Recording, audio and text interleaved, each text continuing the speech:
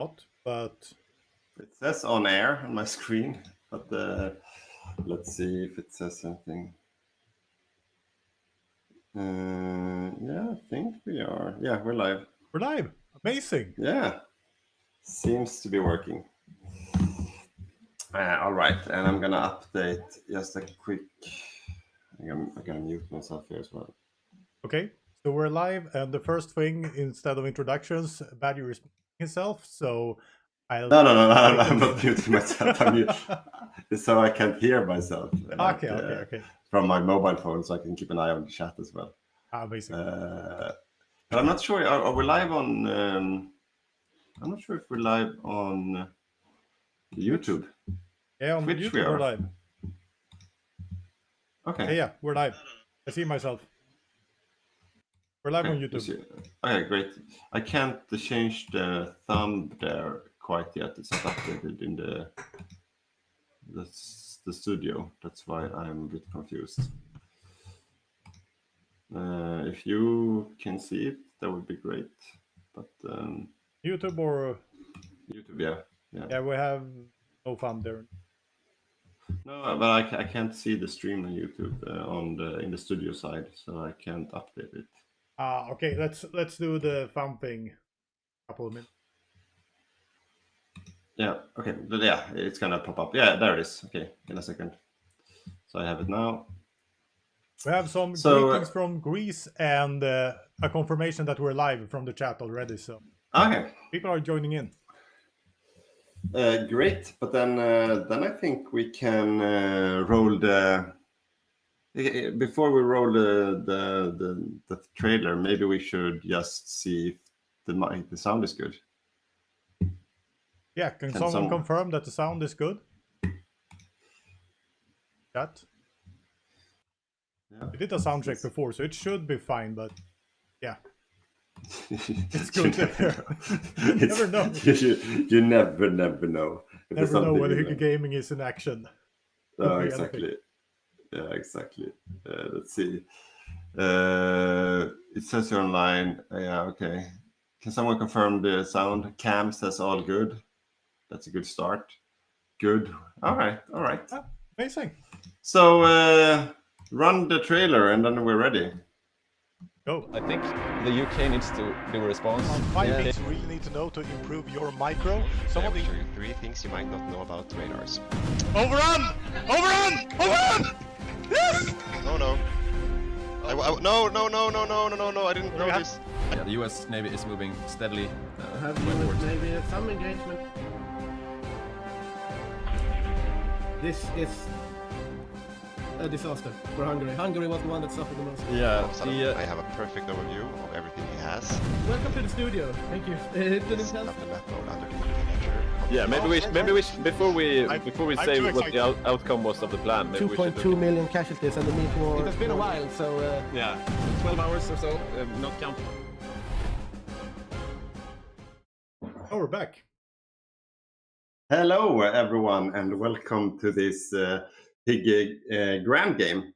My name is Badger, and with me in the studio I have the eminent Mr. Boppus, the real Boppus, and we're going to entertain you for a full, I don't know, depends on how good my team performs, but 6 to 10 hours today, I think, is a good estimate. If you don't know who we are already, I would assume most people watching at 10 o'clock in the morning, 10 past 10, know who we are. Otherwise, we wouldn't be here. But we're a community called Hygge Gaming, and we live stream Grand Games like roughly once in a month with the studio. This is the first time we do the studio online. Before we usually do it like physical studio on a site, but today it's up to me and Boppus to do it. And since we live in different countries, it was more practical to do an online casting. And I want to start by excusing myself for not having the green screen on. There wasn't any space in this room, and I didn't know that before I sat here. So yeah, but anyways. The game today, we're 15, roughly 30 players that's going to play historical timeline Hearts of Iron. So starting in 36 and then Danzig War at August, September 39, and then we're off to the races. Barbarossa can't happen before 41, and that's basically it. Japan can't declare war either before 41 as well. But apart from that, it's a very traditional World War II action. We play a mod called The Finest Bra, and we have our own version of that called Hygge HOI4, but it's just some small alterations to Quality of life. Quality of life things for us, our community. Anything I miss in the brief introduction, Boppus? I don't think so. I think that covers it. Yeah. Basically. So I have a beer on in the fridge, so I'm ready for. But I think I'm gonna wait maybe an hour or two before I take the first beer. Don't come across alcoholics in the morning. But actually, we have viewers from all over the world, so then we could, drink now and point on a different time zone. I would suspect. We're always right in some place of the world. Yeah, exactly. So, guys who are in the chat, it would be fun to see where you're from. So please give us a small comment on which countries you're, calling in from. Oh, text, and we have a comment from PD. Yeah, that's fixed long time ago. Okay, good. Yeah, so just to point that out as well, like the traditional studio guys, that's Victor and PD, and PD is playing today, and Victor couldn't join us today. That's partly why we're in the studio today. So PD also gets to play once in a while, and I think he's quite nervous of us two ruining the good reputation of the casting. So yeah, but let's see. So yeah, we'll go to the team presentations. Yes, great idea. Yeah, great idea. Everyone who's followed us for a while know that the game should start at 10 o'clock sharp European time, and everyone knows that we're always delayed to many people's discomfort, especially Francis, who wants to be on time. So I guess the game will roll on for like 50 minutes something. But yeah, let's go to the team presentations. Yeah. So just a question for you guys watching. You reckon the sizes of us in the corner, is that too big or is that a good size? Because I can see, since I don't have a green screen, it's taking up quite some space in the background, just so it doesn't get annoying. So if we should make ourselves a bit smaller or not, I'm not sure. Maybe it's fine. Just throw us a comment what you reckon. Are we looking at the presentation? Yes, we are. Now? All right, so I'm gonna open a separate window so I can see it on my screen as well. We're looking at the thumb right now, but coming there. Yeah, okay. All right, which side should we start with? I think we start with the side that you have put in, I guess. Oh, okay, so I will follow the... Yeah, okay, yeah, us. We follow the path. Yeah, okay. PowerPoint. All right, so in the studio, Boppus and Badger, we usually play, and this is the first time we cast together online, like we just said. I've casted once before, and in June this year, so it's not my second time in the studio, and it's Boppus' first time in the studio. But we're usually 3 rotating when we do it live, so this will be a 2-person setup, which will be slightly different compared to what we used to. But I think it will work out fine. You think so. We usually have a technician also. And this has been a conversation between me and Badger for quite a while now, because Badger's point of view is that there's no problem.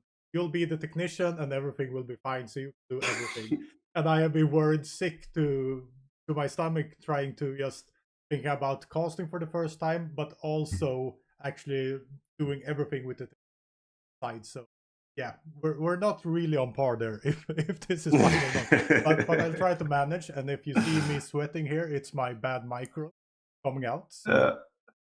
But you can't complain about the micro when you're not even playing. It's like sitting in the studio is it's just talking, and then you click some stream deck buttons. I mean, it can't be all that difficult. Perhaps not. Okay. I know Mossberg gets really angry if he would hear me say that, our professional technician that we have once in a while. All right, but let's start with the teams then. I think let me know if you present because you click, so it's delayed on my screen. So we start with Germany. We have Ivan and Adam. Yep. So Ivan and Adam. Ivan is a very what we call experienced player in our community, and he's been playing majors quite a lot. I'm not sure if he played Germany before, maybe once as the main controller, but he's no stranger to all aspects of the game, and he's also very well oriented in the meta. So I think we will have a very solid Germany, like up to date on what's working right now as well. And with him, we have Adam, who's an experienced player, but not that much in our community. I know he plays more single player usually, and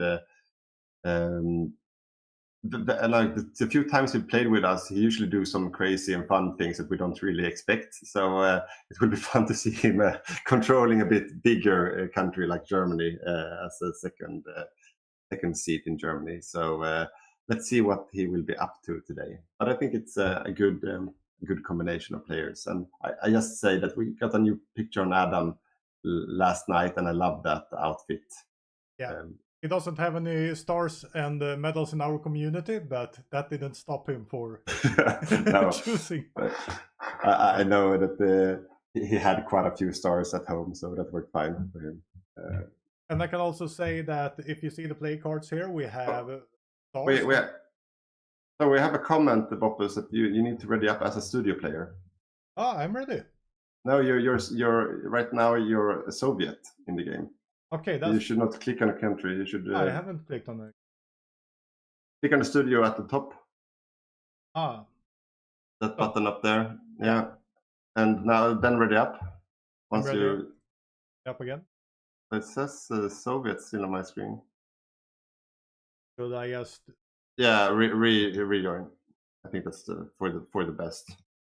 And then don't click on a country when you come in. Just click on the studio observer mode at the top, and then ready up. I think that's for the best. The players got angry with us since we're delaying the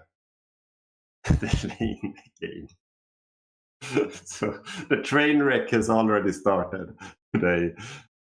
Was this the micro you were talking about, doing 2 or 3 things at once?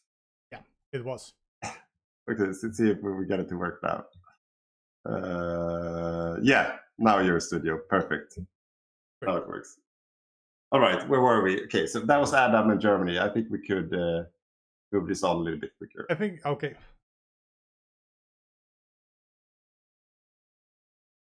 Italy. Italy. Yeah. So Sergej, how would you describe Sergej? A high risk, high reward kind of player? Yeah, absolutely.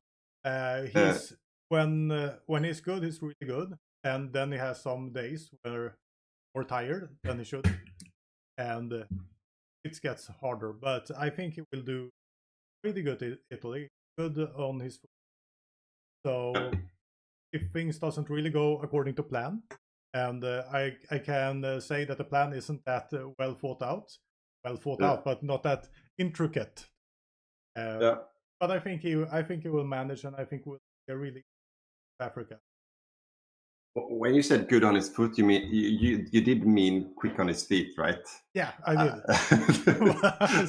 No, it's I love when you translate like a Swedish what do you call it, like Swedish saying to yeah, exactly. All right, no, I completely agree. It would be fun to see him as Italy. Like, yeah, maybe that's also important to know. Like before the prep for this casting.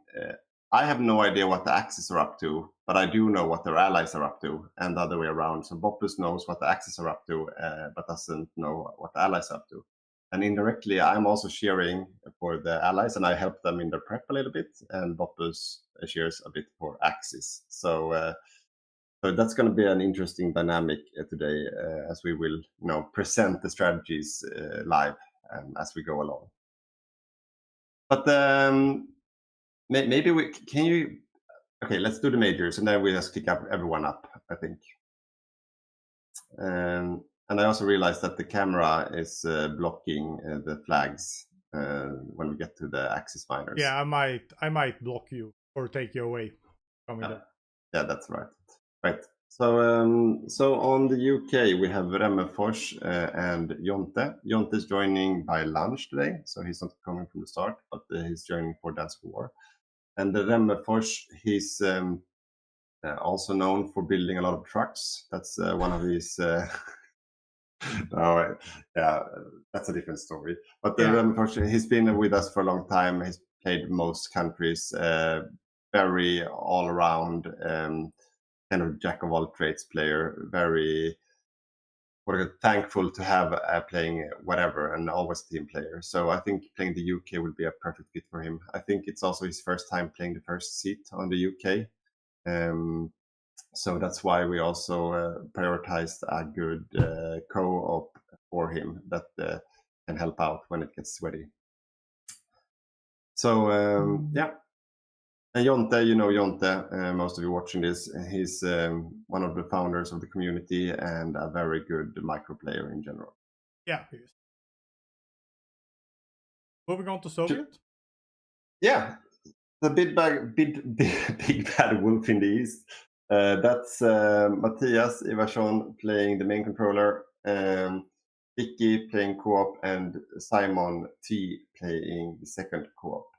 And I sat chatting with Matthias this morning, actually, when I drove here to where I'm sitting right now, about the strategy on the Eastern Front. So I'm very, very, very curious to see what's going to happen there. But I look forward to it. I think let's show Japan and the US as well. And then I think we should just throw out everything once. And then we will go through some countries as we go along. So Japan, we have Sean. He's an experienced player, but haven't played with us for so many games. That you see, there is 5 games with us, so he has plus games. Really good player. I think he always does a good showing. I would say Japan played the Japan with us several times. I think this will be really interesting. And with him, we have a kind of new our community. Played a couple of games now. Could be his Inars. No, wait. He played Yugoslavia last game, which I think was his first game with us. So I think this is his second game going straight into playing Japan. So he was a bit shocked over that, but I think he will do fine. He's playing with a very skilled and experienced Japan player, so it will be fine. So Sean is from the UK, and Einars is playing from Riga, Latvia. So and on the US, sorry. And they also have Manchuria with them. Oh yeah, sorry. Big player. Yeah, sorry. Ian Lambert. Yeah, and he's also playing his second game for us in this community. We know of him from another community that some of our players play in as well. But and he did a good showing as New Zealand last game. So also step up in our community playing a big country like Manchester. We're coming to the US. Now we're coming to the US. All right. So Snistan, the first share on the US, one of the founders in the community, and also a very happy-go-lucky US player. He's been playing the US quite a lot, and it's one of his favorite picks. So, which means, I mean, if you're that far down the rabbit hole on playing a country like the US, you could expect something more experimental, maybe, since he's used to the regular stuff. So it will be fun to see him playing today. I know, of course, what he's up to, and I'm looking forward to that build. So and with him, he also have August, which is quite new to the community. Played a handful of games, and also a bit shown to be like a good, adaptable player, even though he doesn't have as many hours under the belt as Nistan has. He also has the wrong bandana on the card, but yeah. He's not a trader, but it was from the last time we played. Yeah, I just want to make a shout out for Snistan here because I really love his play. Totally different. I'm a control player. I like to have a plan. I like to follow the plan and stick to the plan. And even wrong, I'm kind of bad at really adapting too much, while Algot never has a plan and does everything on his foot. I was almost saying again, but yeah, he's really adaptive, doing a lot of crazy stuff, robust style play, and I really love it. Nice to see. A good play for you, the audience. We have a question if we have any female players. We do, but not today. It's not we don't have an abundance of female players in the community, but we have a few, but no one playing today, unfortunately. Yeah, I think that's something the community is lacking. While looking at our YouTube channel, diversity strategy. Yeah, we wouldn't qualify for new EU legislations for they want to have a mixed diversity in the leadership teams in different owner settings in different. I think our viewers are 0.2% female, which. That's right. No, I think we're up to.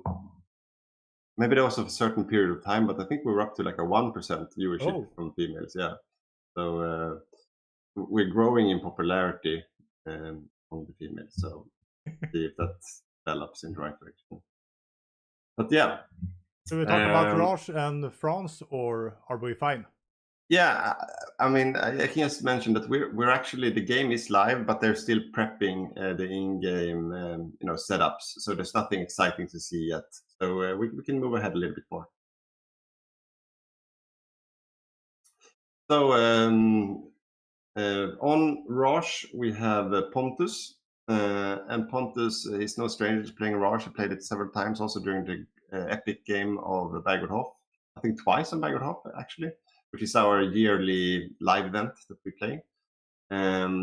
So Pontus, I would categorize him as one of these players that's good with a lot of heat, playing like a major country with a hectic front line, microing a lot of small troops with a high capacity for micro, and he's also prone not to make that many mistakes, which makes him like a perfect Raj player or a Soviet player and so on. So like a very good defensive player, I'd say.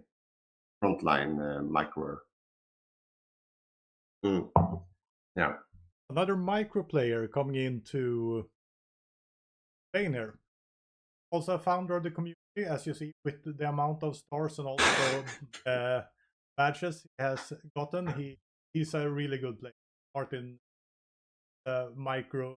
God, I remember one game where he played Germany, saved Germany 4 or 5 times going forward to between this front and killing D-Days.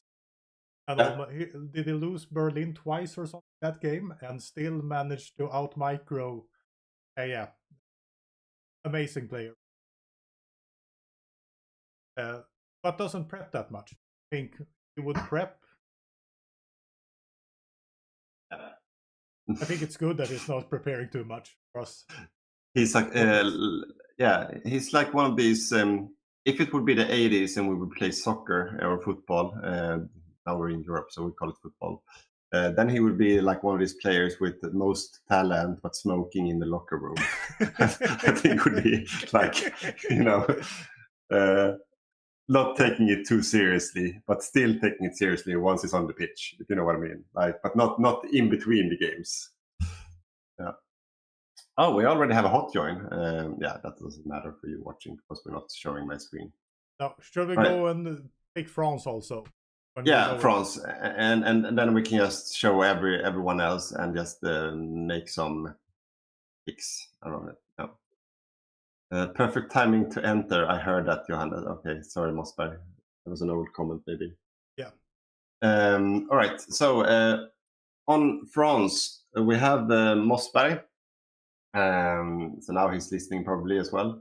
But yeah, he's playing France. I think. No, I haven't checked this up. Have he played France before? You know? Okay, let's check. I mean, we have plenty of time to enjoy ourselves with statistics today. So I'm looking through his line. No, I can't see any France. No, it's his first time playing France. So that would be very interesting. So Mossberg is known for, he's one of these thankful players to have that want to pick all the obscure countries that no one else want to play. So he has a big love relationship with playing Poland and like all Holland. I don't know if he played Holland, but he always wishes for Holland, Ireland, Poland, New Zealand, like these small countries where he can focus on something niched and fun. I like those kind of plays as well, to sit and just enjoy yourself with a smaller country and do something very specific. But playing a bigger country like France would be very interesting to see. Of course, he also played major countries once in a while. He played Germany very successfully quite recently as well. So we know that he has a lot of capacity to play the bigger countries as well. So it would be fun to see what he's up to today. And of course I know, but let's not spoil anything yet. Let's build the tension a little bit. A good and stable player. And then we have everyone else. And I think I will just remove Johannes here because he's in the way. So you see me, but you hear Johannes. Okay.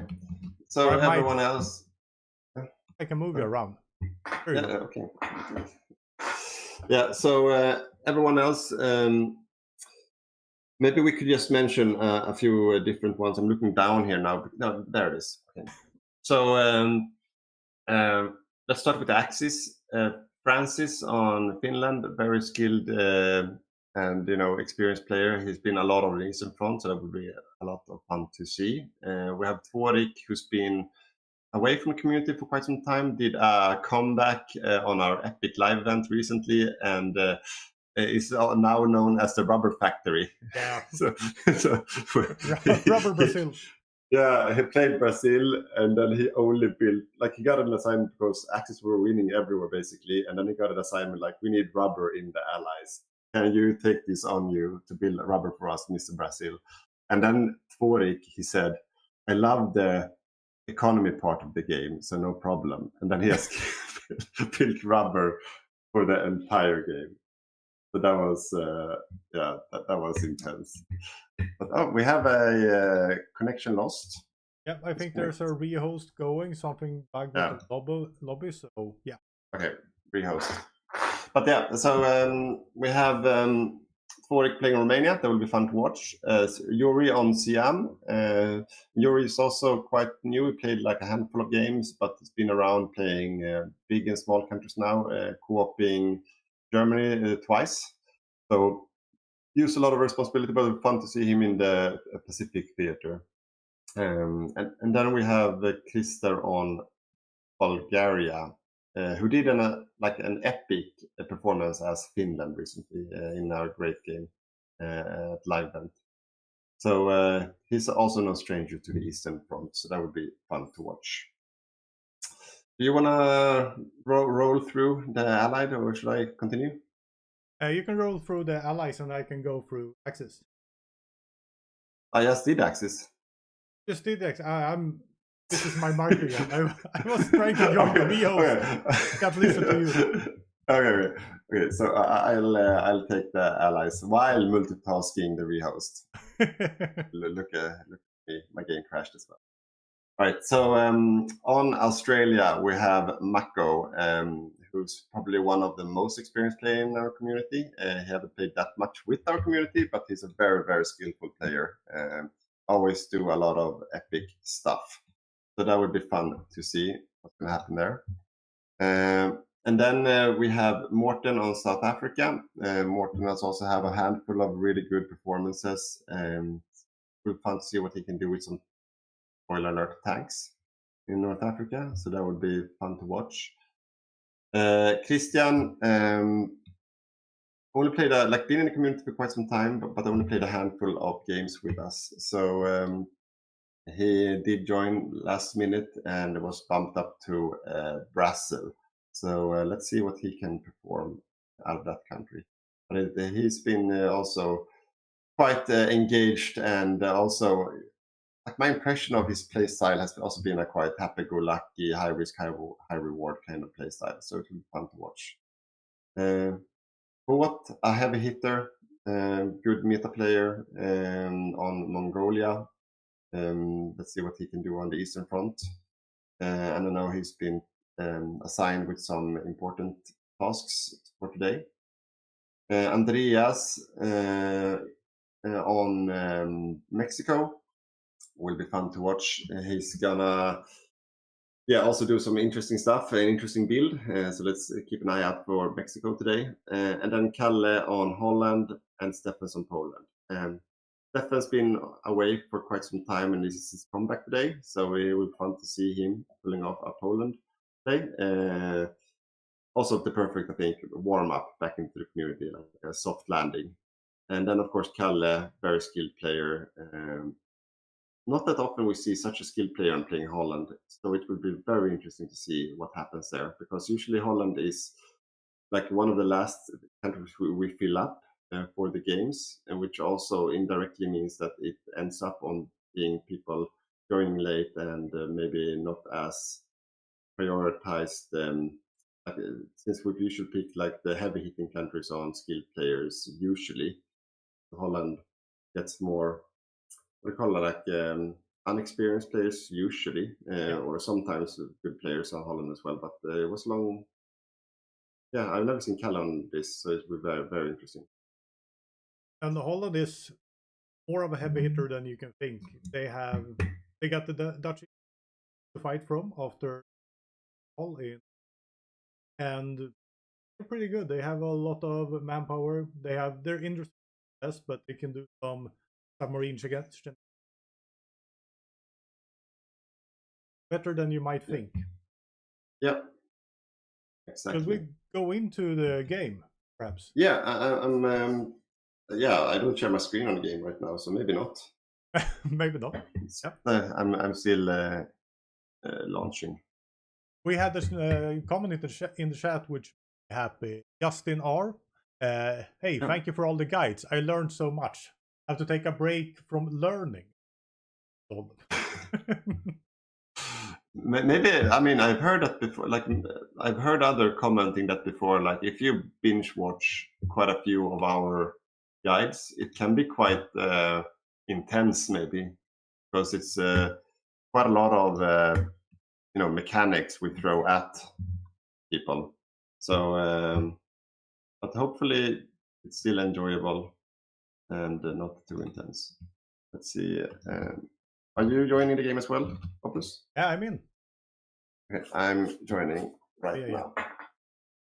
There we go. You have to work on your micro. No, it was not the micro. It was the old computer.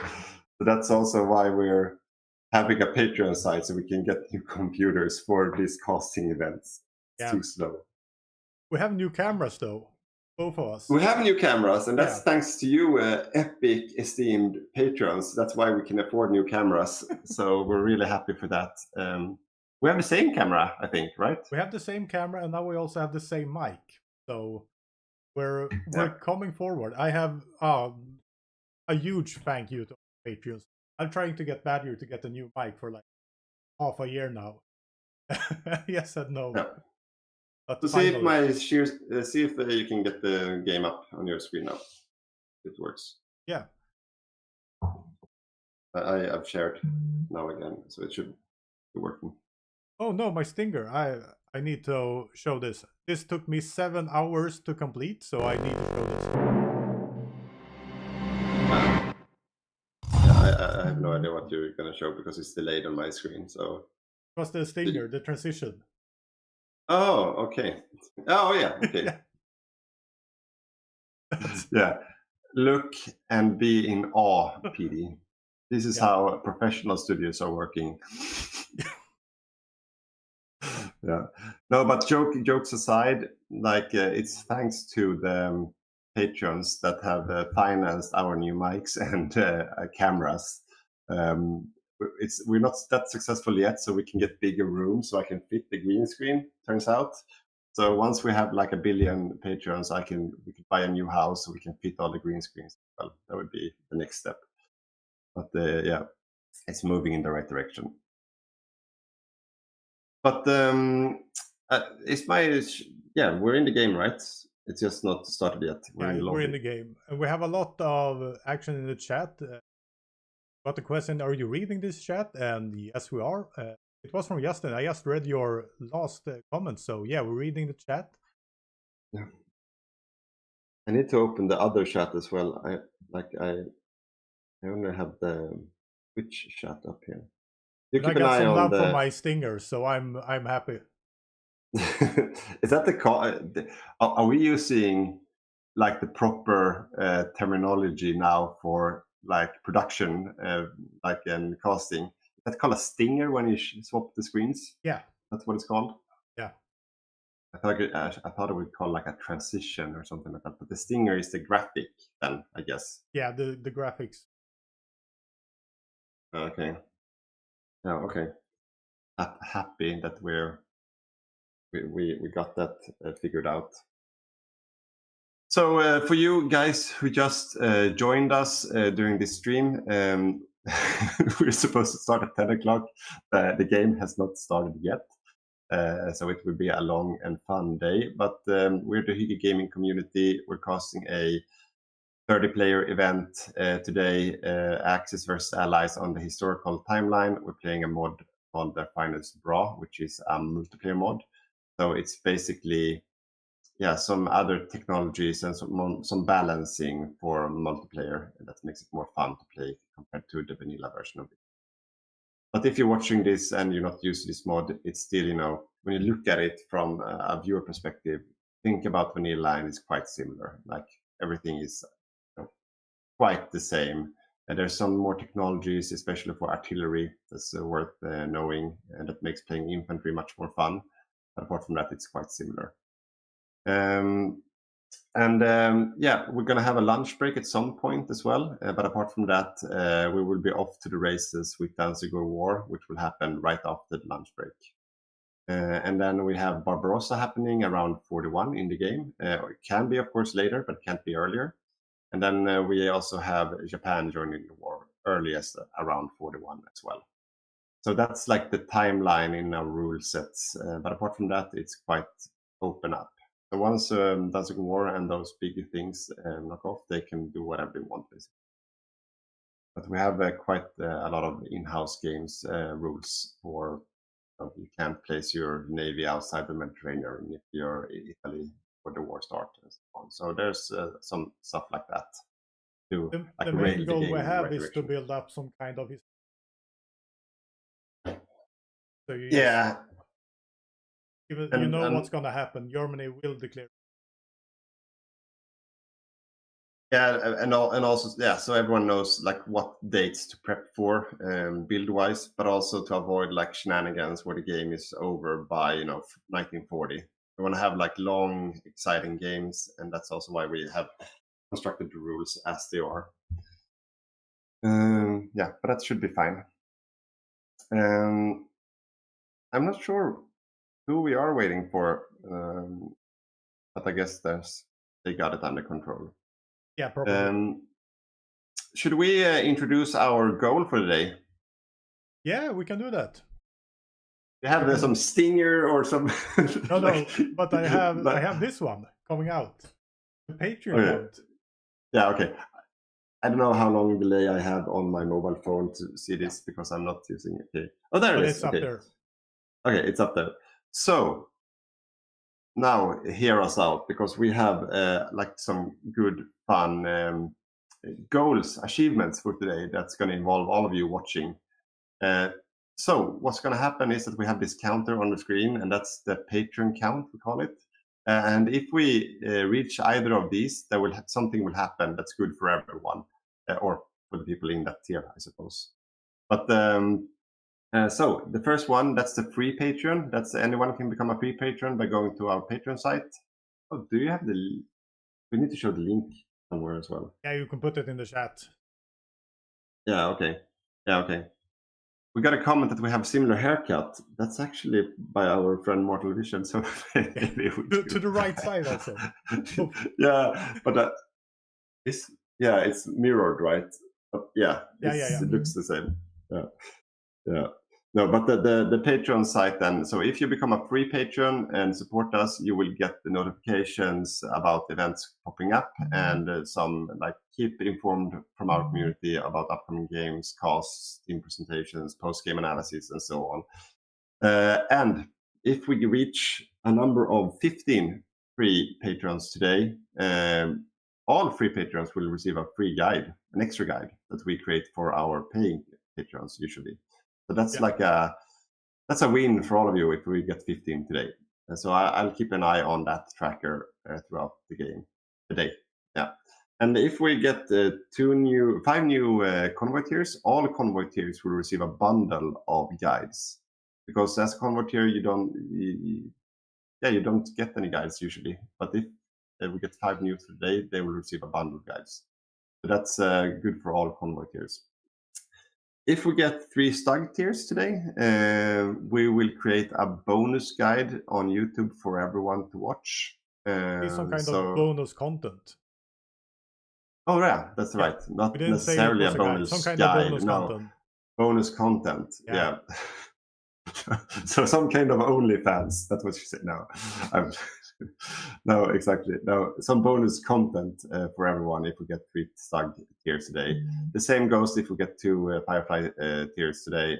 Some kind of bonus content. And if we get 1 crazy person enough to be a Hygge 2 patron, we will not only worship you for the rest of our days, but you will also make us do a guide on your instruction for everyone to watch. So that will be epic. And we got a question in the chat. Is the highest patron rank still available for a first? And yes, it is. Yes, it is. That's our goal for this.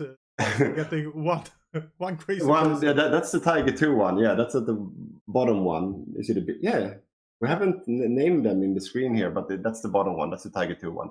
Yeah. So the first Hygge 2, we'll make a guide on instruction by that person right away. That's the plan. So that's still up for grabs, the first one ever. That's I mean, you can also rename stuff in our mod and everything. Like we do everything for that guy, basically. Yeah. If you're the first one ever. But that's the guy. That's the 5 different achievements we want to unlock playing today in terms of Patreon, right? I think that's it. We got a lot of questions in the chat. Why do you pronounce Germany as Germany? And probably because we're Swedes and bad at this language. But we'll try to get it as Germany as we can. Okay. Wait. We just got our very first Hygge 2 here. No, seriously? yes, oh. And it's our very good old friend Dr. Paul William that just upgraded to. Oh, amazing! Okay, so now use all the stingers in the world. Do you have fun for? Have you prepared for this? Yeah, we're graphics going happening. Shares. Okay, do it. Roll the shares. Rolling the shares over and over again. Yeah. Oh, that's okay. Yeah, and it's Mr. Williams, Dr. Williams. That's also Mortal Vision in the chat. We know it's you. So, I mean, thank you so much, Mortal Vision. That's amazing. So now start thinking about what kind of guide you want or content, because it's going to be out there for everyone to see. So think well and hard. And also, I have to check, but you will also be able to rename stuff in the mod. So if there's some kind of head of state or general or something you want to rename or change portrait of or whatever. Yeah, there's a lot of things. Yeah. So so the only I think we have, because the Firefly tiers, they can also rename to some degree up to level 3 generals and stuff in the game. So we have our what's it, Clintbet. He renamed Francisco Franco in the game already. So if you look at Franco in the game, that's Oscar Cisco Franco, I think it's called. And we have some other bits and bobs changed as well. But as our Tiger 2 Patreon, I mean, rename whoever. Maybe not the German chancellor. That's maybe not tasteful. We need some kind of bounce on taste. No. You do what you want. Okay, do not worry. I will save up the Patreon fees by going free for a couple of months. Yeah. you can do whatever you want at this point. Yeah. Okay. So Epic, we I don't know. Should we stop streaming now because we did the best achievement first? Are we done for the day now? Yeah. Is that it? Guys. Thank you, guys. Day complete. Let's shut this down now. That was, I didn't expect that. No. I am baffled.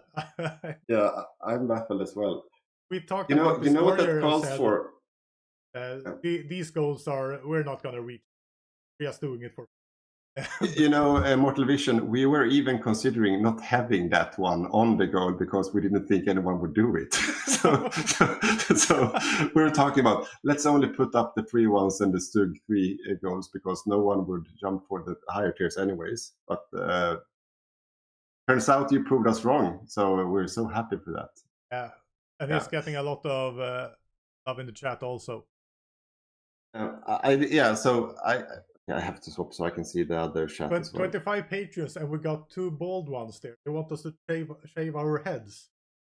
Turning into some kind of fiend. No, let's not turn it into something like no. Let's not go down that path. Yeah, but let's see. I'm gonna open up the other chat as well. How do I mute this? So we got a question. Do you have a Discord server? We're a friendly community. We're friends. So we don't have an open. But we have, for the patrons, we have a Discord. Where you can talk to us. Yeah. So, and also for the patrons, if you're a patron on the Convoy tier and upwards, you can access our Discord. That's a Patreon Discord. But the players, they have their own separate Discord for the players. But all the patrons, we have for all of you on the Convoy tier and upwards. And that's where you can talk and also chat with me and Boppus and all the other founding fathers of our community. Of course. So I'm not sure. Like, is anything happened to the game? Are we playing? They're playing today. They're talking in the chat. I think Mongolia is picking names with weird shit. So for some reason, if you use characters or letters, nothing else, the game can just crank it. So you need to please the lobby gods in the game to make it work. And all right, so let's see if I need to open up the. We usually have this chat between the players, so we can. I haven't opened that yet. Should we take this like that we have some kind of positive influence on the game, so when we're in it, get it go faster? The worst delay seen. I know one particular player which not really happy right.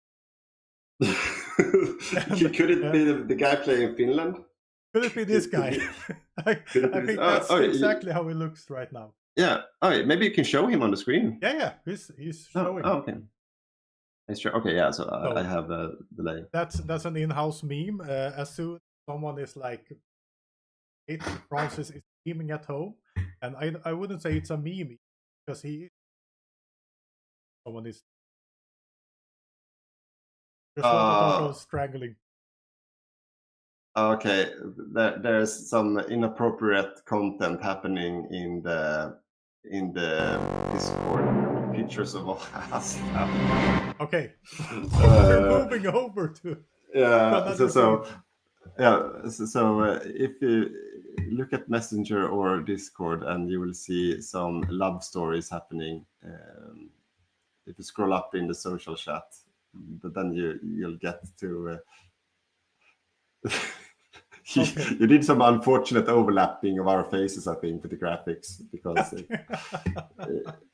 it's possible to share. Yeah. Oh no, it's continuing. There's more stuff happening now in the Okay, chat. I thought I needed to censor something, so I switched background. Is this? Can you, Mr. Technician? Can you show this to our esteemed watchers somehow? What do I want? What should I show? Some of the pictures. There's some Okay, funny in our pictures Discord. happening. Yes, in the social chat in the Discord, there are pictures happening. Can you share some of these for our watchers? Okay.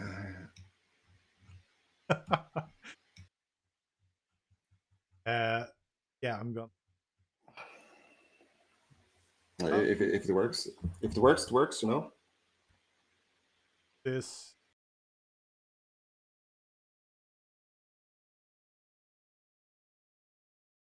So okay, this looks really romantic. This is. Yeah. So Okay, are you? it was those two. Okay, okay, we're continuing. Yeah. Okay. Yeah. Okay. Toggle back to the game. We'll toggle back to the game. Yeah. Yeah. Very, very good. Thank you, Petey, for that that insight. Helped a lot. Okay, so already at Hygge 2, yeah, I can't. I'm still in shock. But let's move. Let's see. I'm gonna open the other chat. There we go. Good transition animation really creates annoying. That transition animation. Okay, you get some heat now for the transition animation. Boppus. Yeah. Creates an annoying loud sound. So your stinger, as it were, maybe wasn't as good as you thought it was. Okay, so really good morning. Who commented on this? If you didn't hear the discussion we had before and the build up for this cast, which you couldn't have heard, he was super proud of those stingers, as they were called, and now you're giving him heat for it. So that's really funny. I'm happy. There's a brr sound happening. Yeah. Zoop. Maybe. We can't hear it, so that's why. But good to know. I will change the text then. Yeah. Thank you for input. We don't want to annoy you for 10 hours today, so that it's good to give us those kind of inputs. I can fix it. Yeah. So should I go over and knock on the other? Yeah. So I'm sitting at Falk's house today. So I could go over and knock and see what the delay is about. Yeah, do so, that? And I'll try to. Yeah. Yeah. Okay. I'm gonna mute myself. No, I don't need to. Okay, so the audio for the stingers, I'll try to fix it during the lunch break. I wouldn't be able to do it. When Badger is away, we have a game. I've been briefed on access. Share everything right now because Badger's action, because I just realized he walked away. But yeah, I think with really interesting while Japan is going perhaps more traditional, but as we've said earlier, I would say that John is a really experienced player. Francis chat is Francis. Probably he is. He will kill me if I'm not really sure what's happening right now. I think that you will out somewhat understand why we're actually. So okay, I'm cutting a lot.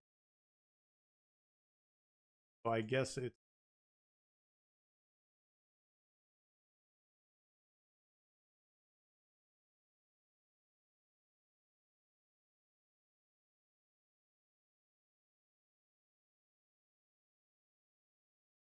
If this is better, yeah, it shouldn't cut out.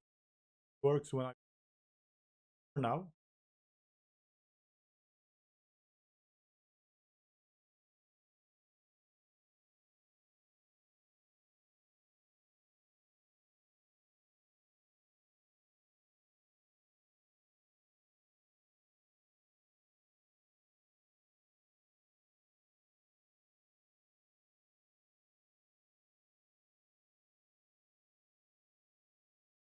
So nothing, is it better or worse, Eric? Sound. So I don't know if you heard, Badger, but I'm getting a lot of heat. My mic is clipping and yeah. So is your mic not working now, or? Yeah, I thought your mic was. No, Dan's mic keeps cutting out on me, PD says. Good now. Okay. Now it's better. Okay. I put on a compressor for making the sound better and echoey. So yeah, I think I just wrong. Oh, the game is on. Yeah, the game's on. Badger. Yeah, that was thanks to me. No, so what turns out that we're missing the Mongolian can't player. Hear you at all. Something? I clicked on the mute button first, but it should be working now. I guess. Yeah, I think my sound should be up, right? Guys hear Badger? Yeah, I think my work. Probably press. You press the mute button again.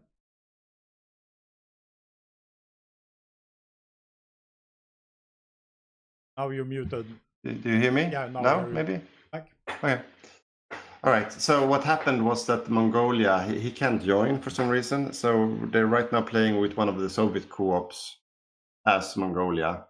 And what's going to happen then is that the UK, if he can't figure out how to join, the UK, Jonte, the UK co-op, he will instead join as Mongolia later on. So that's the rotation plan right now. There were some issues with that player joining. But that means we're in game. So right now on Mongolia, we instead have. I haven't even. How do you change country? Oh, there it is. I haven't even controlled the screen before as a caster. So that's fine. Okay, so again, sound, but we have this.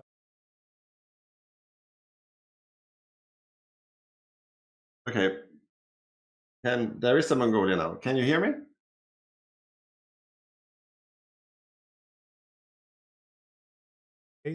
Yeah. I think it's. I mean, I can't. Let's see. I hope people hear me, but I have no idea. If you take care of this, I'm gonna fix my. I think one. Oh, no, okay. It says Badger has been fine all the time. People say. Connected to my headphones. I think that's the problem. Okay, so no, exactly. I agree, Saxoliv. It's not Hygge unless there's a lot of buggy shit happening. But can someone confirm that you can hear me?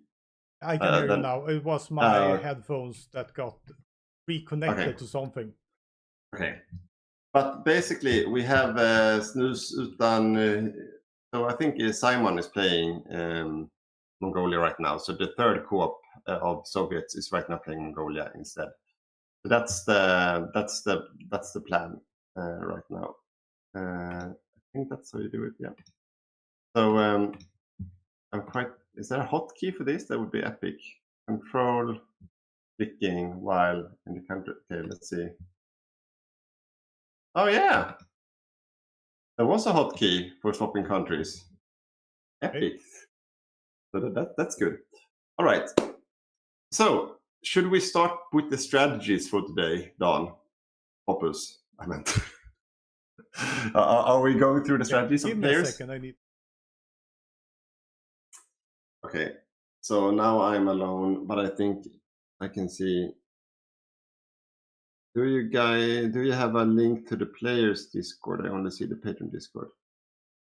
We can take that. No, the player Discord is a locked community thing, so that's only for the players. So we don't mix the players and everyone online. So if you want to play with our community, you can apply to play for our community, and that's how you access the player Discord.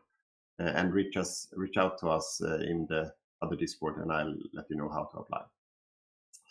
But yeah, so I'm gonna wait by going through the strategy until Boppus is back. But I will. Yeah, that makes sense. Okay, good. I just confirm that you can hear me still. But okay. Once Boppus is back, you hear me now, Boppus? I hear you now. I think Great. someone is connecting to my headphones, so trying to pair up with them from somewhere. I don't. So I It's your might. phone? No, it's not my phone. I'll see. Otherwise, I just connect them with a wire instead. But Okay. But let's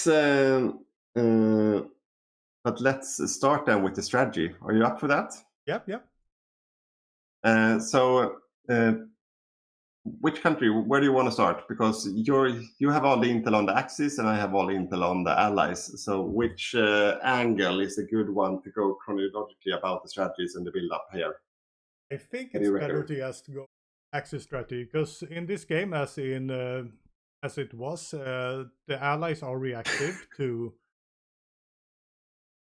I love the comment. Did you get the headphones by the Soviet ambassador?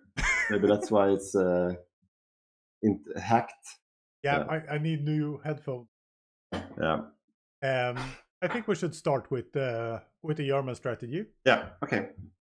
So Germany, one of the more things is building strat bombs. So they have a plan to use strat bombers both in LLMA and also against the Soviet Union, crashing their infrastructure, denying them of supply, and then just forward. But the first fault they have is going tanks for LLMA. I haven't got anything for France. They feel they're pretty confident. So they're going with tanks, 10 fully equipped medium tank division with medium cannons for LLMA. With simultaneous, gonna use Romania or Yugoslavia with marines and amphibious tanks also. So their plan is to win LLMA and then follow up with naval invasion of Africa as part of a full safari conquest. So they're gonna use surf panzer ships versus. So they have a quite interesting plan for. So what's your thoughts about that? No, I really like the strategic bomber angle. I can't really recall when I had a Germany or Axis doing strat bombers recently, but we've had it before. And I think the strat bombers, to be honest, if you use strat bombers, especially for the North African campaign, that's really a game changer. Like, because if you quickly knock out all the airfields for the allies in North Africa, you get air superiority, then you just push through. It doesn't matter if they have tanks or forts or whatever, because you will just ran them over if they don't have any air. And like if they're overstacked their bases, the strats, they will win Axis basically. Yeah. So I think for the North African campaign, I think strat bombers is brilliant, to be honest. For the Eastern Front, can also be brilliant. I don't think it will have as much of an impact, but also maybe for the air game, it could be very good as well. Bombing air bases, especially. Yeah. I think that could be a thing that the Soviets can't manage in terms of micro. Like look at that and do the repairs. That's usually not something you think about as the Soviets. No. So in that regard, I think that could be a very good idea. What were you saying about the tanks? Are they going for medium tanks? Yeah, medium tanks. Regular. Medium tanks with medium cannons for LLMA. So yeah. Okay, and no assault guns or anything before that? Okay. Not that I know of. Because we've seen quite a lot of assault guns into Battle of France, and then they just rotate them out later for Barb and so on. Because you can build good assault guns at 38, but you can't build good medium tanks until 39. So that's usually why you build assault guns for the Battle of France. But okay, so that's the Axis plan. So medium tank, spam, and air later on, apart from the strat stuff, right? Yeah. So they're gonna do 200 strat bombers for El Alamein to bomb it down. They're also considering America bombers to bomb rubber refiners in Brazil if Brazil goes for a rubber build again. Okay. That's very interesting. So, but that's is that Wunderwaffe tech? Or no, it's here somewhere. I think it's a decision. There it is, America bomber ad technology. Oh yeah. Yeah. So that's basically strat bombers with extremely long range. Yeah.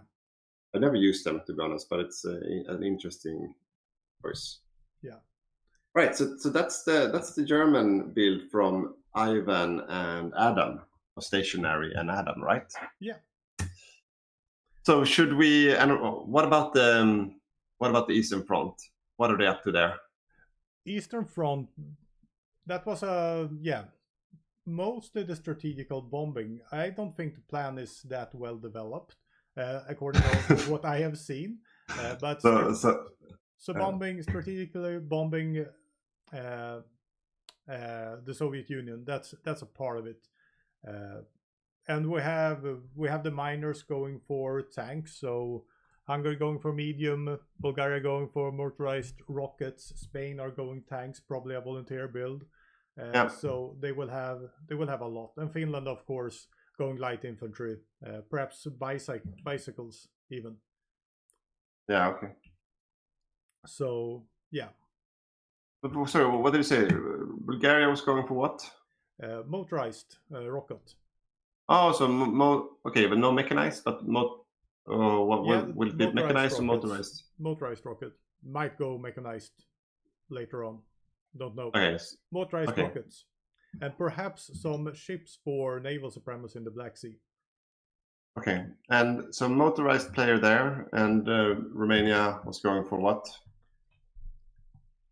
I lost Romania in my notebook. Don't remember. Probably infantry. You have no idea. You just watch it.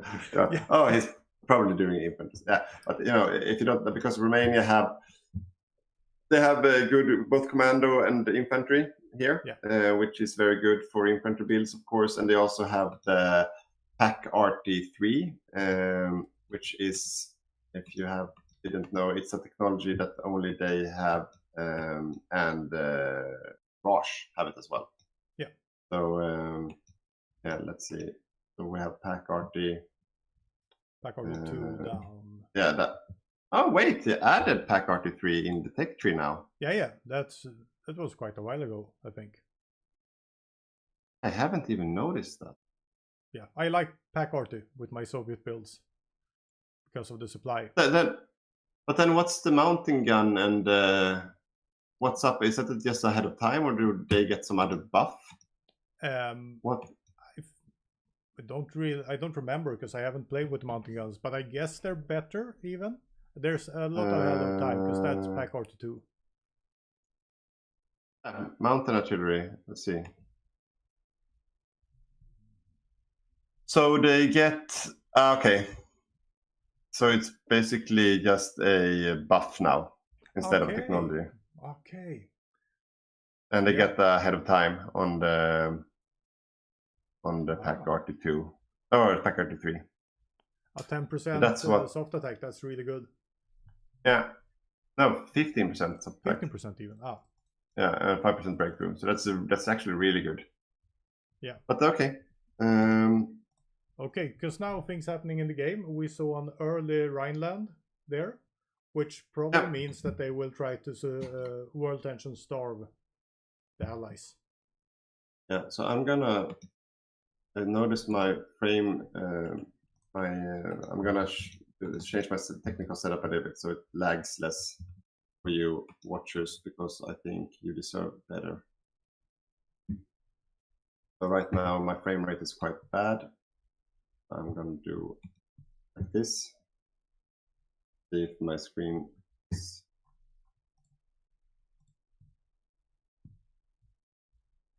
now, oh, that's much better. You still hear me? Yep. Yeah. Better. And you can still watch. Yeah, you can still see me as well. Yeah. The camera is still here. Can you, Don? Can you? Your mic is much lower than my mic, Boppus. Yeah. Then I'll fix it. I took away the compressor to make it stop clicks, so probably I lost a lot of sound there. Okay. So let's see. But that's testing. Yeah, okay, I hear the same, so it doesn't really matter to me. No, I'm shaking. Yes. So we have a question from Motivation. Do the different countries have different tech trees in the Hygge mod? Yes, they do a little bit. So if we have a look at the armor tree, for example, you see the German armor tree looks like this. So it's very specific, like they have the chassis very early, and then they can go down to get the armor upgrades and engine upgrades for Panzer 3 and 4 by 1940. So that's when these get good, basically. While if we have a look at the Soviets, for example, they have an armor tree that looks completely different, and the Commonwealth players also, and so on. So the armor side of the game is very different depending on what country you play. So that's good. We have interesting things happening in game now. If we look at World Tension, yeah, we have because I said I think they were going to start with an early Rhineland, because if you get Rhineland early, you're gonna lose a lot of World Tension each month, and you can keep it below 5-10%. What Italy did was going for a quick Ethiopia campaign. I've made a guide about this. Don't remember if it was a Patreon guide or not, but the more territory you take, the less World Tension will be added to the game.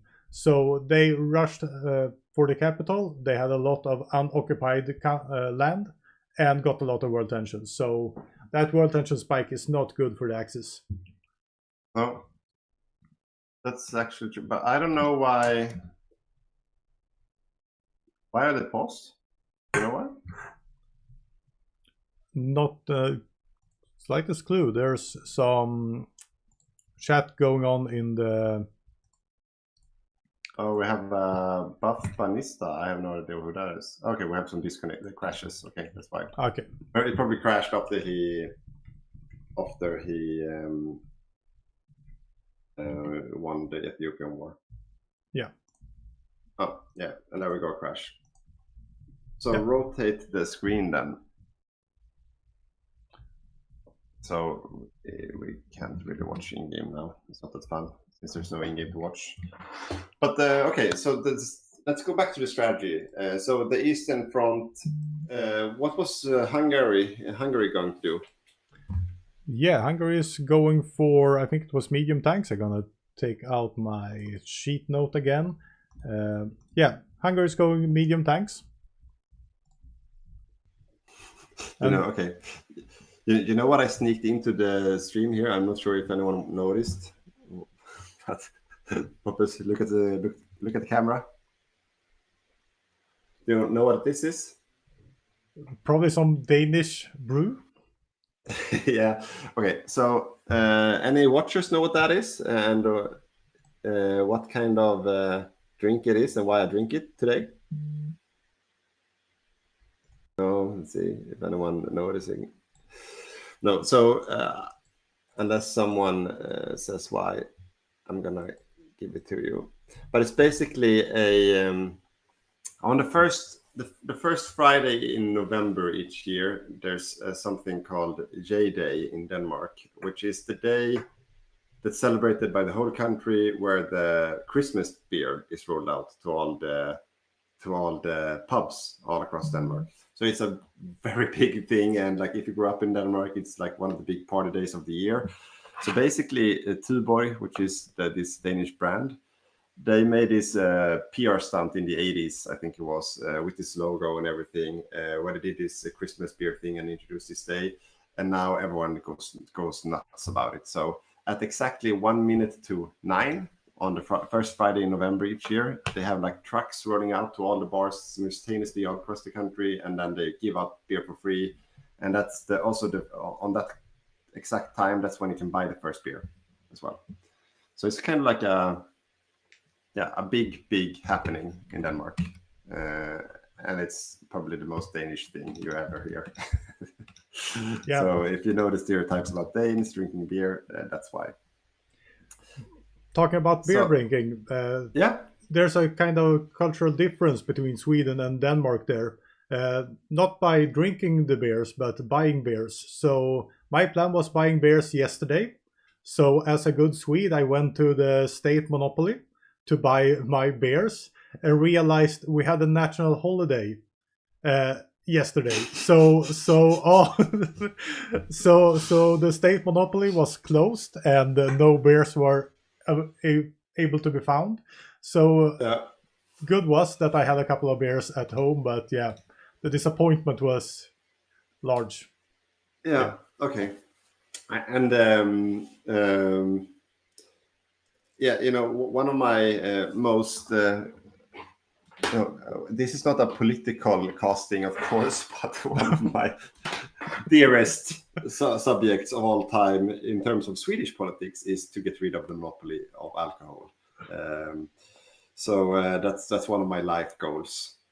I had 2 life goals. The first one was to get a Hygge 2 tier Patreon. The second one is to get rid of the Swedish monopoly of alcohol. So I achieved one of them, and now it's only one left to figure out. Yeah. Hygge Gaming is a primarily beer drinking community. Yeah. So we accept people of other faiths and political stances, but as long as you want to get rid of the monopoly. So if anyone else has popped a beer yet, if you live in a time zone where that's culturally okay, cheers. Yeah, I think I'll fetch my first one. Yeah, the reason I picked this one now was that thanks to Mortal Vision, actually, I felt like I really needed to celebrate that thing happening. Our first Hygge 2 tier Patreon. All right. I think we're ready to roll out the game once again. We have a comment here. Even in Sweden, Falkenberg, the Carlsberg do the same. Yeah. So, Matthias, the reason they do that in Sweden is because Tuborg is owned by Carlsberg. Nowadays, it was a black day in Danish history, according to some. But then they just brought that tradition to Sweden as well. But it's a very nice tradition. And it's not really the same thing in Sweden. Partly because you can't give away beer for free. That's illegal. But yeah, it's still a nice tradition. So what are you drinking? It's a German beer. Bayreuther. I can't pronounce it. It's a really good beer. Found it at this year's Oktoberfest. Oh yeah. I'm looking down because now I closed down one of my screens to save on my computer, so we have a better streaming quality for you guys, better frame rate. So that's why I can't. That's why I can't see Boppus live anymore. That's why I'm looking down, because that's where my phone is. But I'm gonna move it up a little bit so I have it everything. Okay, we have a comment from Mortal Vision, who is German, I think. So yeah, Mortal Vision again. Bayreuth, maybe that's how you pronounce it. It's just 150 kilometers from where I live. Really good beer. Yeah, amazing. I think my new favorite beer in Germany is called Rothaus from the southwestern part of Baden-Württemberg. That's my new favorite German beer. Amazingly good. If anyone had it, let me know what you think. But I think that was an amazing good beer. We had it on the keg in our live event. Yeah. In the Axis house. All right, so now we're game in on. game. Yeah, game on. So we were halfway through the strategy. We talked about Hungary. So now we know basically what everyone's doing on the Eastern Front. So from the Axis side, if we talk about the Eastern Front, we have medium tank Germany, we have medium tank Hungary, we have motorized artillery from Bulgaria, we have Boppus's guess of on Romania, which is probably infantry, and then we have classical infantry build on Finland. That's what you were saying, right? Yeah. All right. Should we stay in Europe so you can go through your allies and before we jump over to Asia Axis? Okay, I thought we were going for the Eastern Front first. Because we were like building up for the Eastern Front, so maybe we go for the Soviets then. Yeah. Okay. So on the Soviet, remember to do the player card thing when we talk about this. Ooh, yeah. A hashtag production value. So on the Soviet side, I know that we will have a Soviet build with medium tank build basically. So the Soviets, they are. You see here, it's actually already doing it. So he's doing a 1940 take ahead of time on the T-34s. Yeah. So it would be a very traditional Soviet, medium tank build with just spamming out T-34s. That's the plan.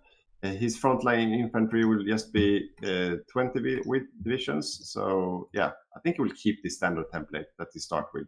Yeah. And then he will later on change the artillery to dual purpose artillery, but he won't put much effort into these. So they're just supposed to be there and stand in the way while the armor does the heavy lifting from the back. Yeah. For Finland, he will have mountaineer divisions. So that will be like the focus up in the north, I think. Start with anyone? Wasn't they Lost Boys? Yeah, those are the ones. Okay. So he will push more artillery into these and fix his templates a bit, of course, but that's basically the plan. And while looking at the templates, I just want to say that the templates is one of the biggest changes in the mod, how they work and how much artillery you can have in your troops. So that's kind of a huge difference from vanilla gaming. Yeah, absolutely. So 30 width is the offensive template you want to use in all creations, basically. And then defensively, you can have either 30, 20, or 15. We don't allow anything lower than 15 in our rule set. But 10 widths are really good as well, but we don't allow it. No. We have the Spanish Civil War happening right now, but I'm not going there yet because it's boring. So I'm gonna stay on the Eastern Front just a little bit and just round this up, and then we will have a look at the very intense Civil War. Yeah. No, I mean, in the beginning, it's not that exciting, anyways. Medium tanks. They will also build a few strat bombers. We saw that last game from Soviets, so that's going to be interesting as well. And he will mass produce I-16 planes as well. So it's the Soviets in this mod have been reworked quite aggressively in terms of the this one. Yeah. Command economy. So that basically makes it really difficult for the Soviets to swap technologies in the production lines. But on the other hand, you see the efficiency cap 15%. That makes them produce 15% more if they stay on something for a long time. Yeah. So basically, if you can stay as the Soviets on one technology for a very long time, it plays in your favor. So that's why he want to do like one technology, medium tanks. They just change the barrel on that tank. And then he want to stay with the early fighter, the I-16 fighter we saw, that he can build from the start. and just mass spam that, and then he will be dependent on Bentley's for better planes later on in the game. Yeah. So that's the plan. So he will have like a big air force of shitty planes, but not focusing on it himself. Yeah. Basically. And then the Mongolian player, he's not here now. So we have another player playing Mongolia. I don't know what he's supposed to do, to be honest, because that's out of the window now. But it's probably an armor or mechanized build. Yeah. But we'll keep an eye out for that later on. Right, should we just throw ourselves into the Spanish Civil War a little bit before going on, moving on to the next strategy discussions? Yeah, and I put up Martin here playing Spain. I don't know if they have a real tactic for the Spanish Civil War. I haven't heard anything about it in the chat, so I think they're just gonna wing it. Yeah, so what's the most effective way to win the Spanish Civil War as Axis right now is to overload with the CAS, like close air support, as volunteer planes. So usually what happens is that like Italy, Germany, and Japan send like 200 CAS each or 100 CAS each, at least. So you get like 400 to 500 CAS in the air, then some fighters. Then that basically means that you can attack with whatever units you want everywhere. And even though you have these really super duper crappy divisions, it doesn't really matter because they have high organization or health, but it doesn't matter because all the CAS do the damage. Yeah. You can see here there's already a lot of all these bubbles are happening. Oh, there we have. But the CAS are already popping up now. Yeah. So we have a push towards Madrid, or where do we have the forces? Oh, we don't have any push anywhere yet because they haven't come yet. So they're pushing a little bit in the north, in that pocket up, and now the volunteers are arriving. So the Germans and the Japanese are here.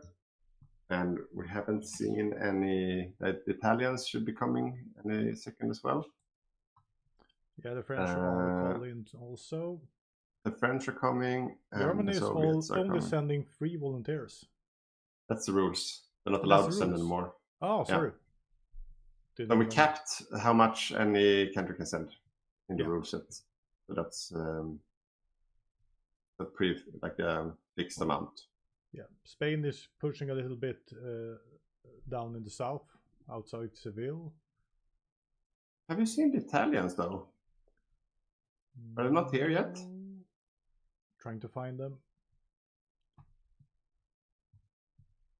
I can't see them because it looked like they sent 6 volunteers. Oh, okay, but there they are. Now they came. Yeah, they were just late to the party.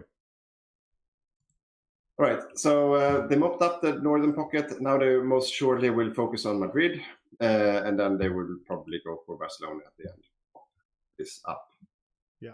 Like, I mean, usually when this turns into something exciting, that's when the Axis have fucked up, basically. Yeah. So I don't expect anything exciting happening. I mean, most people fighting in this with volunteers are just in it for grinding up some experience and gaining some stats on their generals. Yeah. So for Italy, for example, they usually want to get the organizer trait on this guy or someone else. That's what you're in it for. Now you see he didn't get too much on the Ethiopian war. You might get organizer trait here. So that's usually what you want to get. Also from a Spanish perspective, you want to get some good experience on these generals down here. You see this guy is usually the one you want to use for armor or offensive units, and this one, Juan. No, I'm not gonna try to pronounce his name. Okay, Boppus, give me your best shot at the surname of this guy. I can't see who's you're looking at. Is he in up here? Juan Yagi. No, that sounds French. Yagi. It's a Spanish guy, right? So yeah. Anyways, that guy is usually turns into the field marshal most times because he has the brilliant strategist, which could give him if you make him a field marshal, you can give him aggressive assaulter, which requires brilliant strategists. And then you want to get the organizers, you can get the logistic wizards. And once you have that one and that one on your field marshal, so 20 minus supply consumption and 20 plus breakthrough, then you have like the perfect field marshal for all offensive operations. Yeah. So that's usually what you want to get. Italy is running around right now. No, it's Spain, the relocating everything. Yeah, we're looking at Spain now. Yeah, so Germany is pushing for Madrid.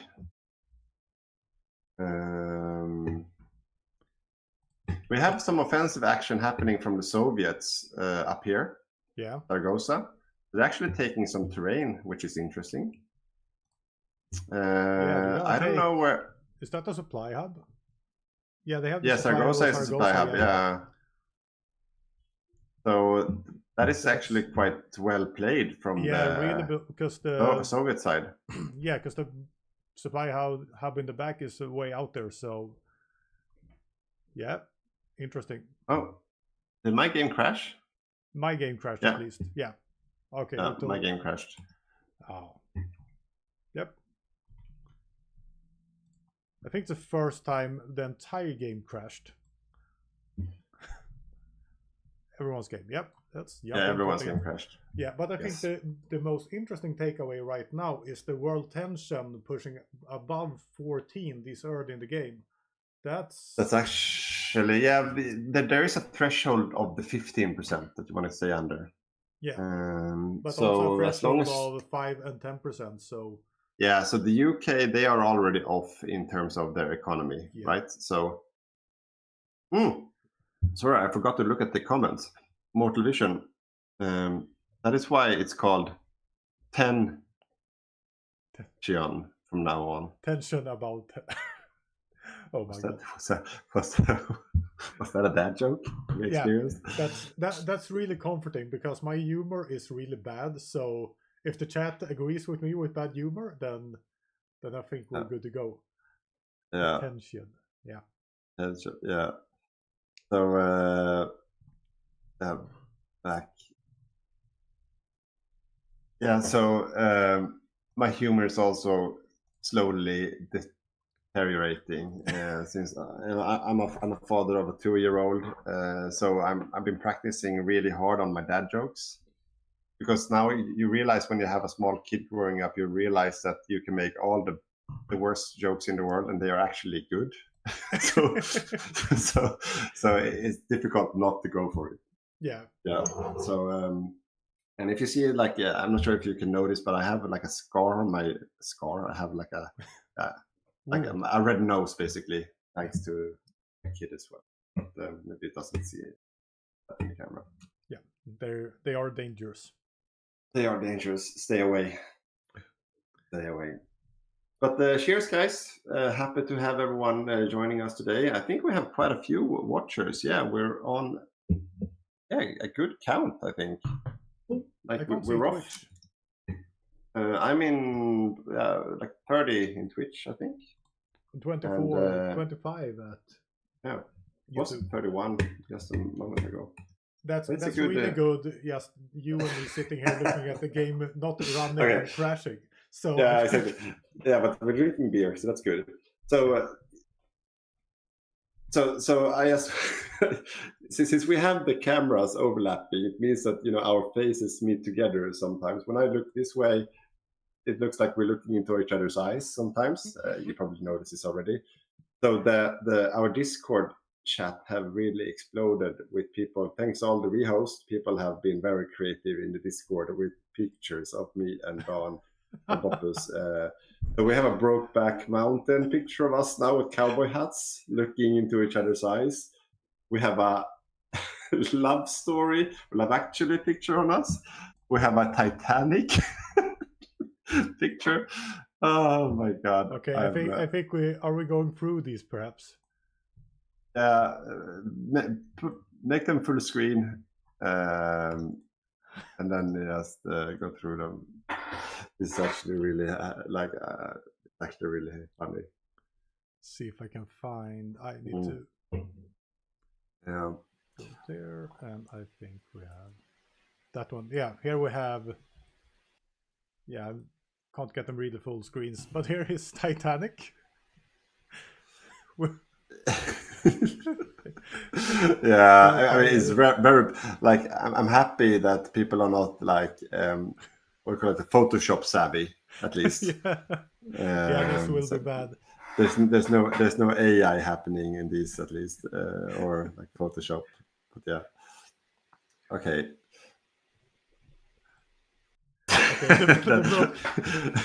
The Brokeback Mountain is the best one. I think. Yes. No, it's a really, yeah, my God. Yeah. But let's bring up the counter again, the Patreon counter. So we're gonna go in here for the Patreon counter. There we go. Yeah. So for people who just joined, we have a Patreon. Did you share the link somewhere on the Patreon? No, that's your job. I do the technician stuff. Yeah, but the technician job is to share the link. No. Okay, so basically it's patreon.com/Hygge Gaming. It's quite easy, and in there you can sign up as a free patron, and then you'll get we do send outs and heads up on when we're going to do casting, like today, and post-game analysis, pre-game analysis, and other bits and bobs for you watching. So it's a good way to follow us, not only on YouTube, but as a free patron you get a bit more info. And if you want to back us as well, oh yeah, great work. No, it's too big. You can't see the actual address. Yeah. Now, and if you decide to become a patron on a paying tier, not only then are you supporting us to be able to afford green screens, mics, and cameras, but you also get some more content from us. So Convoy tier, you get a bundle to check out our exclusive content. Slug tier and upwards, you get a guide every second week, and as well as like a full archive. I think, how many guides do we have right now, Boppus? 27, 28? Could it be like that?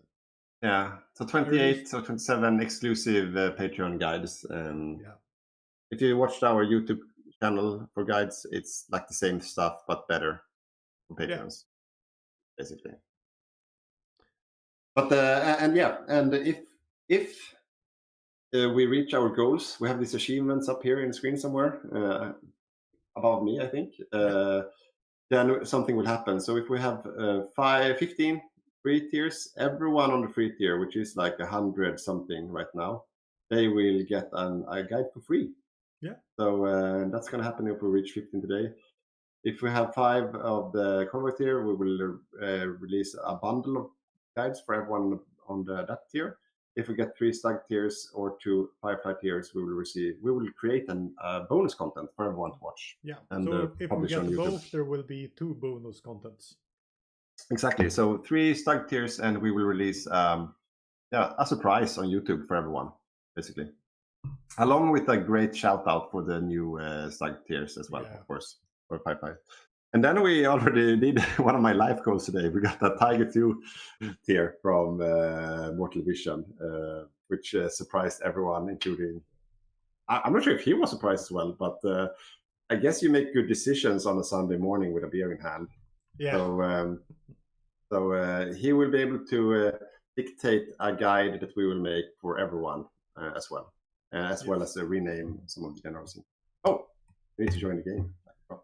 Yeah, and if you become a Patreon guide, we will also play this graphics with some shares. So, as a little bonus. Sorry, it was only me who didn't join. Sorry, guys. Shit. Probably... you didn't join either. You're loading as well. Yeah. But I was like 10 seconds ahead of you, so I tried to... Try to get away with it. Okay, so readying up. Yep. 1 second. I think you can. We were the last ones, so you could swap to my screen sharing again. Yeah, as soon as aren't you screen shared? Okay, what? What do you mean? No, sorry. I watch with a delay, so it's. 1 second, where are you? There's the control room. Yeah, we have a disconnect, so they're not probably not talking right now. Yeah. But so basically right now we're at the Jonte was hot joining now.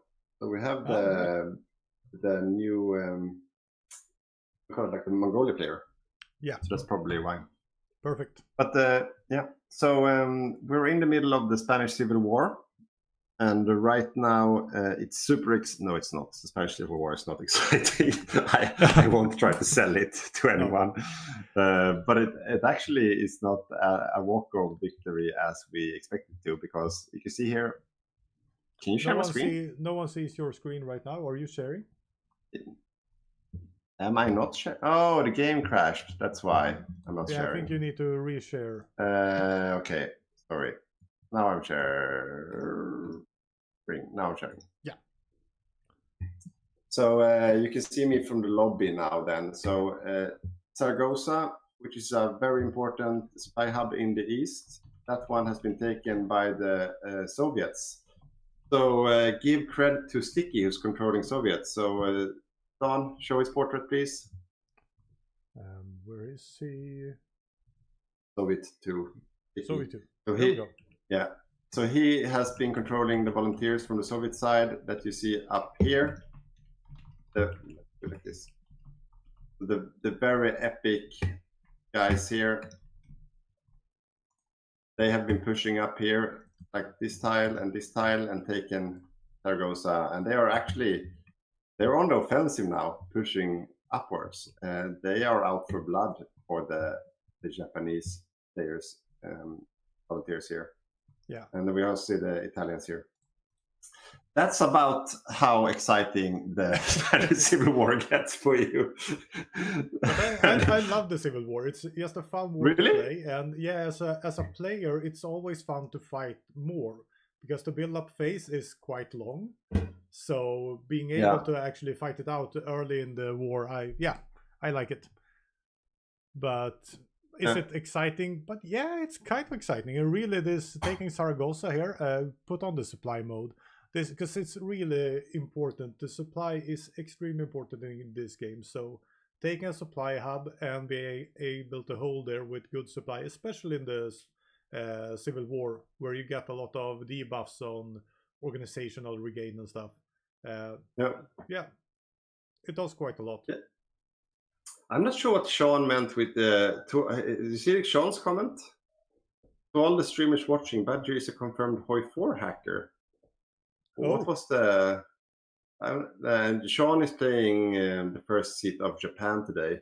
I'm not sure what he meant with confirmed HOI4 hacker. Is that I'm extremely good at the game? That's what he meant. Might be. Yeah. Okay. Let's move. We're not at Japan yet, but no, I'm not a hacker. I'm a technical. I don't know coding, so it would be. But yeah. But basically, Because so let's round off the excitement of the Spanish Civil War. What do you reckon? When would this be over, based on what you see right now? Well, I see right now, I will give this at least to January, actually. Or will I? They have Zaragoza, so they're pretty safe in the north, because you need to take Barcelona. Yeah, I would say January, actually. I don't think they will do this that quickly. They're actually extremely slow. Yeah, this is not quick. And since I didn't know anything about their plans, there probably wasn't any plans. And for the Civil War, I would say planning is really, really important if you want to do it quickly. Okay, so I have to check. What are the Okay, so they... I see why. I see why he haven't done his homework, Falk playing Spain. So they can only send one air wing each to Spain as volunteers. You need to build air bases in the beginning as Spain to be able to, so people can send 2 air wings each. He has too few. So that's why, like I said it from the start, the meta of winning this quick is to have like 500 casts or something. They can't send 500 casts. Yeah. That's actually why. Yeah. Right now you see this is happening. But this is actually let's see what the Japan. They also have 100 casts in this zone, and Italy haven't sent any air wings. Oh my god. Okay. It's your team, Boppus. Like I kind of like I'm cheering on the allies this game, and from what I can see now, we only have and see how Spanish player have 100 fighters. He's not even using. Yeah. This is a totally. This is like an air collapse. This is not good. So, yeah, I'm not really sure what's happening here. No, so yeah. Okay. So guys, sorry for calling the Spanish Civil War boring and not interesting, because the Axis are fucking this up properly because they forgot about. Yeah, they're not using their air wings properly. Like the Spanish ones are on the ground, the 100 ones here, and there's only 200 casts in as reinforcement, but they are. Yeah, they're now they came up. Yeah. Now they have green air. Yeah, they know there's still only 200 casts. It's still only 200 casts. See here, they're pushing everywhere. Yeah. So it's actually that's because they are on pair in air. Yeah. Yeah, I think this is a huge slip up. Even though I think the Axis still will win, it's not like they're losing. They're also sending more air volunteers from Italy coming in right now. So they've seen their slip up, but they have lost a lot of time. So I would still say January, and now we know why it's going like it's going. Yeah, we have a comment from Wendy. Wendy, can you confirm that you're a person called Wendy? Because we discussed earlier today that we only have less than 1% of our viewership is from the female sex. So we're happy if we're growing in that direction and doing whatever we can to attract a more diverse population of watchers. But, you're anyway, doing the wrong thing here. You should just take it for granted that we actually have female viewers. And a huge shout out. I'm too cynical about the internet. I'm too cynical, sorry. Yeah. Okay, Wendy. So, yes, to reply your question, I agree with you. That's not a question, it's a statement. But yes, I agree with you. A small Lend-Lease right now would be amazing for the Spanish player, especially with airplanes. So if the Soviets could send, not the Soviets, so if the Axis could send airplanes to Spain, that would help them tilt this in their favor in like no time. It would go really quick because they missed building air bases, so they can't have the 600 additional planes from air wing volunteers. And the Italians, let's see if they have sent, they have sent some fighters. The Italians have sent fighters, but it's still only one per country allowed to be sent, one wing per country. And the other one had CAS. Yeah. This is a very bad move. Yeah. Yeah, it is. This is not smart. They're flying out of the wrong zone where they have bad air. I think they're sweating a little bit because this is the kind of mistakes, like the things that I would do. When you don't have that micro sense, it's easy to miss out on stuff. You're focusing too much on your surround or anything like going on land. So yeah. That's also like a small mistake that can have devastating consequences. But you see here, this is what I like. You see the French player. He has. Let's move to French. He made a Festung Madrid here with his mountaineers. Yeah. These are the starting templates of the French player, but they still have a lot of organization, and in this urban metropolis even tile is really, really powerful. The Axis players have noticed it's difficult to get into Madrid, so they're trying to run around it. And let's see if it's working. and they are trying to get Toledo. Yeah, they got it now. Now they managed to get the Toledo mission. There we go. All right, but while looking at this surprisingly exciting Spanish Civil War, maybe we should move into back to the strategy part of the game. Yeah. Or should we? Should we just look at this Civil War and talk? Because we have a long time after the war. Okay. Okay, yeah, sorry. I like the Civil War. Yeah, I think this is exciting. exciting. Civil War. We can continue on the Civil War. That's fine. Yeah. But maybe we could talk a little bit about who's playing France, because we just had a look at the French divisions doing epic work in Madrid. They just abandoned this, and now they're moving up to the northern part, to Zaragoza, to re-establish dominance in the northeast Iberia zone. Yeah. So, who do we have on? We have Osberg, one of our technicians. Also, when we're playing our live games, really good player, as you said earlier. Likes to play smaller countries. I think Poland is his biggest favorite to ask for, but always has a stable showing, and I'm really excited to seeing his France, and he's doing, as you say, he's doing really good work. Defending Madrid, just buying time, because what you do in the Civil War is buying time and gaining experience as the allies.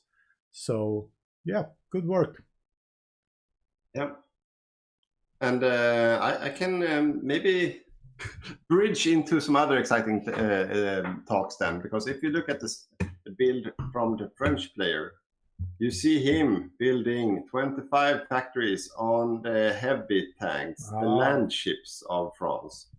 So this is, I think, is super exciting, because these early tanks with the assault gun, 42 soft attack, 36 tech is crazy powerful.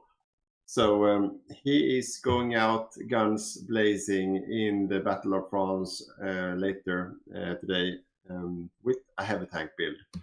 So I would assume that he has.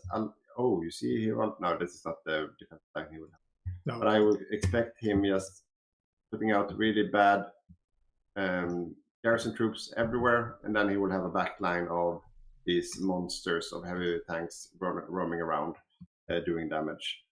And then I know he will transition into a medium tank build later as well. So it will be very interesting to see. And I think, to be honest, since the German player is not doing the assault guns, he's doing the medium tanks. Yeah. Which doesn't really come online until 39. They could run into problems. Yeah, he's gonna go for light tanks, and also with the attack of France. And the perk of that is that Mossberg's heavy tanks will be really slow at 4 kilometers per hour. But they will have a lot of punching power, so that will be speed versus strength almost. So that will be really interesting. Yeah exactly, because there's not that you can't really use your speed for much, to be honest, in the Battle of France until you're through. No. So it's going to be very interesting, because so what's at stake here is that Germany will go for a greedy 39 tech medium tank build and only have crap before that, basically. Well, France will be very front loaded, like strong. I think France has the benefit in this trade. Yeah, so and then it will come down to the air game, basically, who has the best air force. Yeah. And I mean, neither side's building airplanes right now, so that's not a given. No, that's going to be very interesting to see. And another thing that's really important in this mod and the rules that we have is that it's only the UK that can reinforce the Spanish, the French mainland at the Civil War. So you can't push in every allied troops there, but the UK is often a little bit scared about sea lions or Luftwaffe, air attacks against the main islands. So they don't usually go in that much, but if they do, France can have a possibility to stay alive for quite a while. Yeah, Just a shout out to our Firefly tier Patreon, Clintbet, who renamed Franco to Senor Oscar Cisco Franco. And so this general is renamed because Clintbet is on the Firefly tier as a Patreon. Yeah. So if you want to rename a general in the game, this is the way to do it. I expect also to see some epic name changes coming from Mortal Vision for the next game. For some inspiration, can you go to the Soviet side? Yeah, okay, sure. And see if you can find Simon Timoshenko. Yeah, yeah, that one. Shout out to Francis. Yeah, so the very first of our patrons, we renamed some generals pro bono, so to speak, even though you're not on the right tier to do that early. Yeah. So we have some early changes. I think there's something over here as well. Let's see if it's on this country. I can't remember. No, it's not there. It's been moving around. Yeah. Some of these. No, I don't know. Okay, I don't know where. Let's go back to the Civil War, because now things are happening. We're in December. I said January. Perhaps they hold out for one more month, but now the Axis are starting to push, and the air superiority, I think, is showing now that they actually have put their air force into use. When they came with the new comment, in the 1930s, light tanks are great for cheap hardness and cheap breakthrough, and can fight and can fill a hole in hard attack. Use some smart cannons without giving up a great deal on soft attack. Yeah, I completely agree. I'm a big fan of early game light tanks. However, like the early game Soviet heavy tanks and early game French heavy tanks, they are beasts. Yeah. So and even the early game light tanks on the French side, like we said before, each country have their own technologies in terms of tanks. So the early game, or are they? Yeah, it's one of these. Some of the early game light tanks, even for France, have. Yeah, this is a light tank with 35 armor. That's 36 tick. Yeah. So there are some really crazy good stuff on the French side. That's far better than the German side early. Yeah. But the really important thing I want to mention is that early hard attack isn't important in this model. No. Not in vanilla, because before you have mechanized your troops, you are always at maximum 50% hardness. So going hard on soft attack for like France, who won't survive until mech is a thing, it's the absolutely right thing to do. Even in LL main, usually you're not mechanized to a degree where you need hard attack if you're quick about it. But if it drags out, hard attack becomes really important. Yeah, exactly. It's those countries who rush the mechanized build. They are they can have a huge benefit because then their hardness of templates is so high. So all the soft attack won't do any damage, but you're completely right. So early game, like 39 tick, like if you fight 39 and you have a template of, armor, then usually you have it motorized in the template and low hardness on the tick as well. So you get really low hardness on your templates, which means that, soft attack and piercing is the way to go, basically. Yeah. So high soft attack, high piercing, and you're good for a 39 fight. Yeah. And then like from 1940 onwards, then it starts, to shift into when mechs come online. It shifts into you need a balanced build with more hard attack. Yeah. Piercing is always important, of course. We have a question if we have some kind of distraction, dead air sections during new fighting, like a cat cam or something like that. And we don't. No. I can put up a beer cam if you want to, showing my beer and how much I'm drinking. Can you make maybe that's an unhealthy promotion for you then, but you could keep track on all the beers you drank on like a podium. No, I don't know. Maybe that's not a good idea. No, but we don't have any I was supposed to stream from my apartment today, but my wife threw me out and said I should do this somewhere else. That's why I don't have a green screen, because there's no room in this room. But if I would be home, I could use a distraction. I have a dog at home, so that could be a dog cam. That would be fun. Yeah.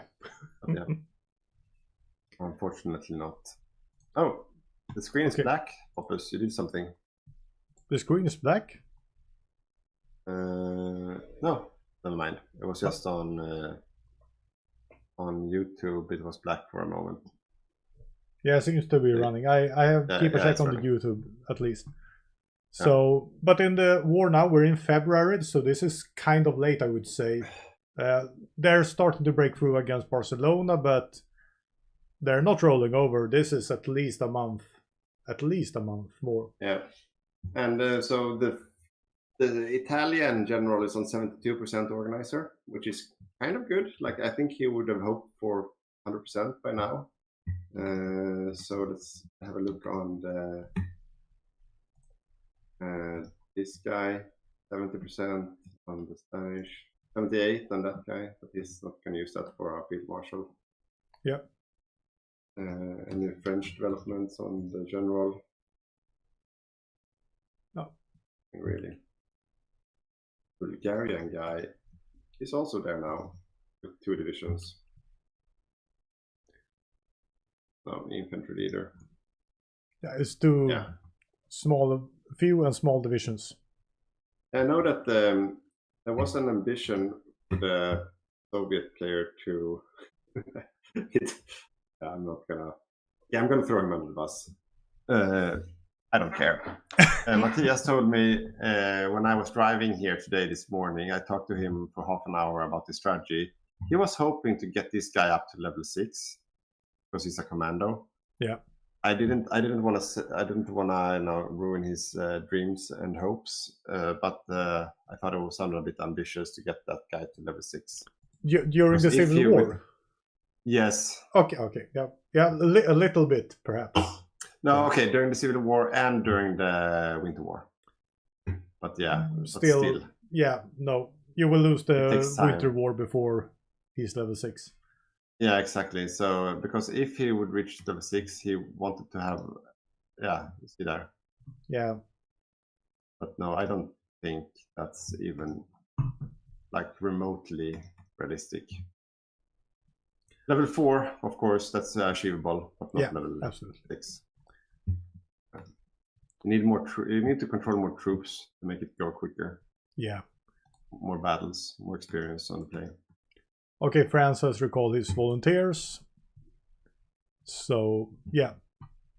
They're moving in now. You're right, Saxliv. Aim high to get somewhere, I agree. Yeah.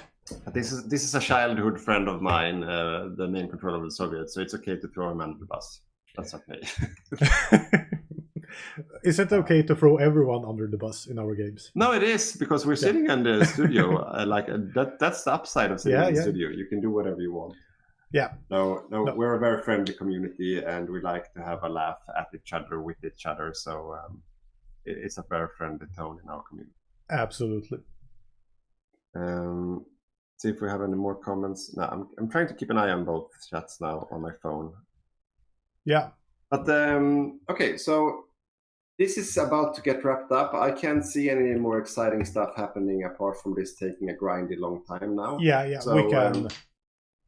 So maybe we can start. We can have it on in the background while talking about something else. Yeah, we were talking about the Soviet. How far did we get? They're building T-34s early. Yeah. Okay. So the Soviets. I can just do this so we can look at the Soviets.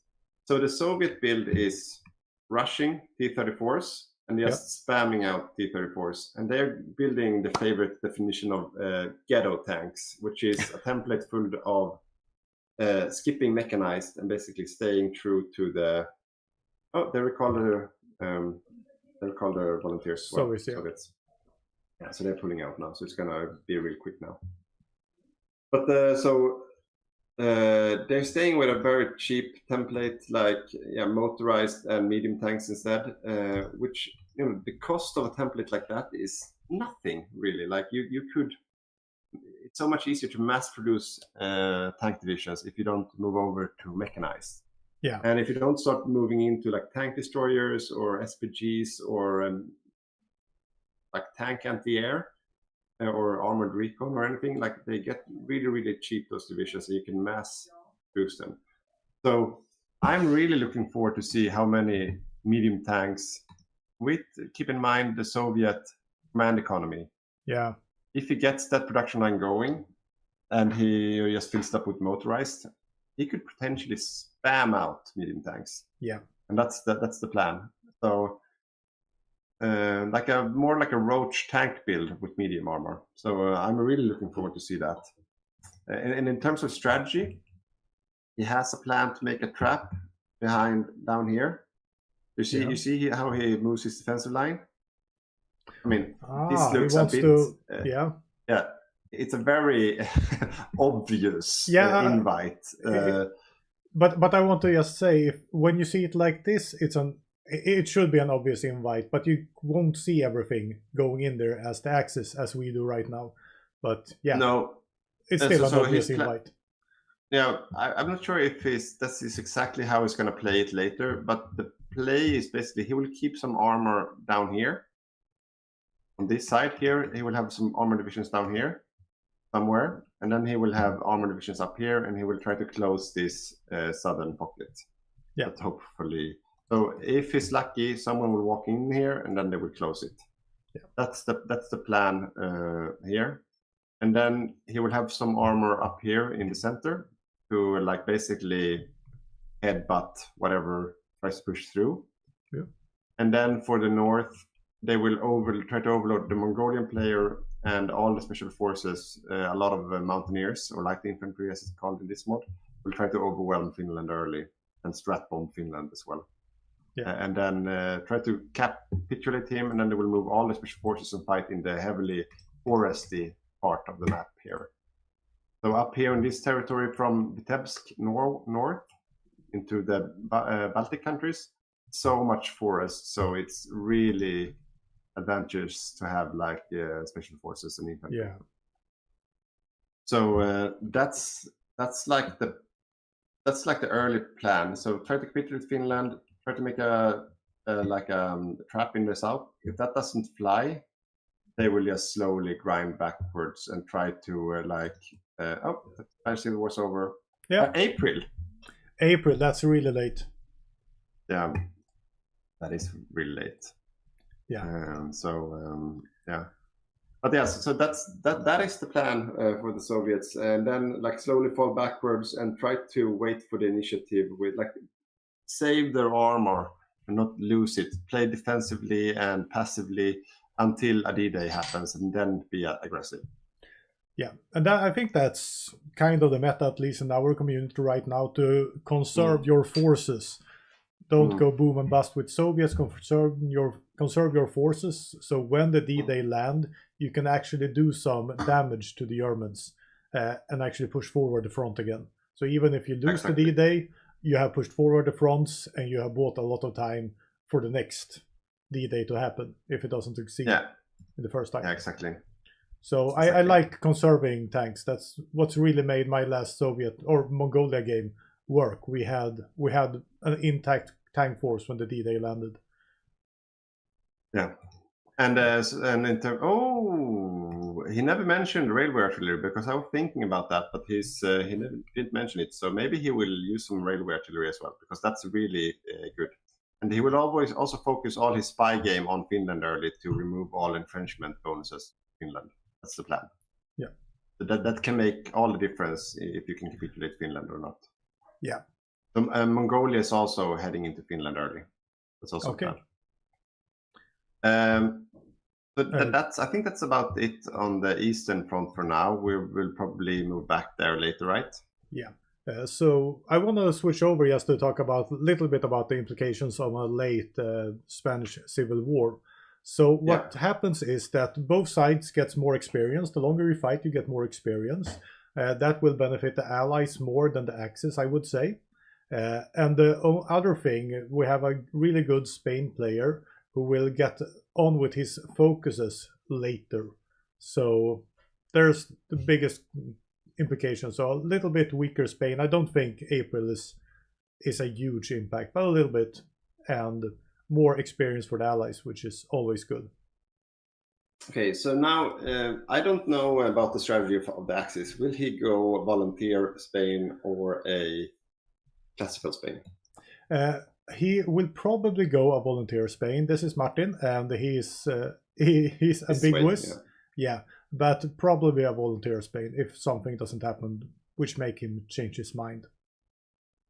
So for you who doesn't know, that means that Spain will stay out of the war, and they will be able to send like 6 to 8 divisions volunteers instead. So it's kind of like it's the perfect, if you want to play armor Spain, that's the perfect way to play it, because then you can't be invaded and you can still roam around freely on the European continent with like 6 to 8 armor division. Yeah.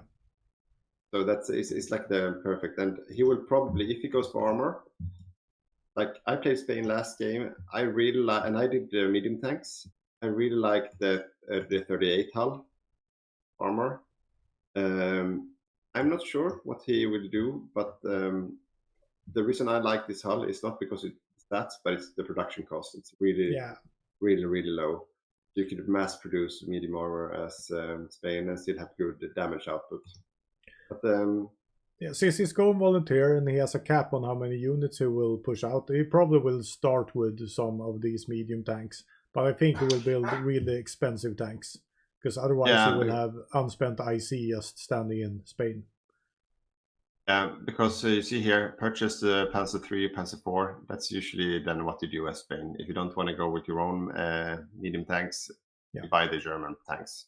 Basically what you did. Because they are better stat-wise, but they are cost a bit more compared to the Spanish ones. But I mean, he could be super aggressive with Spanish ones, and if he has a surplus, he could just lend lease it to someone. Yeah. But I don't think he will, though. Yeah. We got a comment from Wendy talking about that someone might have gotten an engineer trait from grinding in northern Spain, northeastern Spain outside. That's interesting. Do we know who? A lot of river crossing in the northeast Spain, maybe. Yes, probably. Might have happened. Might have happened. Yeah, I don't know. We can't really look at the generals for Spain right now. But no, we need to search for everyone. No, if it was someone, it was probably the special force guy from Soviets. But it's also like good to know you don't gain experience as quick in this mod as in vanilla. No. And the maximum level is 6 as well. So not as powerful.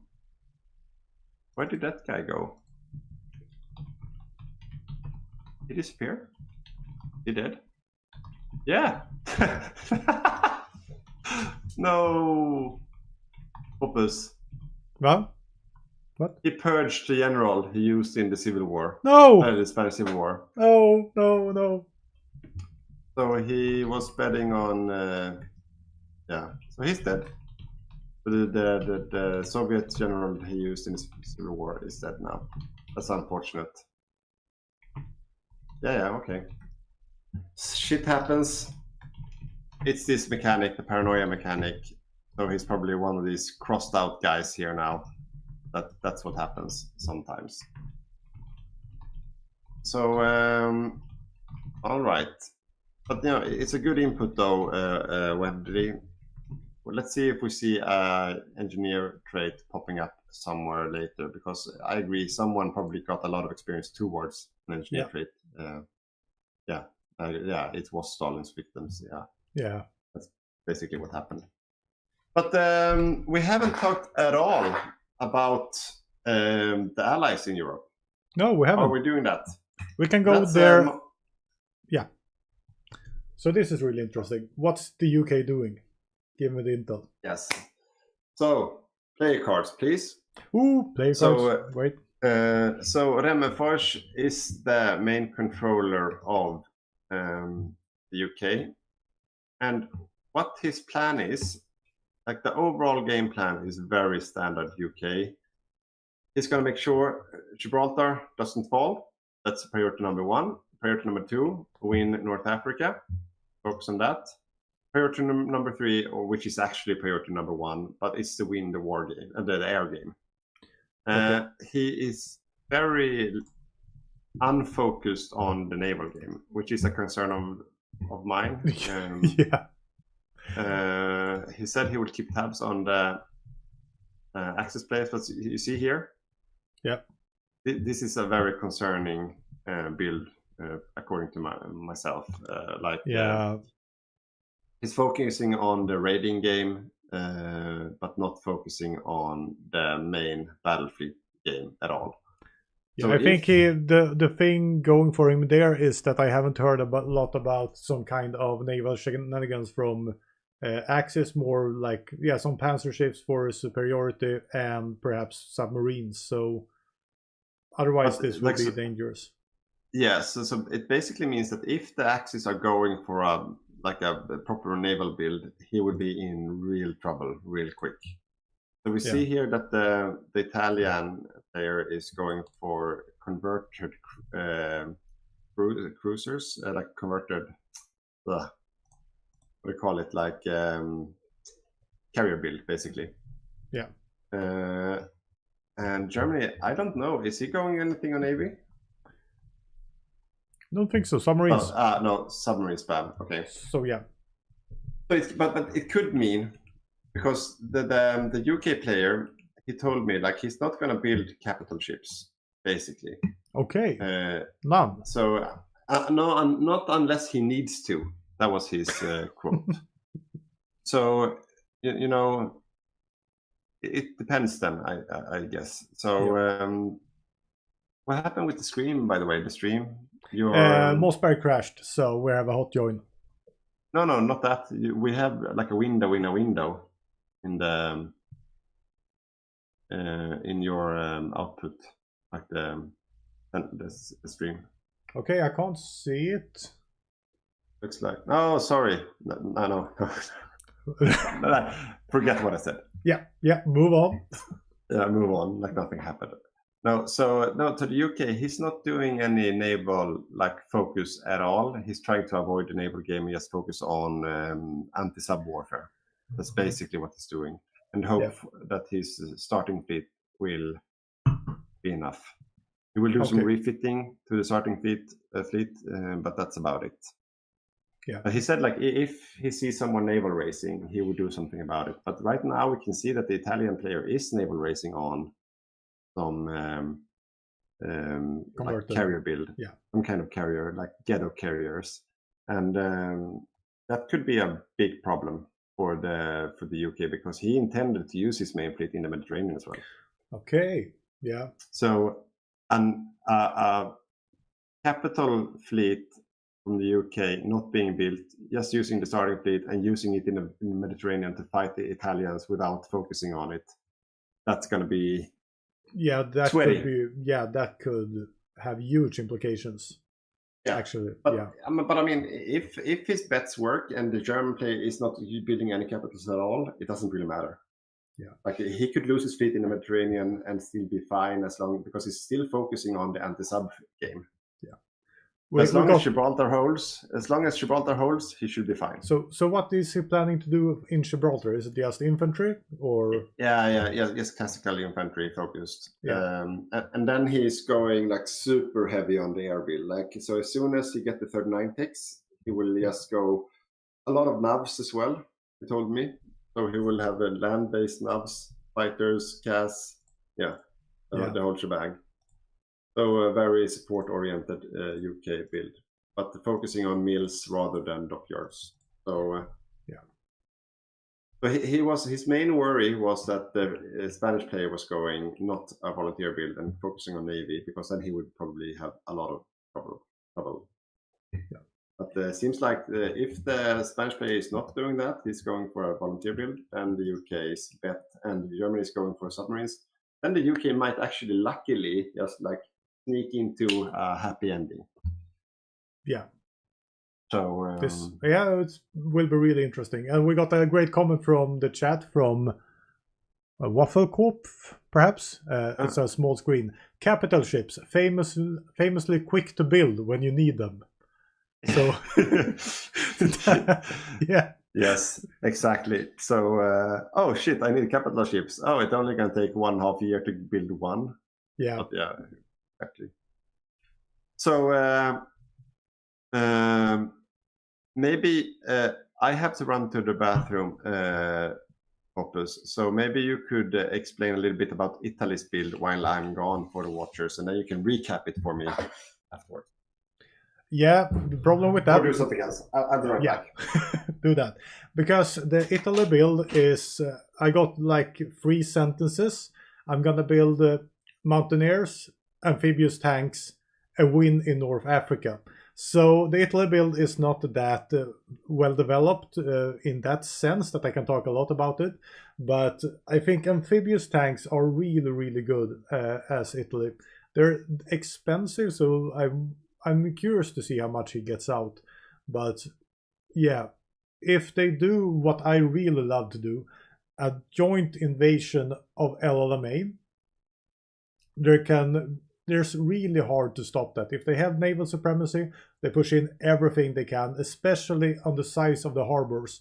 So you really capture at least 1-2 harbors in the Levant or in Egypt. It would be really, really good for the Axis. And I saw earlier that the UK is still building civilian factories. I think to their countering that is that Italy is also building civilian factories. And those who know me from the guides I do, I really love military factories and doing military factories quickly, because if you're really strong in the beginning, you can start steamrolling, winning LLMA, starting to threatening Raj and so forth. If you build a lot of civilians early, yeah, you will be stronger in the late game by production, but you might be a lot less strong in the map and what you've actually done. So that will be really interesting if they actually are able to produce enough as the allies to actually stop the invasions, because Germany is building military factories and will have a head start coming into 39 and the early stages of the war. So yeah, I think we will be up for a really interesting game. And we have gone 1.5 year in right now, so we're also waiting for the invasion of China from the Japanese player, which should come in a couple of months. I'm not really sure when that will happen. And now you're back, Badger. Do you hear me? Yeah, I hear you and I heard you. Yeah, you heard me. Sorry? Yeah, and the best thing was that we didn't hear you, so... everything was in between. Yeah, so this is not, of course, my day job doing this, of course, but I work in a company, and then if you use Team and Zoom for work now and then, you know that you run into all these awkward situations where people forget to mute or unmute, but especially they forget to mute, and during COVID, when everyone was working from home, you heard too many toilet flushes during those months. Or but happy I avoided that. But no, so I think one thing we forgot to say, Boppus, today is that if you sign up for a Patreon, any kind of Patreon, we will do raffles, like lotteries today. Yeah, a few of them. We will do them a few times. And maybe we should, let's do the first one like in half an hour or something, so we get this rolling. Because we'll do a couple of ones. If you sign up, even as a free patron, you will be part on the raffle, and then you can choose if you want to win either a DLC of your choice, not the latest one, but any other DLC or content pack is okay. Or you can win a bundle of guides coming from us. So we send you a bundle of guides of your choosing, basically, of the Patreon guides. So that's some really good prizes, I think. So sign up as a patron on either side, and then you will have a chance to win, and we will do the lotteries. Yeah. Raffles.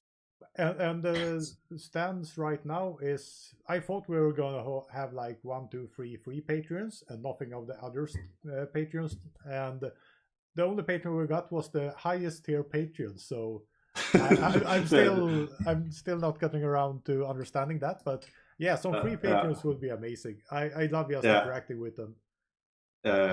What did you call them? So everyone watching, if you want to be part of the raffle or you want to have some information coming from us continuously, sign up as a free patron. Post the address here on the screen as well. It's patreon.com/Hygge Gaming, and then you can just sign up for free. And if you want to decide to back us as well, then you can become a paying tier. Then you get content from us continuously. And then we have these, we can go through the achievements later, but we've done it 2 times, so a bit later. But should we go on to something else? So we have the UK, that was his strategy. Yeah. So a support play. Then we have, of course, the right hand of the UK is Canada, and Canada is probably the most hard-hitting miner of the allies. And he will, according to himself, do a classical armor build. So right now he's just building recon tanks, but he will do a classical medium tank build.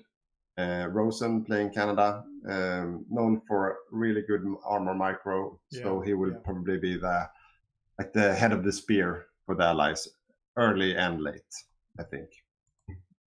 Yeah. With him, his brother in crime is South Africa. Morten is playing South Africa, and Morten will do the very classical South African thing. You see it here on his research. He's going for the heavy tanks. So the upside of that is that South Africa, they are super strong, really good for the Battle of El Alamein, but they are also incredibly expensive. When you mount all the things you want to mount on them, it becomes really, really expensive, and you need to import a lot of resources as well. So you kind of like your industry stagnates if you go for a heavy armor build, usually in South Africa. Yeah. So you don't really grow into the late game. Like it's like an mid-early build if you go for heavy tanks. So that's the downside of doing it, but it can win the war. It's a very good thing to win the North African campaign for South Africa to do this kind of build. Yeah. Did you show the player card of him as well? Yeah, it's up. Okay.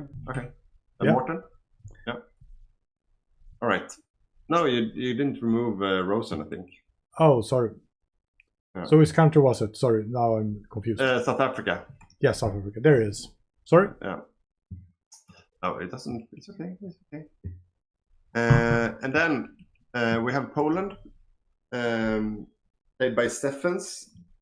And Poland is a very interesting. It's actually like, I never played them in multiplayer, but it's like in theory, it's one of my favorite countries to play. And the reason for that is that they are really cool late game thanks to this part of the tree.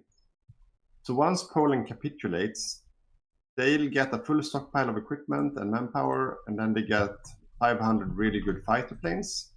And after that, they get more manpower ticking every month, and they can get industry off map, as you see here. Military factories and civilian factories, and even dockyards. So you could basically do whatever you want as Poland without existing in your own country, which is really, really cool. And they have good advisors, good generals, and they spawn the troops in the UK, in London. That's where they get the troops, unless of course they get some territory somewhere as well. But it's a very cool country to play, and they, of course, after they capitulate, it takes some time for them to come online again. 7 days focuses, but they get really strong.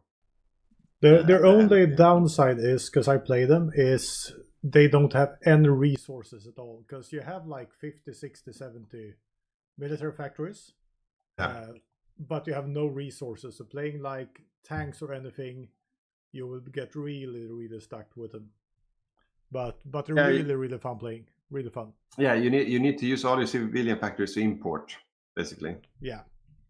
So, but if you get some territory somewhere, you could build some more civilian factories, and then you can import some more. So it depends. Like if you go an infantry build or light armor build, it's no problem. But if you go something else, you might need a lot of resources. Yeah, We got a question here. Is there a Vishy player? And to my mind, there's no Vishy player. I can't remember. You have? Yeah, sorry. No, Vishy player. We have a Vishy. We have a Vishy player. Yeah, I think we forgot to have him on the lineup. Yeah, because we have. Sorry, Joachim. Joachim. We forgot him on the lineup. Yeah. But yeah, so we have a Vishy player. Of course, he doesn't exist yet, but he's he's joining. And Joachim, he's a very experienced player who's been with the community for a long time, played all kind of countries, and it will be really fun to see him playing Vishy. Vishy is usually used as the country, like if you can't join from the start in our community, that's the country you get basically. Either that or a co-op. So Joachim, he couldn't join from the start today, so that's why he's joining as Vishy. But don't underestimate Vishy. They can get late game super strong because they can reclaim all of France, and then get some really interesting stuff happening. But even if they don't, they still get like good stuff from that tree, and like raiding, for example, the sub raiding Vishy. We've seen that a couple of times. It can be really powerful. And they also have a great advantage, which actually having a population, because Euraxes usually run into problems late game with manpower. So just pushing out some infantry to hold the line is can be really valuable. Totally another thing that's not game related, because I talked earlier that I convinced Badger together with you guys to buy a new mic, and I think this is rather telling for me having some kind of gear drinking my beer. So can you show us your beer, Badger? It's my second beer. It's your I'm just the first, but still I have a glass for it, and you drink from the can. I drink from the can. It's a cool boy julebryg. So it's a Danish what do they say? The Danish Christmas beer. And the reason for that, you heard it, you who were here from the start, is that Friday this week was the Danish Christmas beer day. It's a big, almost like a public holiday in Denmark, where you celebrate the announcement of the Christmas beer and the rollout of the Christmas beer. So this year's Christmas beer tastes equally good as last year's Christmas beer. Yeah, so I'm happy about that. And if you want to know like a Christmas beer hack, then I really recommend, because dark beer you can we call it like save. No, that's not a storage. Like storage, maybe the right word. Store. Yeah, store. So you can save it in your basement for like a couple of years, and then it gets better over time actually. So Christmas beer. Like in my family, we have a tradition of drinking last year's Christmas beer on the actual year. So we always buy Christmas beer to use the year, but we don't drink it until the next year because it gets better over time. Oh. So that's a little bit Christmas beer hack for you. Yeah. Do we have more allies to go through? Otherwise, I want to. Yep. So we do. So we have Kalle on Holland. We talked about him a little bit before, and so he's been focusing on the colonial stuff, which of course builds up his colonies down in Dutch East Indies, which is basically what you're going to play as Holland. Yeah. So Kalle is on a good day, he's one of the best micro players we have. Like he's an overall really good player, and can really punch above, like really be a hard puncher, like when needed. If the stars align. And even on a small country like Dutch East Indies or Holland, he could do some real damage, especially to Japan, because Holland has the best advisors in the game regarding raiding, like genius commerce raiding and so on. Like they are really geared towards the raiding part of the game. Is he going for submarines then, or what's his plan? I actually didn't get any reply from him, so I have no idea. So let's see what he's going to do. Yeah, that's going to be really interesting. Yeah, and then Mako on Australia, also like one of the better players in our community. He will also annex New Zealand, as we don't have a player there, so he will be even stronger than before. We see him going for the defensive head of army. So Yeah, and I don't know what he's going for either because I didn't get a reply from him. But I think he's going for classical infantry special force build. Yeah, that's what I think. And then of course the same goes for Raj. He's doing defensive line, Dakka line, kind of defensive play in the mountains, and then he's also going to try to defend Malaya. Yeah. And interesting Raj thing is that he said he will build some battleships. Yeah. Paper battleships, he calls them. Yeah, so you see them here. So really crappy, but they are just there to project the naval supremacy and like look intimidating. Oh, that's really interesting. We're gonna go through the Japanese strategy soon, so yeah. But what's good with this is that he could probably have a few of these himself and still project naval supremacy in the Bay of Bengal, so which would force the Japanese to move their real fleet in there to do something. Yeah. But they can't just do it with the left hand, so to speak. So interesting strategy from Raj, but he will focus on Gurkhas, mountaineers with pack harpy. I need to stop there because I see that there's happening stuff with Japan right now. So I'm not sure even if the war has started, but they have gone through the Marco Polo. Okay, so not yet, but it's going to happen in any second. Yeah, they're moving the railway gun up, so they're preparing for the war. Yeah. But maybe that's the segue into Indo-Pacific and in the China war, right? Yeah. Should we look at Japan? Okay, we have a question. How much for a basement? I don't know what actually means by that. But yeah, great segue. All right. So yeah, so Japan, that's your side. What is he up to, Sean and Einars? What's he up to? I haven't got any intel on the China war, the plans there, more than they're trying to get Siam to join, and I don't really remember the intricacies there, but yeah. Yeah, so Siam can join during the China war if it drags out, depending on what way he's going and so on. So there's a plan of getting Siam to join. Otherwise, I haven't any more intel from that. The Japanese is going for Marines and the Mountaineers build, so a lot of special forces. They're gonna go with heavy fighters, tactical bombers for the Air Force because they're in the Pacific, so they need a range. Navy-wise, because I'm gonna go with Raj first. They want to establish a battle cruiser wall around India, so Raj will be isolated from the Allies. I haven't seen the templates for those battle cruisers, but there can be battle cruiser wall. Yeah. Okay. What does that mean? Some kind of supremacy, making sure that Raj can't be reinforced. Okay. In any manner. But do you mean like, are they basically just like projecting with the main one fleet on those two sea tiles? That's no, they're gonna have a special fleet for that.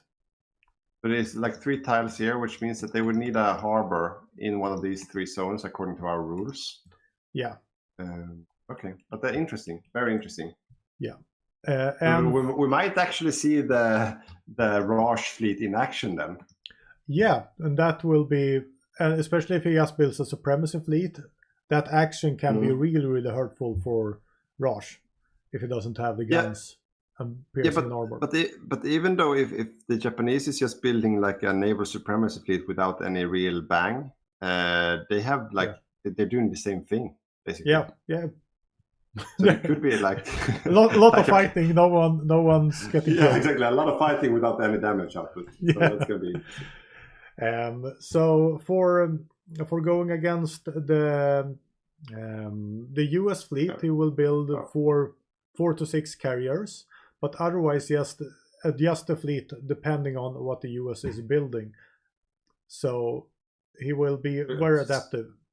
So sorry, look at that. That Beijing pocket that he has annihilated pushed up this general by 77%.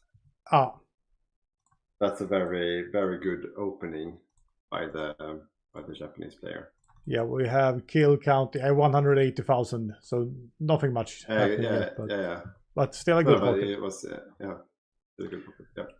And for those new to this mod, the Civil War, not the Civil War, the China War, the Chinese player is an AI player, but they spawn out a shit ton of divisions. I think they get out like 5 million troops or something like that in 3 different waves. So the more territory you take, or the more Chinese people the Japanese kills, they will trigger these waves, which means that it's a really hard nut to crack. You will crack it eventually, but there will be a lot of troops to take out.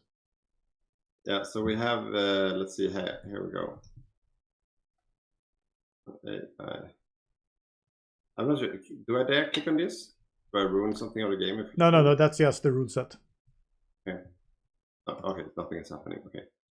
Yeah, it's basically what Boppus said, and but I was able to show the actual mechanic behind it. Yeah. But okay, so who's doing what here? Do you know that? Einars and Sean and Ian on Manchu? And what is Manchu up to? What is his play? Is going small or big? No, it's going... Haven't got any answers from Manchu there, but small Manchu it is. Yeah, small Manchu it is. So he's going, I suppose, for some kind of special force or armor build then? Yeah. Okay. So it will be interesting seeing how that develops. And Manchu can be, as you say, they can annex the entirety of China and become the king empire again, being really, really strong. Or they can be a support player for Japan, being a small Manchu and just trading out resources. Yeah, and for those of you who doesn't know this, but a small Manchu basically means that you stay on left side as a protectorate for Japan, which is you see on my screen now, and that's you give, and the main effect of that is that you give all your 75% of your military factories to Japan, and also you don't get core on China. So if you go for the other side of like Big Manchu, then you become like a dominion instead, which means I think you end up or something like that. So you're not a puppet anymore. It means that you get to keep all your factories for yourself, and you also get the core of all of China. So usually in the peace treaty, you get all of China as Manchu. So you become a major power, like a really powerful country. But that's actually it's really late in the game. So usually, like most players go for a small Manchu. The left side, where you will play like a support role for Japan, and then you have like a small niched, very heavy hitting fighting force instead. Yeah. But and also the left side of the tree gives a lot of resources as well. So it's yeah, that's usually that's the most common way to see Manchu being played. Yeah. We got a question just from chat. Wendy says if Britain does develop the rush focus, they will get extra dockyards and push out more ships, and that's very true. They haven't developed the colonies yet, but they will probably do during this year. Yeah, let's see. No, they haven't. No, they haven't done the conference yet. Ah, okay. Yeah, that's fine. Just a quick note. For that. We this looks broken. Ah, they remade it. Okay. You don't have to go steady as she goes anymore. They moved general rearmament down there instead. Interesting. Oh, I missed this. Yeah, because you used to, when you played UK before, you had to go down here, and then this is a new entry to that one, because this one used to be up here next there or here somewhere. Oh, interesting. Yeah, okay, but he's skipping all the naval stuff. You can see like he really doesn't care about the Navy, which hurts my heart. Yeah, seeing a UK player ignoring Navy. Yeah. I'm a Navy player through and through. So seeing someone ignoring Navy is a hard nut to like difficult to swallow. Maybe it's the right.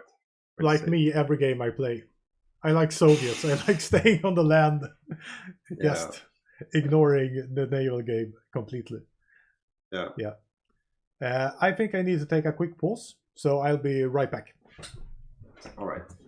While he's gone powdering his nose, I suppose, and have a look at the Japanese naval build, because I think that's the most interesting stuff. Japan and US in the fight of the Pacific. So you see here, he's building both battleships and battlecruisers. So the really interesting. So BB1, BC1. Huh. So he's doing them properly fitted with guns from the start, but with BC armor 3 already in 38. That's really interesting. He must have rushed armor. Yeah. Okay, he's already on 39 armor in February 8th. He's rushing 42 armor. Okay. So this, I love this, because this means that he's building ships already now. That's going to be really difficult to penetrate unless you have 39 guns on your ships. So whatever he's building now, it's going to be really interesting. So this is also rushing this tech, the 42 tech, ahead of time. It means that he's committing to building. No, wait, sorry, that's not battleship. That's cruiser armor. Why is he rushing cruiser armor? So I suppose he's going for a cruiser build late game, so he's spamming out battleship early. I'm a bit confused, but this is super interesting. It has my attention now for sure. Do you know the naval build, Boppus, of are you back? I'm back. Do you know the naval build of Japan? The naval build was building like 3, 4, 5 carriers, because Sean likes to have some carriers, but otherwise he says, I will adapt accordingly to what the US player does. Okay, so, because what he's doing is he's rushing ahead of time the cruiser armor 4. So I think he's probably focusing on some kind of late game, really strong light cruisers. That would be my guess. Light cruiser spam, because I mean light cruisers goes with either a battleship or a carrier build, so that's like the jack of all trades on the seas. And the only reason you would spam this is to kind of get high armor enough to stop the piercing of enemy light cruisers or destroyers.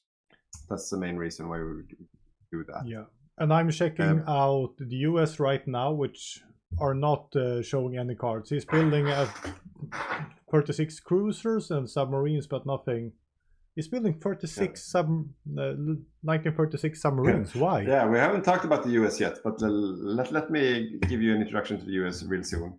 Yeah. But so okay, so very interesting anyway. So you didn't see that, but he already have the 39 armor on his ships, and he's building it in his templates already. Oh. But he's committing to the 36 guns on his ships, which is really interesting. So on his battleship, he's building battleships now with 36 guns, but with 39 armor.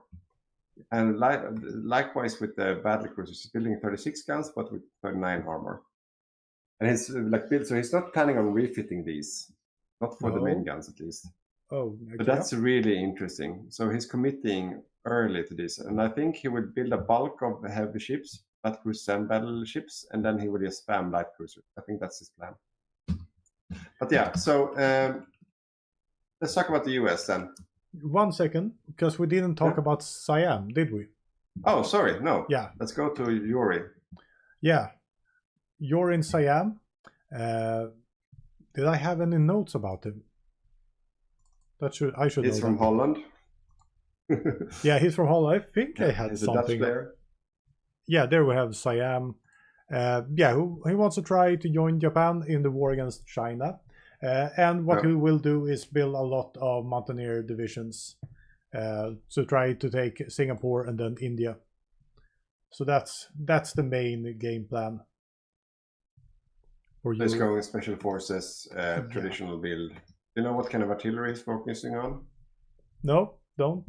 Oh, okay. Should go for pack artillery. I would go for pack artillery in those circumstances because there's a lot of jungle and bad supply terrain. Maybe China's gone for the first wave, yeah. Yeah, check the spirits. Perhaps not. I don't think they killed that many. No, just 400,000, no. No, not yet. But they have done a traditional landing going for Nanjing here, so... Yeah. Very traditional so far. Yeah. All right. Are you segueing over to the US? Yes, let's do that. The big brother in the Pacific. So we have Snistan and August on the US. And I said this in the team presentation earlier, but Snistan, he's a very well-oriented, experienced player on the US. And his plan is, the game plan is he will focus on Navy and Air, and then August will be the head of Army. Yeah. They will not control any armor themselves. They will build armor to Lend-Lease. That's the plan. And then they will have an infantry armor focusing on the Pacific, basically.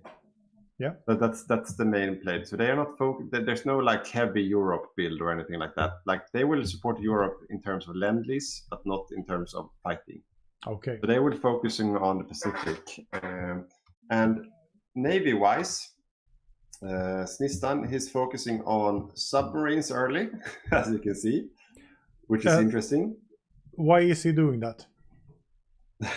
Why? I hate 1936 submarines. To my mind, is the worst piece of shit. Sorry, worst piece of equipment you can build in this mod. So please fill me in. I'm not saying I'm supporting this, but I kind of like it, you know. Okay. Because what he's planning on doing is to overload. See here, he already have 110 submarines. Yeah. So his plan is to early in the war overload the Japan player with submarines everywhere in the Pacific. And even though it's crappy submarines that Japan will most likely sink, because that's what you're kind of going at, right? Because it's really bad destroyer submarines. The thing is that Japan starts the war with a spirit that's called Tora Tora Tora, which is crazy powerful. So you see, I'm not sure if you can see it here. Oh, anyways, so he gets Japan gets a lot of buffs early in the war for a couple of months. That's crazy powerful. So the US just want to stay away from fighting as long as you can, both on land, sea, and air, basically. Yeah. So the idea with submarines is basically to delay Japan, forcing him to mop up the submarines before he can do anything until Tora disappears. But we have one more questionable thing with the 1936 submarines. They don't do any damage, or do they? No, they can absolutely do damage if they are not properly screened. Okay. Sorry. If they're not, if you don't screen your convoys, they can still do damage if you have them in big piles. So it's a viable strategy to overload with 36 submarines early. Yeah. So that's basically what he's planning. So he's not planning on succeeding more than delaying, really. So that's the plan with the 36 submarines. He will mix. He will not use destroyers as screens. So his starting destroyer fleet of 120 destroyers. Yeah. Will partly be ASWs, anti-sub warfare, and also raiding. Or that was I tried to talk him into raiding, but let's see how much. He told me I will do some raiding with these as well, because my suggestion for him was to mix the 36 submarines with the 36 destroyers in raiding. Yeah.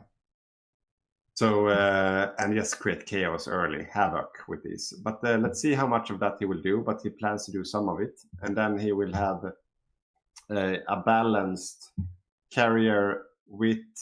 He will use his starting battleships as screens for really good carriers. That's basically the plan. And he will have several fleets. Yeah. So several fleets with carriers being the damage dealer, starting battleships refitted as screens for the carriers, and then light cruisers doing the bulk of the fleet. Yeah. There's going to be a lot of really good light cruisers. That's the focus. Yeah. And he will build dockyards as well. You see, he's already building dockyards. How much dockyards do they have? I didn't see. He has 58 right now, and he's building, as you can see. Yeah. So he will go heavy in Navy. Yeah. Yeah. So that's good. Oh, what is this? Oh no, it's weird. I don't know. Yeah. So that's the, and then he told me he will do something between 1 and 50% lend lease, up to 50% lend lease. But basically that means that he will lend lease armor to Canada, medium tanks to Canada, once he gets the Sherman tank. Yeah. And you see he's already rushing the carrier 3 hull here. But he will do medium tanks to Canada lend leasing, and he will lend lease airplanes to Soviets. What kind is it? Fighters or? Yeah, heavy fighters. Heavy fighters. Yeah, that's good. Yeah. And then he will also build strat bombers. So he of course he will. Yeah. So here's the heavy fighters, but he will also build strat bombers because he was hoping that Spain would go for a regular Spain, not volunteer Spain, so he could strat bomb Spain. Yeah. That was still life in gold. Gold life. I have a question. Wait, no torpedo problems in this mod for the US? I don't think the US has a debuff on torpedoes. No, I don't think so. I haven't seen it. It was quite like a while. A very historical thing that they have torpedo issues. Yeah. As they had in reality, but no.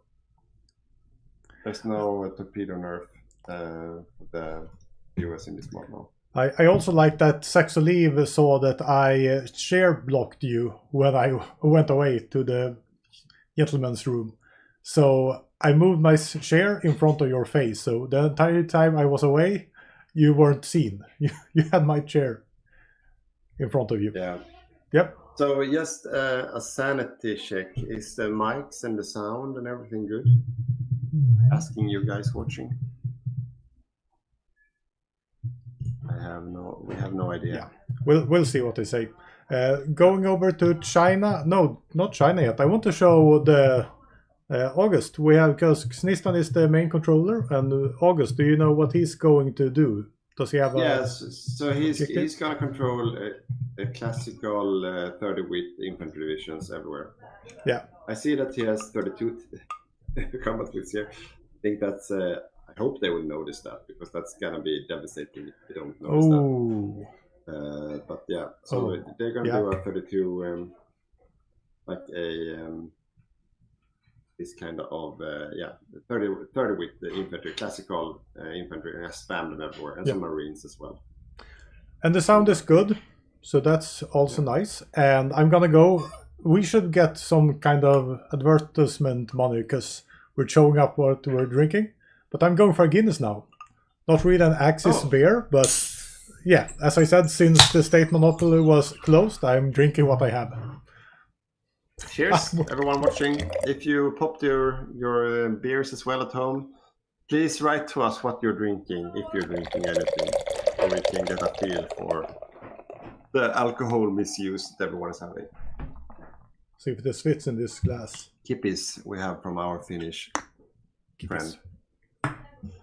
Yeah. So, are we moving on to Mexico, maybe? We haven't talked about them. Yeah, there's nothing really interesting happening in China right now. They're pushing forward in Yunnan and Nanjing, but nothing quick. So, Andreas Eriksson on Mexico. Do you have some intel there? Yeah. Yes. So he's doing. Giveaway. You can see what he's doing.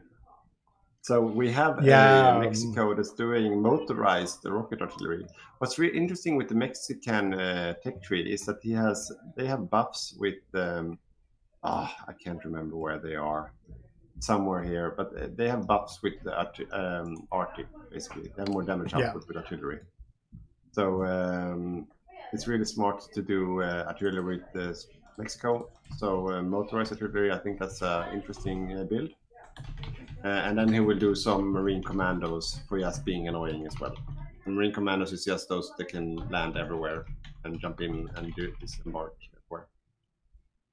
Happy you got HOI4 yesterday, Spexis 69696969. Love your name.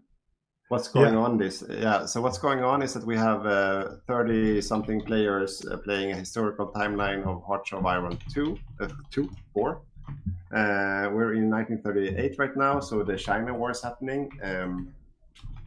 We're playing basically, so historical timeline means that we're going to have a classical war between the players in 39 with Danzig War in Europe, and then we're going to have a Barbarossa early as 41, and then we will have Japan declaring on the Allies somewhere between 41 and forward as well. That's what's happening. Yeah. And there's also another thing happening that I need to mention. We need to do like this, see if I can get it right. We have a new free Patreon. Oh, I missed it. Even if my stream deck isn't working for the free patrons, but... Yeah, okay. Matthias Nyman joined as a free member. Welcome, Matthias, and cheers for you. There we go. Doing the graphic, Boppus? Yeah, one free Patreon. I was pressing the minus button instead of the plus button. Okay, so now I can see it. It's delayed on my screen. Okay, but that basically, so the free Patreons, that means that you will be part of the raffle that we will do really soon. Yeah. Maybe let's do a raffle now. I want to give out the winner. Let's do a raffle. Then I need to... Do you have the Wheel of Fortune and everything ready? I started, but then we need to put in 126 in the raffle, doesn't we? Because we have one new Patreon. We do. Yeah, okay, so add one line. And I need to just give me a second and I will set this up. So talk about something interesting. Okay, so the raffle is that we will, a couple of times a day, we will do a lottery basically on everyone who's a Patreon, free members as well. So if you want to win a lottery, become a free member. And then you can win either a Hearts of Iron DLC of your choosing, or you can pick a bundle of guides from us. That's up to you.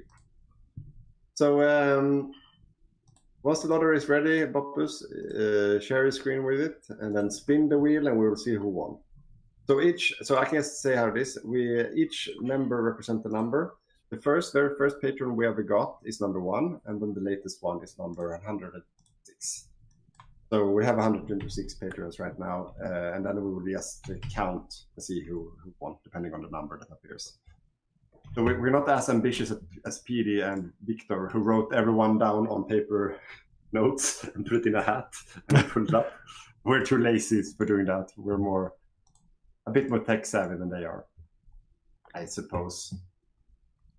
1 million dead Chinese right now, only 46,000 dead Japanese, so it's going the right way. Maybe a bit to the slow side on this war. I would say a little bit on the slow side. Yeah. Give me a second, I'm gonna take away Mexico, and I think I have raffle here, and I haven't done this kind of raffles before. No, so wait before you spin the wheel, because right now we can't see the wheel in the screen. No, but I think you can do it now, because I've used Studio, some kind of, I think I'm doing the right thing right now. 1 second, and I think you will see it. Yeah, now it works, but I can't say before we do this. Okay, let's spin it first. So if you're our very first patron, you're number 1. If you're our very last patron, Matthias Nyman, which just signed up as a free patron, you're number 126. The winner gets a bundle of guides or a DLC of your choosing from Paradox. So spin the wheel. And we'll spin it more times, so if you haven't... Oh, we got one new free member, Kevin Ferguson. Okay, wait. Well done, Kevin. 127 will be... Yeah, okay, add one number. Kevin also want to win. Yeah, that was I was thinking. Should we wait for people to sign up? Oh, and we got a new free patron. There's too much happening. Now my bad micro comes into play. One new free patron. It's still like that. Okay. And we have some sharing for that. Yeah. Yeah. So while waiting, so I can just say, we have a question from Milo. Not that I don't love you guys, but where's PD and Victor today? It kind of hurts. Yeah. You ask about them, but I'm kind of glad that you do as well, which means that they have done a good job before. PD is here. Oh, you can't see that because Boppus is not sharing my screen right now. But PD is right now enjoying the life, playing a dictator in Hungary. Yeah, you can see him at the play card there. Yeah, so PD is playing the Hungarians today. He's usually sitting in the studio casting all the time, so we thought we gave him a small, brief vacation today and let him play.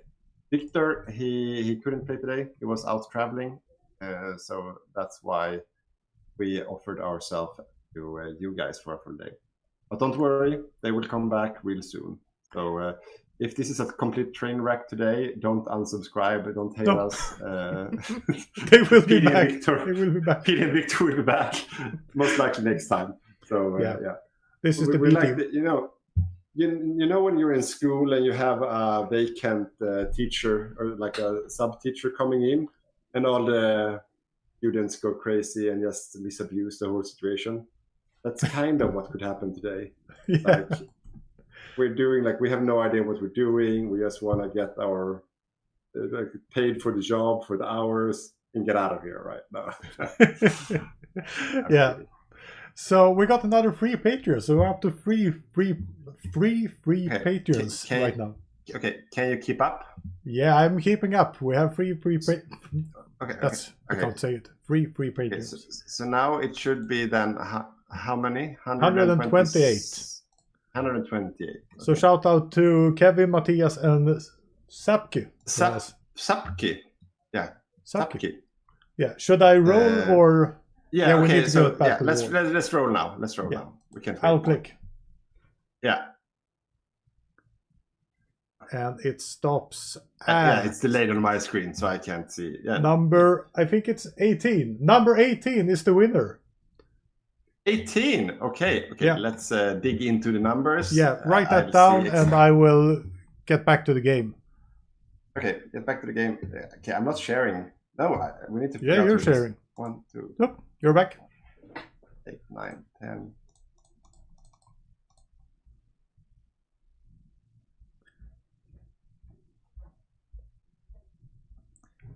Yeah. So Johannes is trying to figure it out. 18 was it, right? Yeah, 18. So the winner is Fedor Slicks. Woo! Is the winner. Hey! Great applause. So we will reach out to. We reach out? Yeah, we'll text. Yeah. Text. No, we will text. We will email. We will email you, and you will get your bundle. Was it? Bundle or DLC. Yeah. I'm just taking a screen dump, so I remember this because my memory is like I don't know what. Yeah, I can write it down also. Raffle. Fedor number 18 winner 1. There we go. It's saved. We remember. Let's move on.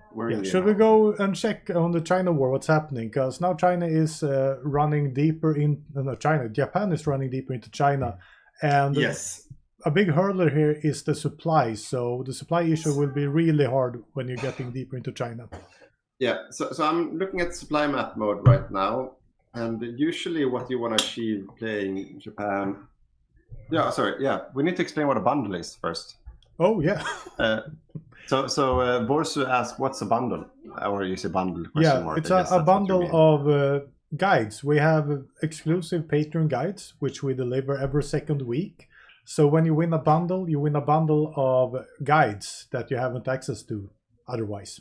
So unless you're a patron. Unless you're a patron, stag free Patreon or above. Yeah, and because Stag 3 patrons and paying patrons can of course also win the raffles, so then you don't need the bundles because you already have access to them. Then of course you can pick a DLC, and if you already have all the DLCs, you can give it to a friend. Yeah. But yeah, so the China war right now. What you want to achieve in the China war before the first wave of mobilization is you want to get to Wuhan. Wuhan is the critical supply hub that you want to get to, because from this supply hub up here, down here is very far. And from the right, there's no supply coming that way. So the river can be used for supply, of course, but you need to reach Wuhan supply hub or you'll get in trouble, because then China gets reinforced and it's really difficult to push over that river line with no supplies. So if you can snake Wuhan, that's what you want to do. And you see here they're doing a classical move. If you look, they're starting to connect Nanjing. Second pocket. Wave mobilized already, so it's already they need happening. to close that pocket now. But see here, that's a lot of infantry popping up now. But you see the closing of the pocket there. Zoom in. We have a battle. Yeah. There. But even though if they close this pocket, what's bad about that is then, of course, they get a lot of experience in mopping this up here, but they're still no closer to the Wuhan supply hub. No. So I would rather snake the Wuhan supply hub than mopping up the pocket, I think. But you want to close the pocket so they can start starve in there from the supply. The pocket is closed. Yeah, the pocket is closed now. That's that's kind of easy. Yeah, but they, as you say, they need to go down to Wuhan and block the enemy supply and gain their own. Yeah. Oh, exactly. But yeah, I'm not worried about because the ratio is really good. Like they're doing a good job. Manchu in Japan, but I'm a bit worried that unless they take Wuhan really soon, this might drag out the time because it's so easy to get stuck there. Yeah. And a good Sino war is done in 39. Yeah. Like a slow one is like end of 40. That's a really slow one. Yeah. So like a super quick one is 38. That's unreasonable. Yeah, that's because it also gets harder. The farther into China you get, the worse supply you get and the worse terrain you face. So yeah, I would say this might turn out a 1940 China war as I'm seeing right now.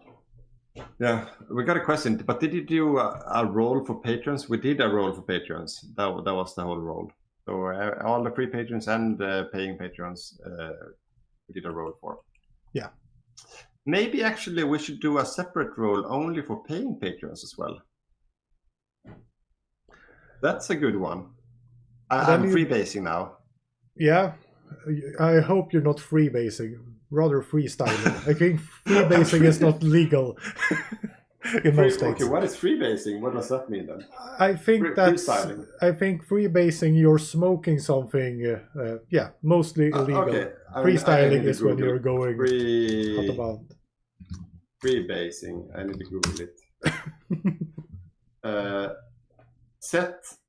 She set off the LA hotel alarm while she was freebasing cocaine. Yeah. so no one is freebasing here. The DEA and you other guys can look away. We're just drinking beer. That was okay. No, I'm not freebasing then. I'm freestyling. Maybe we should freestyle a role only for. Let's do it later. Let's do a role only for paying patrons, and then remove. So we only do the 30, 20 something. Yeah, 23. Yeah. Yeah. There needs to be some perk of being a paying patron, even in the raffles. Yeah, it should be. Of course. I totally agree. And ideally, Mortal Vision should have like 3 spots only for him. I think Mortal Vision, he's the first Tiger tier. We can, So let's add 2 extra slots for him. Yeah. I don't think he needs an extra slot. We'll just throw stuff at him. I think. He doesn't need to. He's already a winner in my eyes. Yeah, exactly. Okay, so I'm sorry, but I also think that the China war is super uninteresting. I don't know why, but it doesn't really get me going. This China war, it's just like a hurdle you need to pass, and you need to pass it by a certain date. I'm not selling it now, I know. No, you're really not. So all your watchers, according to Badger, you can return in 4 hours when we actually saw. We can talk about other interesting stuff, but So basically, what you want to do as Japan, you want to get this over as quick as possible, and you want to get like the experience up of the troops, like this veterans, amazing, and you want to get level 6 on your generals. Yeah. And then you want to get level 6 on the right generals, so you can get the right kind of advisor to them. So depending on what you want to do, you want to have like an artillery expert, you want to have an infantry expert, and so on. That's genius level. That's what you want to achieve here, right? Yeah. To get all the perfect combination of buffs. Yeah, and who have seen those guides, getting buffs upon buffs upon buffs are really the way to win this game. You get an extreme advantage. The last 10% buff gives you infinitely more than the first 10%. Okay, so I'm trying to figure out when he can join the war. It looks like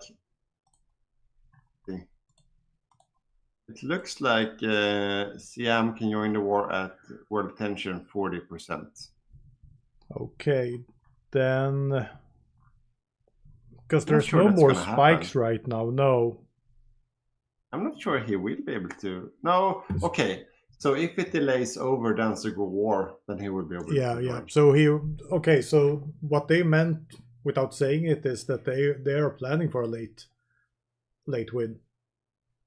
Because he's going. If he would go on the right side, becoming Axis, I think he could have joined earlier. But since he went for non-aligned, you can't join the faction unless it's a world tension 40%, which means that he cannot join until that's a war. Yeah. And why is it paused? Oh, okay, we have a disconnect. Adam. Yeah. Adam crashed. Yeah. Okay. So that's okay. So I don't think we could. Maybe he can join for a couple of months in the end. So that's basically it, right? Yeah. All right. No comments on. Yeah, you have free patrons that do not have access to those tutorial bundles. Yeah, exactly. That's correct, Varsu. The free patrons don't have access to the tutorial bundles, but they have access to. Yeah, I think they have access to one guide right now, the summer guide. Yeah. But apart from that, they get like some other perks, bits and bobs coming from the channel, and updates on what's happening. What's like streams and other content coming like that's available for everyone, but it's a good communication channel basically. Yeah. Mortal Vision, although I put 95 kilos on the scales does not mean I get 3 slots. Yeah. But 95 kilos, that's almost being like don't you say like 0.1 ton? That's the aim of life. All built with beer. Yeah, all built with beer. I think freebasing will drag that down though. It is now. I don't know why. I watched with my wife last night. I have to tell this story. It's actually quite funny. That you know, as if you see that like everyone's seen an American movie, but from the 60s, where everyone is driving to these like outdoor cinemas, right? You drive up with the car and there's a big screen. Yeah. That exists in Denmark right now. Okay. And I had no idea. I picked this up during lunch at work the other day, and I got it recommended, and then I thought that's perfect for me because I have a dog and a small child. So if we drive there, they will fall asleep. Our daughter will fall asleep in the back. Then we can watch a movie in the cinema with the car on a parking lot, watching this movie while she sleeps. That was the plan. Yeah. Brilliant concept. And then you buy popcorn, and you use the radio to get the sound from the movie. It's actually quite smart concept. What happened was that we got there, we bought the popcorn, we were going to watch a movie. When I got back from getting the popcorn, our daughter was awake and we drove home. So it completely ruined the whole concept. Yeah. But I had a punchline with this story, and now I forgot it. Can't tell stories for a live audience of like 100 people without punchlines. No, Badger. no, exactly. No, but it was No. Yeah, it will get back to me. But anyways, it was a good experience with the drive-in cinema. I didn't know that existed. To be honest. No, I thought that was an American thing. But Exactly. I just realized. You think the China War is boring? We have a rehost. Why don't we have interviews? Shouldn't we have interviews? Oh, yes. We have forgot about interview. interviews. Should we take like Germany 2 or something like that? He was the one disconnected, so maybe not him. No, but someone that's not sweating right now. Let's take Soviet number 2. Yeah, Soviet number 2. And ask him about the very exciting Spanish Civil War. That sounds amazing. Do you reach out to him? Yeah, so Soviet number 2 is, remind me. Sticky. I'll try to write them in. How do we get them in now that we're not in? Yeah. Are you writing to him? No, yeah, well, kind of. I wrote him on Sticky up for an interview. Let's get him into the... Yeah, I completely forgot that we're supposed to do an interview. Yeah. That's a good idea. It's a really good idea. Sure, yeah, he's up for it. Yeah, I asked him to click the link in Messenger, see if this will work.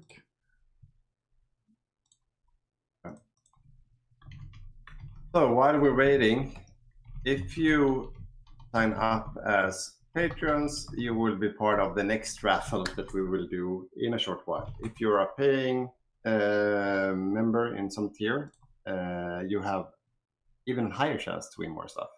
So either a DLC of your choice or a bundle of guides. That's what you can win. And if we reach the patron count in the screen, then something really nice would happen. So if we get 3 stacked here, like the number 3 in the line, for example, we will make an extra guide available for everyone on YouTube. We get 3 during the day. And since we got 1 Hygge 2 already, the bottom one, number 5, Mortal Vision, he will also be able to dictate a guide, the subject of a guide that everyone will be able to watch. That's really interesting. So we will have a chat with him afterwards and see what he's up to. We'll try to make this guide. Or some other kind of interesting content, of course. So we're in the game again. Is Sticky joining? He's joining. Yeah, we can hear him. We can hear him, but I need to put him into the stream. So give me a second and I will... I think you prepared some kind of nice graphics for this, right? Yeah, I did, but he doesn't have a camera, so I need to do something. Why can't I see you? Okay. Should I start asking questions while you try to fix this? Or do you have a camera on, Sticky? No. Yes. Okay. The audience can't hear Sticky right now. Okay. So I need to put Sticky in here like that. See if...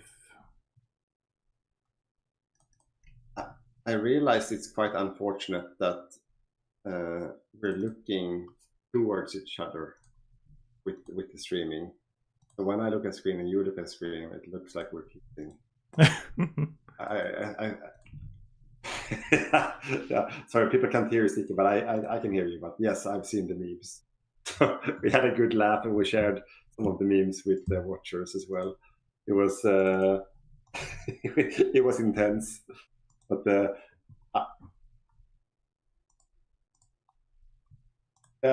my personal favorite was the Brokeback Mountain version. That was the best one. Okay. I'm really lazy with the in-game spectatorship here now, but nothing interesting is happening, to be honest. So Oh, the China war is all red. Oh, sorry, that was China's. Why can't I get... I have a problem getting... The sound? Yeah. Because I guess no one is hearing Sticky right now, are you?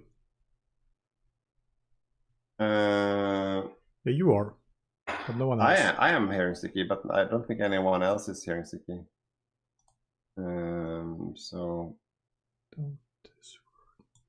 But yeah, let's wait until it works.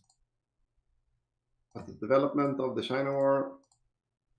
Yeah, but December 38th, let's have a look at Germany while waiting. If they are building anything interesting. The rubber build-up for Germany is underway. That's kind of expected. A lot of queued up light armor. It's doing assault guns, Germany. It's mixing assault guns with the light armor. That's very interesting.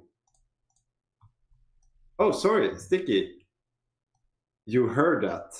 I didn't realize that you heard that. I'm not gonna talk about Germany anymore. Sorry. So forget. Yeah. We have a spy in the studio. Oh my god. Okay, so don't. I'm doing the Homer Simpson backing into the furnace. The hedge. Oh, so we can talk about Soviets while we're at it. So what's your confidence level about knocking out Finland early? Oh, sorry.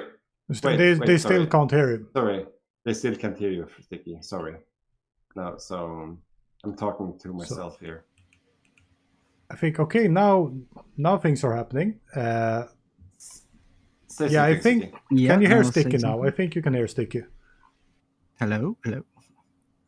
Can you confirm that you hear Sticky? No. Can someone confirm in the chat? Hello. Sticky's here. Yeah. Okay. Confirmed. Okay. So Sticky. Let's do it from chronological order. So, what's your take on the Spanish Civil War? The most interesting war of our time. The most interesting war of our time. It was solid, I think. A decent defensive performance from France and Soviets. It was me on the Soviets. Of course, I'd lionize myself there. But we got a good early take of Zaragoza. Yeah. That helped us quite a lot there. Yeah, that was really well played, I will say. The taking of Zaragoza, we were commenting that will set them back months. And a couple of Spanish divisions gone too. I mean, every little counts. Yeah. So and you managed to recall all your divisions as well, right? Yes. Yeah. So that's very good. But we also had a laugh on the Soviet expense that looked like the general that you were exercising during the Spanish Civil War was purged right after. Yes, indeed. We were just going for the big stats on Tukhachevsky. We weren't really grinding XP too much. Yeah. Okay. Well, was that by design or was that a mistake? Not really a mistake. Maybe just not optimal. Okay. But let's move on to an interesting war. The Finnish Winter War. Yes. Let's bridge that over to the continuation war as well, because I know your plan is to knock him out early in the war. Can you give us a feel for your confidence level on that one? Well, not knowing too much about the Finns, I couldn't really tell you too much. What's your plan? What do you plan to attack him with? Finland has a lot of those bonuses, so we're going to be trying to push through to Viipuri, think, with just stacking as much modifiers. Cass will go for logi damage. We'll push forward with the light infantry. just try and take that fortress line, and if we get that, then we should be golden. But you're going with infantry and no tanks for the Finnish war, Winter War. Yeah, that's right. Yeah. Interesting. Okay. Yeah. And then Mongolia is going to help you out in the continuation as well, right? Ideally, yeah. Yeah. What is he coming with? What's his build? Oh, You know? I think it's a pretty standard Mongolia build, isn't it? Yeah, like medium tank. Yeah. Okay. Yeah. Yeah, I think How so. much did it hurt him that he wasn't available from the start? Oh, I'd have to ask him. He hasn't been complaining about it, so it can't be too bad, right? Okay. Oh, but he's playing now, the actual Mongolian, like bot? I believe so, yes. Yeah, I think okay, so. Yeah, I think he joined. Okay. Yeah. Okay, good. But are you confident? How are you feeling with the Eastern Front? We haven't seen that much war yet, but are you confident with the plan? Do you think your plan will work out? I mean, it's a very multi-layered plan. So, I mean, even if it doesn't work, we know what we're going to do in response to failures. And I mean, if you fail to prepare, you prepare to fail. So. Yeah. Wise words coming from the second seat Soviet there. Yeah. Indeed. And I can say that I love one thing with your strategy. I can see that you queued up 1, 2, 3, 4, 5, 6, 7, 8, 9, 10 railway gun. Yeah. That's I love that. We want those bonuses. No, that's I think that's a brilliant move. Something that's usually overlooked. I mean, that 20% attack and defense across the whole front is not something to sniff at. No. I agree, and especially behind the river line that you plan to use, right? Yeah. All right. Yeah. But the game is up and running, so Yeah. I think. Do you have any last question, Boppus? No, I think we'll leave him to it. Good luck with the game, and yeah, let's see how the China War is doing. Yeah, thank you Yep. very much. See you later. Thank you, Sticky. So the China War is currently not developing in the natural direction. Like Wuhan is still out of reach, but they are expanding westward. I haven't seen that build, like that play kind of before. So that's an interesting developing in the front line. I'm not sure why though. Of course, they have Yan'an, or they're trying to take Yan'an, which is a mountain supply depot, so they can make sure that the Chinese fight bloody against. I don't know. I'm not sure why. So I'm gonna call it now. This is gonna be a very late war. Yeah, very late. This is mid 40 at least. I think we're talking 40 definitely, maybe late 40. Yeah. So because they're not at the third wave yet, and the line. I mean, you can see that the upper-hand side is the supply status of all the Chinese troops are really bad. But right now, not much is happening. So they might be just building infrastructure somewhere else, or no, they're not even that. I don't know what they're doing. No, I'm really insecure right now what my team are up to. I think this will hurt them. I think this will hurt them, but they're attacking up here. This is where they're attacking. Yeah, they want that supply hub, but that's really hard to take. A lot of mountains, and there's a lot of organization in the Chinese troops. But they probably get it. It looks like they're getting through now. Yeah, but they will reinforce and cycle units in and out of it. So yeah, they should, but it's a costly affair, definitely. Yeah. Yeah. Okay. But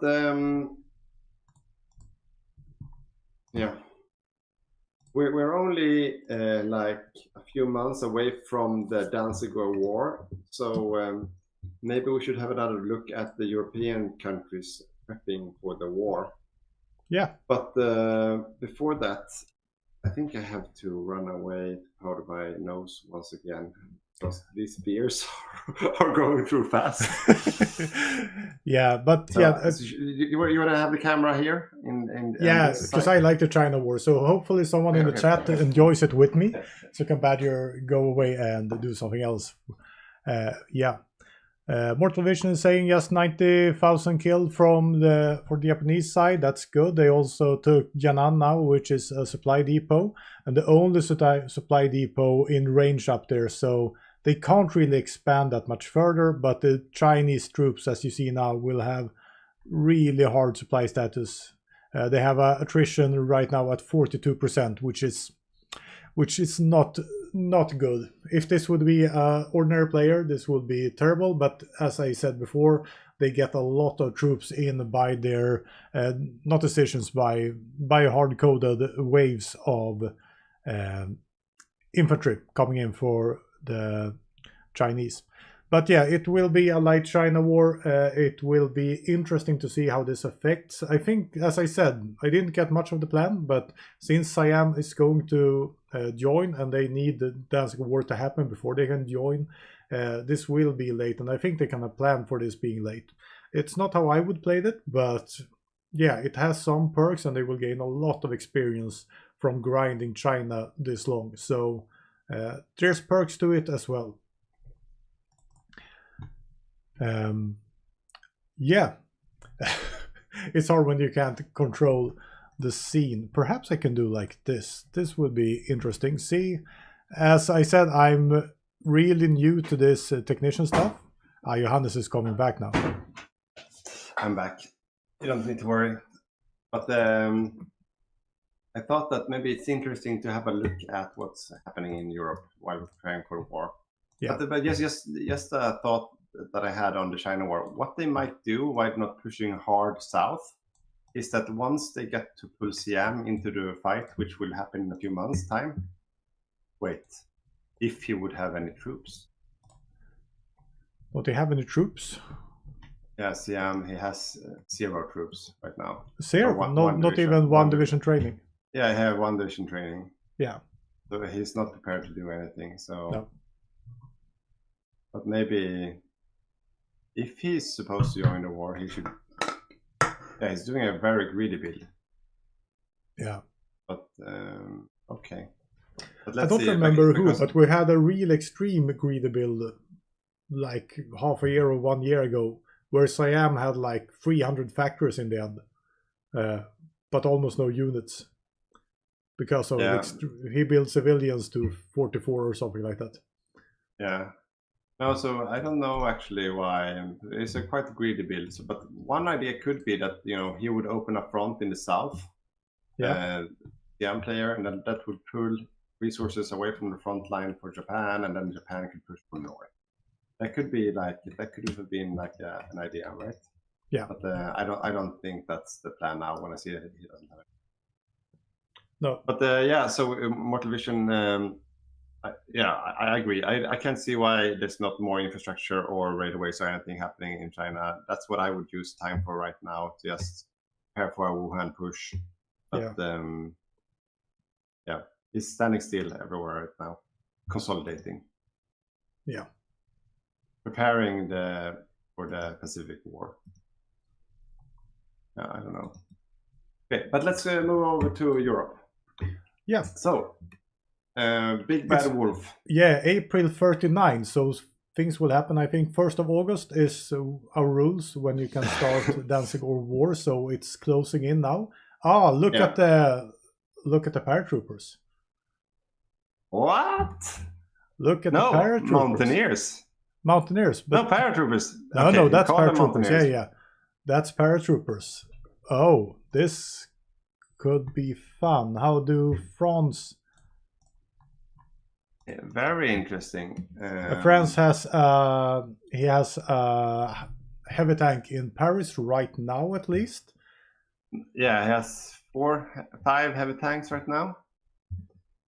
Let's have a look at France first. Okay, these are heavy assault guns. Okay, motorized. Okay. Yeah, These are not as these are not as good as I would expect him. Like they are still good though, but let's see. So here are the templates. With proper latest equipment, they look like this. 400. So a little, yeah, it's a 400 soft attack on paper. Not that much armor, so a bit light on the heavy tank side, but still, I mean, these are still good for being 39. Yeah. They are still good for being 39, so they could definitely do some damage. But I kind of would have expected him to have, like, mixed in some light armor in them, but to get the armor up. Yeah. I would really, artillery. For me, I would put down to motorized and pushed in a lot more artillery to gain more attack. Because 50 in organization, I would say it's not necessary for a tank, but that's flavor. That's flavor. But they still have, okay, but let's see what he's facing then. So let's have a look at the German on the other side. So the German, he's 10 armor divisions. Where are they? There, here they are. Oh, they're light. Oh. Yeah, so they, so I mean, these are the ones. Yeah. Medium assault guns, light tanks, and motorized divisions. Do you think it's a plan to mix them, or is it something I'm not thinking about right now? Because I think it's just like whatever works, because you see he's spamming out medium assault guns right now. Yeah. So you lied, or he tricked you on the build side. Yeah, he might have changed his mind then. Yeah. Yeah, because there's a lot of assault guns happening here. It could be an adaptation to seeing that France is going with a lot of tanks, and they felt that he needed something more tanks more early. Okay, but so right now so basically to sum this up for those of you guys watching, so 10 armor divisions. That's not as good as, like, they are a bit worse, not much worse, but a bit worse than the French ones. Yeah. The Germans usually have an upside of having much better doctrine though. So if we look at the doctrine side, they have 400 experience and they have superior firepower. Interesting. So Germany will go down superior firepower tree, and they will probably go a bit further down here, while as for the French, they're going mobile warfare, and they have no army experience left. So right now they are on par in terms of doctrine. Yeah. 3 steps down, but France has 2 advisors. Germany has 2 advisors. That makes a difference of 2.5, maybe 3. Yeah. Right now it's quite even. And let's have a look at the air game, because that's going to make all the difference in this war. So Germany right now have 1,500 fighters, 600 casks, and in stockpile, 100 fighters, no casks. And France, 400 fighters, and the UK, which is the counterpart, 1,000 fighters, 300 casks. So at 200 extra, okay. And Germany is building 100 fighters, 100 factories and fighters, and the UK has 87 right now. So almost on par. Not really. Almost on par. But the UK fighters doesn't cost as much. Okay, because they have the... they have the focus. That one, and then so 5% less there, and then we get another 5% later. Yeah. Okay, so this right now the pulse is getting higher, I would say. We have been sitting here for, that's amazing, 4 hours just talking, and now actually going into the interesting things after lunch break. So right now, if the UK uses his air force in France, the paradrops won't be able to pull off. No. So because they are the German player are on par with the French and the UK fighters combined. They have the same amount of fighters, which means that there will be no chance in hell that these paratroopers will be able to drop. Yeah, but the thing is that they have defended at least the front line like Le Havre, or how you pronounce it. So they can't. Cherbourg is also defended, Paris is defended, Orleans is defended. So I'm not sure they're going to be it all the way. So it's La Rochelle and the harbor in Bordeaux that they could actually take. Otherwise, I think they will just fail with the airdrops. Yeah, okay, but this is the thing. So this could be the game changer. These 300, soon to be 300 strat bombers, they could make all the difference in the war, because they could strat bomb all the air bases in France quickly, overstack their bases, and then they get air superiority, and then they can paradrop. You know, it could tilt the war really quick. Yeah. So that is the factor that can make this a very axis favorable fight real soon. And but they still have the problem that they can't land because they have units in the tiles they're trying to airdrop. They have units on the tiles? France has units in Le Havre, Cherbourg, Paris, Orléans. La Rochelle and Bordeaux is La Rochelle and Bordeaux is the only places that are undefended. Oh, so even if they land, if they won't move out, they're. But do you think he see that? No, he can't see that. That's just by chance, right? I think that's by chance. Lucky. And if you see the tanks there, they might move out. But so Orleans could be in danger, but Paris should be safe. Yeah. But I don't think he will be able to pull off the airdrop anyway. If he does, I think it will be quite surprising. So what's the chances that France win and we're out of here by 3 o'clock? No, we have a rule that says if France wins, he could surrender, or the German can force France to surrender and give 20 military factories to free France afterwards. Yeah, and I'm pretty sure they will pull this off. I don't think France will win. It's just the question is how long will it take it? But I would say it favors France more than Germany right now, looking at it. In time, not in who's gonna win. But Germany has also like proper infantry divisions here, so quite a lot of really like proper infantry divisions. So he could just overwhelm the French defense as well with pure, punch. Because these are the French divisions; they are really light. Yeah, and like every single German one could win against the French ones. I mean, he could just overwhelm. If he is willing to burn manpower and equipment, he could just force his way through, right? Yeah, and Romania has a kind of an army. I wouldn't say a proper army because the infantry is quite weak, but they have an army. They have 250,000 a field. Hungary has nothing. They have 2 motorized division. Does Bulgaria have anything? Bulgaria has something. Yeah, some kind of infantry. They have 3 special forces right now. Mountaineers. So.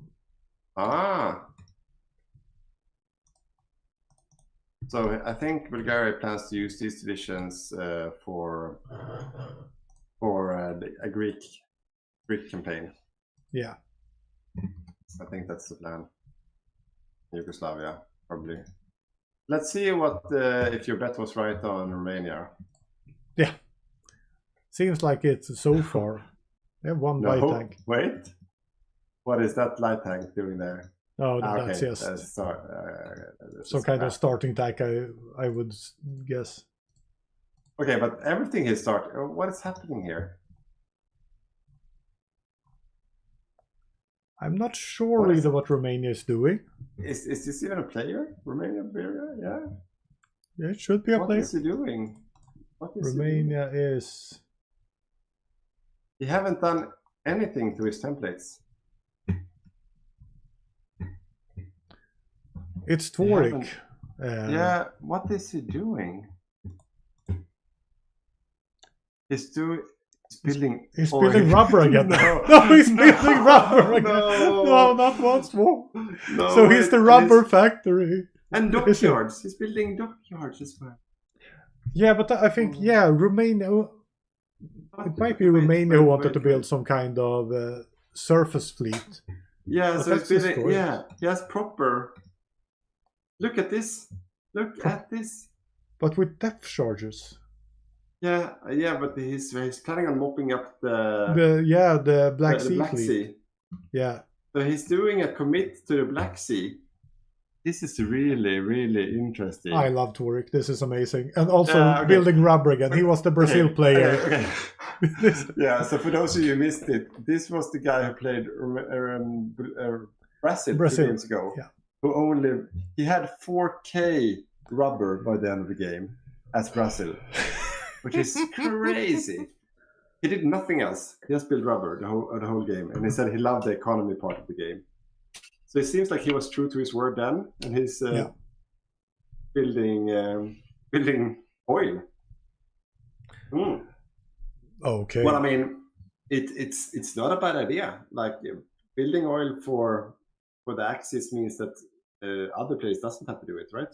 Yeah. Then they can trade with him. So and like he could level his oil to everyone. So for fuel. It's viable. It's very viable. Yeah.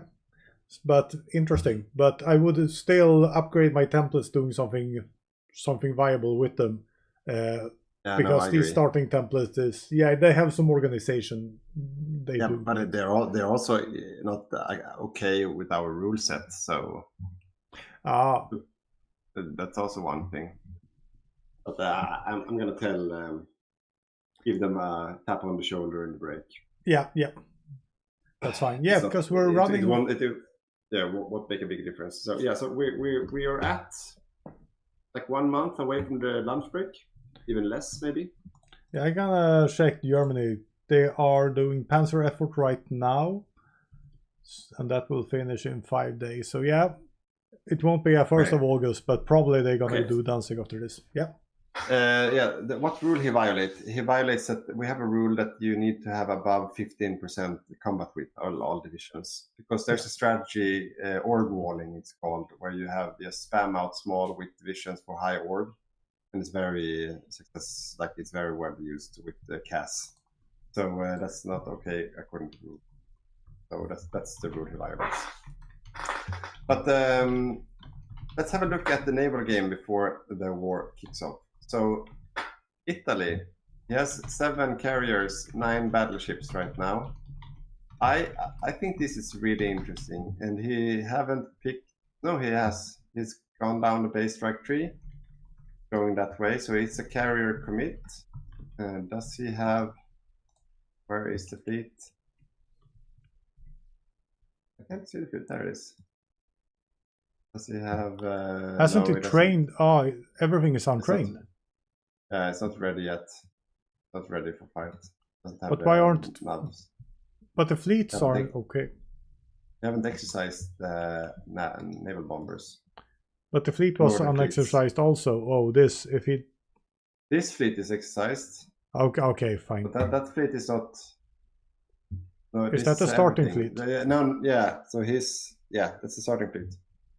Okay. So he haven't prepared yet, but this is probably the one he's going to use. But this is just pure chaos. There's no real logic to it yet. Badger's heart is hurting. Yeah, but let's see, because even though, I mean, he's going for carrier build, right? Yeah. Just not ready for war yet. So if we swap over to the UK, let's build 1 more carrier. No other capital ships. See, it's refitting a lot right now. Yeah. So, but this won't be ready in time. No. Okay. Oh, I'm really looking forward to the war breaking out now. It's gonna be extremely interesting. And one thing, Badger, we're gonna have a lunch break soon. and we're up to free patrons. How do you say it? I can't differentiate. Three free patrons. Free patrons right now, and one max tier. Tiger 2 tier. Because I think when we start again after lunch, shouldn't we do a raffle so people can join up as free patrons or something else if they want to, and go for one other raffle after lunch so people have time to sign up if they want to.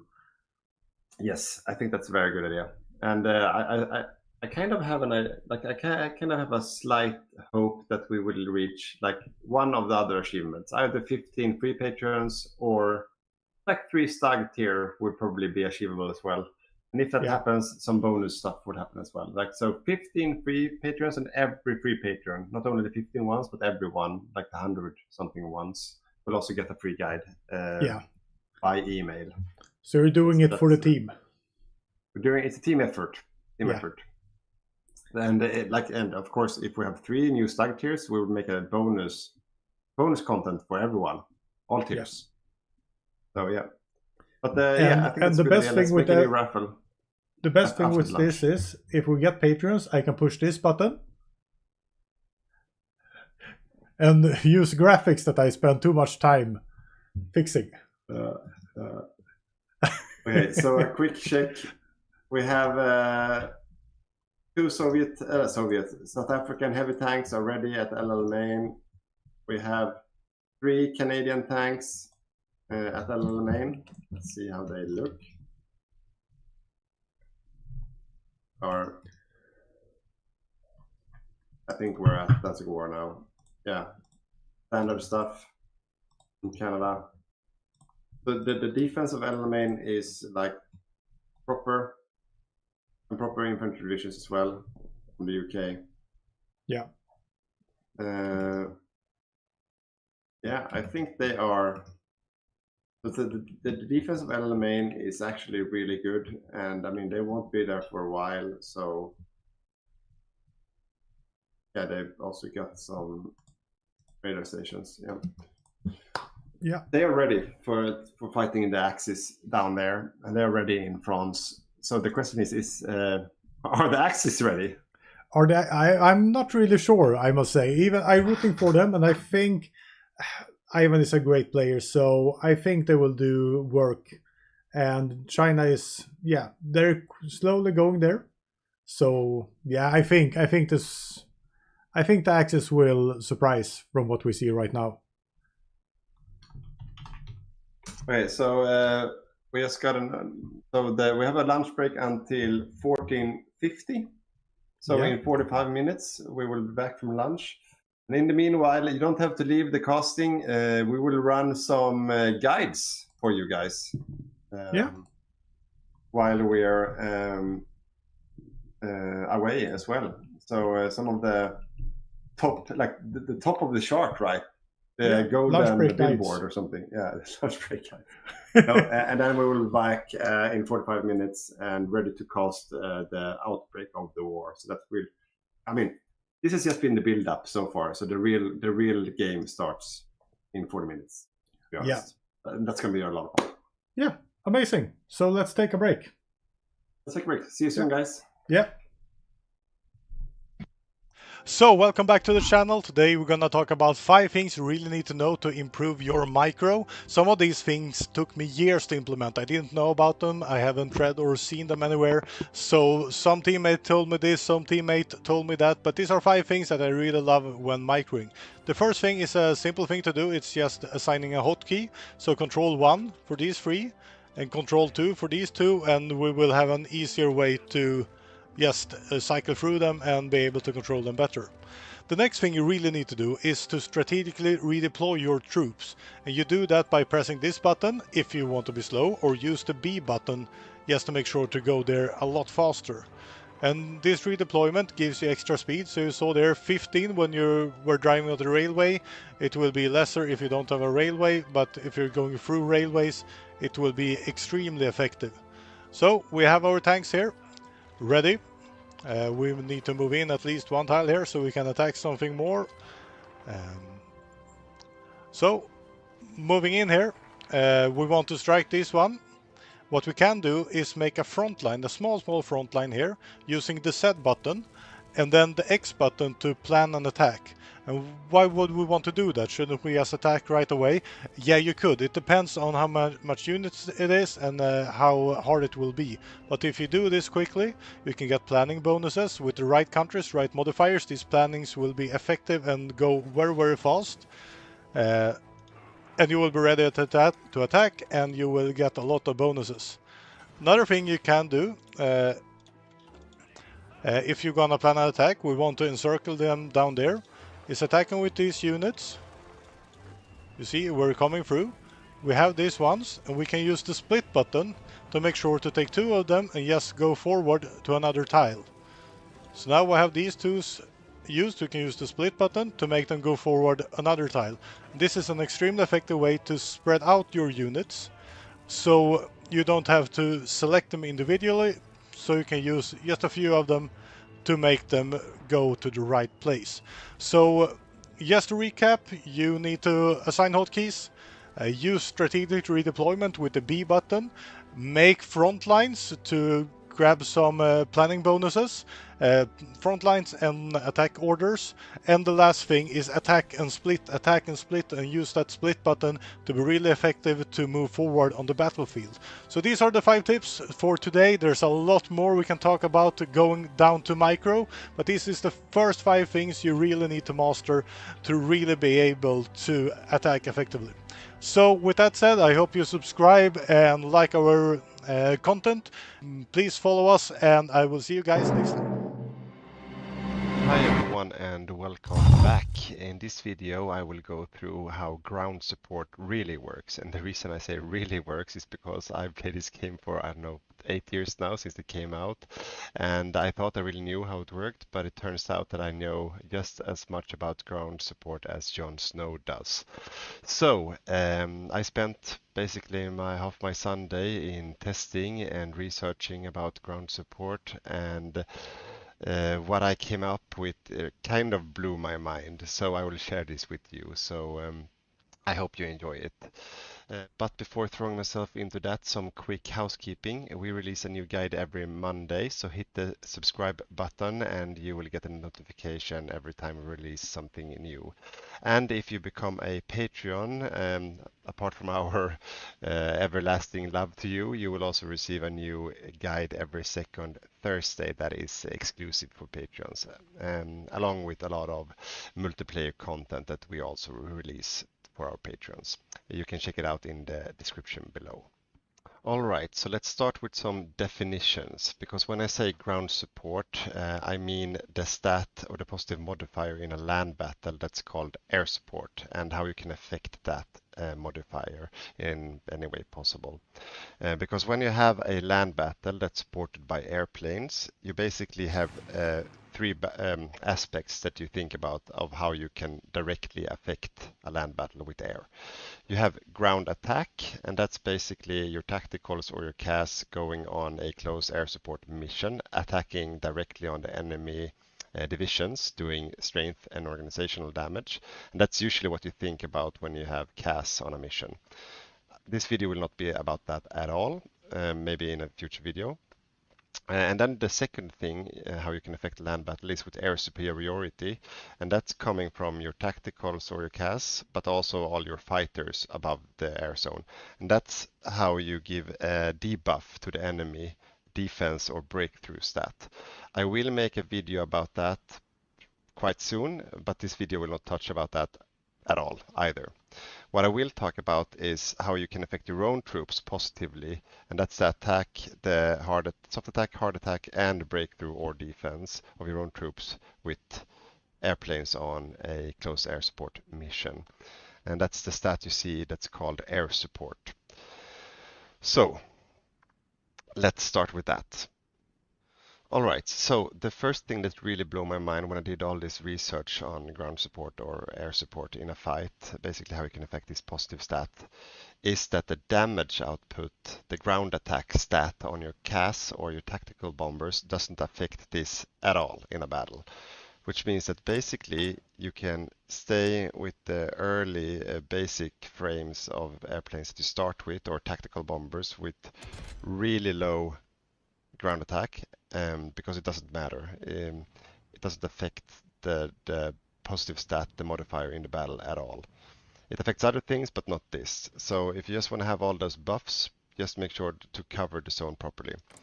Because what it does and how it's calculated is basically that there's a cap on 25%. That's the maximum cap. And you just need to fill out the maximum amount possible airplanes in that fight that you can have. So in this fight I have here now, I have 55 planes helping me out on a CAS mission.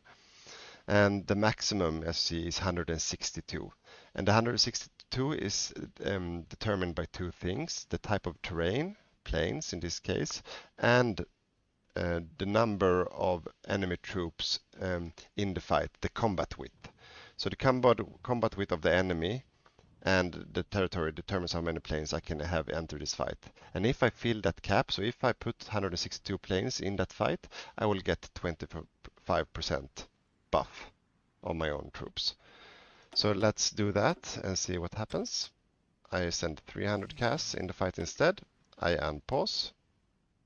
And there we go. 25% air support in the fight. I have 162 out of 162 as a cap. So as long as I can sustain this in the fight, I will constantly have the maximum output, given that the enemy doesn't have anything that reduces it. But I will not talk much about that in this video. So this basically means that, and also an important factor is that your CAS will basically prioritize the fights closest to the airbase where they are based, and the biggest fight with the largest combat width. So as long as you have CAS or tacticals enough to cover all the combat width in all the fights going on, you will get a maximum output on that modifier in those battles.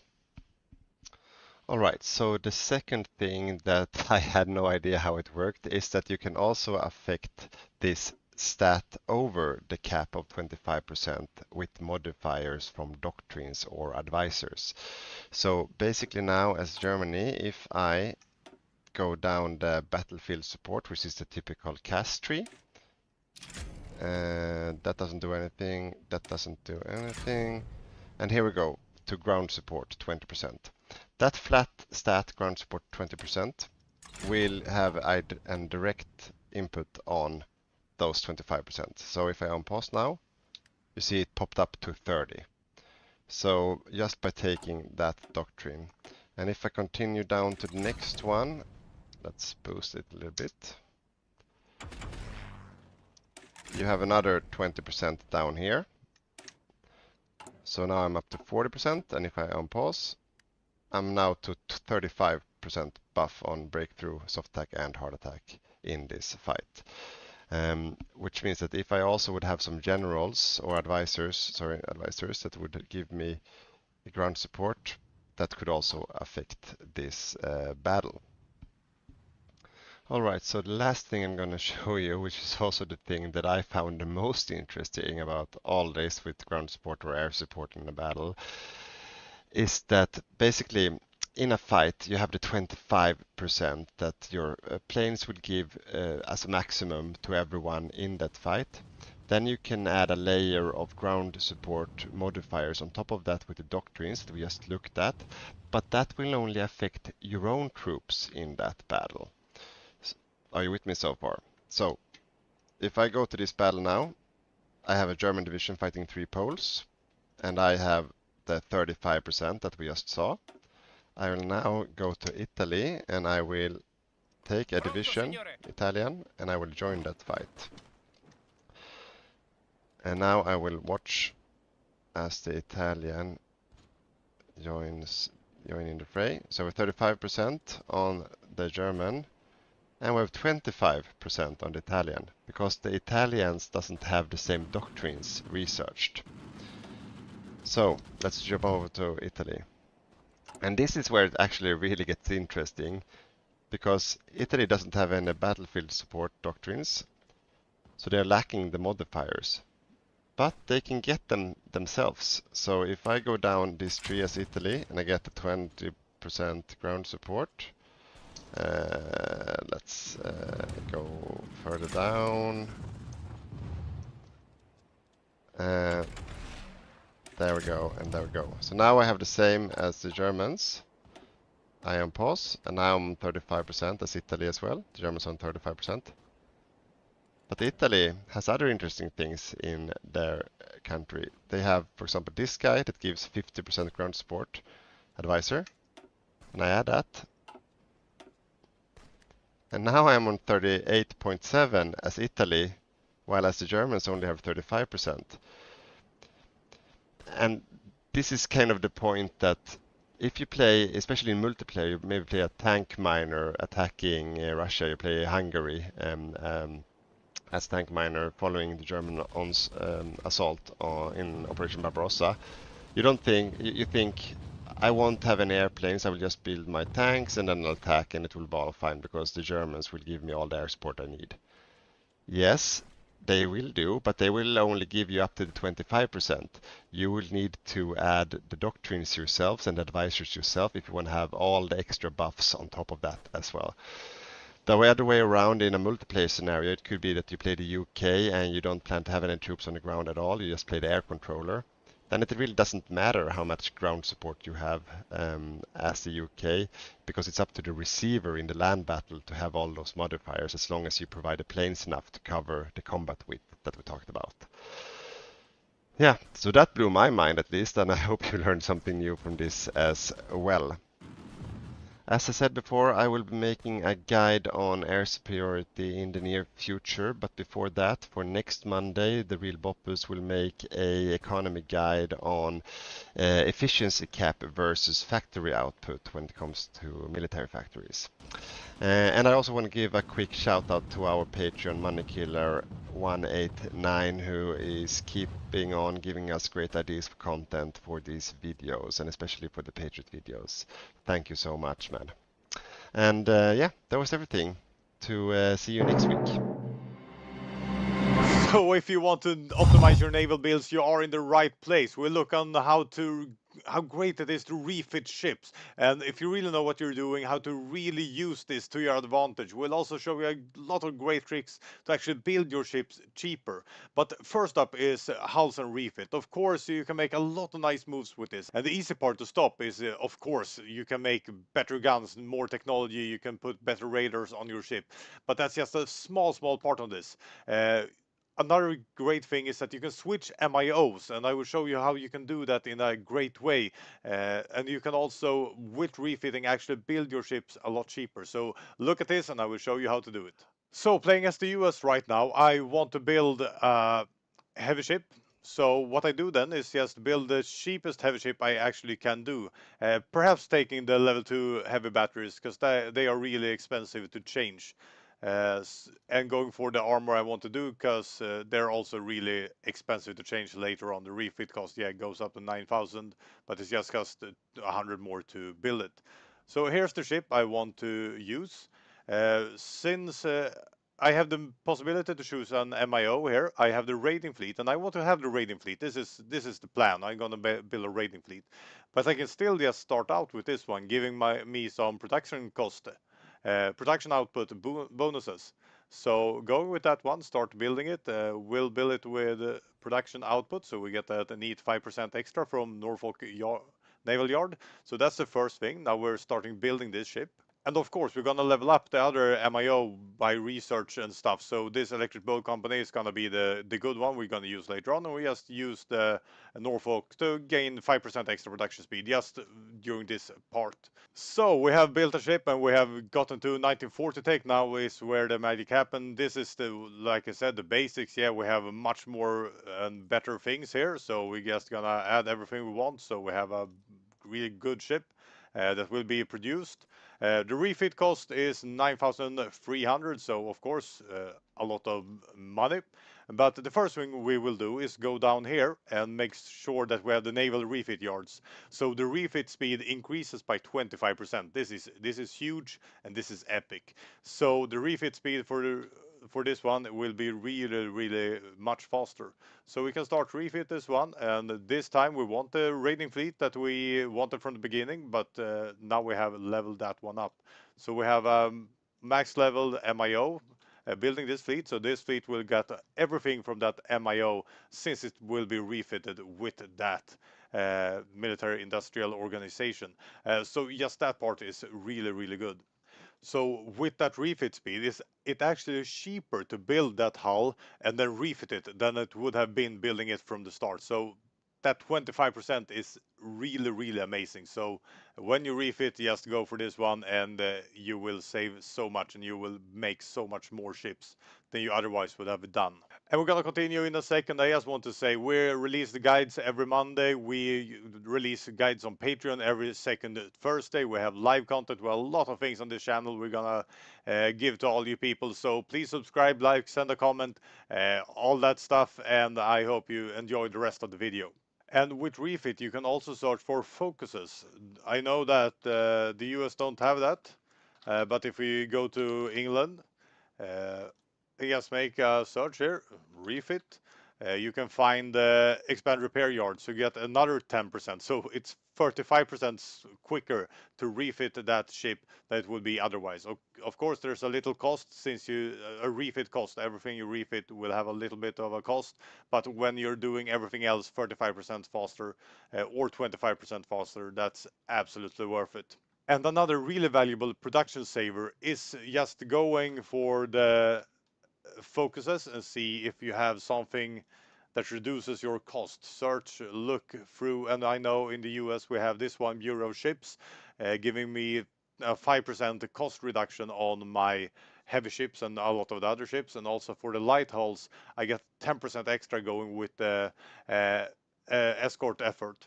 So what I can do then is if I build a cruiser here, usually you build a cruiser and you just put them like this, and you're gonna build as fast as possible. If you know you're gonna have a focus giving a 15% cost reduction, the smart thing is to build it like this. So if you know that that focus will kick in 1940 somewhere, if you build it really slow, you will actually use this focus on all your cruisers you'll be building throughout the game to that point, meaning you have a 15% cost reduction, or what you can say almost 15% extra cruisers just for this small easy trick. And you can also do it with a heavy ship. It's a 5% reduction. Make sure not building it as fast as possible. Instead, you go for a slower build.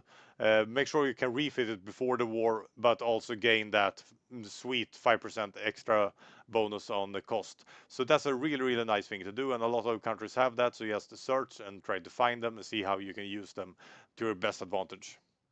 But that's it for this time. I hope you liked the content. Please subscribe, leave a comment, and give us your best tips for building navies. We're gonna release a new guide every Monday, as I said, the Patreon every second Tuesday. So subscribe, like, and I will see you guys next time. Hi everyone and welcome back to the channel. In this guide I will show you 4 things you didn't know about static anti-air. And to be honest, it's one of these things that we all know is there but no one really cares about. I mean, I've been playing this game since 2016 now, and I never really bothered to look into the mechanic of how it really works. And I don't think I'm alone here. I think it's almost compared to going to the dentist. We all know it's a really good idea, but still you don't want to go unless shit really hits the fan. So I did the only right thing. I spent half my day testing how this actually works, and I didn't expect much, but at the end of the day I came across a few things that I think is really worthwhile and I don't think many people know about. So enjoy, here it is. Alright, so let's start with the first one, which I also think is the weirdest one.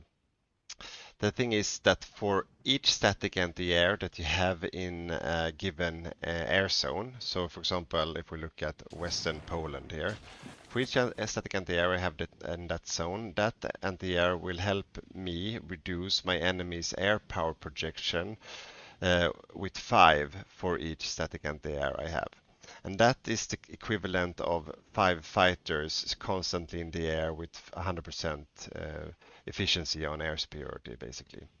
So if I would build, for example, 5 static anti-air in a zone, that would be 25 air power projection reduced from my enemy, which would be the same as having 25 fighters in the air fighting off my enemy constantly. And also what is weird with it is that it's a bit bugged when it comes to the tooltip as well. So if I hover here now, you see that the Germans have 800 fighter planes in this zone. And the Poles have 2 anti-air guns in this Western Poland region. And you see here that the Germans should have 568 air power projection, but they only have 558, even though it says that it's reduced by 0 in this zone. So the tooltip lies a little bit because the air power projection is reduced by those 2 anti-airs. However, the tooltip does work if I, as Poland here, put 100 fighters in the air, activate, and then I toggle back to Germany. I am on pause, and then you see you have enemy fighters in the air, and now the tooltip works as well. But the air power projection is still the same from the German perspective as it looks right now. All right, so how does this help you in the game, and to what degree?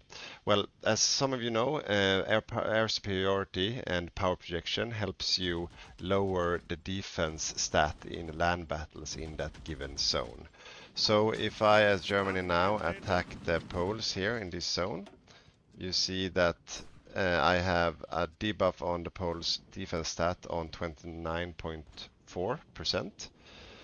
So if I then, as Poland, would have even more static anti-air everywhere.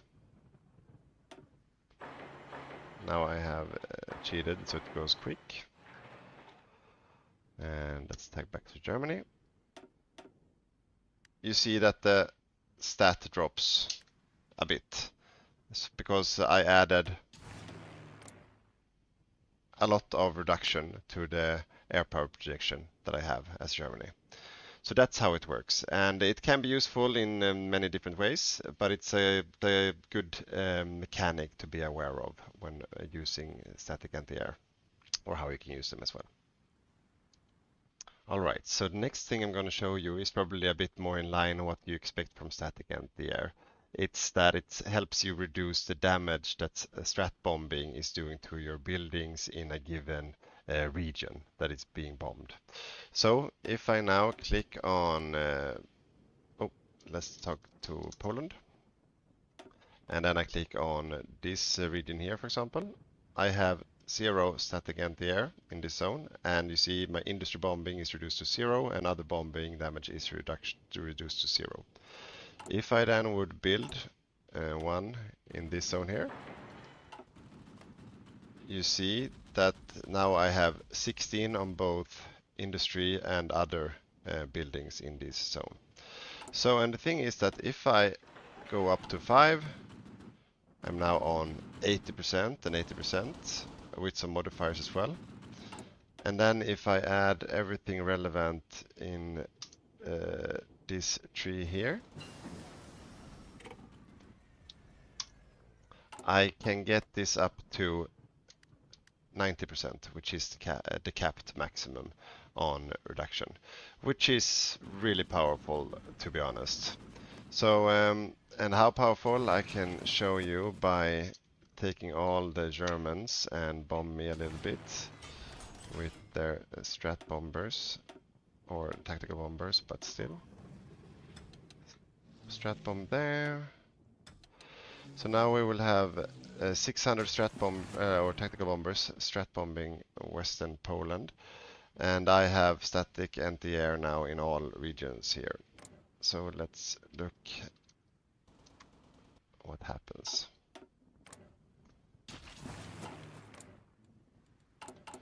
I'm gonna have this one here to show you as well.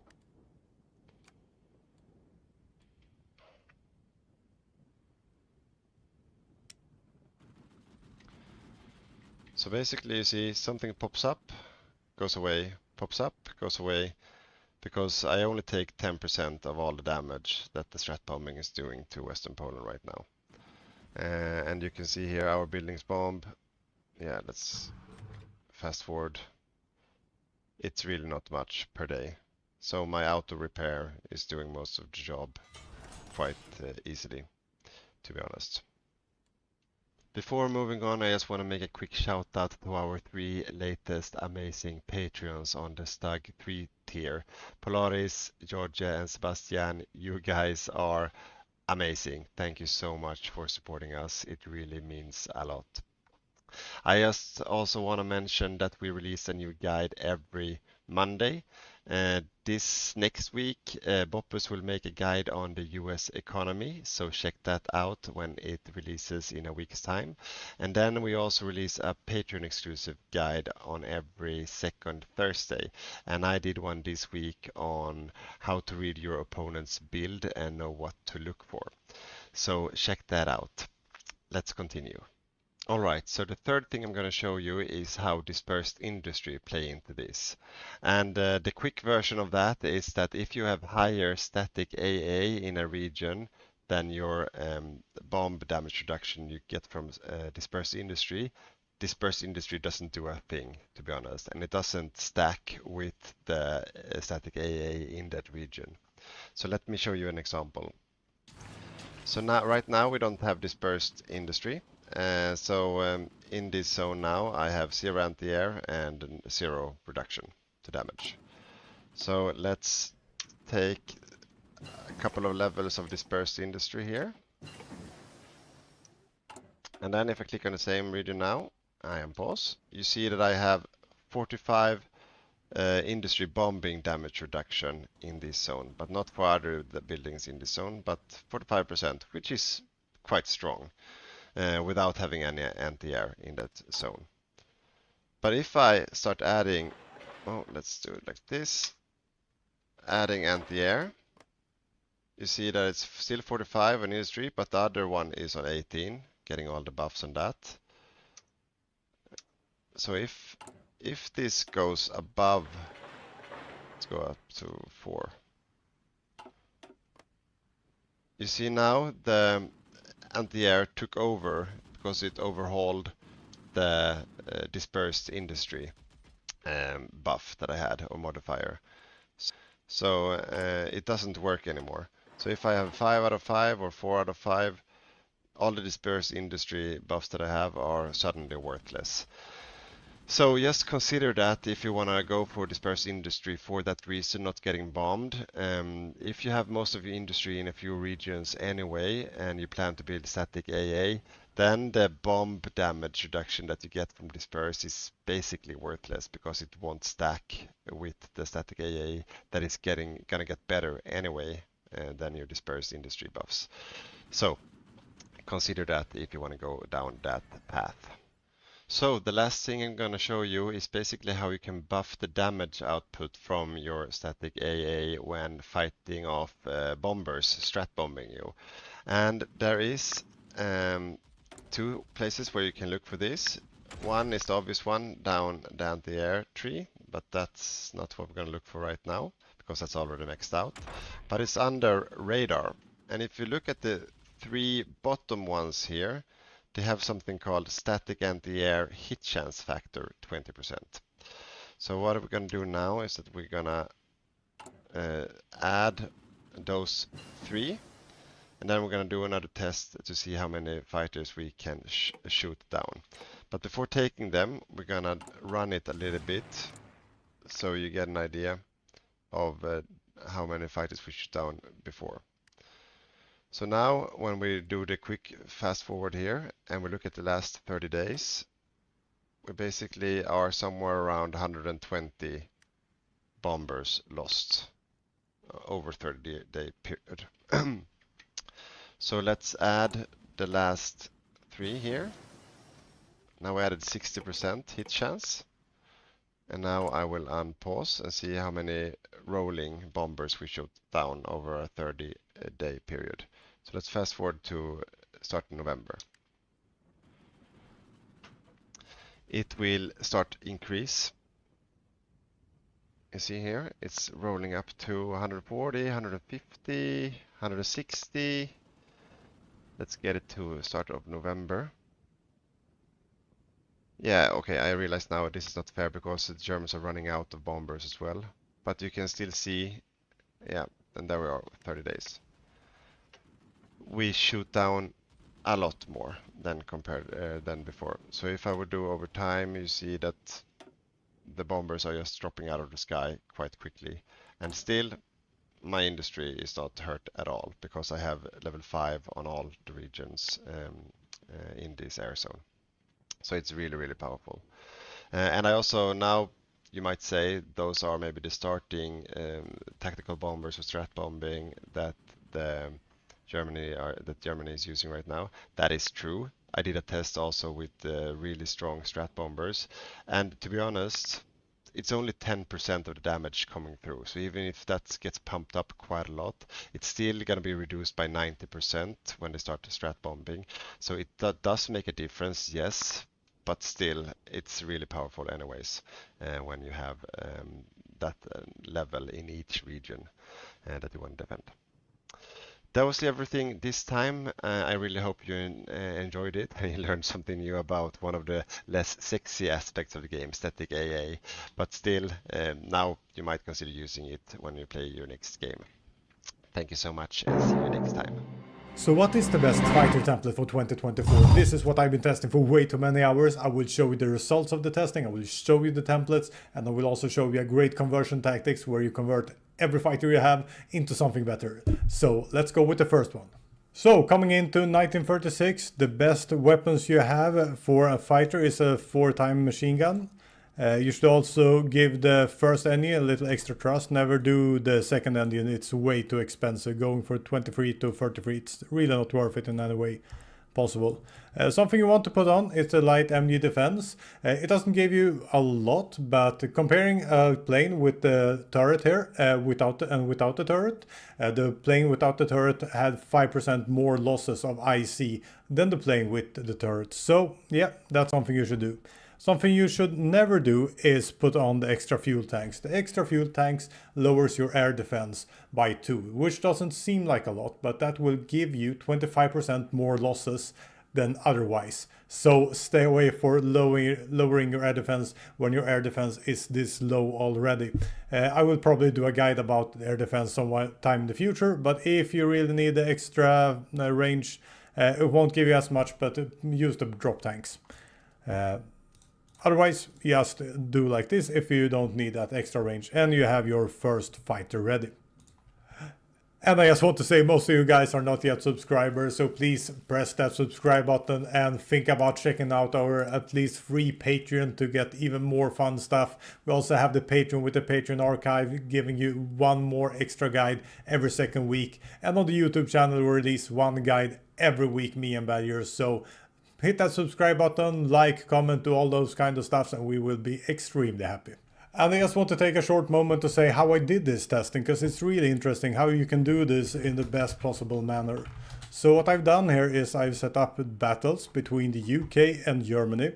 No doctrines, no MIOs or anything, just to make it as clean as possible. I've sent them up into there, and what I've done, as you see here, we have 1200 of this fighter, and going to Germany, if I can spell it, going to Germany, they have 1000. So I always match the IC. So if one is more expensive to produce, that side will have less of it. So you have an equal amount of IC in each side when I try the planes. Then I just sent them in and checking the details, and from that I can draw conclusions. How much IC have I lost and how much IC has the enemy lost? And that's what you're gonna hear when I say this is 20% more effective, 90% more effective, and so forth. So taking from there, one thing that you might be thinking about is, well, the basic heavy fighter. Could a heavy fighter be worth it standing up alone against an ordinary fighter? And absolutely not.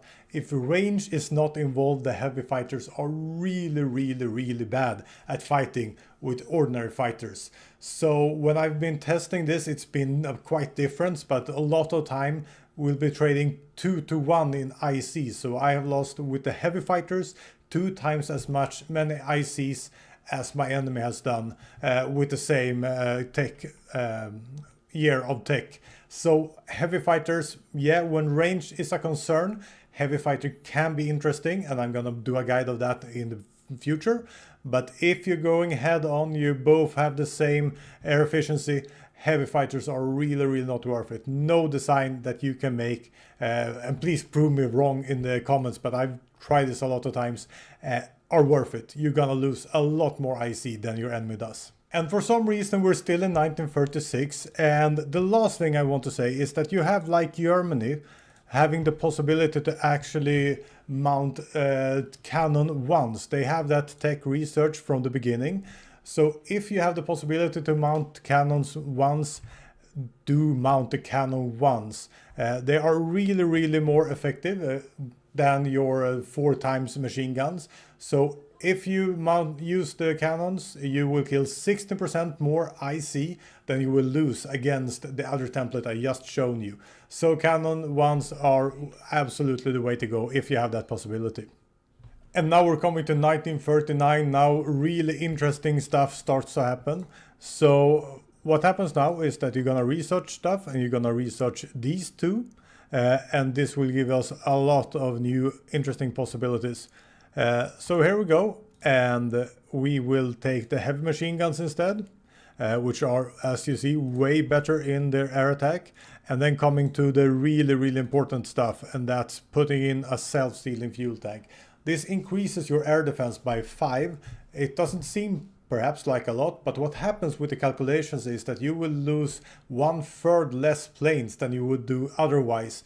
So that will cut the incoming damage by 1/3. So you take 66% of the damage instead of 100 as you did before. So that one is really good. I think all of YouTube actually agrees with me on that one. You could also put on an extra light MG defense turret. It almost just gives the same as it costs, so that's more of a flavor thing. So I just went with this more basic one. And what happens now is that like I've done all the time, I prepared some battles here. I don't think this is the exact battle for this one. No, it doesn't seem to be it. So I prepared a battle, I ran the battle, and what happened? This new design killed 2.2 times the IC that I lost. So they are 2.2% more IC efficient than the best 36 one. This is extremely important to understand, because this will break the enemy air if you have that design and pushing that early. So here we come to the conversion part. This is the same airframe, but it's 2.2 times as effective as the previous one. If you convert this one, you will gain a lot of speed. I think you will almost more than double the speed, as I saw in my calculations. So I did a test here.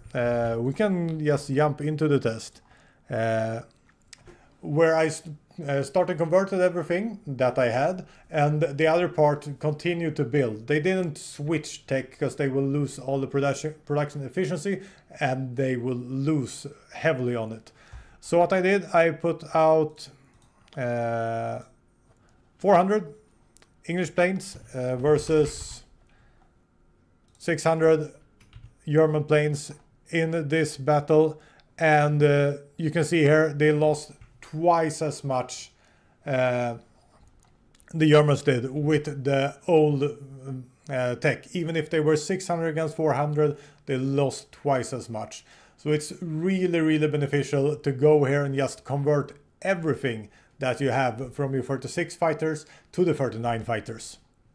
So coming to the 1940 tech, and what we have now is the new airframe, so we can fit even more heavy machine guns on it. So we put on even more heavy machine guns. We have a new engine we can put on.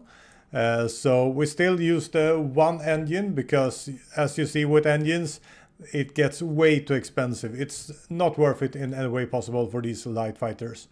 We still want the special module, the self-sealing tanks, because we want more air defense.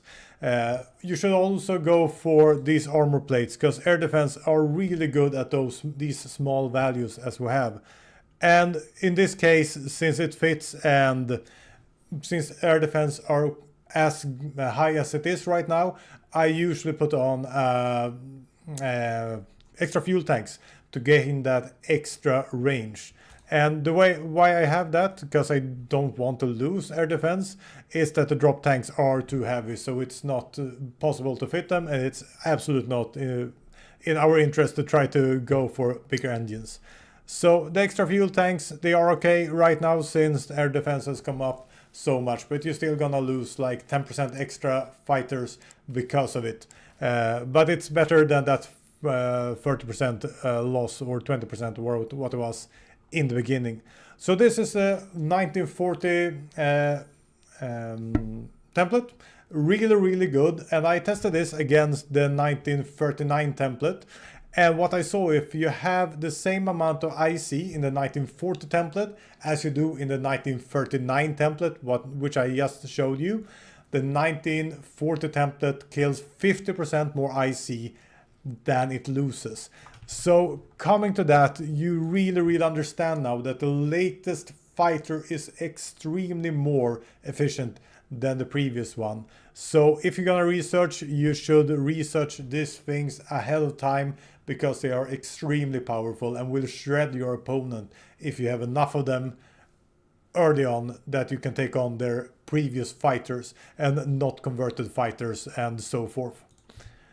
And yeah, that was it. I won't go any further. Usually you don't come that much longer. The game finishes absolutely before 44 usually, or 33. Otherwise, just go for a lot of attack.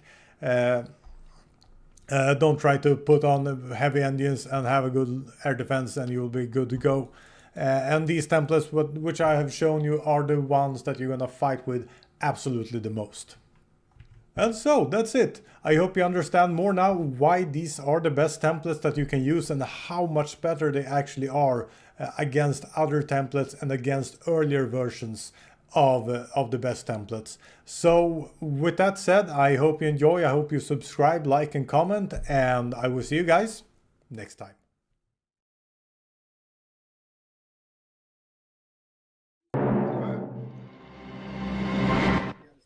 So it's time, we're back, and we have a guest in the studio. Hello. Hello.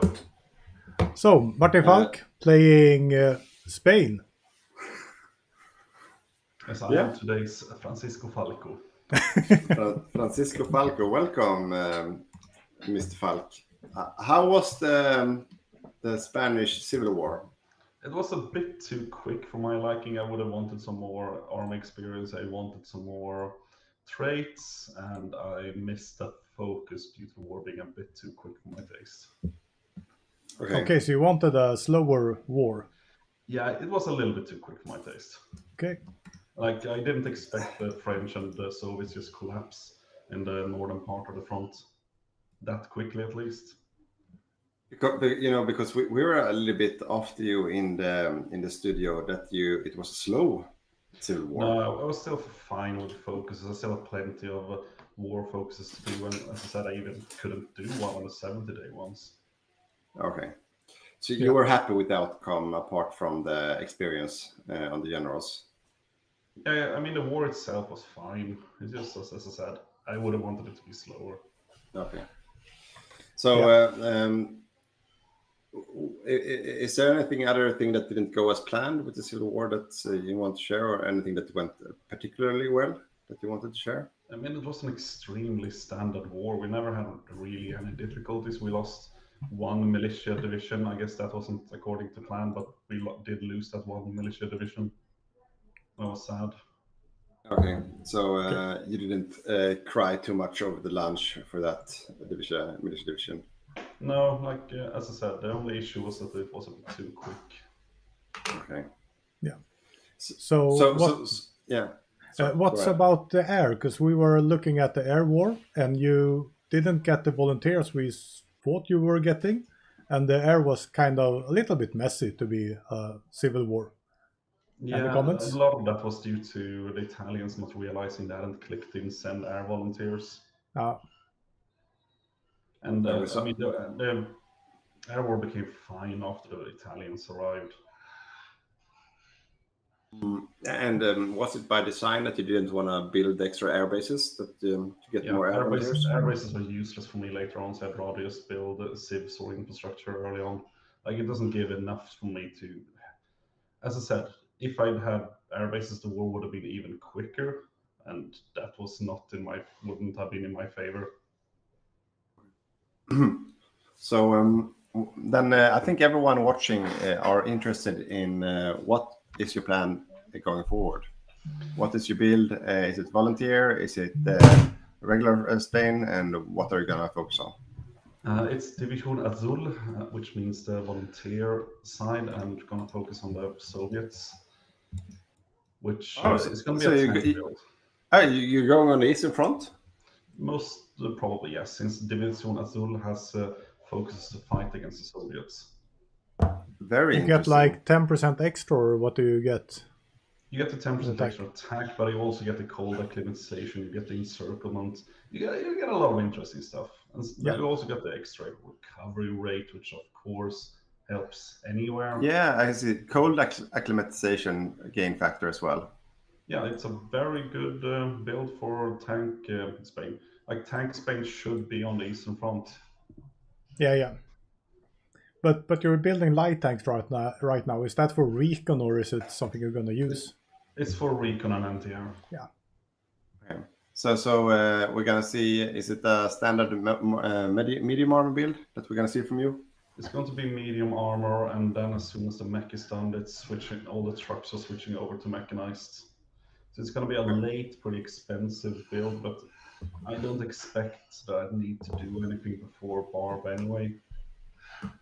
Yeah. Okay. So it's a very late build. I still haven't switched over to military factories. I won't comment that. I'm just listening. For everyone who is watching, have watched the Boppus's guides, you know that it gives him stress to hear that you're not building mills from day one in the game, basically. But, and it's a topic for debate. It's a controversial and long-running feud. Yeah. Especially between me and Martin, so we won't get into that right now. Yeah. Okay. So, but the Barb is coming like April 41, or do you have a set date? I think it's going to be somewhere in the middle of 41 when we don't have a set date. No. But standard stuff. That's what I think, at least. I mean, Ivan is a bit of a wild card, so he could change his plans. But while we have you in the studio, what is your take on the Battle of France? Is that going to be a walkover victory for Germany, or might he run into problems, do you think? I haven't really seen what's going on, but I think from the little bit I have seen, the French are doing some kind of heavy armor build, since they're importing chromium and they have factories on tanks. I see no other. Why are they even importing chromium?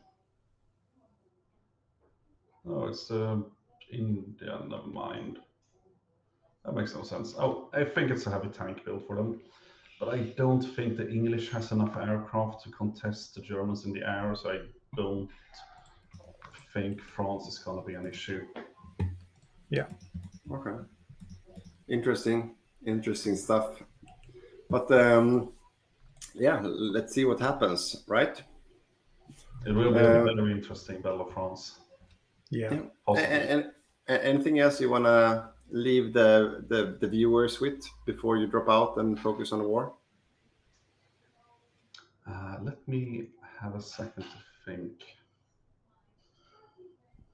Yeah, at some point I want to capitulate the Mongolians because they cost me an hour of my life. So that's a main goal for me this game. It's a stretch to capitulate the Mongolians, maybe. It's not impossible, but I mean, you might annihilate him if you're going on this front at least. Yeah. He's going to be a main target. Yeah, okay. That's a feud we look forward to follow up on the Eastern Front then. Absolutely. Yeah. Okay. But thank you for the interview, Falk, and good luck in the war to come. Let's see if we can get all the ducks in order to get this show on the road. And thank you, and I appreciate all the meme pictures of you two that has been happening. Yeah, for those of you who missed it, there's been out of control memes happening with me and Boppus on love stories in Discord. So yeah, we can post some more in the Patreon site afterwards. Yeah, we'll do that. Yeah. So let's get back to the game. Content for the Patreons then. Yeah, love content. Almost. Yeah. Okay. So thank you, Val. Yeah. Thank you. Bye. See you. So I think while he's dropping out, are we? We said that right after the lunch break we're going for another raffle before the war starts. Is that what we're doing? Yeah, I think so. So the biggest question is. Yeah. Go for it. No, so get the wheel up. I'm just gonna check. No new free Patreons or other kind of Patreons right now. So yes. So last chance. If you want to be part of this raffle as well. Oh, the war starts. Oh. So quick raffle. Very quick raffle. We see the invasion of Poland. We know that the Polish will be ran over real quick. So yeah. Let's wait with the raffle. I want to see Poland. I love seeing Poland fall. Okay. Let's wait for the raffle. Okay, that gives you another couple of minutes to sign up as a free patron or, of course, a supporting patron if you want to be part of the raffle. If you're part of the raffle, you can win DLC from Paradox, any kind of DLC apart from the latest one. And or if you want to have guides, patron exclusive guides from us, you can win that as well. Yeah. So it doesn't cost anything to become a free patron. It's just to sign up, and then we will get your email. That's like the main thing while you sign up as a free patron, and then we can communicate with you, give you a heads up when we have games coming up, and so on. That's what we get out of it. Yeah. Oh, let's go down to Switzerland. I got some clues about this, but I wasn't really sure. Yeah, they're going Tannenbaum. Straight off. This is something I haven't seen tanks against forever. Zurich. No, this is really exciting. Operation Tannenbaum. Yeah, and we also have Italy going into Marseille now. So they're attacking at all cylinders right now. And Poland is falling, Warsaw is falling. We have a lot of stuff happening right now. Okay, amazing start from Ivan. So the Germans haven't even attacked France yet, and France is already falling. Not falling. That's an exaggeration, but stuff is happening. Yeah, really. I love this. Okay, so at the front of the onslaught from the Italian side, we have these mountaineer divisions. Good stuff. Armored recons, 6-pack arty, good early game divisions. So really the spearhead of the Italian army. So they are serious about this. Yeah. They also have air in the air there, and with no. There's Poland's gone. See what's happening. Poland went quietly into the night. Yeah, they're redeploying. The question is, do they go for... There's nothing going down to Greece right now. Okay, this is interesting. You see the Germans, they are pushing through here now. So they are attacking into core French territory now through Switzerland. With all there goes Switzerland. So the tanks are just pushing through. Okay, let's see. What's the response from France? France are going down to Dijon. Down to the border. Now he's moving his heavy tanks. Yeah. But is it too late though? There's no infantry to stop this. No, this will be a really quick war. He has no troops where he needs them, and he still has armies in the north. Yeah. The Maginot Line is now reorganizing. Yeah. Maybe, you know what I realized? When I'm looking at the game, we're looking at each other okay, I'm going to try to move my camera to this side. See if that's better. I could perhaps... If that's better? Let's see if... Oh, no, that's wrong. Now I'm upside down. But I think I can fix this with Give me a second. So okay. No, I think it's better now. So no, we're not looking at the same direction anymore. There. Okay. Okay. Let's focus on the fight. Yeah. So the Germans are now pushing. You're upside down. Yeah. No. I fixed that. Okay, so okay. now I'm mirrored. Okay. So the Germans have breaking through, and they are encircling the entire Maginot Line. Yeah. It's a bloody affair. 100,000 dead French soldiers. Only 4K dead Germans so far, thanks to the French. It's a bloody battle, and yeah, you see here the Italians doing the heavy lifting in the south, pushing. They have 100% air superiority, so they could go for an airdrop right now, and I'm not sure. Oh, Germany is out of fuel. And Germany is out of fuel. Yeah, they are completely out of fuel. This is interesting. They haven't noticed yet. That's very interesting. But the French, they forgot their air force is still on the ground. The French Air Force is not flying. That's also interesting. And let's see. So they should fire off their paratroopers right now. Look at German. Look down here. They have an encirclement of German tanks here. Oh my god. No. Oh my god. This is... Germany is out of fuel and they are getting overrun. Oh no. That's 3 tanks. 3 tanks are... This is 3, 4, very 5 intense. tanks. 1, 2, 3, 4, 5 4 tanks. 5 tanks. They're retreating, but there's nothing. Right? There's nothing supporting that now. They can't. No. Yeah. Oh, no, they're dead. They're dead. Oh, yeah. That's really a hurtful. Super heavy blow for Germany, and it's the fuel. It's the fuel. They. Oh my god. 0 fuel. No, what I did. Oh my god. Oh, and Mossberg played that really good. I thought that. But the interesting part is that the French player, he still doesn't have any airplanes in the air. He forgot his own airplanes, and the UK, he's not helping. He has 0 air helping out.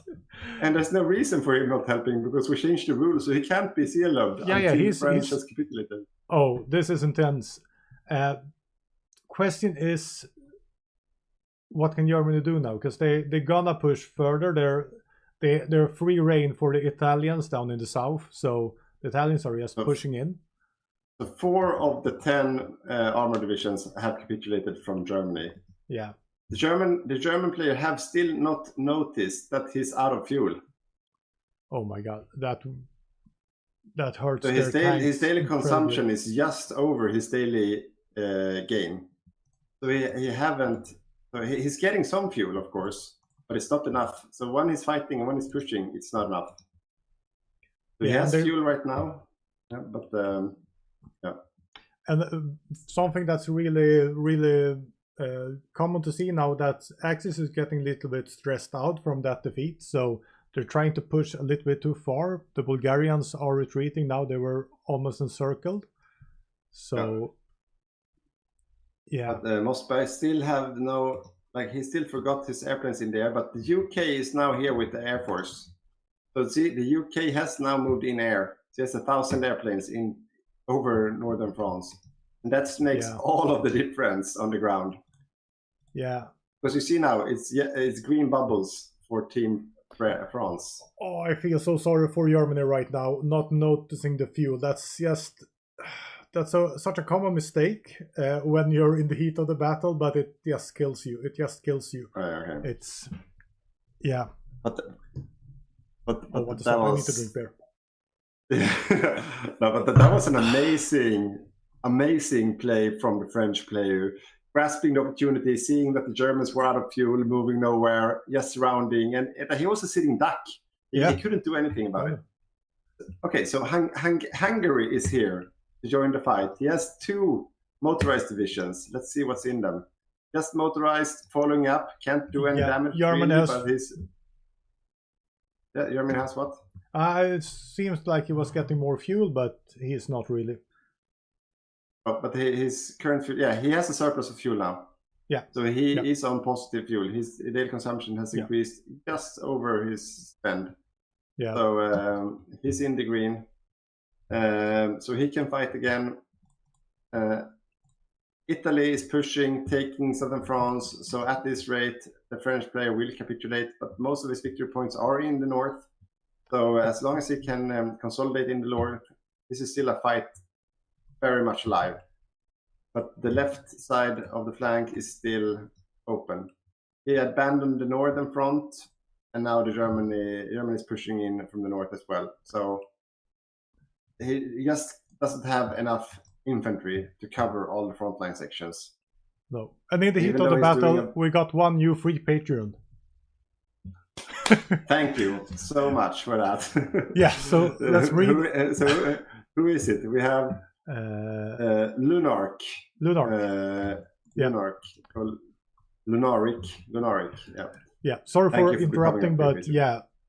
Oh, I love the opening with Switzerland, though. It was a really, really good play. Okay. But the French player noticed that they are coming from the north, so he reassigned infantry to the northern section once again, behind the river line and in the forest. So Netherlands has capitulated. That was expected, probably undefended as well, because he's focusing on the Indonesian territories. Yeah. But you see here the defensive lines. He's putting back the heavy armor. He's consolidating around Ile-de-France, the center, the pumping heart of France. And he's just leaving the southern French Vichy territories to their destiny. The capitulation limit is still high. He's well aware that most of the victory points is in the north. Yeah. So he doesn't care about the southern territories. So this will drag on for at least a couple of months now. Yeah. France has killed 120,000 Germans. Germany and Italy combined have killed 170,000. Yeah, and the Maginot Line is surrounded now. They're coming in, so they will lose not that many troops, but yeah. We see here, trading well, but the upside for the Axis is that there's no close air support happening from the Allied side in this zone. And the French Air Force is still on the ground. Unbelievable overlook from the player, who's doing so well in other aspects, but he forgot his Air Force. Those 100 tactical bombers would be amazing right now. And Ile-de-France Air Base is also bombed down to smithereens. Okay, right can now. that be? So the strat bombing is coming online. Yeah. Right now it's red air, which means that the Air Force, this is pointless right now. So the strat bombing is really working in the favor of the Axis. Yeah. So there you go. Now they noticed, they moved away, they're backing off with airplanes. So, paradox. Cherbourg. Yeah, but they have someone defending there. Yeah. No, not Cherbourg. Nordings. Okay, here comes the paradox. Okay, outside Bordeaux has landed. La Rochelle has landed, but will lose. Le Havre will also lose. Yeah, so it went exactly how we expected. So they strat bombed down the air bases, and then there we go. There we go. Vichy is created. France has capitulated, but they gave a bloody nose to the Germans. Yeah, well, I think it was a bit premature. It was the paratroopers that did the premature push over the edge. I think that the French player wanted to have fought a bit more since he still had all his armor intact. Yeah. I think he was disappointed by that early capitulation, to be honest, because this was a fun fight to watch. Yeah, really good. So now everyone will rearrange. We're not expecting any attacks on the United Kingdom. They're going to go for Alamein. But look at North Africa. We missed this one. We missed it. Oh, wait. What happened?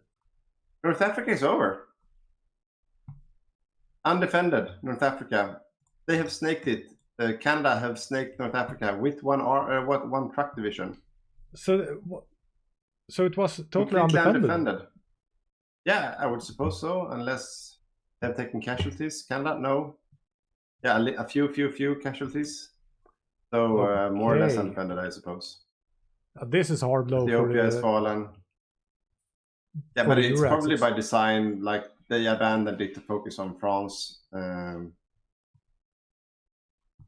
So I don't think they're too worried about it since they abandoned it most likely. No, but still, it will be a hard time and take much longer to go and attack El Alamein right now. Yeah, but I mean, we'll see with the naval battle in Mediterranean, right? Because here we go. Okay, so the Italian fleet is fighting some Dutch submarines. Yeah, and winning quite handedly against them also. Yeah. So. There's raiding happening outside of Somalia. So the Germans have U-boats outside of Ethiopia.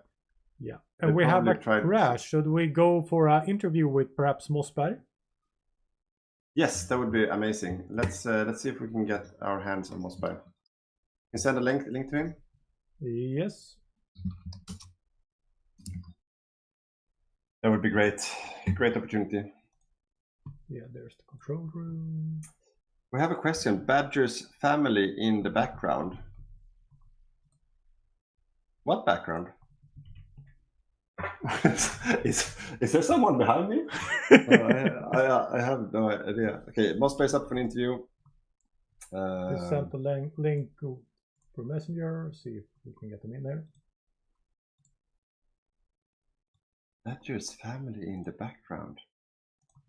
No, I would not expect so, since I'm not even at my own house.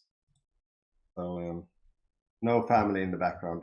I'm at the Spanish player's house, Falk places Spain. I'm at his house right now.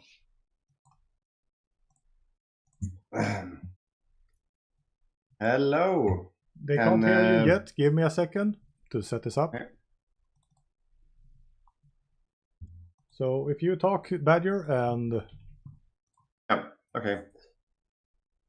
So for those of you living in other countries around the world, it's very interconnected in the southern region of Sweden and the eastern region of Denmark. So it's very easy to drive across the bridge in the morning. That's what I did. I crossed the bridge and I'm now in southern Sweden called Skåne at my friend's Falk's house to cast from here. That's why I couldn't use the green screen, because he gave me a very small room with no place for a green screen. So, and now Mossberg is set up for an interview, so I guess we'll just head over to the interview screen. So welcome, Mossberg. Well, thank you. Nice to be here. Yeah, that was a intense Battle of France. Yeah, it was. What's your response to the fight? Like, what are your thoughts? First of all, brilliant move going through Switzerland. Fortunately for me, I'm guessing it was Ivan doing it. He got greedy and lost a couple of tanks up there. I don't know if it was 4 or 5 that we actually took out, but it was intense. I was sure that he was going to paradrop day 1. So we were sitting and waiting, or I was sitting and waiting for that, but then he came through the Alps instead. Yeah. We saw one interesting mistake on each side, or maybe mistakes. We don't know, but I don't think it was by design on each side that led to, effects in the fight. Like we saw, the Germans, they ran out of fuel when they attacked you. Like not only supply, but actual fuel. He had no fuel in the stockpile.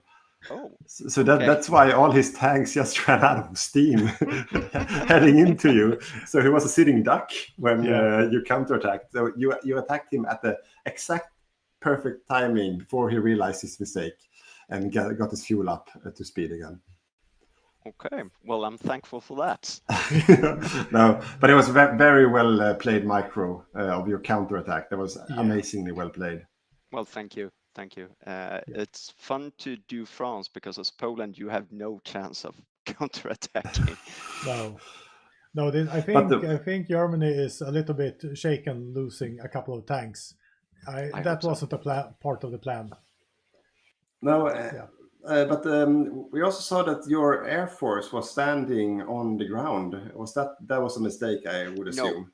No, that was a plan because we were speaking in the allies chat that, oh, he has paratroopers, let them drop. So we wanted him to drop so we could kill him. But then when it was the plan from the start, and then I kind of got my hands full when Switzerland happened, so I didn't put them back up.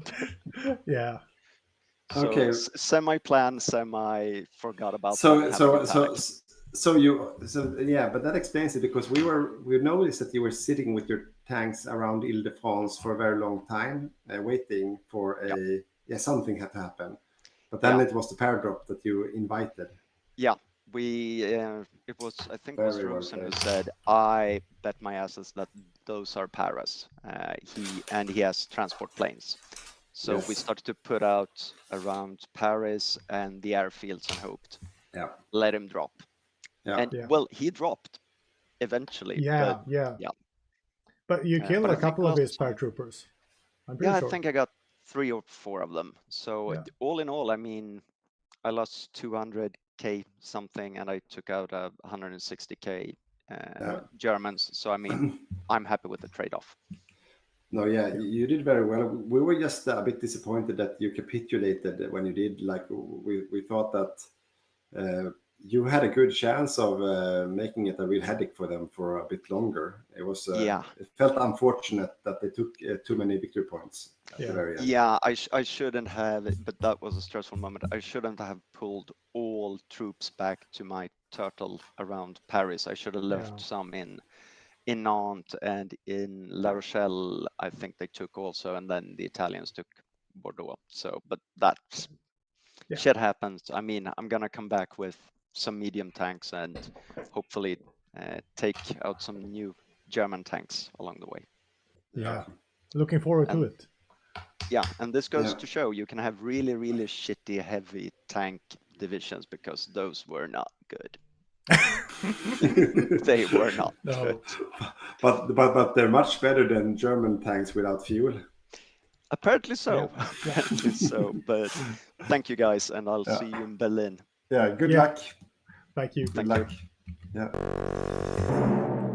Well, that was very interesting. So it wasn't a mistake from his side, Anna.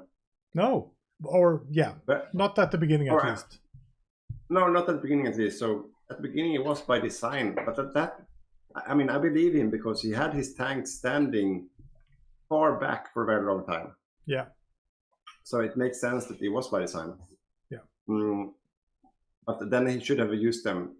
Once he has started to counterattack, he should have put his air force into the air. But I mean, it was probably too much to handle at the same time. Yeah, that's the thing. In the heat of the moment. Yeah. Okay, but here we go. So there's a lot we're of rolling. Yeah, we're naval rolling. battles. Naval battles happening outside. Yeah, so the Germans are trying to raid East African coast. Yeah. I'm not sure if they don't have any range there anymore. Okay. So his submarines, they are probably going to have to pull back, because they won't be able to operate there any longer, and will be out of supply really soon. But that's also interesting. So he tried to close off that zone. Okay. But something is happening here. It's still just raiding stuff happening in the Mediterranean. But I like, it's very interesting that, oh no! We missed the winter war. We missed the winter war. How could we? It was too intense. We totally missed it. Too intense. Okay. So what happened? I was going to ask the viewers what happened, but they have no idea, of course, because they're watching what we're watching. No. Okay. So let's see. Can we see anything? Okay. Ask Francis if he is up for an interview. Yeah. We need to ask the Finnish player what happened, because he has 250k soldiers still in the field. He had 2 mountaineers. My guess is that someone just grinded them down and hit the bottom. Yeah. Let's see what. Because it was it's Soviet victory. It was Soviet victory. Yeah, exactly. According to the border, yeah. But it doesn't look like they made a huge punch. Oh, it doesn't. Yeah, the strat bombed. You could see here. Ah. He got strat bombed a bit. He still has a big army, so it can't be too devastating. No. But let's see if we can get him for an interview. Yeah. It was such a good battle in France, so we missed the Finnish Winter War. Yeah. Here we show our inexperience in the studio. We get too excited. Exactly. Yeah, no, like that's not a mistake that PD and Victor would made. They are much more experienced than we are. They wouldn't make such an easy mistake. Yes, don't miss the Barbarossa guys. We're getting from Saxony. Oh my god. This isn't good. Yeah. We're not gonna miss Barbarossa. No. That's okay. So Yugoslavia is getting overrun now. That's not a player country today. Yeah, sometimes we have Yugoslavia as an access player, depending on how many players we have playing. But we didn't have that many players this time, so no player on Yugoslavia. So that's going to be chewed up and split between the Balkan countries and Italy today. Yeah. And we don't have any player on. Could we go up to Norway? Because we have an invasion in Norway now happening. Oh, interesting. So it's the Germans. Yep. That coming from, and what is that division? What kind of division is that? Cavalry, what? Oh, it's a Danish, some kind of Danish volunteer division. Okay. But yeah, so Danish is AI controlled. But the game is paused. Francisco Falco has paused the game. Maybe we have a disconnect. Yeah, Mexico have disconnected. But the perfect opportunity for a interview then. Yeah, but Francis isn't responding right now. Okay, let's see. Interview. I'd like to see if we can get him. Don't you have access to the access chat? Yeah, right probably. in the access chat. Yeah. I think that would do the trick. Francis, interview. Francis?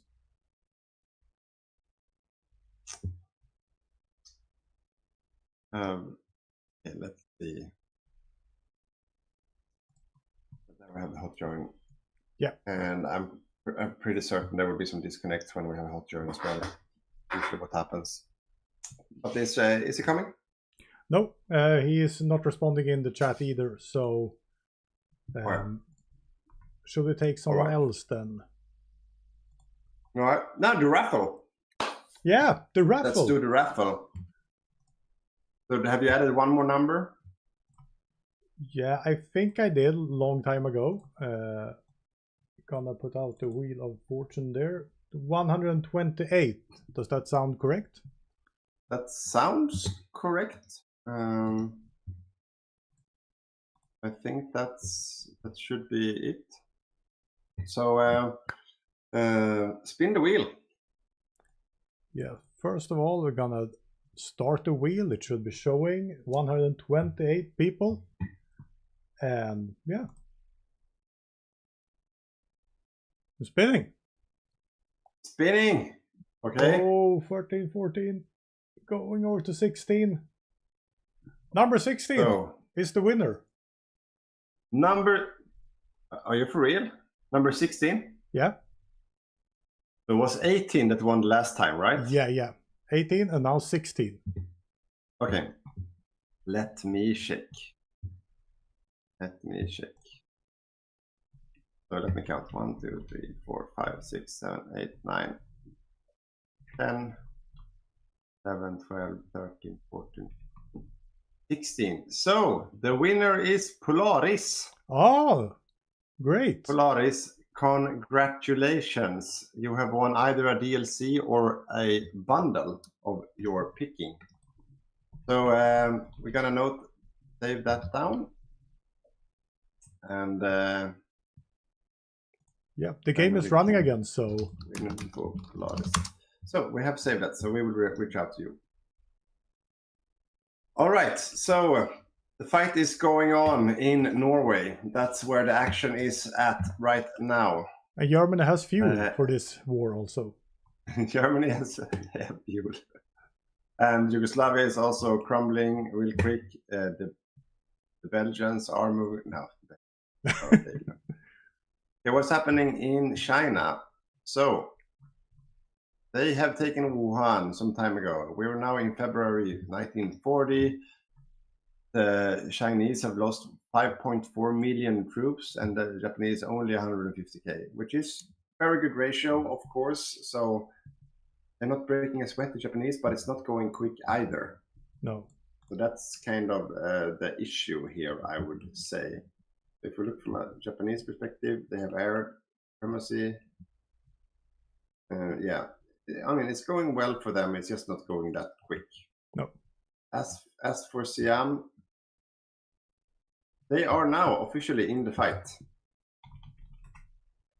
So the Siamese troops are here and fighting, and it's mountaineers with pack arty. The mountaineers, yeah, 3 mountaineer divisions doing the work on the east side. So I think he's happy with that. So now he's also joining the fight, and they are pushing on a broad front now. So this will be over real quick at this pace right now, because I don't think there will be any more waves coming from the Chinese. Now it's a mop-up mission. They will probably capitulate in a month or maybe in 2 months' time or so. Yeah. So let's go back to Europe. We have a capitulation of Yugoslavia. That's now done. And Norway. We have no reinforcements from the allies in Norway, what I can see. No. So nothing. Yeah, they have.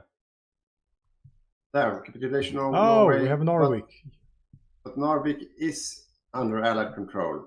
Yeah, so that's good. They'll probably take back the rest of the northern Norwegian territories. And the reason why you want to do this as allies is because there's no access here, as you can see, in the northern part of Norway. So this, basically, in all practical senses, the northern part of Norway is an island. So by the UK controlling it, it makes it pretty much impossible, not impossible, but very difficult for the Germans to take this territory unless they challenge in the air or on the seas. But the seas are right now a UK dominion. Yeah. Even though the UK fleet is not amazingly strong, it's still strong, much stronger than the German fleet. If we want to, we have the possibility to interview Francis. Should we wait a little bit or? No, let's do it now, because it's low intense right now. No real player fighting happening. We have the invasion of Greece, but that's not too exciting either. So I'm let's just go for an gonna interview. make sure that we get him into the stream then.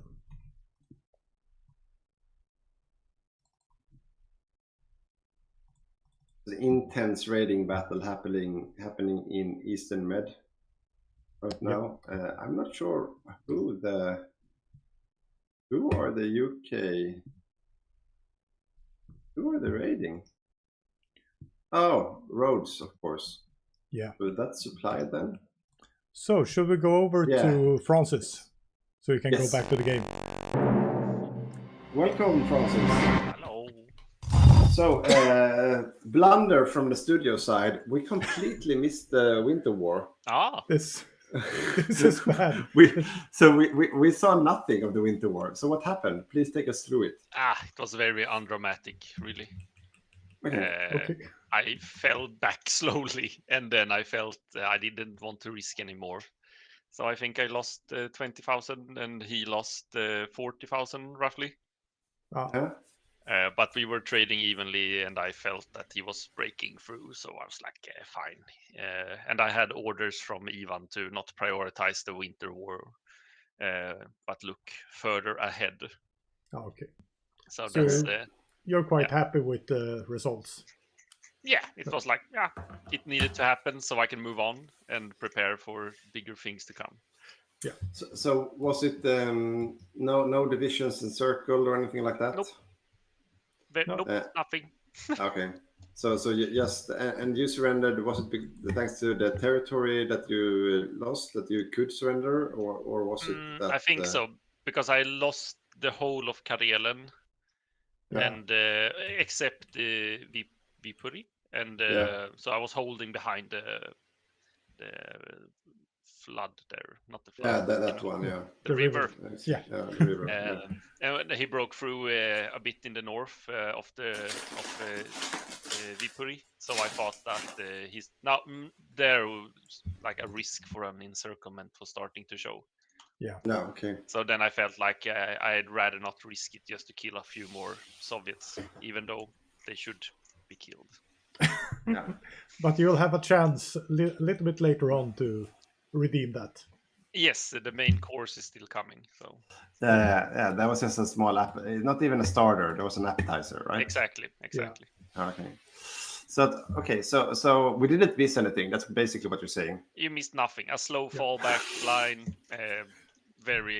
He bombed me a lot. So like when he bombed me enough, he could break through at some points. But I held other points. Yes. So what you're saying is that the chat can stop flaming us for missing the Winter War. Yes, they can all calm down, I think. Yeah. Okay, but that's good. Then that's good. We didn't miss anything then. But we look forward to while we have you here. What's your plan on the Barbarossa? Like, what's your assignment? I will build a few more divisions, and I will use them to take territory. It's very this is very uneventful here. It's a very classic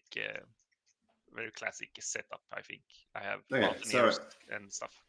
Okay, so mountaineers that you push with, and then the infantry to hold the line. Yeah, that's what's gonna happen. I think. Yeah. Right. Maybe I do something with some mechanized. I'm gonna see how that feels. Oh. Maybe. But will you get any help with frontline infantry from like Germany or someone else? I don't think so. They will probably not prioritize me. Okay. But we'll see. I don't know if it's gonna be even a late or early or like a proper time in Barbarossa or not. So. I think this is also redeeming me, because Badger was asking, did you actually get any plans from the Axis players? You know nothing, Jon Snow, but it seems there's nothing to know about the plans. Yeah, I think there's a plan. Ivan always has a plan. And now I see that you researched mechanized trucks as well. So I did. The secret is out. Yeah, so maybe you might be serious about that. So that's interesting. Yeah, it might happen. Yeah. Amazing. Looking forward to see what happens. Yes, gonna be lovely. Lovely to have you here. And we're gonna go back to the game then. Yeah, good luck. See you, Process. Bye, guys. See ya. Right, but happy. Sorry, viewers, we missed it, but we missed nothing, so that's good. So, and I was checking the game a little bit. So there's still a slow pace in China. Nothing much to see there. They're killing AI troops. Yeah. But I'll give it a couple of months, perhaps. We're in the end now. Okay, they're taking Greece. Yeah, they're slowly pushing Greece, but the AI is trying to resist. But it's no. I mean, main reason it goes slowly for the Axis is because they're overstacked. Yeah. Supply. Oh yeah. That's yeah. But it's gonna happen. And right now, what's interesting is that the Allies are able to raid a little bit on the Italians, thanks to the fact that the Italians are having naval bombers on roads to raid and bomb the Allies. But those naval bombers need supply coming into a port on the right side of roads. Yeah. So he's actually opening himself up to becoming raided himself instead. But I mean, he has 700 convoys, so 800 convoys. It's fine. It's absolutely fine. He needs a little bit more fuel though, but that will probably be okay.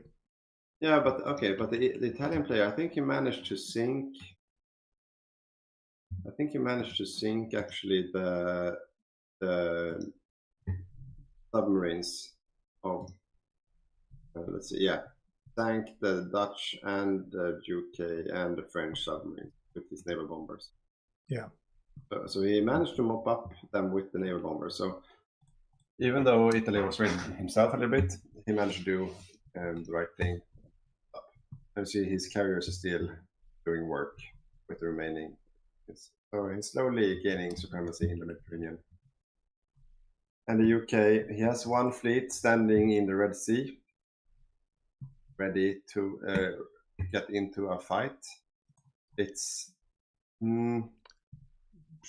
I'm not. It's unexercised air wings. It's a proper carrier fleet, but like it's not that much here going on. And not exercising your air wings is really, that makes a big difference. Yeah. So and it's not refitted. It's not a refitted fleet. So it's a very standardized fleet from the UK. He has doctrine, but not a carrier doctrine. Yeah. Does he have advisors? Naval speed. That's about it. While the Italians, what's his fleet? Let's see. That's one fleet. That's not the main fleet. I hope it's exercised now. Yeah. And his main fleet is 7-7. He misses screens, a lot of screens on this one. Let's see. Yeah, it's also quite bad, to be honest. Oh, it's just crash. Okay. Yeah, like I'm not sure. Like I can't really figure out what they're trying to do. There's no min-max in any way fleet here happening, so it's both crap. Yeah, the UK would win an engagement against Italians because Italians are missing out on screens. And I want to go out there here and defend all us players that are bad on the Navy, because it's okay not knowing everything about it. Yes, Badger has, he knows more than most. So when he says it's crap, it's perhaps not worthless, but yeah. No, of course. It's not out of part. No, that's very good that you say that. It's not crap. It's just not we call it like min-maxed to the date we're at, to have a fully stacked fleet with the latest technology and a full screen capacity. That's what I meant by that. Yeah. But since either side have prioritized Navy, one can tell it's more like it's up for anyone to grab a victory on it. It's under prioritized. That's why. But that's really because I think you have a huge point, and Navy is very binary. Either you have a good Navy or a bad Navy, and that will decide the outcome of the battle. Whilst in land combat, you will lose some, you will win some. It can be a back and forth. You can out-micro your opponent in much other ways. So if you have a huge engagement and one have a good min-max fleet and the other one hasn't, then the result will be devastating. Yeah. Oh, China. Mid-40. Mid-40. Late China victory. Late China victory. And see if Monkey gets a little bit territory. Manchu got... Yeah, they're getting a bit more. Okay, let's see what he gets. Gets more and more. Oh, he's eating. Also Nanjing. But let's see how much they'll give him.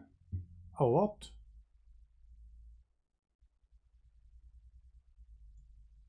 Yeah, let's see.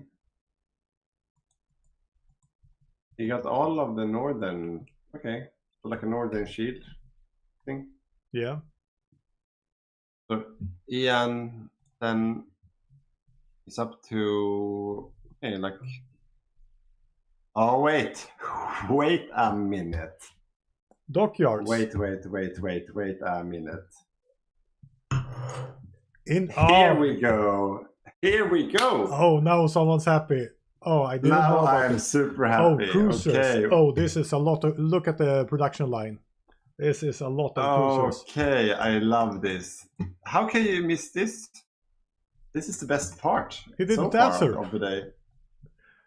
Okay, so look Torpedo at cruisers. this. Look at the design. Oh my god. This is raiding. Yeah. We have raiding cruisers coming in from Mr. Japanese. And with so the reason he's going for cruiser because they are much more expensive than destroyers, but it's the range. They'll be able to operate pretty much across the entire Pacific, even though they cost more. Yeah. But this is super duper interesting. Yeah. So the Asia Axis faction leads with 25 naval dockyards against USA right now. I wonder if they have noticed this. If they haven't noticed this, they're in for a treat because in Japan, he has 85 dockyards. It's not that like he's not prioritizing the Navy, but Manchu 72. This little nice country in the north, he's going for surface raiding, and that's gonna be one tough nut to crack. Yeah. And look at this. Manchu has carriers. Has carriers? Yes, he has built carriers. Oh, this he has a proper surface fleet. Because with 75 dockyards, that's a really that's a good amount of dockyards. Yeah, because this is a serious fleet. Yeah, he's not just. No, I don't think he's just going to raid. No. I think he's going to use. I think the submarines. He's going to use them for screen because this is a serious fleet. Yeah, he's probably building navs. Yeah. All naval in bombers. Oh, this is the best thing yet. So all in naval Manchuria is. I love it. I love it. Okay, so from trashing navies to holding them up to the sky. Yeah, we gotta keep an eye out for Banshee because this is epic. Yeah. Oh my god, what is the US doing? Yeah, so he's still on the submarine program. Is ready to be launched. Yeah, and he's building a lot of convoys, isn't he? Why convoys right now? He has 129 dockyards, so he's in the race. Yeah, look at those carriers. This is nice stuff happening. Super heavy carriers being refitted. A lot of convoys. Wow. Wow. What is happening? He's making a convoy stockpile for the entire team. He told me that he was going to build some convoys, but this is... Some convoys is an understatement here. So he's building crazy amounts of convoys, but I'm not sure that he's gonna be able to pull this off. No. So where's his main fleets right now? While you're 12 checking... carriers, 15 battleships, yeah. And I'm checking the Mediterranean, nothing much happening. There's some raiding and bombing going on in the Eastern Med. Norway, the northern part of Norway is secured by the Axis. So the Allies have no, by the Axis. Oh. So the Axis has the northern part. So they have locked them off. Okay, secured is maybe not overstatement, but they moved in troops there but yeah, they have no supply. They could probably be run over quite easily if they wanted to. Yeah, for now it's secured until it's not secured any longer. Yeah, let's see. It's Germany. Yeah, okay, they have one harbor guard. Then okay, still interesting. Okay. But what I'm wondering right now is where the Axis goes from here. They're close to Barb. I don't think they will do anything. I think they will leave Egypt alone. They don't have the strength or to take it. They're still fighting in Greece. So I guess what I would do right now is going for an early Barb. As early as I could.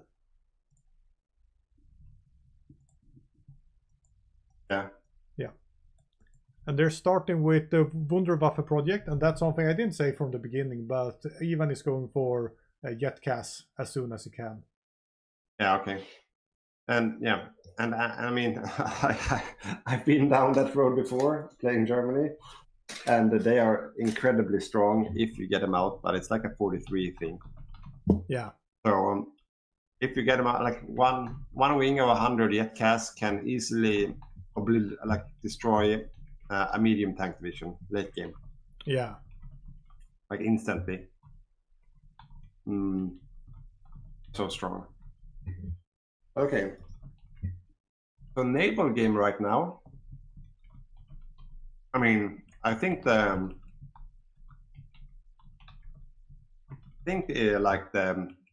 Munchshoe gambit here.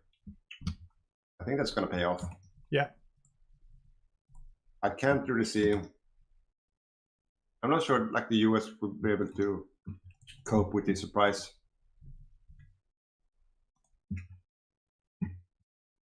Yeah, now they're building infrastructure in the south. They're preparing for a southern war. Siam is readying up as well, getting his infantry out. Rocket Arctic mixed with Park Arctic, and with some mountaineers in the front. Yeah, they're doing. He's going to do some heavy lifting against the Rush there. So we'll have a couple of months with a little bit peace and quiet right now, and then all hell will break loose with the attack on the US by the Japanese and Barbarossa starting. Yeah, so basically, why are we not seeing, or what are the Axis? What's the Axis game plan right now? Are they just going to ignore North Africa? They don't. Yeah, they don't have the time. They don't have the time. If they're gonna go with Barbarossa in like March, they couldn't really land and do something in Egypt before they wanted their units back.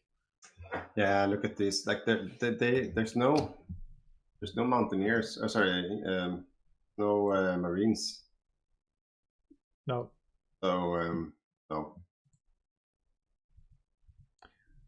And Italy went with a lot of civilian factories, and what happens then is that you won't have the strength at 39 to do as much as I would love to be able to do. But they will be stronger late game, so... This looks like they have made some rework on the Vichy tree, because those focuses only 14 days now. Ah. They used to be very, because I'm surprised that he made it all the way. So they're really buffed. Super interesting. So Vichy is actually up and running in September 1940. Oh, that's good. He's not building anything though. That's kind of weird. But his...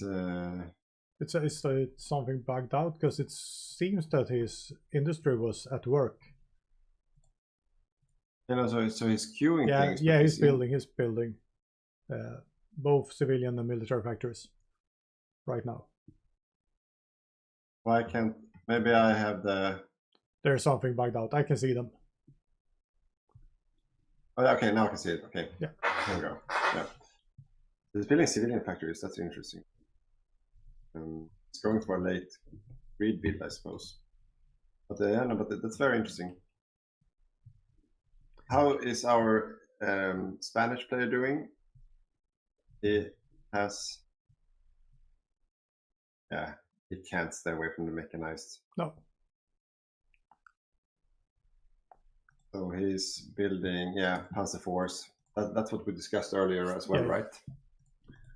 He's doing the German tanks. He waited for those, and now he's doing proper Panzer Force.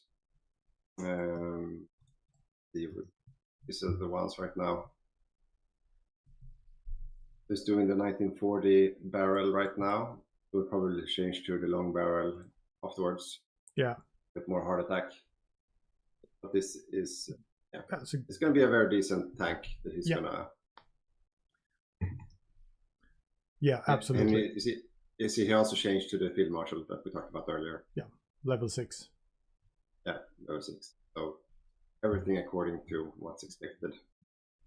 from the Spanish player. As always, I'm always looking forward towards Barbarossa. If there's something I really love about this game, and there's a lot of stuff, but the Eastern Front is something special. That's where the really fun stuff happens. You might say it's on the sea, but I don't agree. No, but I can appreciate that as well.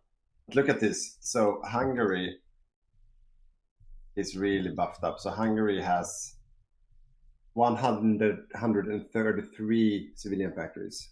Yeah. That's a super strong Hungary. And he's just spitting out military factories now. Yeah. And you see he's building his own domestic tanks as well. So that's going to be plenty of tanks coming out of the Hungarian player as well. Yeah. Right now, only gonna add tanks real soon. So very interesting stuff happening, and the Romanian player, I think he finally changed his templates. Yeah. Yeah. No. No. No, what do we haven't. No, only regular, like crappy infantry so far. 18 widths, but he's building dockyards. So how many dockyards does he have? He has 13 dockyards, and he's building more destroyers. They want to take the oil fields. So I think he's just gonna have crappy infantry then, like just move around the front line and be frontline duty. Looks like it. I mean, and then he probably just built fuel because he doesn't, when he builds. Yeah, fuel and rubber. Fuel and rubber. Yeah. Because the fuel, he won't get any lend-lease from the fuel because that's just something he will lend-lease it away. He get any trade from it, I mean. Yeah. So he's just taking one for the team and building what the team needs. So a true unsung hero playing Romania. I'm gonna put it on the screen here. Our rubber factory guy. Amazing. He's doing the same again. Okay, and here we have the Bulgarian divisions. What do you think about these? Kind of standard rocket art divisions. They're really good in the beginning of the war. As soon as, like 1 year ahead, things will start to get too hard, and they won't be useless, but much less effective. So he will do a pretty good start, and I think they need that because they're going for a late build, most players, so they need something to punch up with that start. So I think that's viable in this setup. Yeah, I mean, he has 5 of them right now. Yeah. He's building 2 more, as we can see right now. But those are 500 soft attack. I mean, they will just punch through the Soviet front line like butter. Yeah. So, but he will get crushed when he runs into armor. So as long as he can do some kind of hit and run strategy on the eastern front, he will be super effective. Yeah. Let's see. We have some comments from Wendy.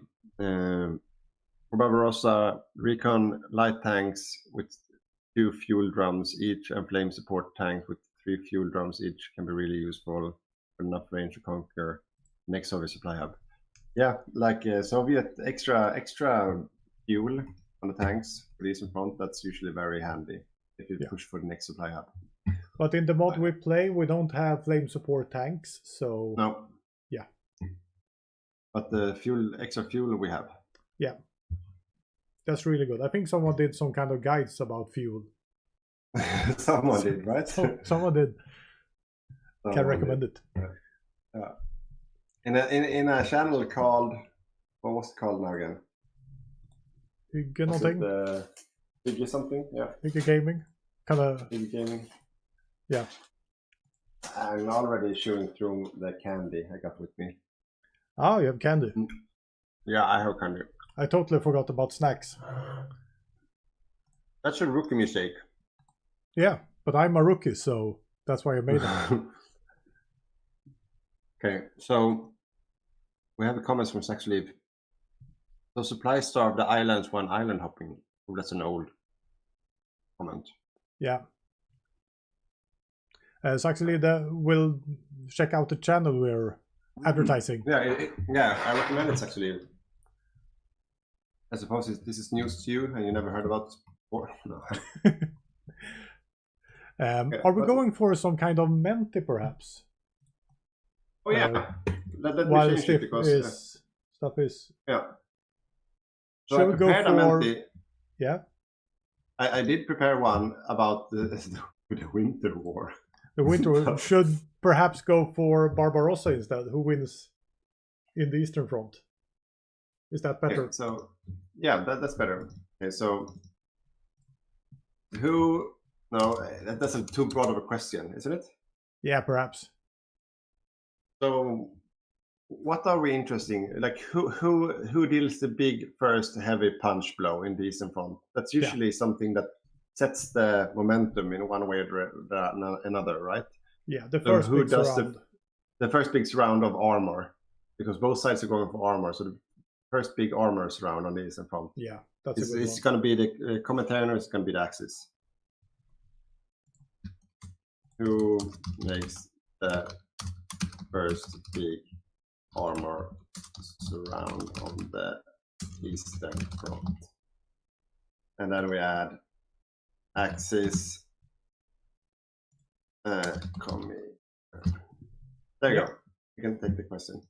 And we have the rehost, and we need some kind of number from you. Or I need. Oh, okay. Oh, are you okay? So the number is 5648646. So once more, 5648. 646. That's the Menti. So post it on the screen and let us know who you think on the Eastern Front based on what you know so far. Let's have a look also at the Soviet as soon as it came on pause. Let's have a look at the Soviet as well. How much armor they're up to right now. I'm not sure they have any armor yet because they're going for the T-34s, and they are kind of a they're kind of like a late blooming tank. I think it's 1940 take, right? Yeah. And with the command industry of the command economy of the Soviets, they are definitely late blooming. 10 armor divisions. I don't think they are fully equipped, are they? They are not. They're missing out a lot of medium armor so far. Missing 1,000 medium armor, but he's well underway. 140 on medium tanks. It's more like 60% of his industry for medium tanks. Oh my god, that's good. And he has quite building good almost production efficiency up already. So already, yeah. So when he's swapping to better guns, let's have a look how they look at them. But he's calling them ghetto tanks. Yeah. So Wendy, here's for you. So he has the extra fuel, but he's defending on the Eastern Front. So maybe he's planning to be aggressive. He's planning to take like next supply hubs going into Poland. Maybe, I don't know. But this is interesting. No, but this is, and his templates, how are they looking? These are actually quite good stats. Yeah, I like them. That's really nice. Yeah, to be honest, I don't think he should swap this to mechanized. He should just stay in his lane, mass producing these visions. They have nice speed also, good organization. Yeah. He should just max this out and just keep on producing this. Yeah. So nothing fancy. The only thing I would say I would have done is getting motorized logistics on them. There's no cost, almost. Oh, I didn't see that. Yeah, of course you should do that. That's I think that's an oversight. Yeah, I would say so. Like oversight, like I think you overlooked that. Yeah. You should definitely swap that one. Hopefully it does, but easily done to make such an oversight. If he haven't noticed it so far, he won't notice it. So I don't think he will change that. And then he has the Lost Boys divisions. They are also not as good, but they're getting some heart attacks, so it's probably the dual purpose guns in them right now. Yeah, basically not that much. Okay, very interesting. And the Air Force is up to 2.6, stockpile 170. Okay, that's doing the air focuses now. But quite like 250, like you play Soviet a lot of times. Is he ahead or behind in terms of industry, or is he like standard stuff? What do you feel when you look at this? Let's see. I would say, to my mind, a little bit behind, but I think he's gone more heavily into civilian factories than military factories. Yeah, yes. I think I'm usually up to 320 military factories at this point. Getting a lot from trade right now. Is exporting shit tons to that. 100, yeah, 100 civilians from trade. That's huge. Yeah. That's huge, yeah. Yeah, so his industry is booming right now, but yeah. But the German industry looks really good. Yeah. Yeah, that's great. The German industry does look really good. I know that US player, he was also going to build infrastructure in the allied countries. Yeah. So you see here in the UK, I'm not sure if this is the work from the US or not, but he said that he would build max out in he's done look here. Yeah. Maxed out some tiles in Canada as well. Probably not in South Africa. Maybe in Roche, yeah. Probably in Roche as well. Yeah. So the US has been helping out under the radar with some industry build-up as well. But how is the 150 dockyards on the US now? He's into the naval race. Manchu is up to 83. Japan is up to 8. Japan is stagnated, so he's not building any more dockyards now, I think. Okay, he stopped. Yeah, he's gonna. He stopped. Yeah, Mashuki is taking care of that for him. Yeah, exactly.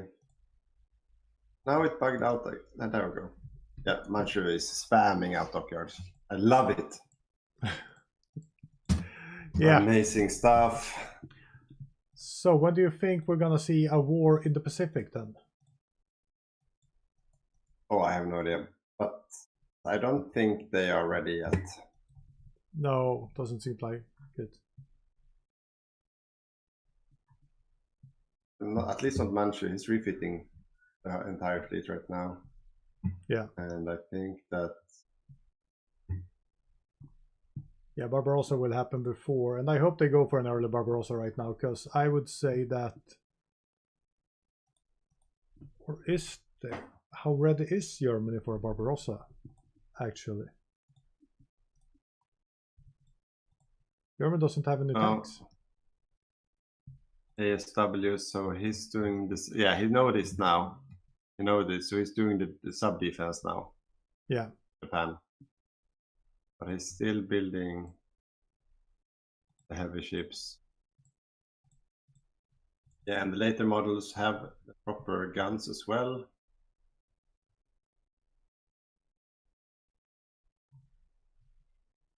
The battleships are the good stuff. So balanced fleet from Team Japan.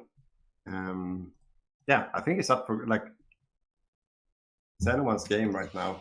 If the US have if he is refitting his plane. Yeah, these are the US battleships as well.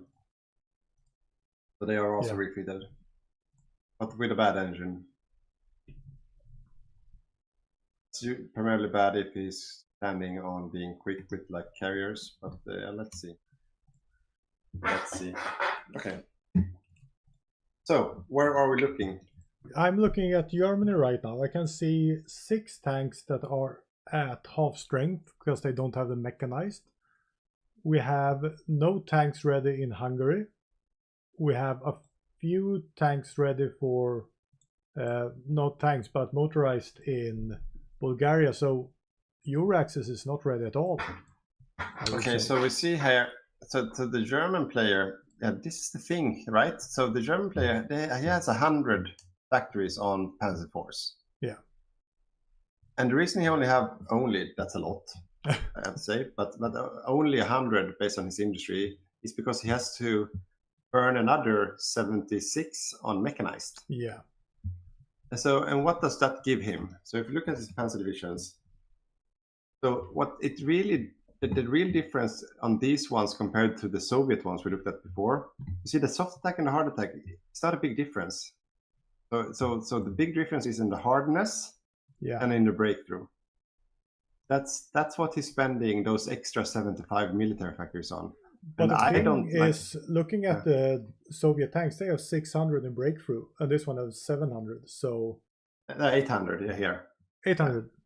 Oh yeah, 791. 791. Yeah. But still, 600 to 800, it's. Yeah, but they have bad guns on them, or like what's the, because they own not that much.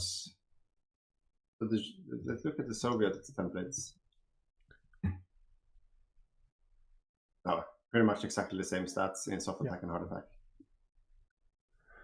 So your axis is not ready for a Barbarossa right now, I would say. Not an overwhelming Barbarossa. They can attack, but they won't be that much stronger tank-wise.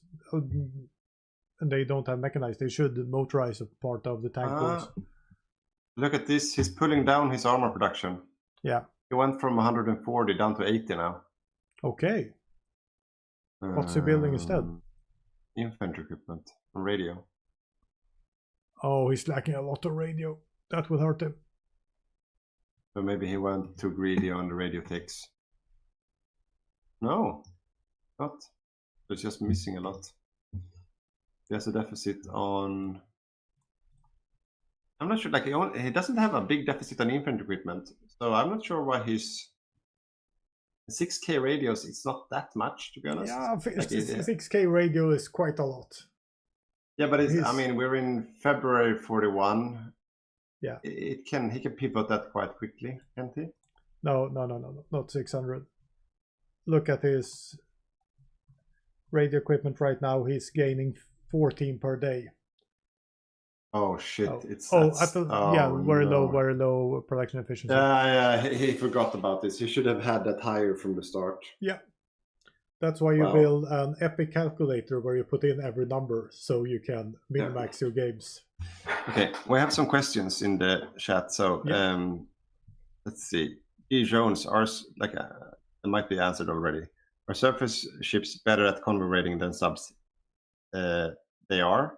Surface ships are a lot better at raiding than subs, but they're also a lot easier to find and sink than subs. So that's the main issue, unless you have naval supremacy. Let's see, blah, blah, blah, blah. Light cruisers with torpedoes makes sense if expecting a big ships with heavy armor, yeah. No, so convoys are very easily sunk with torpedoes and heavy guns, actually. So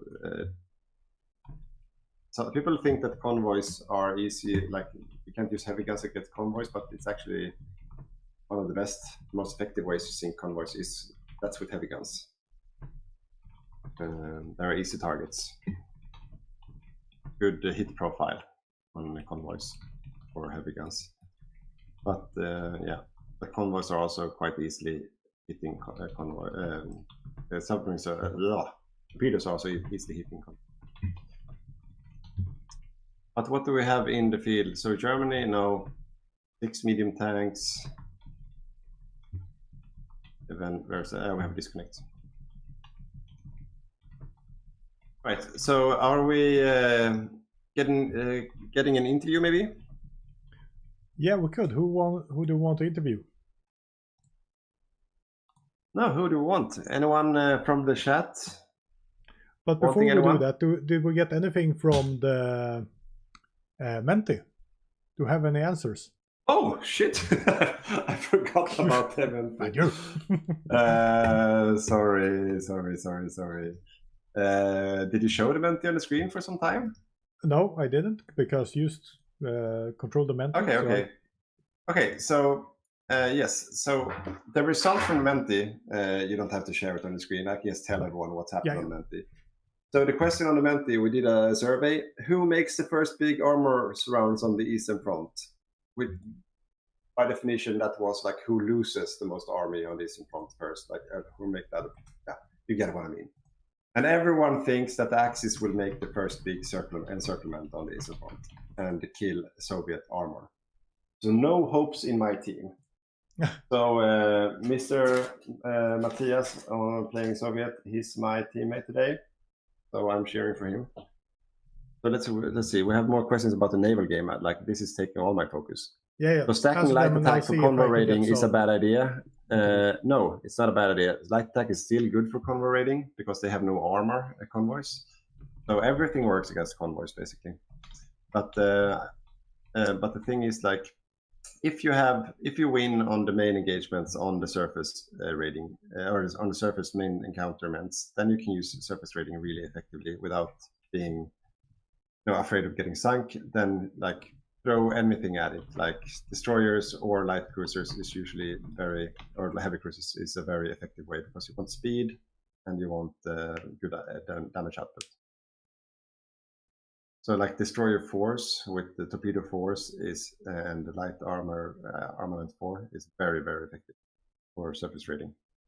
But also, of course, light cruisers, they are even better at surface raiding, but they are more expensive. So you get more light destroyers than for the money, what I see. So I think the best, bang for the buck, best rating per buck, so to speak, is destroyers, according to myself. And that's the best one, but they don't have as much range as light cruisers. So if you want to be able to, if you're a manager, you want to surface raid, you can't reach that far. Like with destroyers, you can probably reach, like, unless you have like islands everywhere, you can't reach that far into further the zones most away. So then light cruisers are much better for that. So it's a cost versus range question rather than anything else. And that's also why, like, submarines, they are much worse at raiding, but then you can still use submarines to avoid the enemy surface. If they are winning their naval engagements, then you can still beat submarines and still fight, so to speak. Siam is no more. They are now Ratanakorsin Empire. Difficult to pronounce. Yeah. And I have some news from Europe. We probably have Barbarossa in 1.5 months. Things are stirring up there. And I want you to check the Soviet plans for Finland. Okay. Oh, wow. So we have plans for naval invasions of Finland. We also have attack plans going out, but paradox. But the most interesting things, look, Finland perspective on Helsinki. Oh no. This could be really bloody. And Francis won't be happy for this. Yeah, because there's no air wings right now in Finland. So, yeah. It could capitulate day one. Yeah. This can be really, really. Yeah. Because it's not like those. Yeah. Those are like all the victory points are here, right? 15, 1, 3, Emperors 3. There's not that many victories. So most of they were quite equally spread out, but yeah, down here are all the victory points basically. Yeah. That will be a huge problem. As you said, it wasn't naval invasions. This was paratroopers. Paradrops. But there's no Luftwaffe there right now. So if he's quick on it, he might be able to knock out Finland right away. I'm not sure though that this is enough, victory point wise. No, I don't think he will capitulate, but it will dry down his supplies. He will have problems. and they can reinforce by boats. So he will get too much front line for his few troops to handle. But you know what's interesting? Romania also, he focused a lot on the naval side, right, to get naval supremacy in the Black Sea. Look what the Soviets have done. They have moved down their entire surface fleet in the Black Sea. Yeah. Everything. The St. Peter's fleet, that starts in Leningrad. Yeah. That's down here as well now. So there's no chance in hell that Romania will have naval supremacy if the Soviets have these guys out on mission. Yeah. Both fleets here. So I think that the fleet of the Romanians have been for nothing, unfortunately, I think. Yeah. But let's see. They could still be naval bombed, and then the Romanians could come out, of course. Yeah, they invested heavily in that fleet, so yeah. Yeah, let's see. But because they could still be strap bombed or port striked, of course, by the German Luftwaffe. Yeah. So prepare for Barbarossa then, and we have no national focus. They might be saving up. Let's see what's the Air Force situation like, because that's also interesting. So we have right now air production from the Germans on only 100 fighter twos being produced, and 25 on TAS. And still 20 on strat bombers. So that's very interesting. So the Luftwaffe right now, 200 strat bombers, 700 tactical bombers, the starting ones, 1,200 CAS, standard stuff, I'd say, and 3,600 fighters, also quite standard. Because there's no air grinding happening right now. No one is fighting in there. And the Soviets just putting 10 fighters into planes. Okay. Let's see. Oh, they just started, but they only 300 lost on either side in the central med. So it's a little bit of scramble, fight happening in the air in the central med, right? Yeah. So on the Allied side, the UK side, equal amount of fighters. He caught up, and a little bit in the stockpile. So he has 150 on fighter production, and they're probably cheaper as well. Yeah, they are 10% cheaper as well. Yeah. So that's he will have an abundance of fighters real soon, Mr. UK. So I would feel quite confident if I was him for their game. So we're probably gonna see Barbarossa any time now. Germany has saved up 21 days of focus, but ain't firing it just now. So should happen any day now. No CAS on the Soviet side. No, they're not building any CAS at all. Just fighters. Zero CAS. Yeah, just fighters. So I'm not sure what Germany is waiting for right now.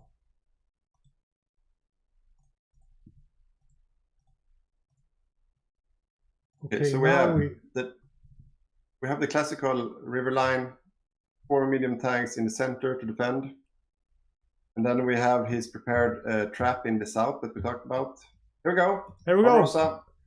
And Germany now has 14 tanks division. I'm not sure where he got those, but he has. 10 armor divisions in the Soviet.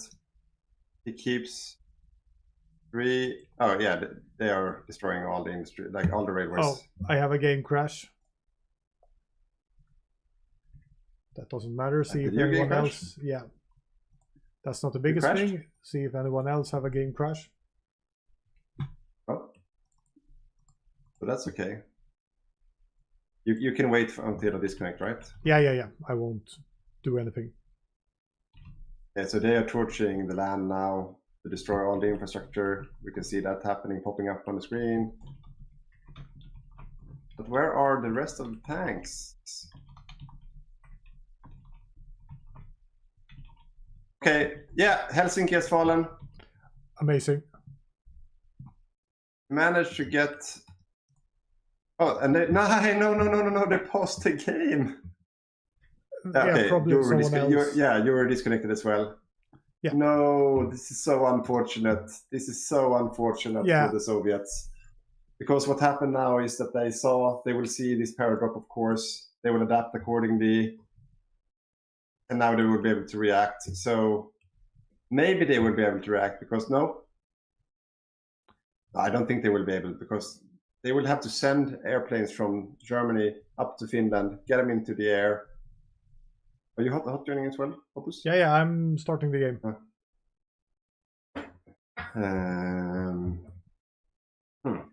Yeah, but this is the sad truth of this connects when you surprise your enemy, and then people start to hot join and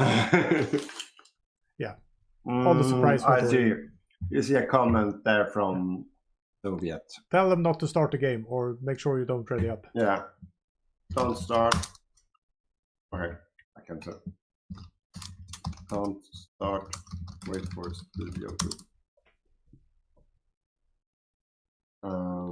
Yeah. That's very unfortunate. But still, Helsinki has fallen. Yeah, it's Soviet Helsinki. How often is the game saved? I don't know about the host, but we usually have we want to save every month, don't we? Yeah, once a month, and then it saves 3 months back. I think that's the standard. Yeah, that's the standard. So maybe we should do a quick commercial pitch for our Patreon again. Yeah. So get it up the counter on the screen. Hey. So maybe first, what's the Patreon? What's it about? The general one, not the counter, Boppus. Why do you become a patron for benefit? For us? Yeah, that's a really good question. I ask myself that many times. But what do you, there's a lot of tiers. The I'm tier getting a beer while you talk. Yeah, do that. The first tier are a free Patreon. It's just showing some love and support for what we do. If you want to do that, and you can join the raffles we have here on the live games, and we also have a few free stuff we give out even to the free patrons. Then we have the convoy tier where you get a bundle of guides if you join, because as patrons or for the patrons we do another extra guide every second month and a few other extra content, and you can also join our Discord so you can get direct connection to me and Badger and talk about stuff. So there's the main benefits of being a patron is the Discord, and you get 2 more guides every week. There's some other small perks. You can see it in the Patreon site if you go into Patreon and write in Hygge Gaming. So the higher tiers, you see the big Panzer Firefly here and the Tiger tanks. You also get the possibility to name things in our multiplayer games, so a lot of fun stuff there also. So our goal for this game was to get some new patrons, and we got 4 new free patrons and our first and only Tiger tier patron, which is really amazing. And for every patron we get, I will play this graphics. So if you want to annoy all other viewers, you can always become a free Patreon, and everyone will be forced to listen to that. So yeah, I think that's perhaps the breakdown for it. Badger is back with a beer. So I think you heard what I said, but yes, I think that's the So in general, most people become the Stag 3 patron. That's like the bread and butter patron, where you get like basically all the content. The higher tiers, you get a bit more love from us, of course. And the Tiger, if you're a Tiger 2, you also get to decide a guide after being that for 3 months. Then you can make a guide on whatever topic you want. Yeah. But that's and then we like the goals we set up today. Like if we reach any of these goals that we set up today, we will do extra bonus stuff, basically. That's why. So we're keeping an eye on it, and everyone will everyone will get something out of it if we reach whatever goal here. So now we got the Tiger 2, which means that that goal is achieved, and we will make a guide for everyone based on his instructions. Yeah. And we got one new free patron right now. Jay Jones. So number 5. Woo! Number 5. So moving on. No, two. Jay Jones and Paul Clayton as well. Oh! So 2 new. Yeah. Whoa. So we're up to 6. So once we reach 15, we will release a guide that we already made from our exclusive Patreon content archive for all the free tier members. That's what happens when we reach 15. Yeah, so 9 more free Patreons, and you will do one for the team and give everyone something extra. Guide. Yeah. And then, of course, you will also have a chance in our raffles, our lottery we will do quite soon again. Yeah. All right, I think they are ready to unpause. So here we go. Okay, let's keep an eye out up here. Should we watch from the Soviet perspective? Yeah, let's watch from the Soviet perspective. This is really, really exciting. Wait, we're not in war in the Pacific yet? No, not. And Finland has not yet changed anything from the order, so Finland is running away from Helsinki still. He definitely noticed by now in this rehost. Yeah, he must have. The problem is that his units has been strategically redeployed, so he has no organization. So he can't just go down there and meet them up. He needs to regain some. What? Wait, we have another comment. Milo said, just reactivated my convoy tier patron to support you guys. You always do such a great job. Woo! That's amazing. Thank you so much. And one convoy tier. Yeah, so 1 more convoy tier. Amazing. Thank you so much, Milo. I'm not sure what your nickname is, though, Milo, in the Patreon site. Please let me know so I can have a look at it as well. It's so confusing because everyone have different nicknames in the chat compared to the Patreon site. So it's very, very, very confusing. We need some Excel sheet conversion table to get a hold on who's who. Yeah, we should do some API setup or something like that. And talking about patrons, I just want to say we send an email to every new patron we get to just get to know you a little bit better. So if you get a email from us, it's not spam. Most people think it's spam and don't reply, but it's not. It's actually us doing it. Yeah, exactly. I think people think it's but it's not automatic. Yeah. We have a comment here from Mazzarotti. How do you destroy infrastructure in your domain? I can show you that. If you click on like any territory like here, you see that little button down there? Now it is already exploded, but see it there, you can click on it. Scorched Earth. Disable railways in this state for 10 pp, damaging them and preventing repairs. So that's how you destroy your own infrastructure. So that's the Scorched Earth tactic. So very common to do when you play defensively. Like when I play France, I like to back down to Paris and hold the river line behind Paris and then Scorch Earth up to Belgium. Yeah. So like a mini Soviet play style. I think that's a nice strategy. I have no idea what's happening. I think can people see this when I tab? Yeah, they do. Okay, getting more vodka. That's coming from the Soviet #1 player. So happy to see that. But I'm not sure why we are still paused though. Me neither. Question is if we're gonna take an interview, but I don't know who really is up for an interview. Or if you should take Japan right now. Yes, let's do that. Can you reach out to Sean? Yes, I can. If we're not starting, we can have an interview. Then I'll keep an eye on the war. So if we unpause and the Barbarossa starts off, we need to just you need to swap away the so we see the graphics from the war while we have the interview. You're able to do that, right? Oh, I'm trying to reach out to people. I'm not listening to you. So what did you say? Okay. Now, so let's get Sean into into an interview. But if the war starts, you can like change the graphics so we can see the war while we talk, right? Yeah, I probably can do that. Okay. You are the greatest technician of all time, Boppus. You can do anything.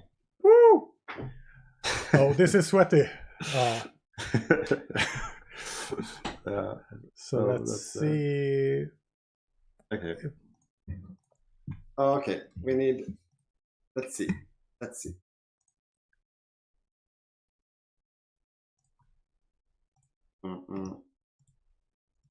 I have too much happening on my screens right now. Can't even find. Is that it? No.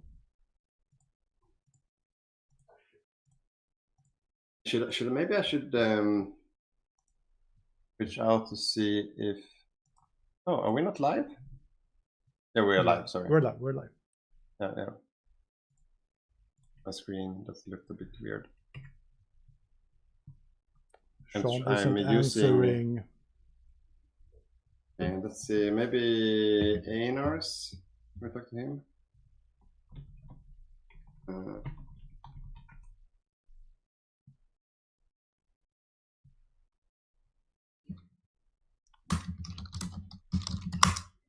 Okay, Einar's.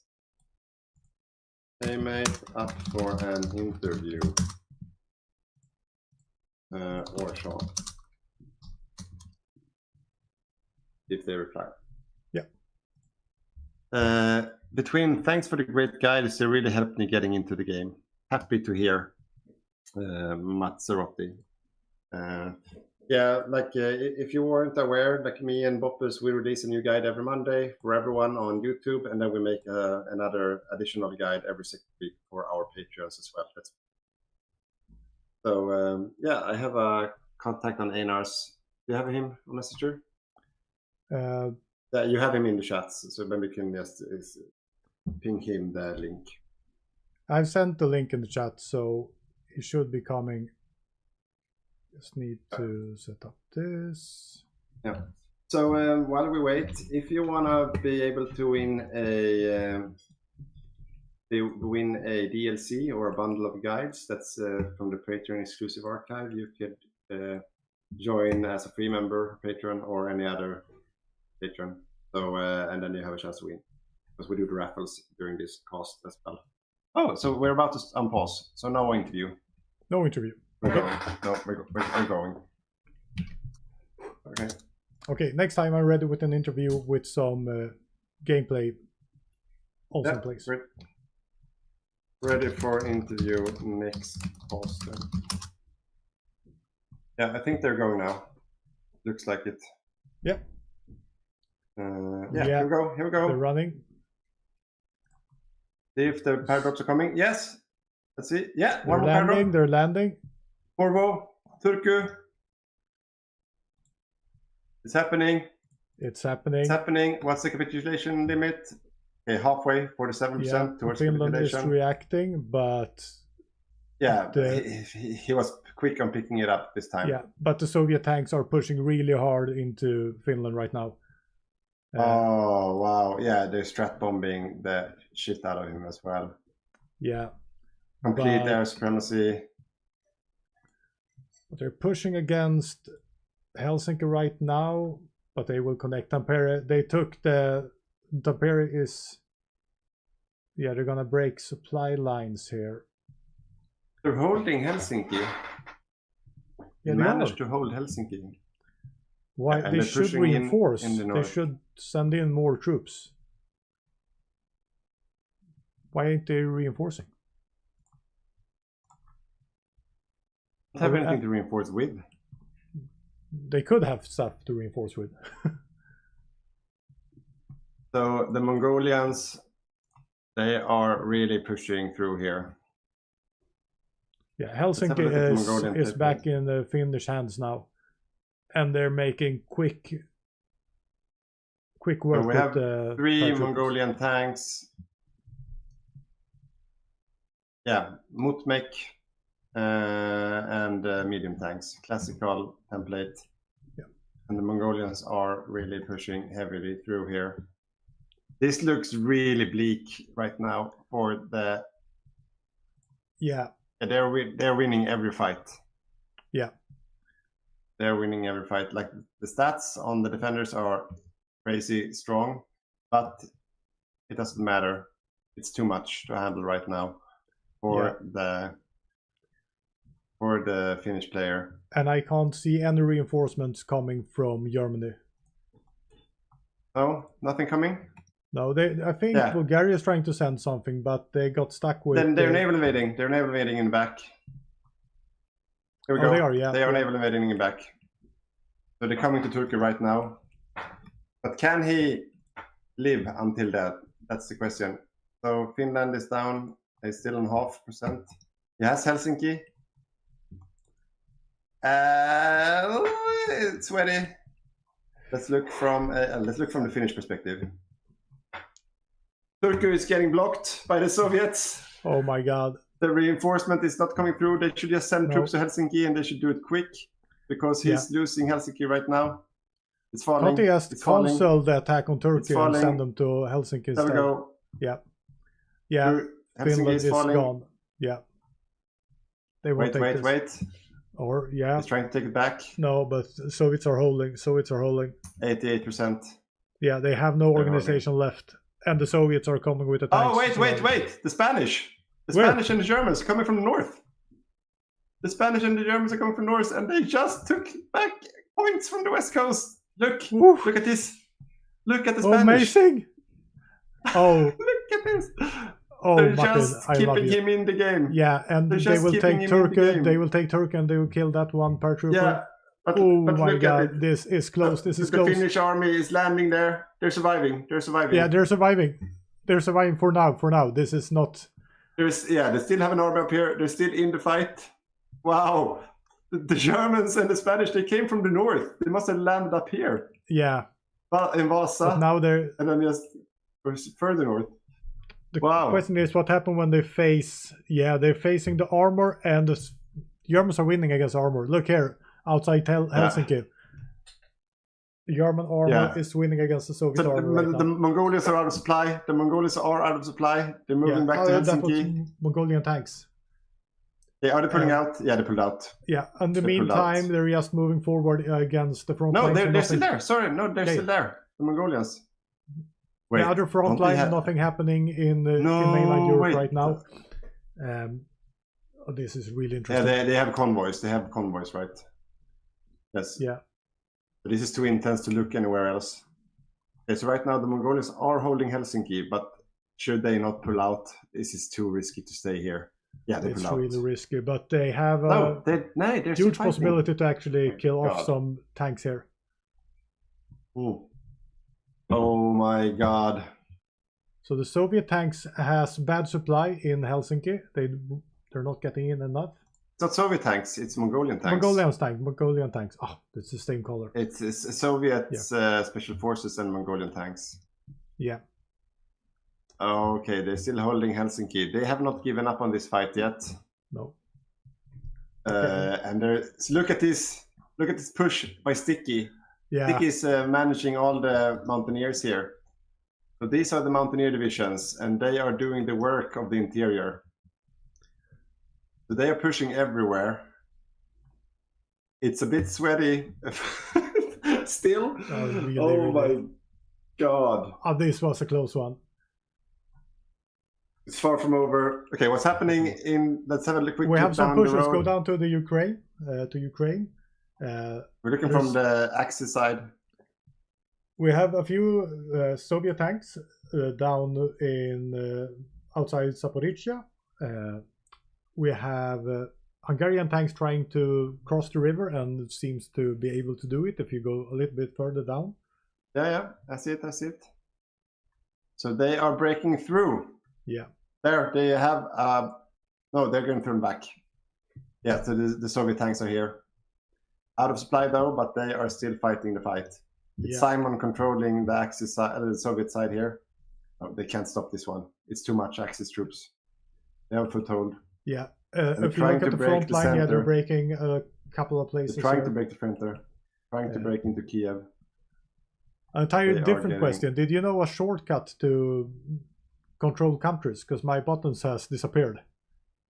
Control, and then you click on the tile. You hold control. You need to click on the default map mode, and then you can click. Okay, so what is happening right now is that it's like an open slugfest. It looks like the civil war happening in Finland. Like everything is chaos.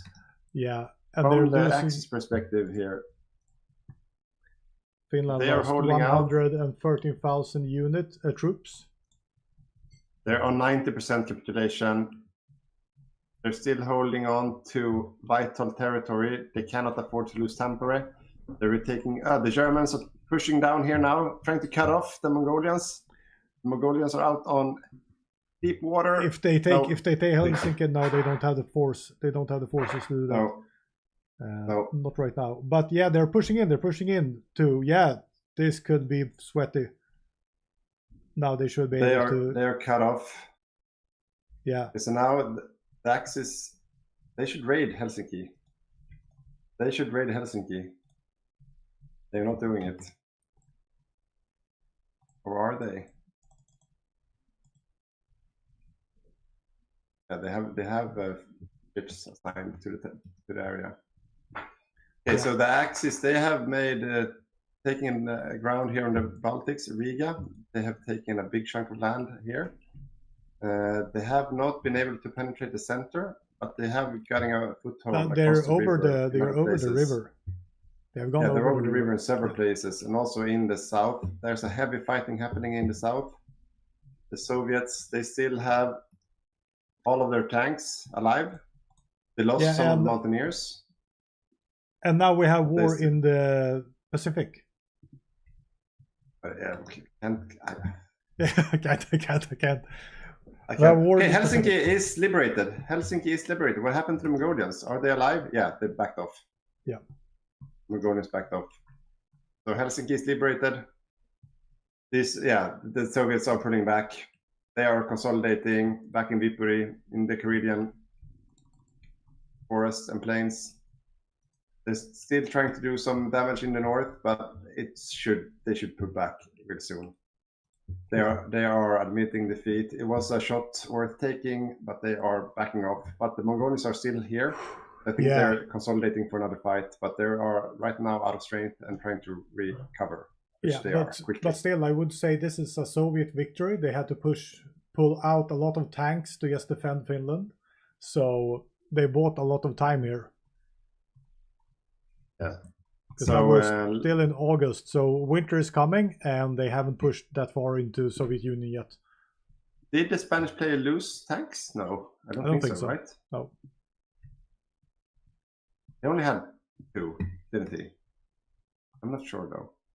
I'm not sure either. Like he had, okay. I lost the possibility to switch between countries, so I can see what happens with Germany, Finland, and Soviet Union, but nothing else. No, but you hold tab down, tab out of the game, and back. Just tab, then you will be able to do it. That's how you regain control. Nope. If you click on map mode 1, F1, and then control left click on a country on the core territory, then you can. No, it's bugged out, but that's fine. I'll rejoin later on. Okay. So they're still holding Kiev.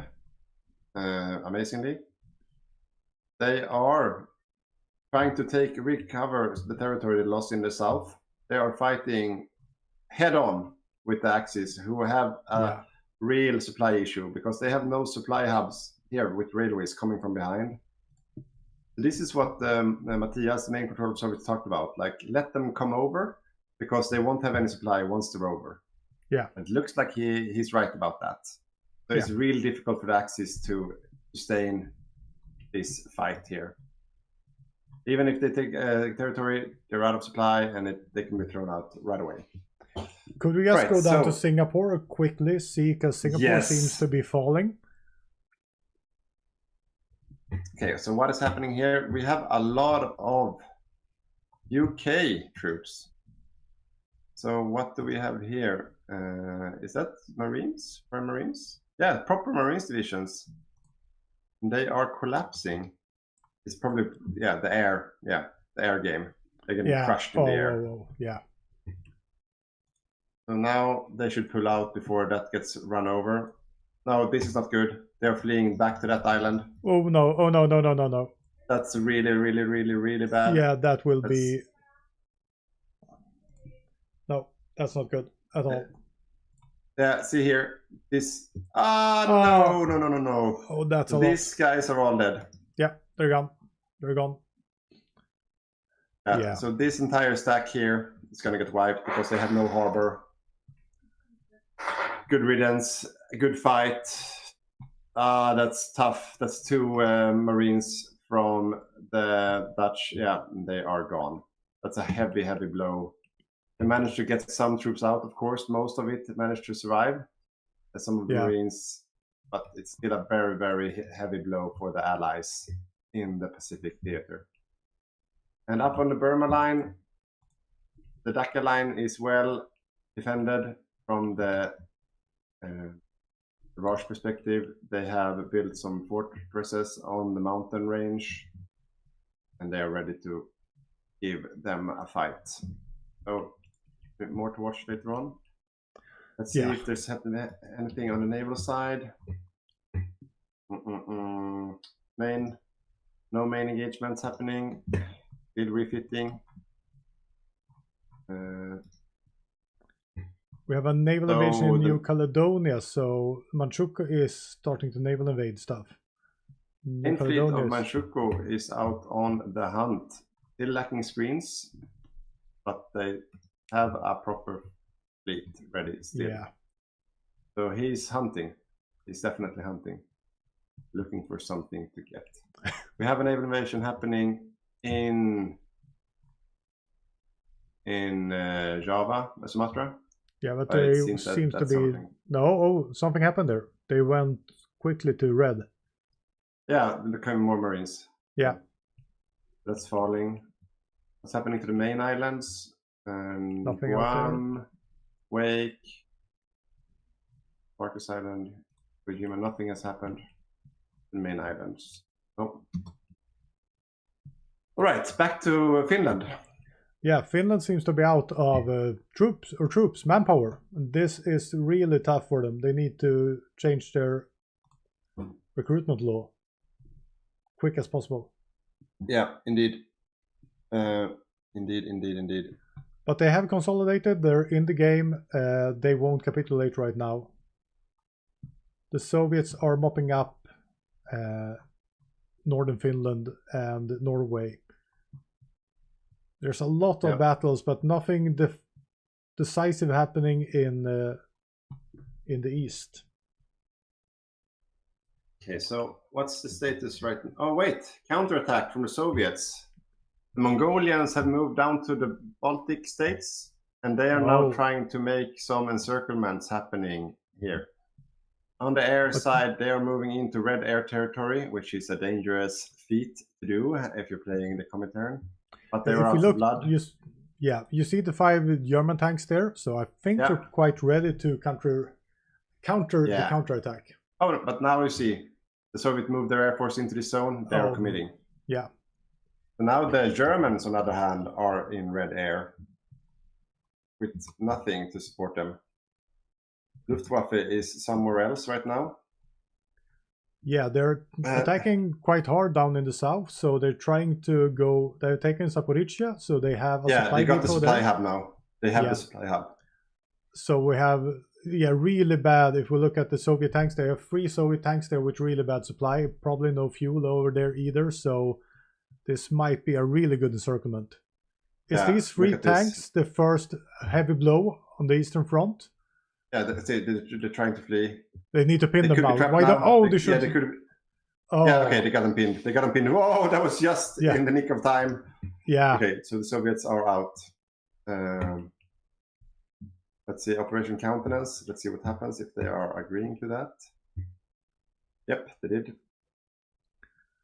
Soviets got their share.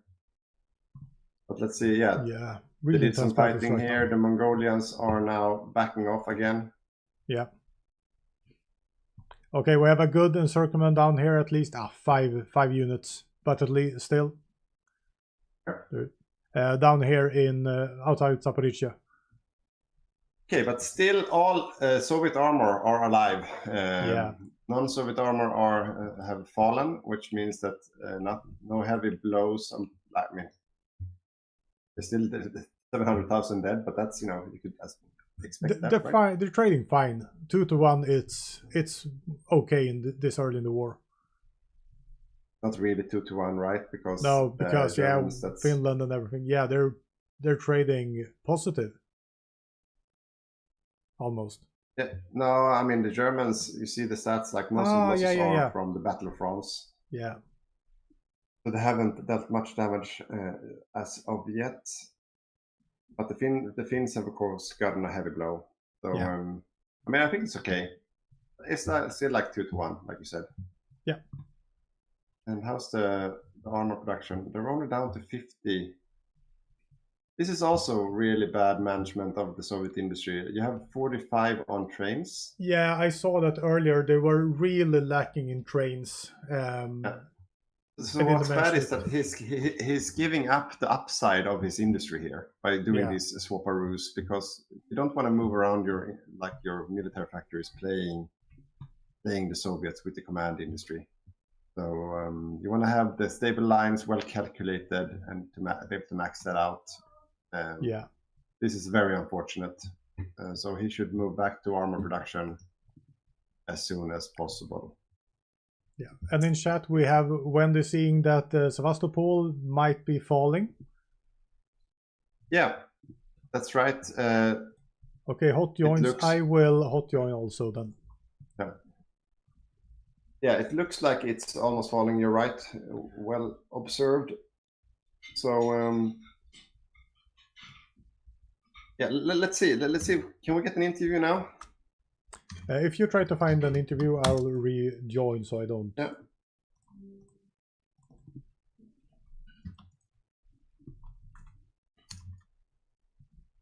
Let's see if can you send the link to Einar's? Yes, I can. Control room. See if he is up for it. If he joins.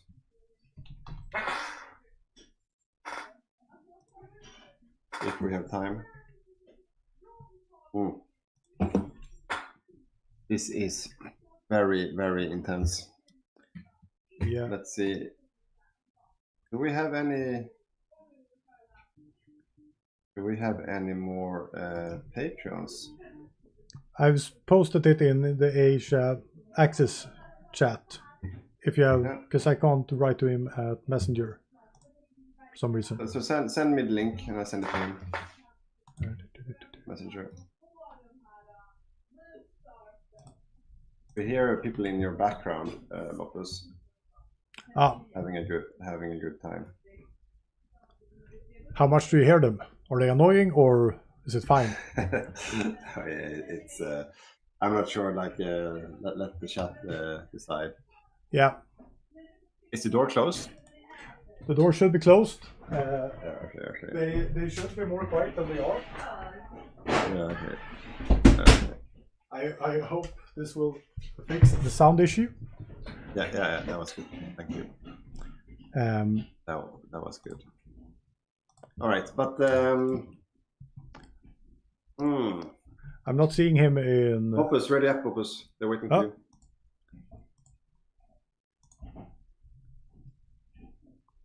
Studio and on pause.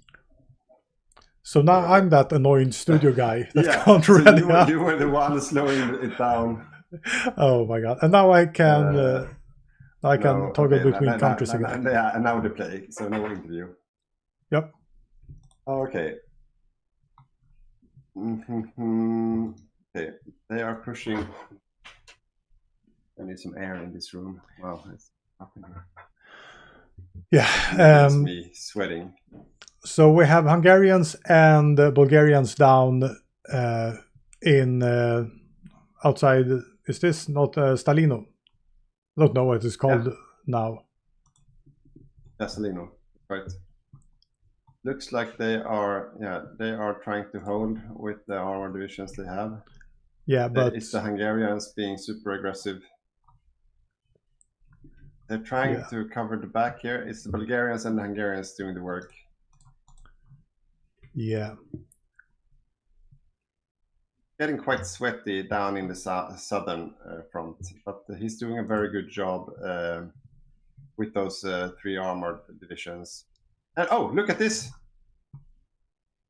Look at this! Oh my God, this is interesting.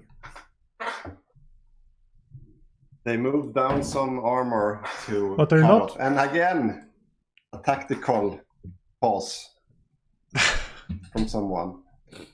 It's like they see shit happening and then they pause. We need to think. So, yeah, they need to think. Another unfortunate pause for the Soviets. Yeah. Most Paradox players like to pause their games, but when you play multiplayer, that's not really allowed. Yeah. Oh, it's probably because of disconnect or something, a bug or disconnect. But as you can see, if you look at the Soviet... through Narva as well. Yeah, but look at the Soviet tank force. This is really hard. They have very few supply in most places. So they're really out of supply with most tanks, and that is really hurting them. Yeah, I mean... Oh. Okay, we lost connection to the server. Yeah. Rehost. Oh, no. That's the rehost, yeah. I'm going to take a save game as well. I would have to have one. Oh, we need some save games for the Patreons. That's very true. Luckily, I sit next to the host, but I need to start collecting save games myself as well. Yeah. We probably have... we usually give... so everyone on the Stug 3 tier and upwards will also get the archive of save games after the game. So we usually get a save of Danzig War and Barbarossa and somewhere... end game and end game as well. Yeah. So let's see. We will do a rehost and then we will be back into the game. Maybe get that interview right now. Yeah. So are you trying to get ours? Just going when ready. We are ready for you. Yep. That's right.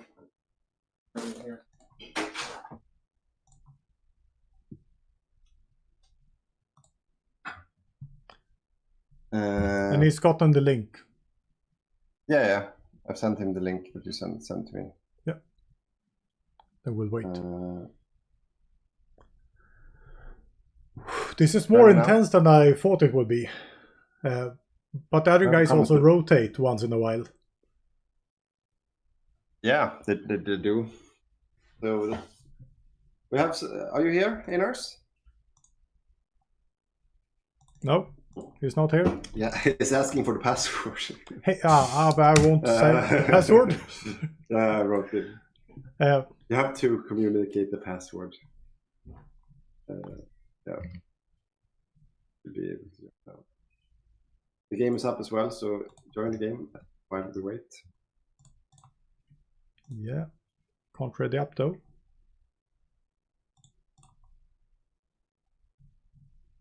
Okay, so we have any comments while we wait? So, no, not here. Hello. 1 second, and I will wait a second. People can't hear you outside. People can't hear you yet. So, yeah, we can hear you, but not anyone else. So wait a moment. So. Yeah, but wait a moment. People can't hear you. Now you're live and should be heard. Yes. Welcome. Welcome. Thank you for asking me out. Yeah. So how's the feel of the game so far? What's your plan, and is it going as you think? Well, do you know what?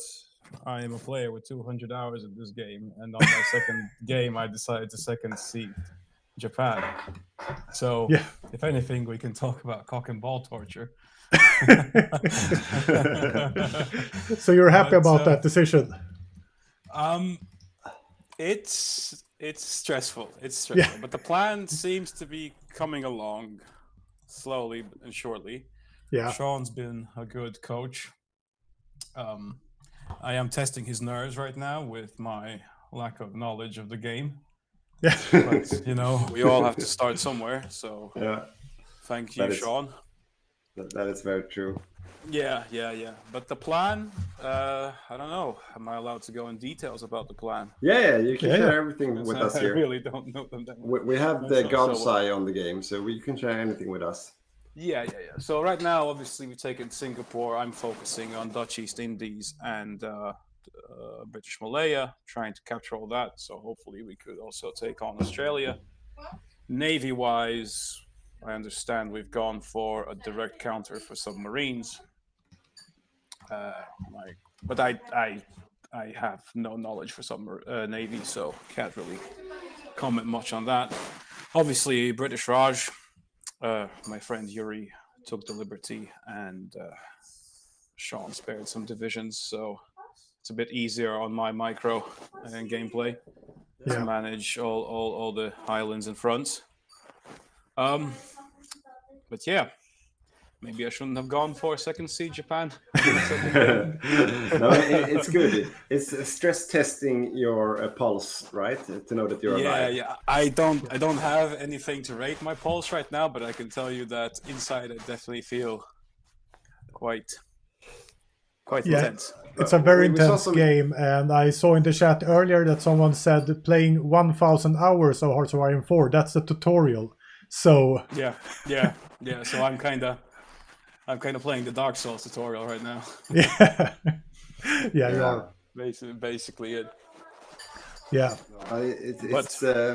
It's fun to see that the variety of experience as well on different countries in the game. So we're happy to have. It's fun for you to see. It's not fun for my teammates so much. But we saw that we've been keeping eyes on Manchukuo for going on a naval build, which we enjoy a lot to watch. Have you heard anything from the chat yet? If he's being successful with his fleet? Manchu's been very successful. He's very confident. He's saying that he's gonna, quote unquote, okay, I'm not going to say that, he's going to take over by force all the opposing navies. So, I mean, Ian seems like a very experienced player, so I can only assume that he's going to do well. I understand that we were very successful with the Australian Navy. Our spy network indicates that the American Navy could potentially also be a pushover for us. Okay. So, from what I've heard and from the little I've paid attention to, apart from what I'm supposed to do, on paper everything looks pretty good right now for us. Not sure what's happening in Europe. I saw that Africa got wrecked. Yeah. Though Africa's pretty wrecked for the Axis, but Romania seems to be pulling some weight, but not sure how this develops further. Your friends in Europe, they pulled out of Africa without giving it a fight. So that's why. So that was a decision then. Yeah, that was a decision. So they never really fought in North Africa. So okay. So no damage done apart from giving up land. Is Finland just like kind of turtling, or is Finland having a bad time? Finland just came back from the dead, basically. Yeah. So they had like 1%. Yeah, so he was saved. He was on the ropes, but saved by Germany and Spain, who showed up with armor to help him out. But he was really on the ropes. But he's back. He's back fighting, and he still have quite most of his army intact. So let's see what happens. But all right. So are you going for in the Pacific theater? Are you going for the U.S. islands? If you're confident in naval scene, like, are you going for the islands? From what I recall, it's not like set in stone. It's if it happens, it happens. But I guess we're gonna start the game any minute. So. Yeah, I think we're gonna go back to the game. Yeah, we let you go back to it. Yes, please. Thanks, Einars, for giving us the view. Thank you, guys. All right. Good luck. Yeah, bye. Good luck. Yeah, thank you. Good luck to you too, guys. Have a great stream. Bye. Bye. Okay, we're back. I'm gonna take a quick break right now and be back in a second. Yeah, so while he's away, the cat stands on the table. No, the mice stands on the table. That's what you say in Swedish. So anything you guys in the chat want to look at or anything you wonder at, just throw me some questions. I try to answer to the best of my ability. So I'm listening to this battle and I'm fighting them. No. But why are there no PT boats or coastal ships in HOI4? I mean, there are some coastal ships in HOI4, and some of the countries have some designer companies that can go for cheaper ships with low range. So that is a possibility. But that's about it, I'd say. Let's see. Whoa! There was a... we are back in the game. So let's see the Japanese player. Oh. He had this strategy, or he has this strategy to move his ships. There's one battleship, battlecruiser outside here. So if he's still doing that, yeah. So he's been moving around one battlecruiser on each tile here to try to give some neighbor supremacy, but I don't think that's working out for him, to be honest. They would get signed really soon. Yeah, no, they will definitely get signed really soon once they figure it out. So what's your take on Raj? I missed it. So the Raj player is now up to 8 battleships. They're really crappy battleships, but I mean, I love seeing it. Yeah. So he has 20 dockyards, Raj. I love it. I love okay, we want to go up to Novgorod here because we have like the entire German tank force doing work, pushing forward here through the swamps for some reason. Not really swamps yet, but I think they should be careful. This is where the fight is at right now. Yeah. So the German Panzer Force, on most of the 14 tanks, they are focusing heavily on pushing through the forests and the swamps of the interior Novgorod. And I mean, it's not really tank country.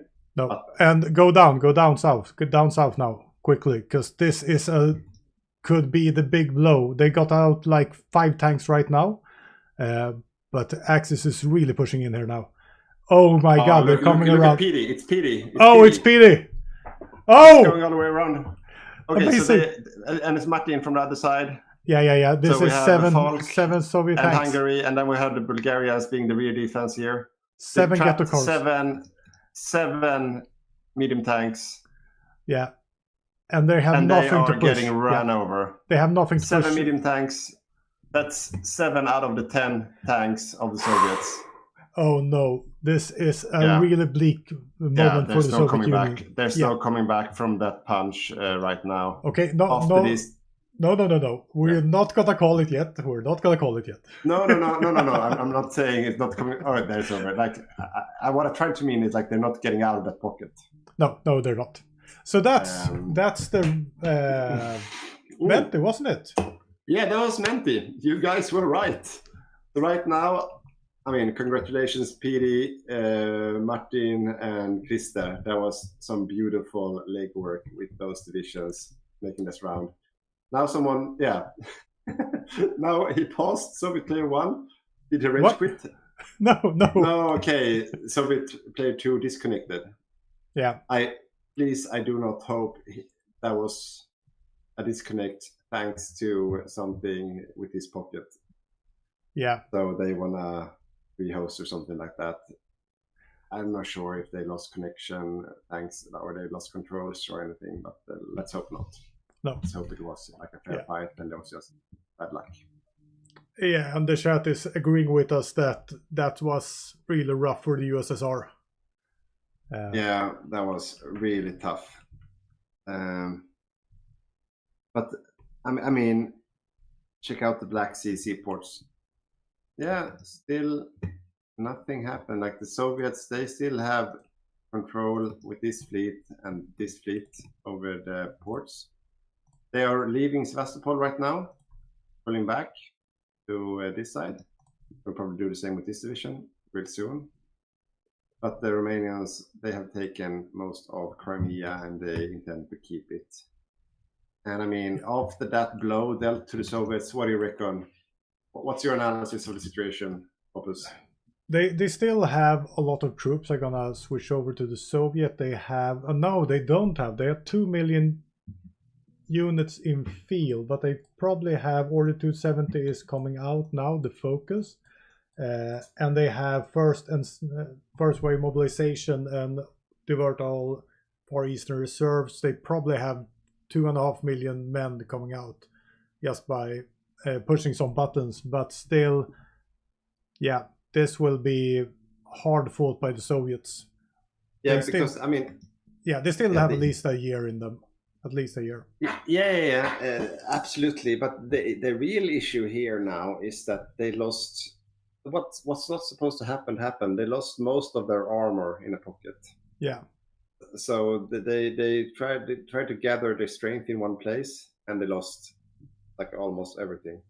So now they will have a really difficult time to like fight off any push heading towards them. And I mean, we're only in November for the one. It's been a very intense half year for Barbarossa, but I mean, now they will just now they're not afraid anymore. The Axis, like they don't even need to be that cautious anymore. Now it will go really quick towards Moscow. Yeah, I think they will lose a lot of troops. They need to retreat now. But on the bright side, I just checked, and we have 2 new free patrons. So up to 8 free patrons right now. Maybe we should do let's do a lottery. A raffle. Then we need to put a raffle. Okay, let's see. I'm gonna check out exactly how many we are right now. Should be 228. That's 2 new. Yeah. No, actually, I was counting a bit wrong before. So because I don't know why, but some of them didn't count. So it should be 135 in total. Actually. Oops. Yep, whoops. So sorry for that, guys. It should be 135. We're on pause again. Yeah, well, let's do the raffle in the next. Yeah, but if we're ready with 135 is the right number. Yeah. But I mean, it stopped they stopped on 16 and 18. So sorry, guys, but who are in the high end of the numbers, but we will compensate by doing some more raffles. Yeah, sorry for that. We have a question if Russia already adjusted their production, and that's quite interesting. Yeah. Have they gone away from... Still 50 military factories on tanks, which is not enough. No. So see, look like this. This is like panic moves on different things. Yeah, and that's, as you said earlier, because they still have 45 mils on trains. They should stop doing that right now. Yeah, and that's what you need to do in the pauses, because when you get the room to breathe, just take a chill. I'm not saying I do this, but take a moment to chill down, check your production, think about what you're gonna do next, because now they're in a real pickle and they need to have a plan out of this. And it seems like they're not retreating right now. They're trying to hold the line, and that will not be possible. They will lose a lot of units here. Yeah, they're pushing everywhere right now. Yeah, except in the far south, where they're spread way too thin with infantry. So the Romanians are losing one division. That's a small gain, but something at least. Okay. But really the thin. last 3 Soviet tanks. They're trying to reclaim some glory in the south. Yeah. And they did. They killed some Romanians. Yeah, and they retook Zaporizhia, which means that they have the supply now. Yeah, that's right. They did. Not yet, but they will have as soon as they take the railway there. Now they do. Yeah. But here are the Spanish and the Bulgarians. Yeah. And we have a fight about to go down. The break from the Spanish tanks. Look at it. Yeah. That's nice. That's nice. But I mean, the Allies have not really fought in this war yet. No. So the Allies, I mean, somewhere, can you check that out while I have the camera here? Because right now, I feel like they should be able to pull off some crazy D-Day. Because they have all that armor in North Africa. So what do they They should be able, like, depends on, like, if the Italians are winning in the Mediterranean, they can't go for the underbelly of Europe. But then they should be able to go for France because, I mean, I'm sorry to say, but the Soviets, they don't need to be rescued as of yet. They still have a lot of things left to pull out of their sleeves, but it's not looking good right now. Yeah, we have the Canadians are defending in Burma because Japan is, with its allies, are attacking quite heavily there. So the Canadians are there. Okay, so Australia is going for an armor build as well. Yeah, they are, Yes, and they're also in Burma. 4 armor divisions from Australia. Wow. South Africa is all. Let's see what they are. Free France have 2 armor divisions here. Australia have 4 armor divisions here. Yeah. Canada have several armor divisions here. Okay, so an allied heavy attack. This is where the allies are putting their effort now. Yeah. And they are just mopping up.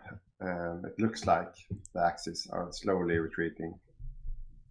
Yeah, but still, they're bogged down and can't make a D-Day, and that's really bad for the allies right now. So I think Team Axis is in quite a good state right now. And looking at the naval battles. Okay, we have some. Okay, that's just destroyers. What's the status? No destroyer ones. The main fleet of the Japanese. Okay. Have you seen anything of the US? So the main fleet of the US is down here. Yeah. Here's the main fleet. Out of supply, not a good sign. But he's that's not good at all. The US need to rebase that fleet. Yeah. Because if he encounters enemy now, he's done with. Yeah, that's something I'm thinking about looking into fuel. I need to make a naval supply guide because that's really easy to miss, but extremely important. Yeah, so right now the US is raiding everywhere. Yeah, but he's losing a lot. If you look at the South China Sea, it's getting mopped up. But they also sank a lot of submarines. Yeah, and they also sank a lot of light destroyers, both sides. But I don't think we've seen any real engagements yet. No, but I would say the Allies need to start planning for a D-Day, and I'm not really sure why they're not actually. The UK has 1.4 million infantry men, which is quite a lot, and they have South African tanks in North Africa, which is not needed there. So yeah, I think it's time for D-Day, and they don't seem to be planning for it. But I'm not sure they are aware how bad things went on the Eastern Front right now. No, that might be true. They're aware. I think that's the thing. Yeah. A quite balanced build from the US. Still 190 dockyards. So what is happening in Western Europe? Did you say 19 or 190? 193. Yeah, okay. So he's focusing on the naval game. But I don't think he's building a new surface fleet, a proper one. Yeah. Should we do the raffle now, or do you want to speak a little bit more before that? Let's do it. Do it. Just gonna check now. Dylan was the last member. See if I can get the raffle. Dylan Nelson was the last member, right? Yeah. Yeah. Okay. So up with the wheel of fortune. And push it. And spin it like a madman. Woo! So the winner gets either a DLC or a bundle of guides coming from us. So spin it. Number. It's later my screen. So 55, number? 56. 56. Number 56. Okay, you're making me count. So how much per side? Showing 50 per side, which means wait. 50.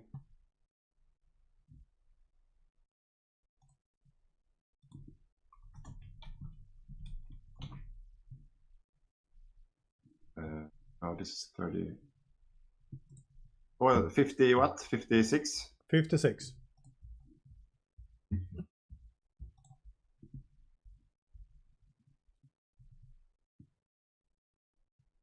30.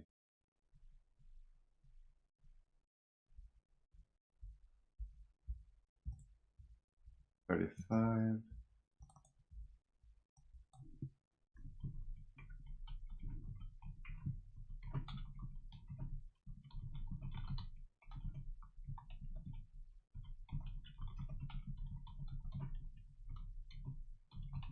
Sorry, I'm counting. Yeah, and I'm trying to summarize up what's happening in the game 40, right now. So, yeah. 40, 2, 3, 4, 5, 6, 7, 8, 9, 10. That's 50. 1, 2, 3, 4, 5, 6. So the winner is Andre Illin. Congratulations. Andre Illin. You have won a bundle or a DLC. So winner number 3. There we go. Back to the game. Back to the game. Well, okay. So something is happening. Mexico is fighting anti-sub warfare against Manchu. I think Manchu. Is he also going for? No. Okay, so it's really doing the work with these.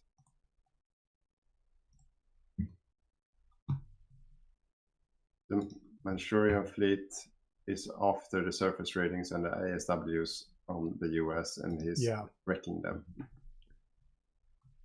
Okay. Meanwhile, the allies are pushing through the Burma line easily and quickly. Yeah, they have all their troops there. Yeah. Or their tank While forces. the Soviets, it's still a bit left for Moscow. Like they are slowing them down a bit, but it's I mean. No, yeah, this will. It's going really quick now. It's going really quick. So I'm not sure why they decided to defend Stalingrad and keep all those mountaineers in there. I would have abandoned. Sorry, Stalingrad. Leningrad, yeah. Yeah, this. No, I think they will lose it. Yes, look, the Finns are attacking. They're. Yeah, or they're getting. There's a red bubble for the Finns. But I mean, we've seen this many times before. It looks like the Soviets are really dying, and then they pull all their magic events like this one. Defense of Moscow is popping up now. Yeah. You get 30 divisions around Moscow, and then they pop the first wave mobilization once they hit 2 million casualties, and so on. So there's a lot of things. Defend Stalingrad. Get soon. Yeah. Yeah. They will pop all the divisions. Here we go. 30 new divisions out. But yeah. Don't they have any equipment? They should have full equipment. Oh, something is 25%? This is strange. Is there something new? I have no idea. Because they are pretty worthless now. They are indeed really worthless. Yeah, that's interesting. I didn't expect that to happen. No, now they're 35%, but it might be. Because are they gaining over time? I have no I don't know how this works. Might be something new. This is nothing I've seen before. See what someone in the chat write us if you know. Yeah. So a quick summary of the game we've been asked by Matthias. Let's start with the Central Europe. The classical things happened. Germany quickly took Poland, then he invaded France. France did a good fight, killed some German tanks, but he capitulated quite quickly. He was attacked by all fronts from Italy and Germany primarily. North Africa, nothing really happened. They abandoned it from the Axis side. The Allies just ran over and took it, and that has been the situation ever since. And now it's not an active theater. The Mediterranean has been semi-active, but not much have happened. Most of the Allied troops have moved into India to fight the fight against the Japanese and the Siamese players primarily, and that's where most of the Allied armor is at right now, really punching their way through here. You see the Australians up here, they're really doing the works to the back line of them. So there's a big pocket about to happen up here, and I don't think Siam have much longer left to live, to be honest, if this keeps on like this, because they can't stop the entire armored push of the Allies here. In the Pacific scene, it looks like the Axis, though, are winning. They are fighting really heavily here with the Allies in Sumatra and Java. It's a fair fight, but on the naval side, it's anyone's guess who's winning right now. Both sides have strong navies. The Joker is, of course, Manchukuo, who has a very strong fleet, and he's roaming around freely. Yeah, it and looks look like he just look at his naval yard count. It's up to 116 dockyards, naval yards. Yeah, but something have happened. He made some kind of engagement, because right now he's getting nabbed or something, because the Manchukian fleet has taken a lot of damage. You see this? Oh yeah. So something have happened. He have run into some kind of problem. So the question is the US fleet still alive? Yes, it's the main fleet of the US is still alive. Yeah. And the reserve fleet is there still. Okay, so can I get this up? Oh, I can't get it away. All right, so that's what's happening. And on the Eastern Front, Soviet almost managed to kill Finland in the beginning of the war. They were down to a few percentage left. Yeah, but they were just saved from the Spanish tanks and the German tanks, and now they're back into the game, properly back into the game. And then there was a big fight in northern Ukraine where the Soviets lost 10 armored divisions, and after that the Axis have just pushed everywhere at once, and for the last 3 or 4 months now it's just been a slaughter, basically. Yeah. And if you look at the Soviet focus tree now, they can go, and they're going for the first wave mobilization. So they're down to 1.7 million men in the field, but that will go up heavily in just a couple of days. Oh, it looks like they got the equipment. You see that? No, I saw what it was. They didn't have manpower to start with. They got all the equipment, but didn't have manpower. So, which is kind of cool. So what happens is that you get units that are not fully mobilized yet, and then you have to mobilize them with manpower. Oh, okay. And that same happened now. So now they got troops everywhere as well. You see, they popped up units everywhere. Okay, so here's the fight right now. For the Soviets, oh, this looks really bad. Soviet tanks are trying to back off. They just got out. These are the only 3 Soviet tanks left in the game. He should pull back. Yeah, and Mongolia has 3 more tanks, so they have 6 tanks on the entire Eastern Front from the Soviet perspective. Where are the Mongolian tanks? right now. 1 second. They are up here in the center. Yeah. There they are, pulling back. So this is a very, very tough fight. So while everyone, all the Axis miners and majors, everyone is just throwing everything they have at the Soviets right now. And the Soviets are quickly crumbling. And the Allies are trying to do the same to the Japanese. Here we go. Let's see.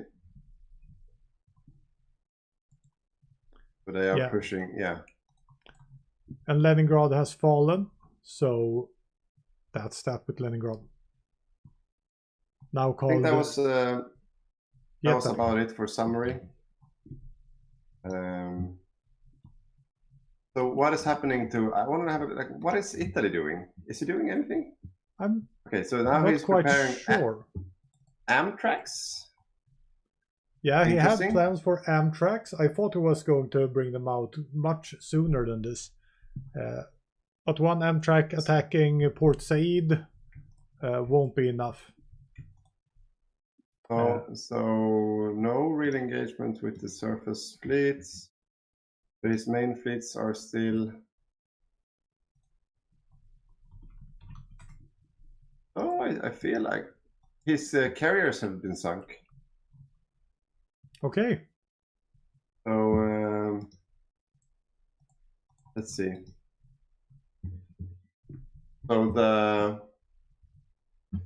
Mediterranean fleet is gone. So all the carriers are gone from the British side. So he started with the Mediterranean fleet down here with his carriers, Brits, and that's no more. So he has probably sunk the British fleet here. Let's have a quick look. Yeah, so sunk.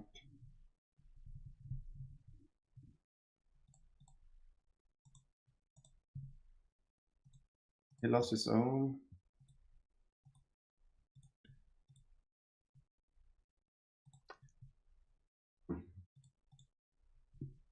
Who sunk them?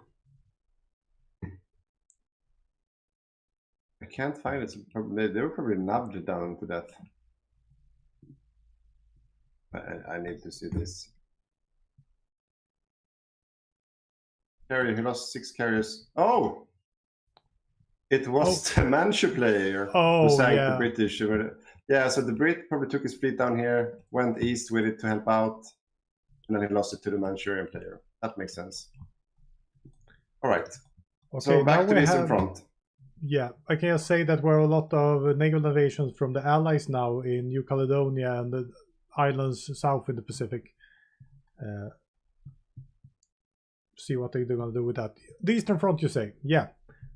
I see some kind of encirclement down here in south. Yeah, yes. So now the last tanks divisions, they are on the ropes. They are really pulling back. Like the Spanish are after them. They're really after them like a bloodhound. Yeah. And can they stop them? Probably not. They are getting run over every step they make backwards. Spanish are really in it to overwhelm them. Yeah, the Soviets are lacking can do this much longer. 1,600 tanks right now. Yeah, they're trying to build new tanks, but they don't have the equipment to it. That's why they have a huge deficit right now.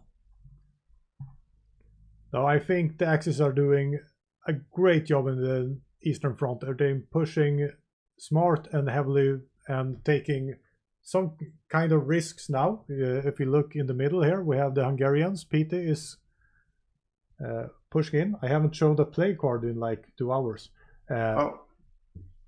Where's Hungary? Here we go. Another big encirclement in the center, mostly infantry. The Mongols are trying to push back and save them. Looks like they might be able to do it. Yeah, they open up the pocket, but we have tanks in the south. I don't think we will be able to see any the battle for Moscow is upon us, definitely. We don't see any. We have new encirclement a little bit more south also, so they are losing a lot of infantry right now. That's a bigger one. Yeah. So they're trying. No, he's afraid. He's pulling back. He's not even going to try to save that. No, I think they should really pull back and find more advantageous places to fight right now. And buy some time. Because now if you look in the south, they don't have the supply they need because they have taken the supply hubs. So they're fighting against a superior enemy if you look with bad supply.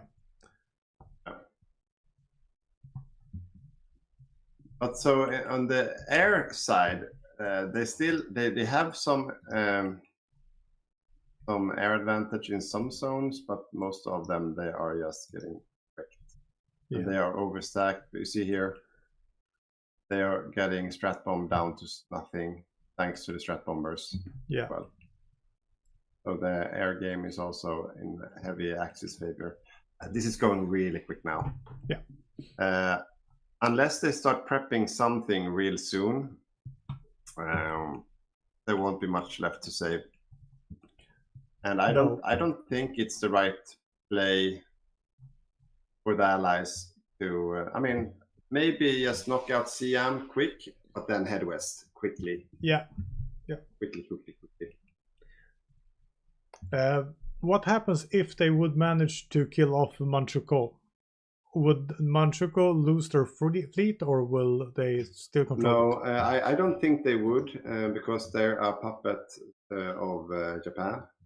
So if they would knock out Manchukuo, I think that their fleet would still be in Manchukuo control. Yeah. I think so. Then I totally agree. And we got a question in the chat. What should the USSR do to increase their odds? Right now, they're in a huge pickle. As I said before, try to back off to more advantageous positions. Now they haven't done that. So if you look in the north, they're just losing manpower left and right. What they really need now is jump into the Discord of the allies and scream as hard as they can that they need a D-Day. That's the best thing they can do. They will get some more infantry, but the problem is when you don't. They lean heavily into tanks. They haven't built garrisons. They have built proper infantry. That's also a discussion to have. But the thing now is that even though they get more infantry out, they never get a critical mass that can defend. So they have too little, too thin, and they get a little more, and they still have too little, and it's too thin. So they're on a downward spiral right now that is really, really hard to do something about. So, yeah. What I would have done was, screaming in the Allied Discord as much as I could. The Japanese and the Siamese, they are taking heavy hits right now. Big encirclements happening everywhere here. It's just a matter of, I think, weeks before we have a capitulation of Siam. See, they're trying to pull back, but they are snaking now. They are confident. The Netherlands have also recovered their territory. Really good fighting from Calais and with some aid of the United Kingdom as well. So well played in that corner as well. Impressive to see. Not that many convoys left. He would need some convoys to be able to move around really as well, but they're trying to retake Singapore from the south as well. But yeah, that's the status there. Now they're snaking into China. They're going for everywhere. What I think will happen is that, I'm looking into my crystal ball here. I think we're looking at a capitulation of Soviet first, then maybe a capitulation of Japan. And then some, really nuke ending of the game. That might be the situation right now. Moscow is still holding. Now the supplies are really bad here for the Axis. Could this be the Festung Moscow that we've been waiting for? These tiles are very easily defended as long as they have supply. They don't look to be overstacked right now. The Mongolian tanks are here, and they are also the best bet right now for recovering some territory. Although the Germans are pushing in from the south, And the Spanish tanks are just doing the work together with the Bulgarians down towards Stalingrad in the south. Yeah, it's a very bloody affair right now. 3.6 million dead Soviets. Not much at all on the Axis side, to be honest. And looking at the kills on the Soviet Union, we have White Finland, after German Reich, of course, killing the most, 1.7 million. But then we have Finland with 750,000. So I think he's quite happy right now. He's made a comeback. He reclaimed some glory, definitely. Yeah.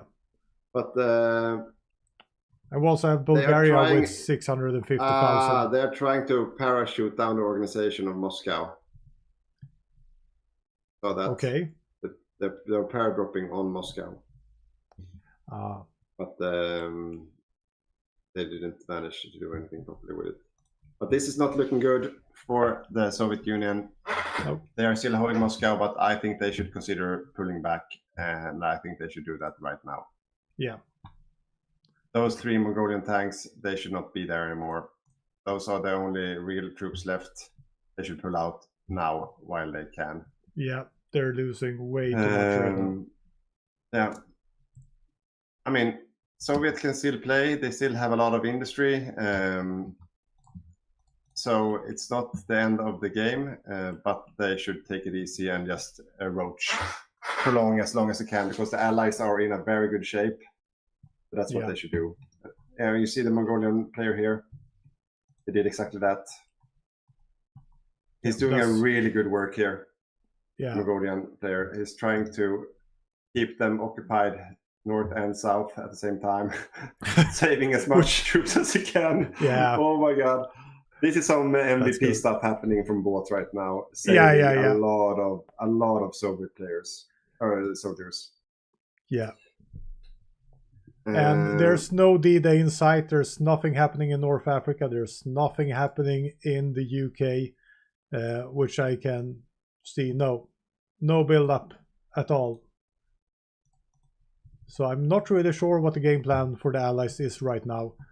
But they're going straight into China. Look at China. Yeah, but they are trading. So Siam has capitulated.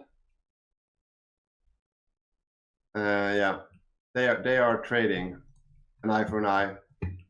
But let's see if that's enough, because Japan, he still has. Oh no! He's repairing his entire main fleet. I'm not sure what that is supposed to mean. What about? Oh, we have a naval engagement. Naval engagement, Brazilian fleet. Look down. I see it. Yeah, great. Yeah. So the Brazilian fleet got sunk. Yeah, totally.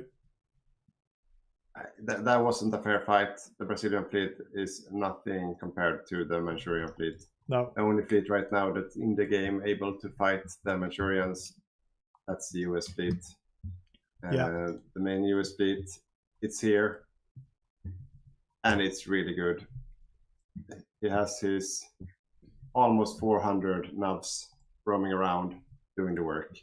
So this is a fleet that can win against anything it's up to. Although it's heavily damaged, but he's refilling with really good light cruisers. It is as well. Yeah. These are some really, really good light cruisers. So, But will it matter though? Because the Soviets are falling now. Moscow is under heavy attack. The South are crumbling. They have gotten a lot of new troops in Stalingrad, but will that be enough? Even though they got a lot of extra troops, they're not pushing over 2 million in field, which is not good as a Soviet. So there's a lot of lend-lease happening right now to Canada, but nothing lend-leasing anywhere else. I don't think the Soviets is getting anything.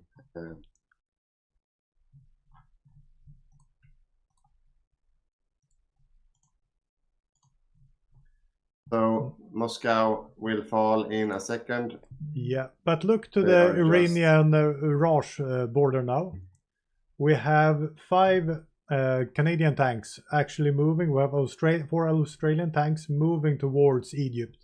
So now they have spotted, and I think they have some plans for an invasion from the south. So this could come in the nick of time. There you see. Here we go. So this could be in the nick of time. Is the strategic redeployment. There's a lot of armor coming from the Allies now. Yeah, and South Africa has their 3, 4, 5 tanks. Yeah, so South Africa, all the 5 heavy tanks, and then a lot of medium tanks coming from both Australia and from Canada.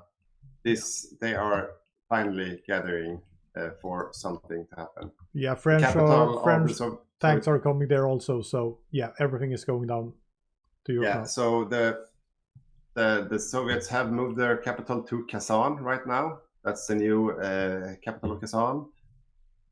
Maybe worth a visit. I have no idea. I wouldn't go there right now.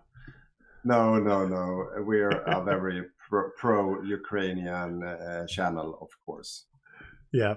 So, but let's see. So this is another full event of troops from the Soviet side gathering strength to be ready to throw at the front lines. It's a desperate move from a desperate country right now. Yeah. Slack standards would be needed right now, and Slack infantry standards would be really needed right now. What are they building though?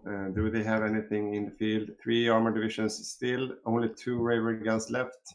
1 penal They are building like crazy people. Let's see. But they're trying, I think all the deficits comes from they're trying to build a lot of divisions that can't get any equipment. So if you look at the build order, that's not necessary. 70 divisions. Oh yeah. Okay, so that's it. But they have reinforcements as priority, so that's why. Yeah. So yeah. That's fine. So it's not as bad as it looks, even though it's really bad. I'm not sure how to put that in the right sentence, but it's really bad, but not as bad as it looks. No. So there's 4.5 million losses. Are the Mongolians doing anything fancy? They lost 1 tank. Yeah. Mongolians did lose a tank. Probably in some fighting against the French. Oh, sorry, the Spanish. Spanish is now out of supply. So he's trying to pull some stunt here. There you are. Yeah. Spanish are. Could they be encircled? Pin them. No, they forgot to pin them. They forgot to pin them. Now he has supply again. Not much, but a little supply. Could this be... They had their chance there. They should have pinned him. Counter move. Hockey move. They have supply again. Yeah. They feel confident. They're attacking left and right. They had their chance. The moment has passed.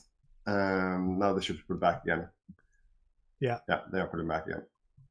It was a good try from the Soviets and the Mongolians, but it was not successful. If they would have pinned the Spanish tanks, they could have caught them. Yeah. Brief France declared war on Vichy France. Okay. Yeah. We are looking at... Is there anything on the border? No?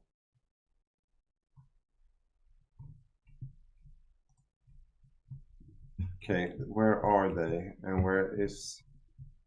are they going through the Mediterranean? That would be the quickest and the best way.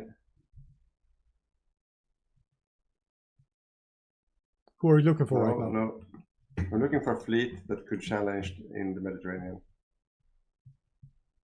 Wait. Oh, wait. I think the US fleet has been sunk. I think the US fleet has been sunk. And we missed it. That's horrible. I think we missed it. That's something that Paradox really needs to do. When there's a major naval engagement, you need to get a notification. They went. Oh yeah, the main. I think he lost it. Yeah, still has 12 carriers. Yeah. He's built a lot. Current year, last month, yeah, 5 carriers, 40 cruisers. Yeah.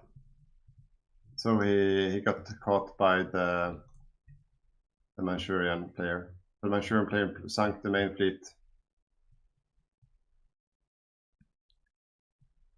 Yeah.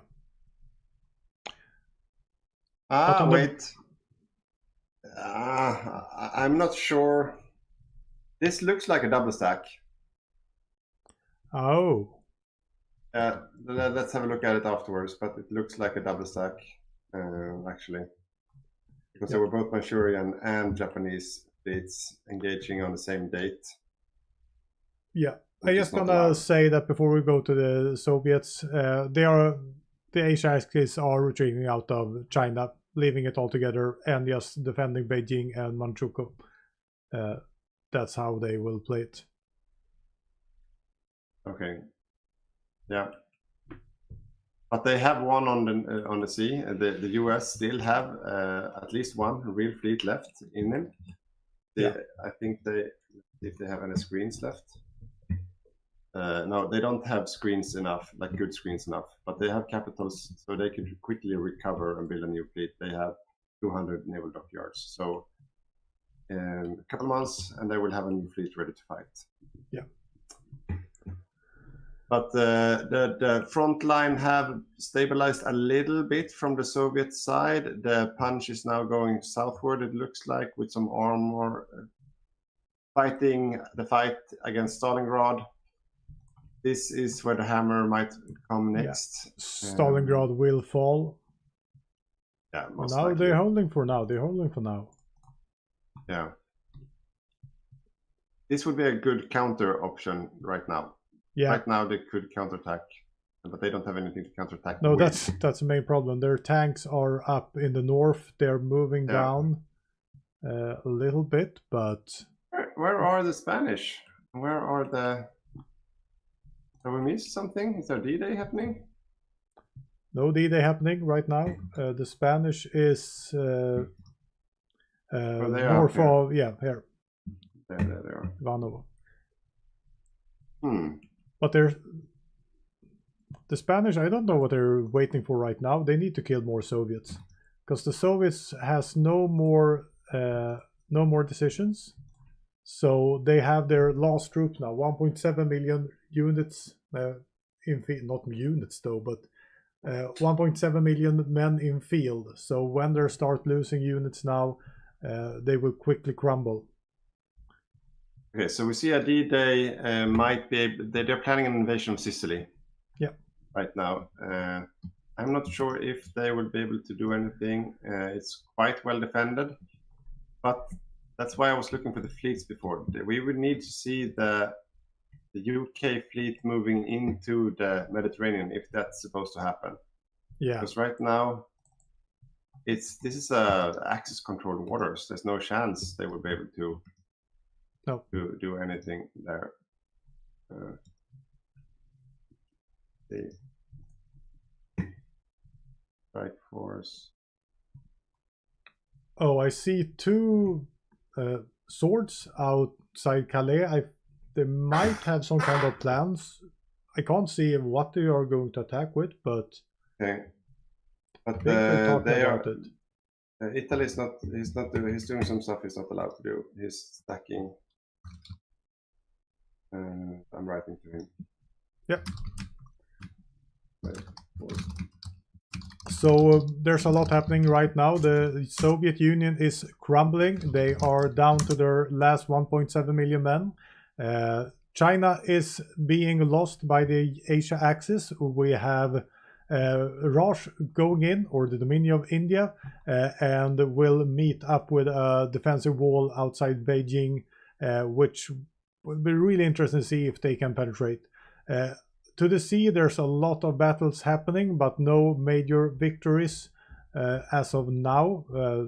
we have Manchukuo with a huge stack of naval stack. They have 119 dockyards. What we're seeing from the Allies now is some kind of D-Day going for Sicily. The big question is, do they have naval superiority enough? Can they bring up that supremacy so they could actually land in Sicily? And that's really needed now for the Soviets before they collapse. I think that was a quick summary. Yeah, if they don't get troops ashore, not much will happen. No. So I wrote to the Italian player, you're not allowed to stack several fleets in the same naval zone. He changed that now. So, but yeah, I didn't want him to not have anything in his zone. Yeah.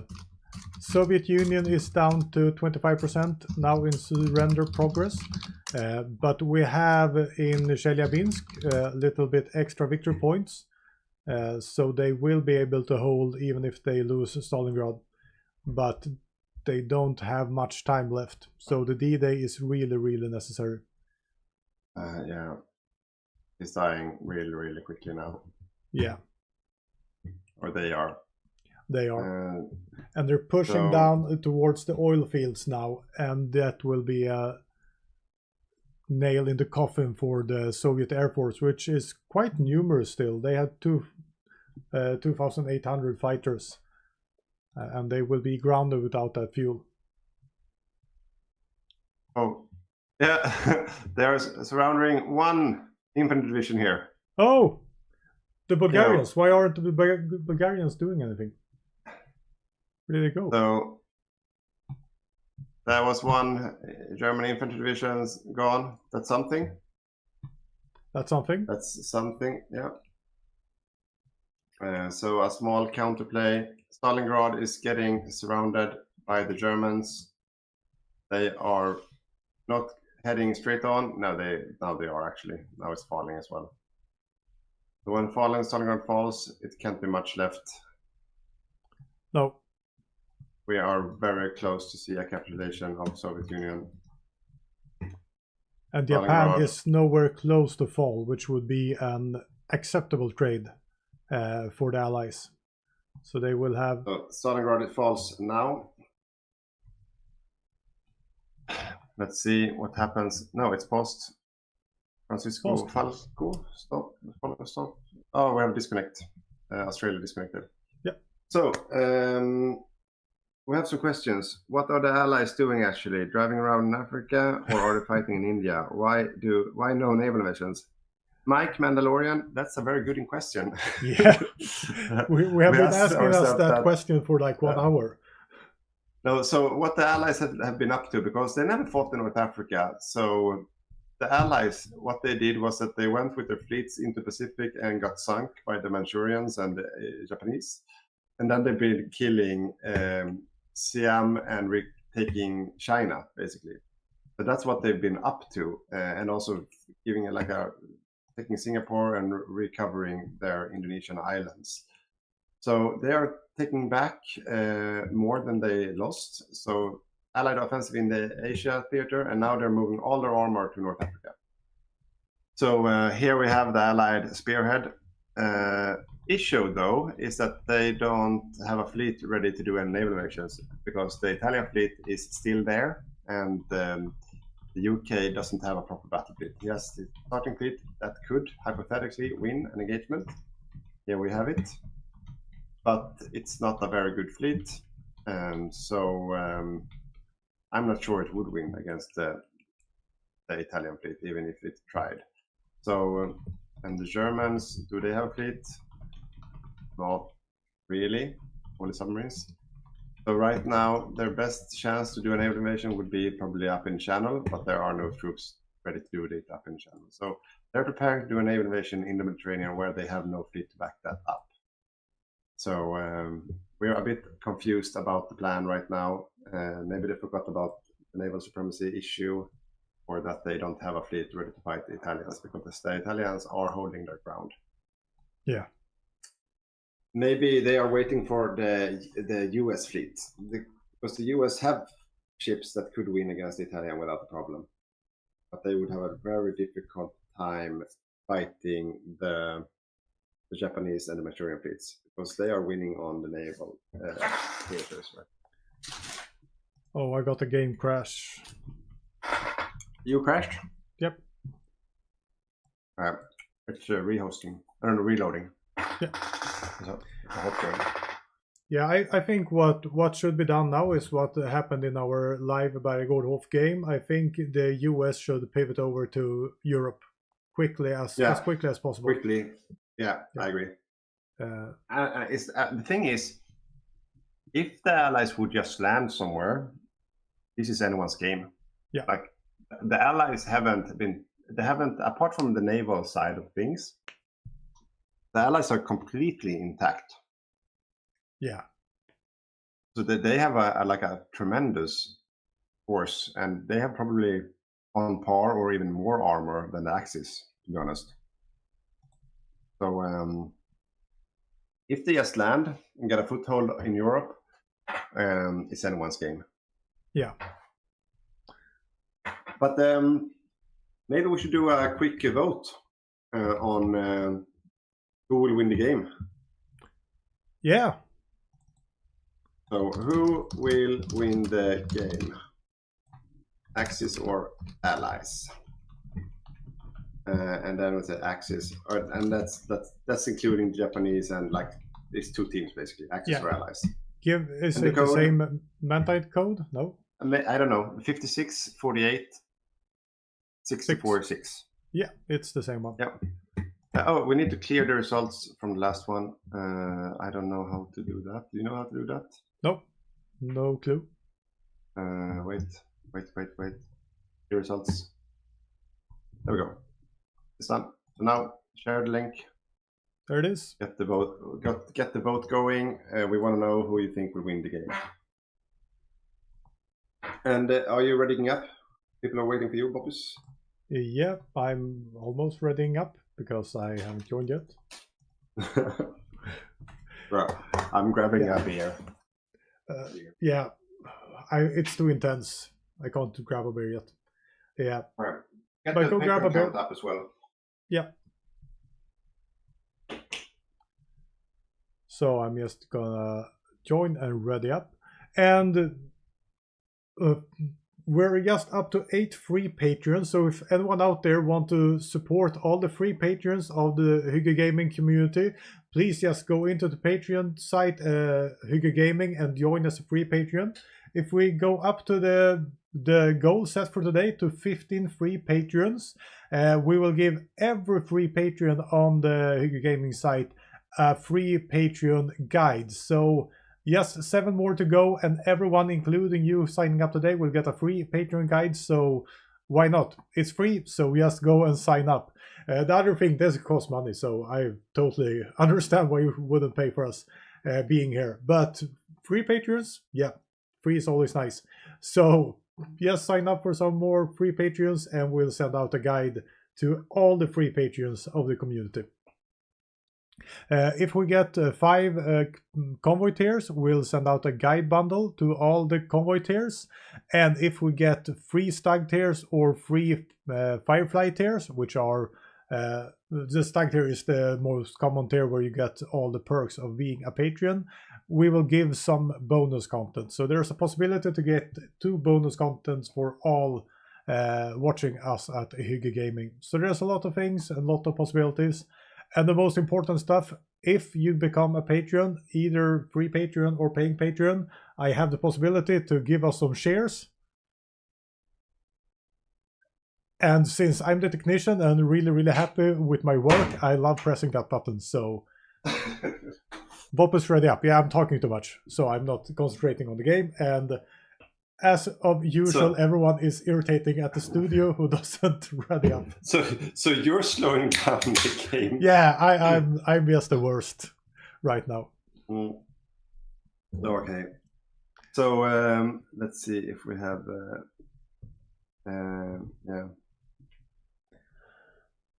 Yeah, and the chat is agreeing with us. Taking China is fine, but helping Russia should be the #1 priority right now. Yeah, totally agree. Yeah. Mike. But if they manage to get a landing like somewhere, like I mean, they could just land in a zone. Look at this, for example. If they would naval invade in Marseille, there's no real fleet covering this zone. It's only crap. They could quickly project naval supremacy, land in Marseille, and race on, right? Yeah, and threaten Italy, which would be huge. Yeah. Okay, yeah, here we go. We have a landing? So the UK fleet, no, the UK fleet is out. So the UK fleet is moving. It's not defending the home islands anymore, but it's out sailing around. So we're coming down to the still D-Day. blocked. They're still blocked the Western Med and the Tyrrhenian Sea. They should unblock those, and then they should be ready to make stuff happen. Yeah. You can see the naval invasions are planned from... They have no planned naval invasions right now, do they? No, they don't. Yeah, why are they... No. But let's see what's happening. So they're still just butchering the Soviets. The Soviets are down on 82% surrender. Yeah, but still the Mongolians are fighting a really good fight, delaying the assault from the Euro-Axis. Yeah, it's here in the center. Yeah. Yeah, the Mongolians have been... And also those 3 tank divisions. Yeah. They have been... Like also, I mean, they've been fighting so hard. The Mongolians and those 3 tank divisions together, they have survived so many encounters throughout this day. So I mean, those five divisions, they're doing all the heavy lifting for the Comintern right now. And if we look at the focus that the Soviet Union is doing right now, it's a really good focus, giving you a division attack on the core territory and defense on core territory, 5% extra. So with all the other buffs, that will buy them a little bit more time, even though they're really down to the last units. Yeah, because they don't have any more like push up units, right? No, they don't. I think they can get out some penal units every year, but that's that's nothing. That's a five units in 100 days. Yeah. Okay. But that's okay. So, but I'm looking. It's gonna be the D-Day. Yeah. That's the next play. This fleet really needs to get its ass into Western Med. What they're doing right there? They're just standing out there, or what's happening? No, because I think that the UK players were preparing a naval invasion from Tripoli to here, but then they probably realized that they couldn't do anything. So now they're moving left. Yeah. Okay, I get what they're doing. They're going straight for France. Okay, they're. That's why the fleet is down here. They're just escorting. They're just mopping up. That's the right move. Sea zones. That's what they're doing. I think that's the right move as well. Yeah. Does the Soviet Union have the time? Yeah, they're 87% surrender progress. They're losing, but the German forces, everyone is so far out, so it's not going that quickly anymore. It's a lot of territory to cover. Yeah, I think the Allies, they could do this. I think they will be able to pull off a D-Day before they can. Yeah, this could be a really interesting endgame. Because now this unit's here. This is good. UK infantry, a lot of armor, Mexican motorized, Australian armor, South African armor. I know the Canadians are here somewhere as well. There are the French armor coming, more French armor. The Brazilians are coming. Yeah, this is like this is the gathering. And with that, look at Manchukuo right now, because now things are happening in the Pacific also. The Canadians are already prepping. Yeah. So take a quick look at Manchukuo before we go back and see what happens there. Because they have broken the line in at Beijing, or gone around the line in Beijing. So Manchukuo is in a real trouble right now. they're down to. I'm gonna find. But do they care? I don't think they will lose their navy. No, if they keep their navy, it's they lose 120 dockyards, which is in a longer perspective. Yeah, no. Yeah, that is very true, and that is very, very true. They already lost 60 dockyards, 60 dockyards down. Yeah, but that is of course throwing the industry completely around in the favor. However, that navy won't go anywhere, and that would still be able, because they have so good experience in this one now, and the admiral is also really good, so that will be able to fight off anyone who wants to go for the mainland Japan. I don't think they would be able to do it. As long as that navy is around, I don't think they would be able to do it. No. The Japanese main army fleet is also still alive and kicking. Yeah.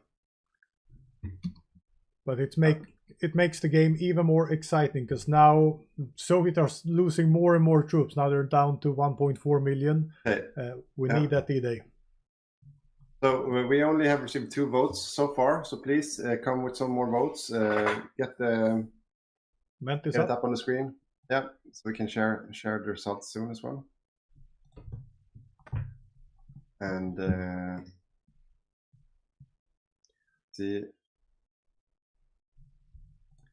So the tanks, Mexico has their motorized rocket. We have Australian tanks ready. We have Canadian tanks ready.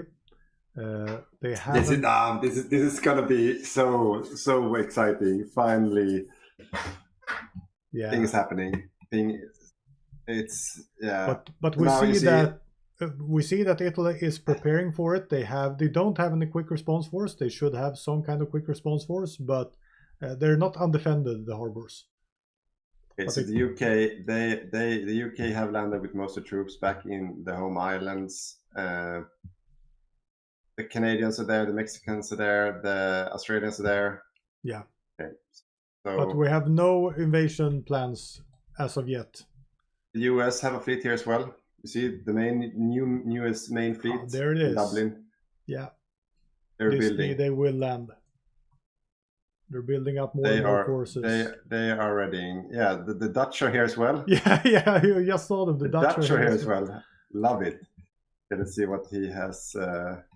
And the South African tanks are coming up now. That is a good Dutch divisions. Love it. So this is the real. Where the South Here are the five South African divisions as well, coming as well. Yeah, I thought they were heavy tanks with mechanized. Yeah, this would be a heavy D-Day. Oh no! No! They moved through a season they should not move through. Yeah, but they managed. I also thought they were going to be raided, but they're fine. They're fine. So now they're talking about Cherbourg. They're pinging behind Cherbourg. Let's see what's there. Nothing is there. No. If they land behind Cherbourg, this will be a very good day for the Allies. Yes. So, what about the air situation? Are they preparing this? Are they showing their hand yet? Not that much. No. The thing is that the Soviets are so weak now. They're down to 1.3 million men. They're losing men far and right, right and left right now. So even though the D-Day lands, the Soviets don't have the punching power to really take advantage for anything. So it will be up to the Allies to actually make this work. The Soviet won't give them much support. Look at this. No, are they dying? The last they went tanks. Yeah. No, no, I think they're fine, but they're losing a lot right now, and they can't really defend. They don't have supply. Yeah, it's looking grim for the Soviets. Yeah. What is they're still on 86% towards capitulation. Oh, okay. Saxoliv writes in the chat, the claims Axis will make afterwards were just a month away from capping the USSR. Yeah. But look at this force. This is. I'm a little bit worried about the infantry. Like there's not that much infantry here. I'm not sure. They're coming. A little bit more American infantry is arriving right now. Yeah, but they have nothing to. They don't need infantry. There's nothing here to defend. Germany is. That is true. That is true. Germany There's is quite empty. a lot of UK infantry though. Yeah. Now they've seen the D-Day. They're moving troops towards France. Okay. Now the Air Force Spanish is tanks are coming, also going back. So they have seen this. They are strat bombing. If they are supposed to pull this off, they should do it real soon. Yeah, yeah. The back line is the Spanish armor coming. Yeah, they are prepping for this. Yeah, now. everyone is coming back now. They show their hand too soon without doing it. Yeah. Or they should go. I mean, they just need to get like a proper landing and take a harbor. Yeah, but they have nothing prepared. There's no prepared invasions right now. Just one for Cherbourg with like 10 divisions. Now, okay, the UK has been so slow on this. Like let me just looking. Now they're preparing everywhere, but it's.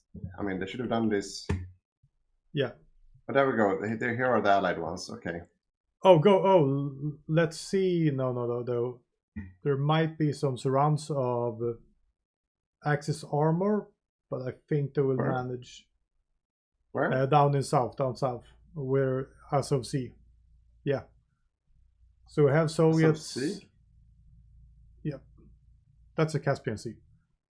Above above the Caspian Sea. Sorry. I'm. Here. Yeah, here.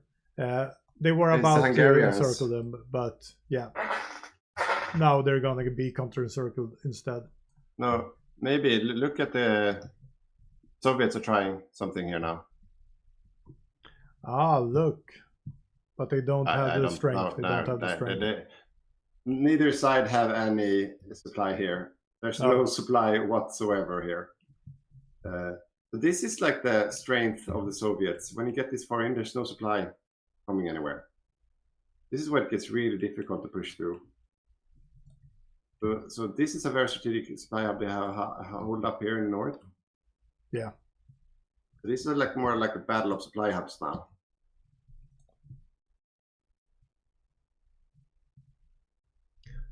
Kazan is very important for the Soviets right now. But it's not moving that much, so... No. Look at this! Look at this!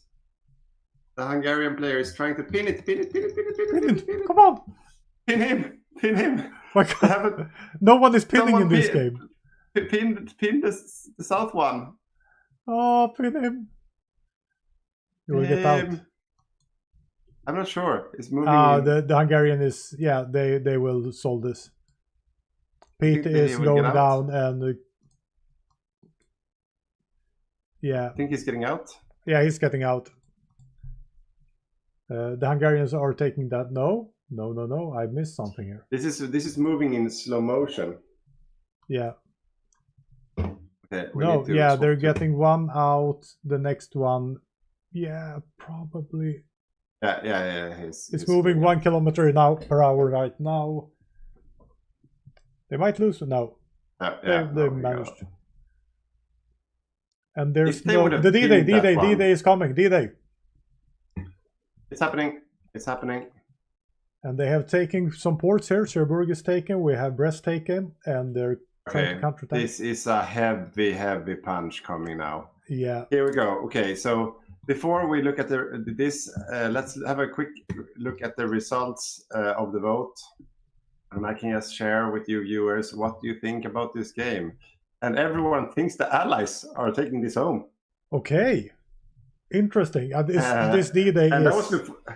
That was before the D-Day happened. Yeah, this D-Day is okay, but look at those Spanish divisions though. Yeah, those two Spanish tanks, they mopped up that. No, it's more than two. It's probably 5 Spanish tanks. Yeah, there's 5 Spanish tanks, so this will be if the Spanish. Those are the real threat.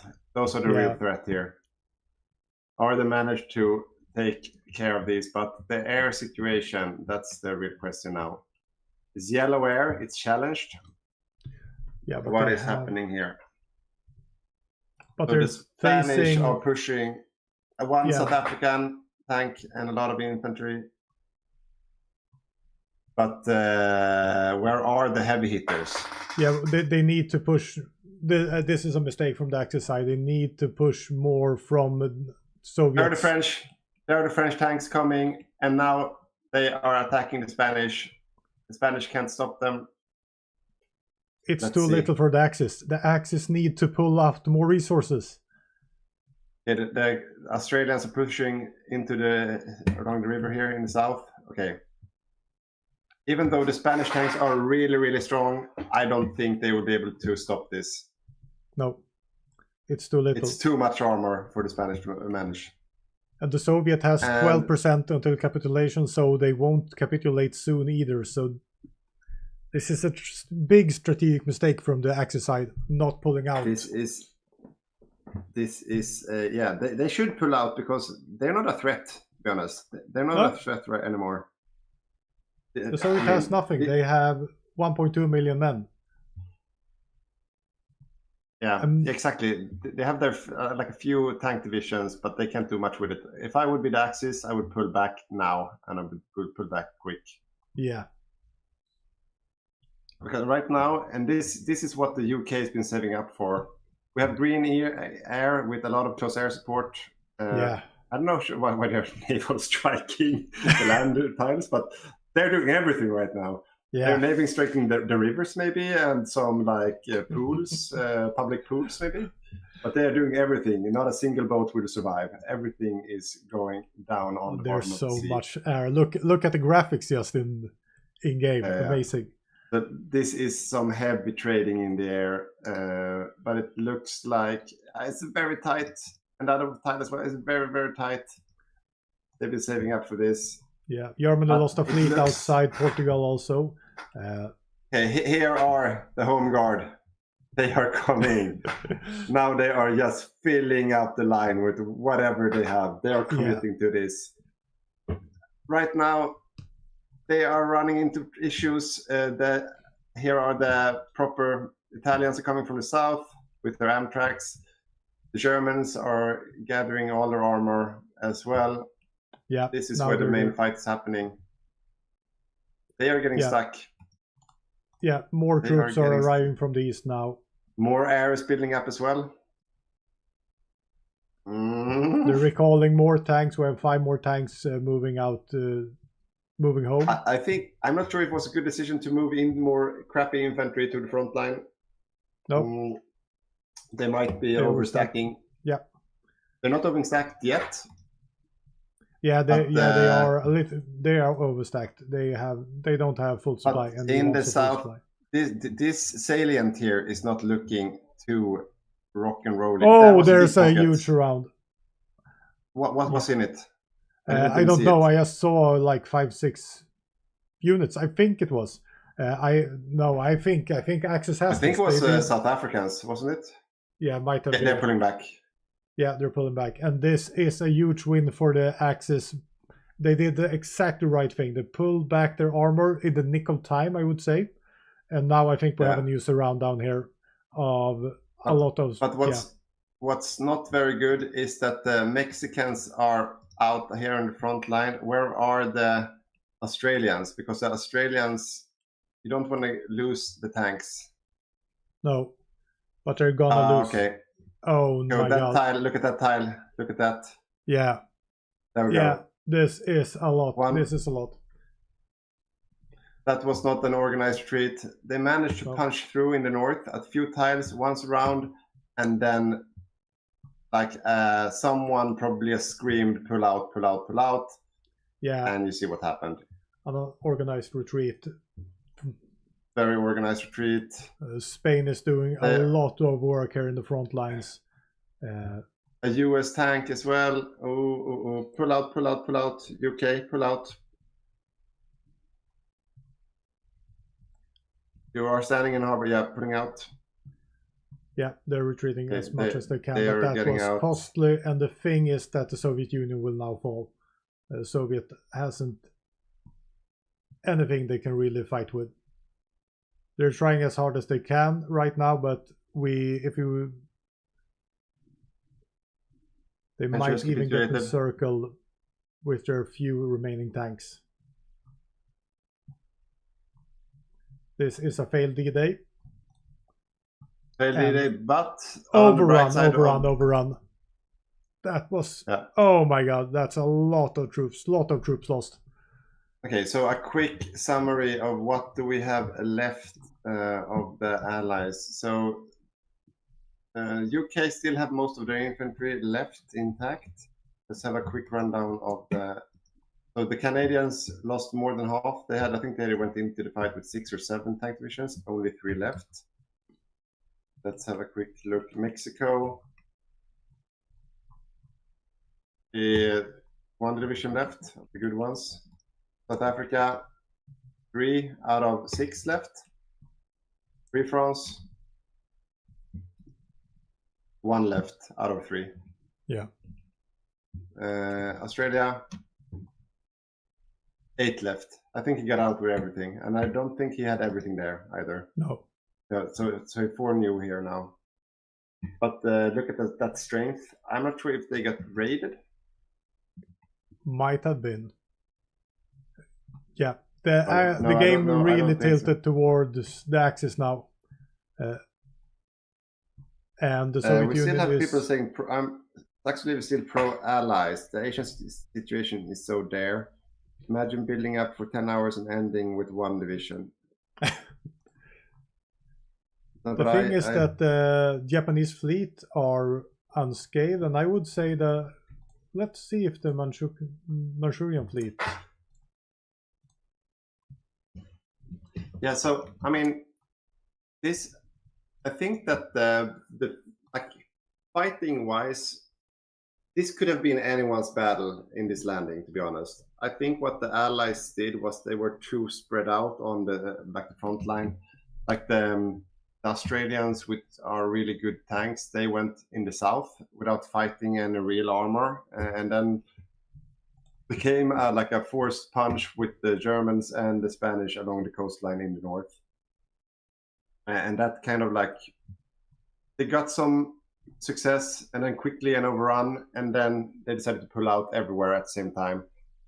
And that's just too risky. I mean, they should have, I think what they should have done is like to counterattack upwards, northwards instead. But that was a very risky, a risky situation that turned bad to worse really quick. Yeah. But I mean, they're still in the game. The US, I would expect him to build quite a few tanks.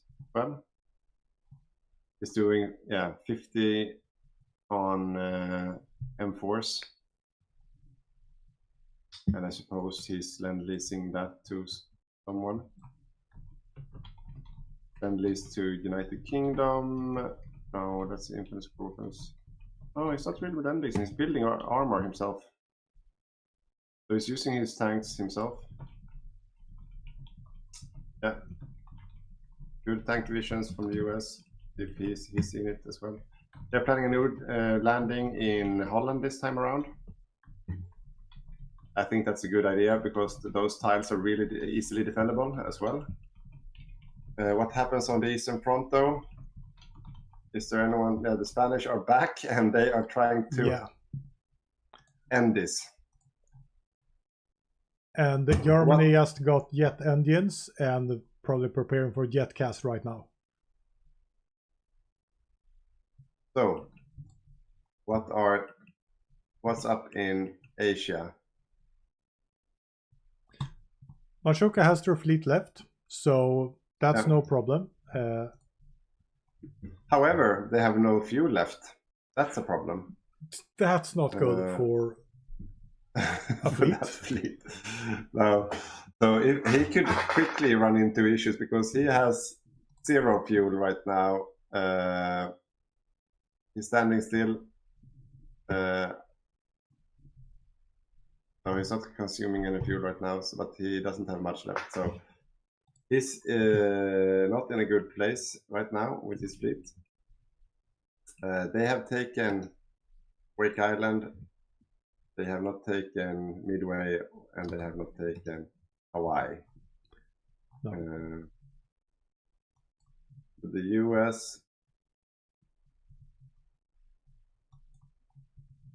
are losing on the naval game, but they doesn't really care about it anymore, I reckon. No, it doesn't really matter. They have enough equipment for building a new fleet, so I think they are fine. The Soviet. We want to see the Soviet now. The Soviets has 9 tanks now.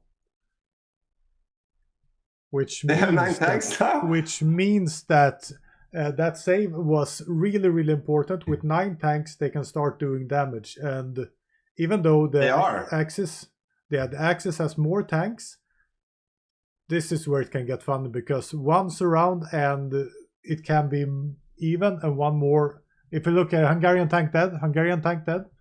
Where? They closed the pocket with Kubyshayev, somewhere. Okay, can you speak English? I speak Russian. North, south, where is it? A little bit north. Yeah, there, the salient of the river. There, yeah, they lost one Hungarian tank there. Yeah, so really quick surround. Okay. I think it was infantry and Mongolians cooperating. Let's see. The 6. Yeah, but this is the thing. Like Russia, they still have like most of their industry left. Yeah. And what are they putting it into? Infantry equipment, and yeah, now they've done what they should have done. Like, this is so annoying. Yeah.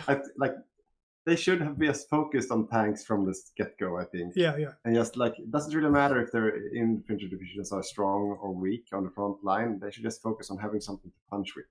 But now they do. And I think this is really, really, really interesting, because those. But I don't like how they are. No. Look at this. And the Spanish. No. This is too painful to watch. No. This is too painful to watch. This is too painful to watch. This is really good play by Spain, but no.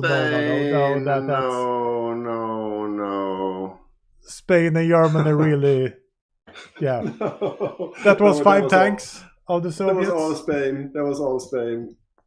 Yeah. Okay, that was 5 out of the 9 tanks they just managed to get back. I will show 3 people on screen who's not happy right now. They're called Matthias Ivarsson. It's Sticky. And it's Simon. Oh, they're done. But why did they capitulate though? What was the victory point they took? Was that down in Baku? That must have been it could be Baku that was the huge victory point. Oh my god. Oh my god. Okay, so the Soviet Union has collapsed. Now starts the fighting in Iran. That's usually a very boring front line with a lot of mountain. So that's probably where the Raj player will head with his mountaineers to fight the Finns. But basically, I mean, the Allies have an army, but they need to get territory. They need to land, and they need to land before everyone comes back from the east. Yeah. Or it becomes really difficult to land anywhere, I think. I'm still really pro Axis in this game. I think they have a really strong position. They killed off the D-Day. They've taken the Soviet Union. They can now start attacking down through China and Manchuria, and Japan is not close to capitulate. Okay, so I think we should get the Soviet one in for an interview. Yeah, we should. I'll write to him. You write. I'll fix a link.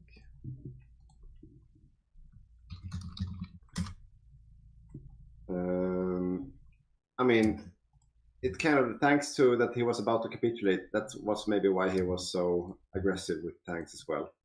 Yeah, probably. So yeah, if he saw that coming. But let's see if he's up for an interview. So Matthias then? Yeah, he haven't replied yet, but let's see if he can reply. But the game is not finished. The allies are really up for blood now and want to continue the game. And there's still a lot of possibilities. Yeah, the game is definitely not over. The allies still have most of their army intact. Even though they got a heavy blow, they still have a big army. I mean, we have to consider also that the Raj player wasn't part of that D-Day either. He has a lot of good infantry ready to fight somewhere. Yeah. So let's see what happens next. Yeah, because the Axis cannot pull all the troops down to China. They need to have a huge tank force ready for the next D-Day. Yeah. We've seen this before, where the Axis capitulates the Soviet Union. They move into China. They move move around everywhere to fight everywhere, and then all of a sudden they're not available with troops in Western Europe that they should be, and then they get nuked, and then D-Day is just running them over. Yeah. So it's still very much up. I think I give the Axis like a 65% win chance right now. Yeah. Maybe 60, 65, 70% maybe? 70-30. I would say 70-30 is kind of okay. Yeah. We're not getting Iron to click. Oh. What happened? I clicked exit the game. Don't exit the game. No, I don't know. I accidentally. Was it because instead of you quit instead of observe? Yeah, I don't know. Yeah, I don't know. I accidentally just hit something.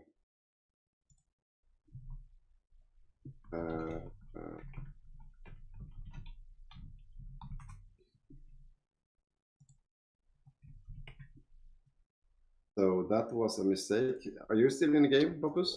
I'm still in the game, but trying to get Ivarsson to.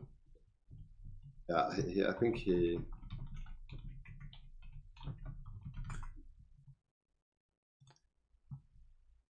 I am not joining. Yeah, so I won't switch screen. Otherwise, I could have shown you what's happening. But yeah. So maybe while we wait for me hot joining, maybe we can run the trailer. What's happening tomorrow? Yeah, we can. Let's go there. So run the trailer and then we'll talk about it. Not just a strategy game, it's a ground strategy game. Lassen wir starten mit mig. Välkommen. Not looking good. Yeah, oh my god, he's stuck on us. That's like 8 divisions, more than that. I mean, it's like... There we have it. CMOX is our champion. The allies needs to win here now. We're not going to get started. Green bubble to Mancos is industry. The tech section time.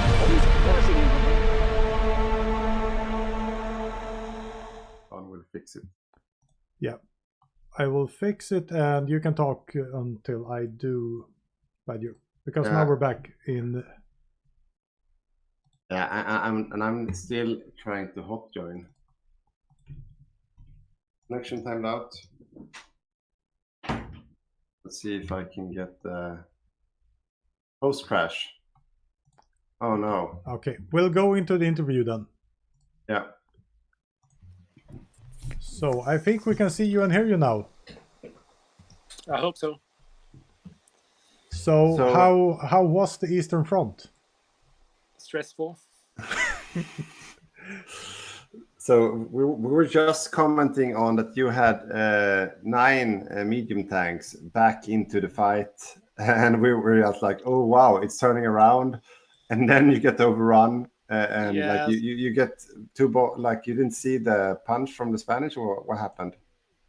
I was actually not on that part of the front, but they were trying to trap what I understand, they tried to trap the Hungarian tank, and Martin counter encircled, and it went to shit.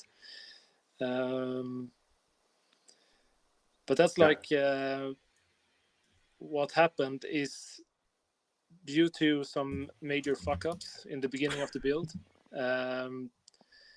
We actually went like 6 to 8 months behind what we should have been. So that kind of messed with us the entire game.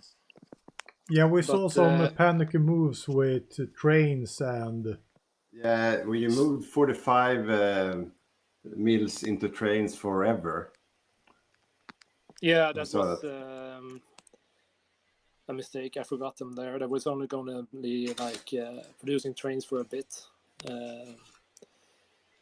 But yeah, it's always like that. It's a lot to do. Yeah. On the Soviet. Yeah. The Soviet, I would say, is the most stressful part of the game, because you're always 1 foot behind, or 1 step behind the Axis players, and yeah, a lot of things happening. And we really liked your build. The medium tanks were really, really good. The first blow there when you lost 7 tanks was painful to see, and probably even more painful to experience. Yeah, Simon tried his best, but in some cases the Bulgarian sneaky divisions, the motorized, the rocket RT, just de-orged him. Yeah.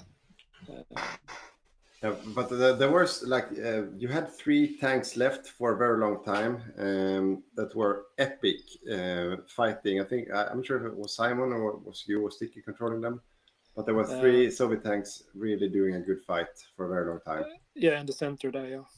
Yeah, and also that's the thing. Also, like I really thought that we, when it fucked up at the Dnieper River, we really gave them. They really had to work to get us capitulated, I think. Yeah. Yeah, it was a very, very, very epic fight for a long time, and you were really doing a good fight to delay them forever. But what happened when you capitulated? Was it a push into Baku that took the last victory points, or did you notice why you capitulated? I think that they finished the last collab on us. Maybe that was the thing, because you had quite a lot of capitulation left in you, and then they all of a sudden just capitulated, and we didn't really notice why. Our only bet was that they took Baku because there's a lot of victory points down there in Azerbaijan. No, I think that when the war started, Ivan was very the spy game was quite good, so he had like 1 or 2 collabs when it started. Yeah. So with that said, I was thinking like if we can hold him when they go into the bad supply that is like the Urals and Kazan and those places. Yeah. I'm just gonna roach build in that place and wait for the allies, because the tanks doesn't really count in that area. You saw the Hungarian tanks in the desert; they weren't doing much. No, exactly. In those territories, it's a fuel game down there. Yeah. Like no fuel game, to be honest. And the infantry divisions that we were producing out used 0 fuel. So that was the thing with like Baku, that if we lose Baku, then we lose the oil. But it doesn't matter because we don't use fuel anymore. No. Yeah.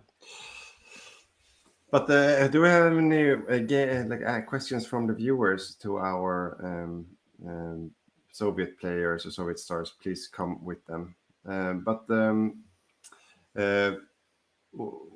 We saw we would have expected even more medium tanks coming from you. It looked like you had like a good 140 mills on it early, and you were just spitting out medium tanks, and then you like swapped everything around. Was that thanks to the build issues that you mentioned before?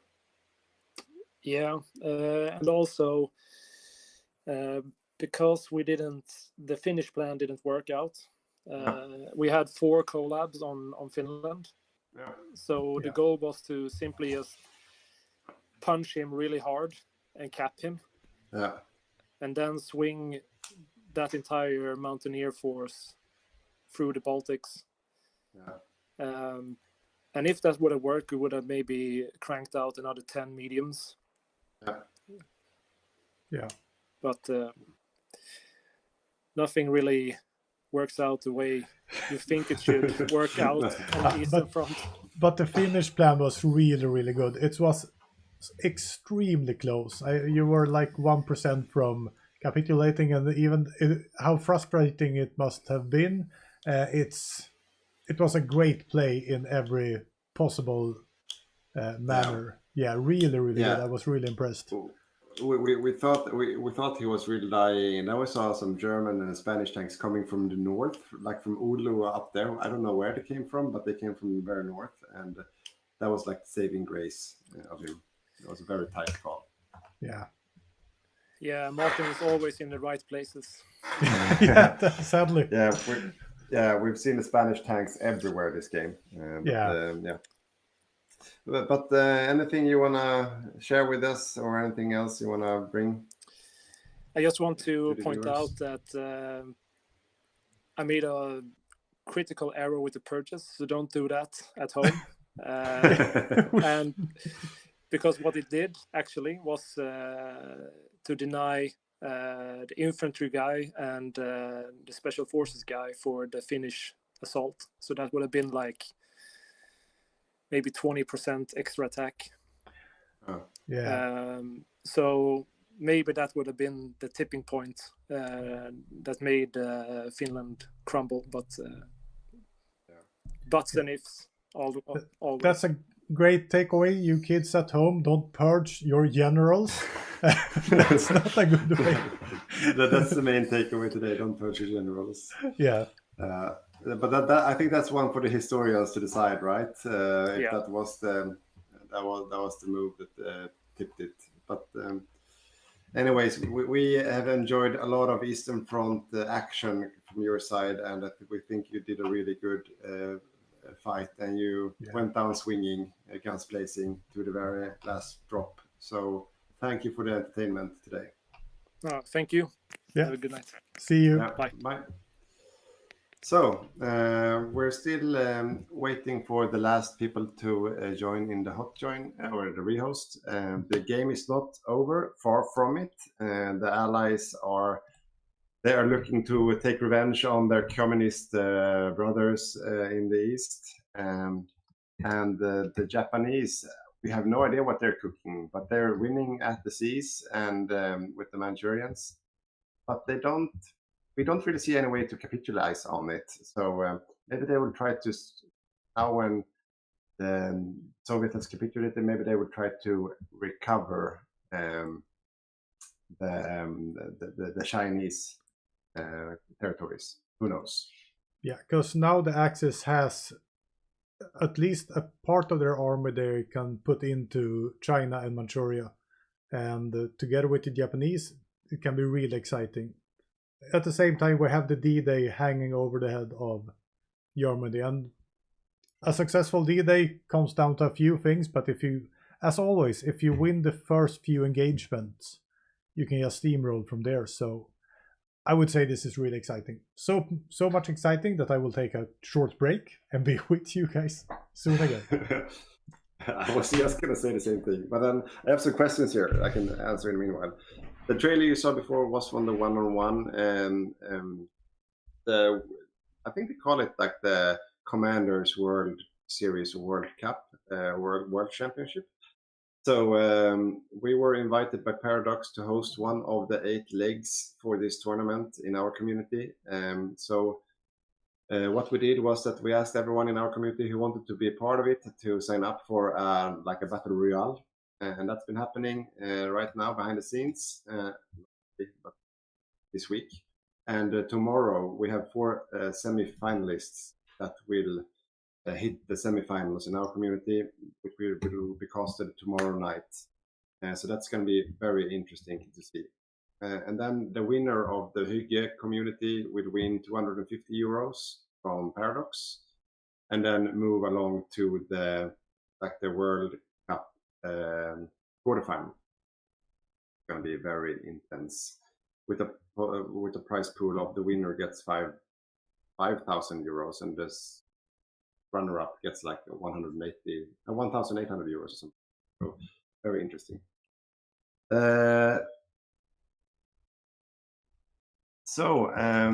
Let's have a look. So the Romanian fleet didn't get much action, looks like. Let's see if they sank anything. No. So the action in the Black Sea turned out to no action in the Black Sea. So the Romanian fleet is still in port, and that's now Balkan Pro territory. So we see that the Hungarians are now quickly on it, pushing southward into the new open territories of Iran, who's on the allied part of the map. And we can see that now the Raj player is quickly scrambling to cover the new territories. So that's what's going to happen next. So these are like small frontline divisions with Pack Arty, but these are mountain tiles, so he would probably be able to stop anything that comes this way for now. In the Asia theater, there's been a landing around Beijing, or maybe they've been there all the time, I have no idea, but they're holding Beijing, the Japanese. They're trying to close that pocket unsuccessfully. I have no idea how long they tried doing this, but I guess it's been some while. I don't know why they're not successful doing that. They would probably need some air to finish that off with some cas. Yeah, no supply there as well. So a fight ready to rekindle as the Axis pushed through up here. So let's see, are they going east? Yes. So the Germans are rolling all the way east, ready to fight their way through Asia. So I'm not sure if this is the best idea, but this is crap infantry, so they are probably just going to try to take some land. But this can be a bloody affair from either side, depending on how this plays out. So Raj, brace yourself, because the Germans are coming. And the good divisions of the German Reich, though, where are they? They are here. So they are standing, waiting for the Allies to go over the channel. And to celebrate this, I will take a Leffe Brune, some kind of Belgian beer. Oh, very good beer. Yeah, we have a question. Italy is still alive? Yes. So, situation right now, for anyone who just dropped into the stream, the situation is that Euro-Axis have just capitulated the Soviet Union in mid-43. I'm actually going to take a save game while talking about this. So they have capitulated Soviet Union. The North African territories are controlled by the Allies, as well as the UK territories. The Allies did a D-Day when the Soviet was still alive in Western France, northwestern France. It was successful at the beginning, but it was like a tug of war happening outside of Cherbourg, a bit south. But the Axis troops finally won and got some momentum, and then the Allies decided right away to pull out. It was a hastily retreat, and some were caught in the retreat. So that costed the Allies quite dearly. They do have a new army ready to do a D-Day somewhere.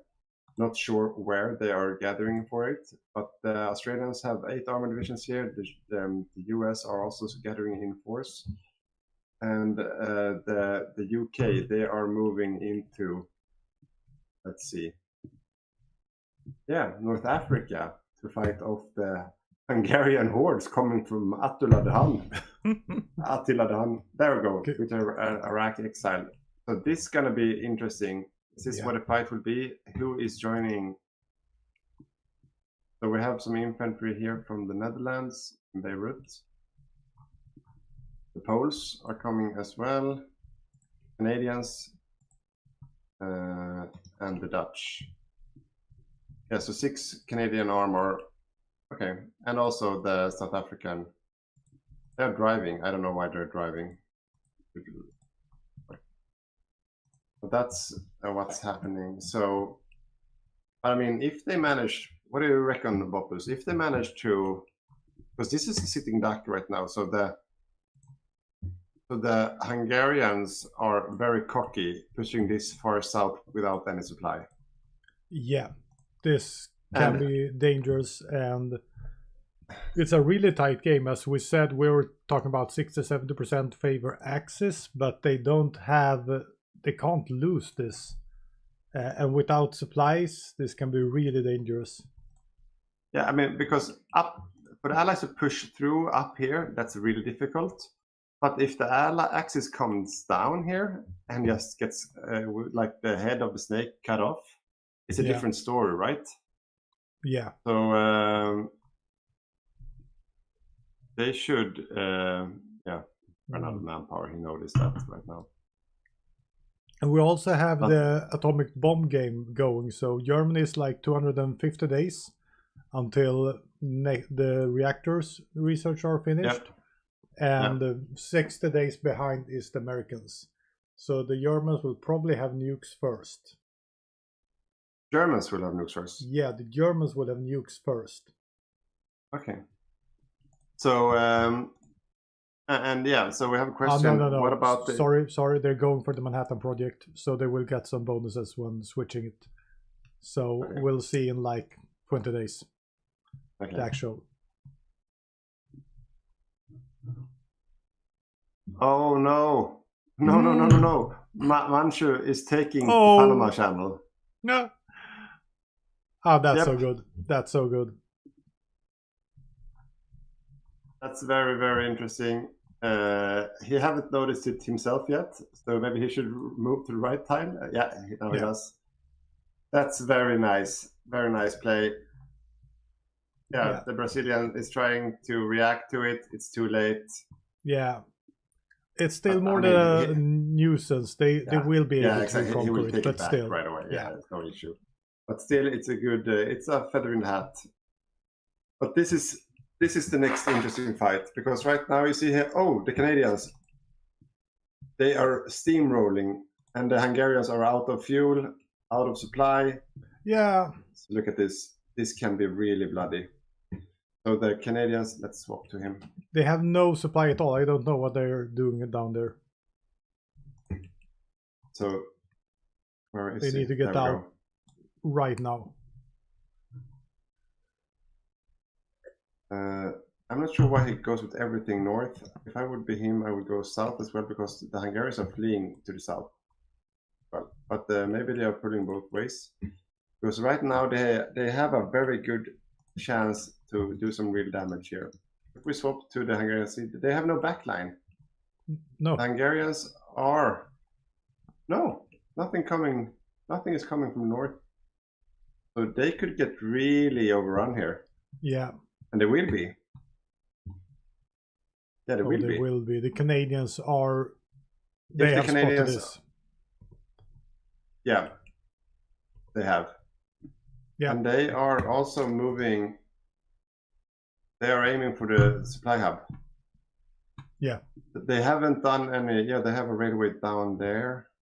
Let's see. And that railway goes that way. Yeah, let's see what they are. Baghdad has no supply right now. So if you look at Baghdad, it's out of supply. Yeah. But the only local supply. Yeah. The Hungarians, they have a little bit of supply right now. But I think he's trying to fight. He has 4 divisions here. No, he has all his army. His entire army is here.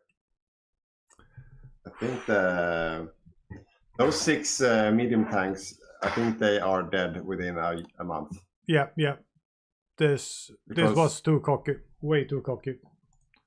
Yeah, because unless the allies suddenly run out of steam and few like supply as well, but right now I don't see that happening. So I think that the allies will just run them over. Yeah. But the issue is like they need a railroad up in the north to Mosul, and they need it now. Mosul is a supply hub.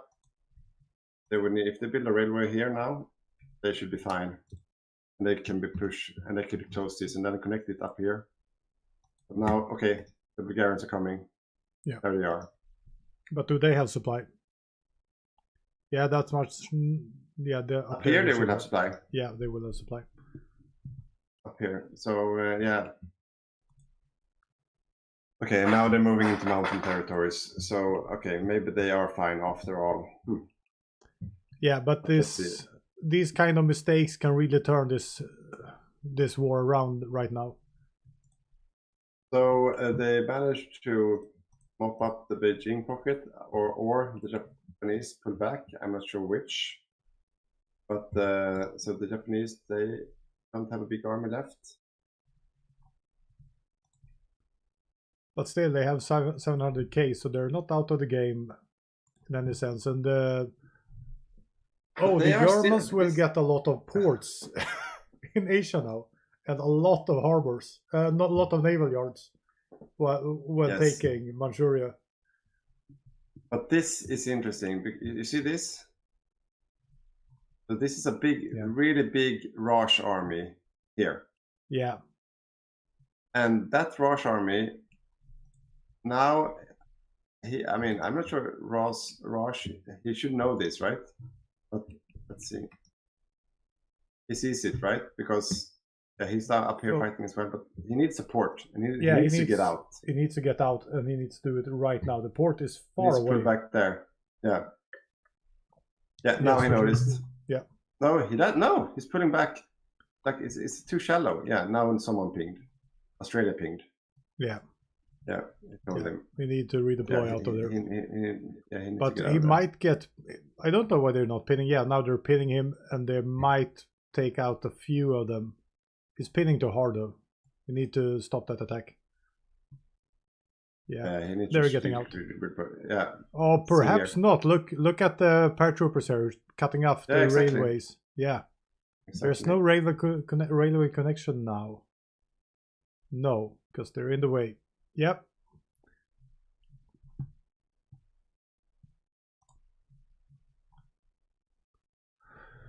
Oh, there's so much happening right now, and what I can see, we have no new D-Days, so they're not trying to actually attack. So we got a question. What about Navy? Is Italian Navy still alive? I pretty much think it is. Yeah. So the Italian Navy is alive and kicking, just defending the home territories. It's not a super strong Navy. It's mostly screens. But it's still there defending his home territory. If the UK would move in with his real fleet to try to naval invade, I think he would be able to. And I can see, let's see, what about, yeah, no one is planning anything, any D-Days right now. So right now the fight with allies is happening in these territories here. Yeah. They have managed to get down to Basra. Okay, let's see what happened to, it was one Hungarian tank is dead already. One of the Hungarians was killed. Yeah. But now they have supply. They're moving. They're moving back into mountain tiles. Yeah. But the allies, they have taken the critical supply hub of Baghdad, and right now you see they are building a railroad up there as well. Yeah. So they are. I think they are. They should be repairing this right now. No, North Korea, triple Beijing. I'm not sure if it's... Yeah, there it was, yeah. They're repairing it. They have supply now. They have supply. What they want to do is to get up here. Yeah. north of this mountain range. If the allies could get up here, they could start really putting a fight, with like move a proper army into Ukraine and push back. If they don't get up here, they could quickly get stuck in the mountains, and the Axis could easily just stop them there. Yeah. But right now, this is the main like allied push somewhere. I'm not sure what's the Germans up to. They're taking Manchuria. I can't see them doing anything else than that. Are they doing like some kind of D-Day, like seal of the fleet? No, they're not. Nothing on the naval side of things. Like, are they just building tanks? Is that like what they're up to? Medium tanks. I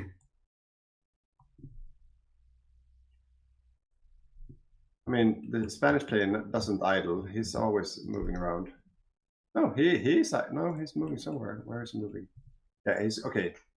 Spain is he's in for the action. He wants to get down Azerbaijan, but you see, it's also aiming. See, they're already preparing to stop them here. Yeah, yeah. So I mean, the Allies won't get past this. I think they could push along the like the hill line on the right side here, but there's so much crappy terrain here to get through. Yeah, low supply, crappy terrain. The Canadians have reinforced the Raj border. It's not necessary right now, but so Raj is in no way threatened right now. So okay, but this is like, so the UK is doing some heavy lifting here. I would suspect it be Jonte controlling these units.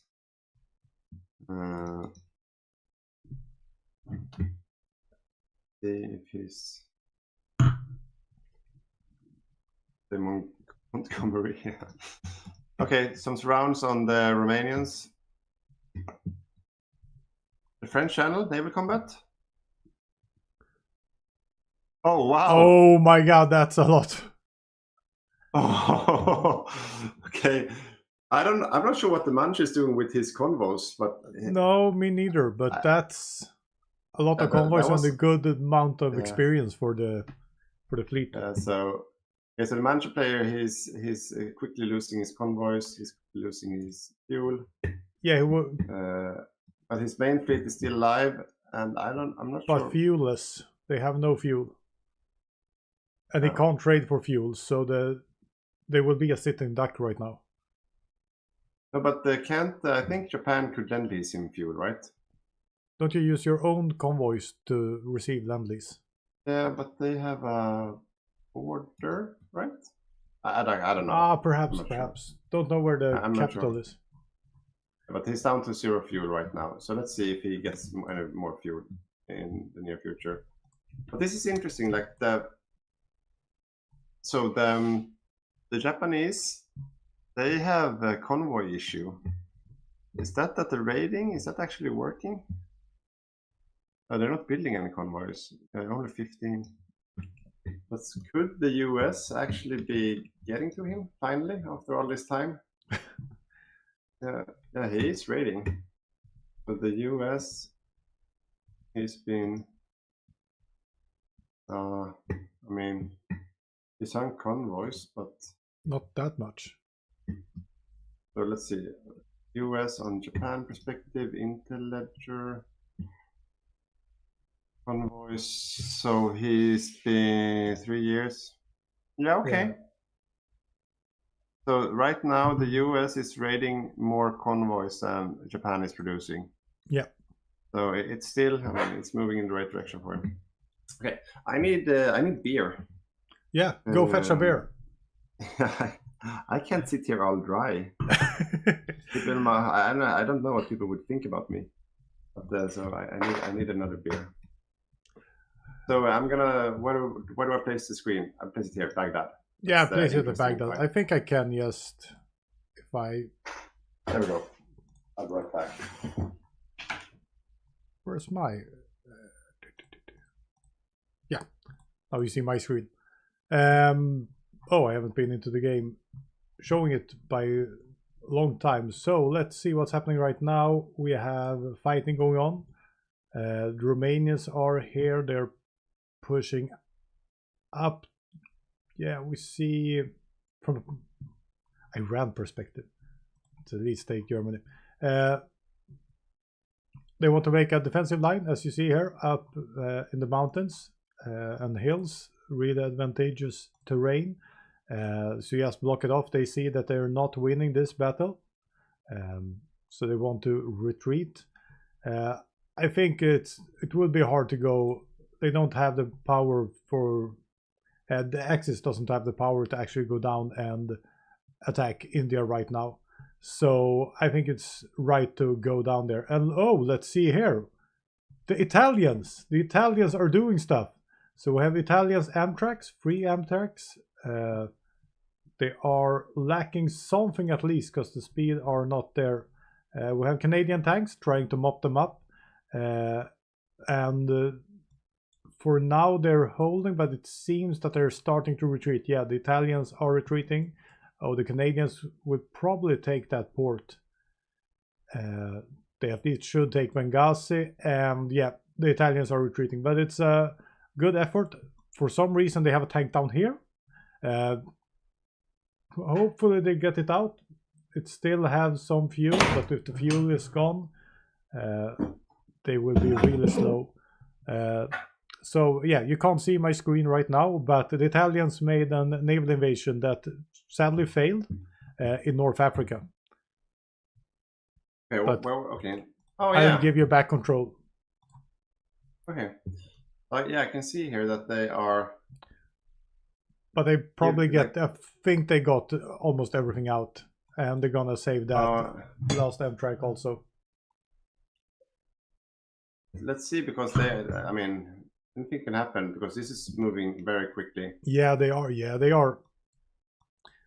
And it's Canadians again. Sure. It's Rosen doing his thing. So let's see. Yeah, he clicked. Yeah. See if he has time to click everything out. He needs to retreat now. Yeah. He clicked one out. Let's see. No, there's one retreating on to the wrong tile. Yeah, one retreating the wrong tile. It's still possible to click it out if you click quick. No. Yeah. Okay, so one is stuck. Well played, Canada. Yeah, well played, Canada. And Hygge got a little bit bloody nose, but nice to see him going for some offensive actions. Yeah, and maybe also for those of you who doesn't know, if you retreat the wrong way, but you're still standing in a harbor, it's still actually possible to just overrule that retreat in the wrong direction and click on a harbor somewhere else and retreat. That's still something that's possible to do. But this, yeah, that Amtrak is as good as dead right now, and those infantry divisions as well. But that's okay. Because I'm not Italian. Okay, so what happened to the Hungarians? Are they still alive? Yeah, so 5 Hungarians are still alive. He lost 1 tank in that little, what kind of like that little exciting adventure.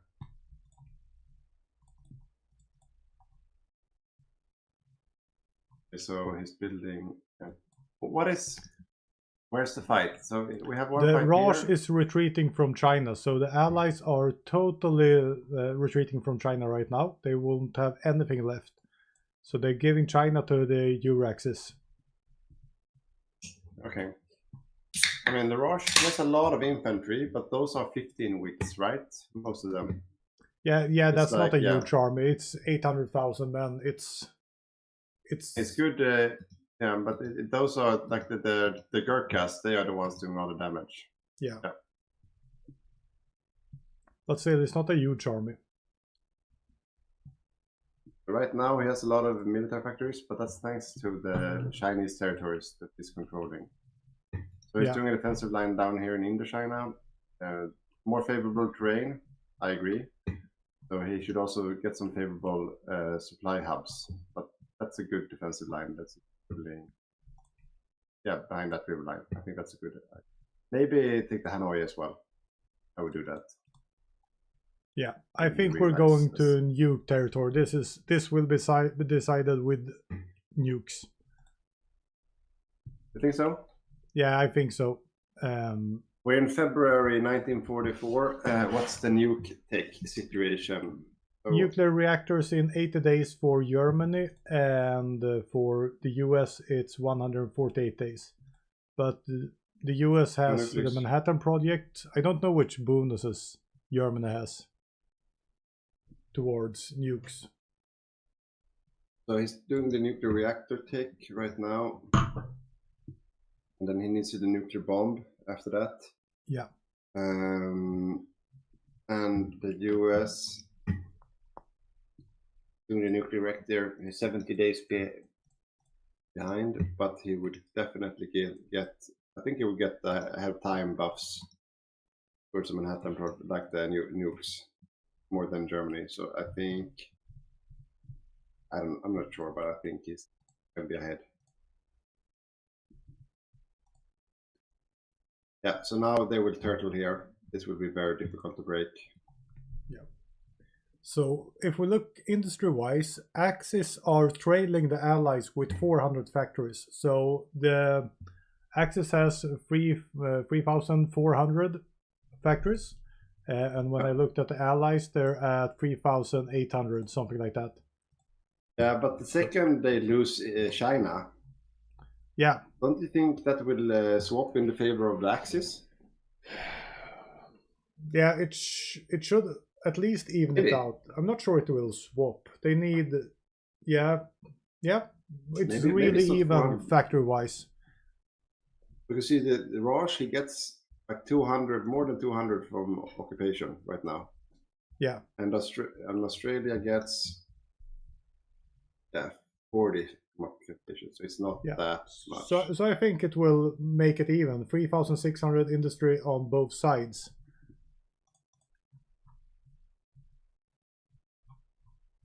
So I think Mako, who plays Australia, he's an extremely good micro player.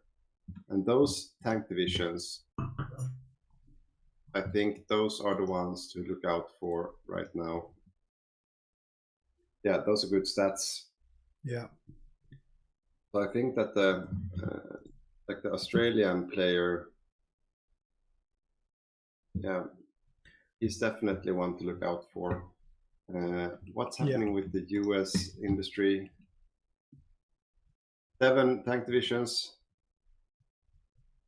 US is in it as well. So how much does he have on tank production right now?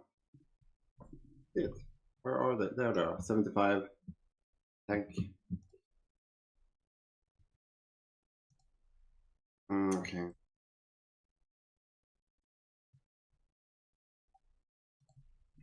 I got the question which mod we're playing. It's the Finest Bro, or a version of it.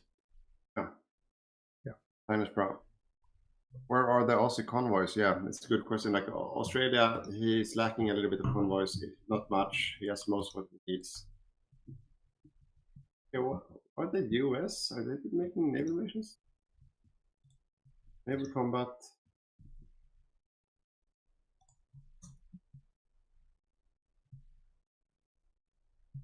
Okay, so the US is moving. They're raiding. All right. They are constantly raiding. Yeah.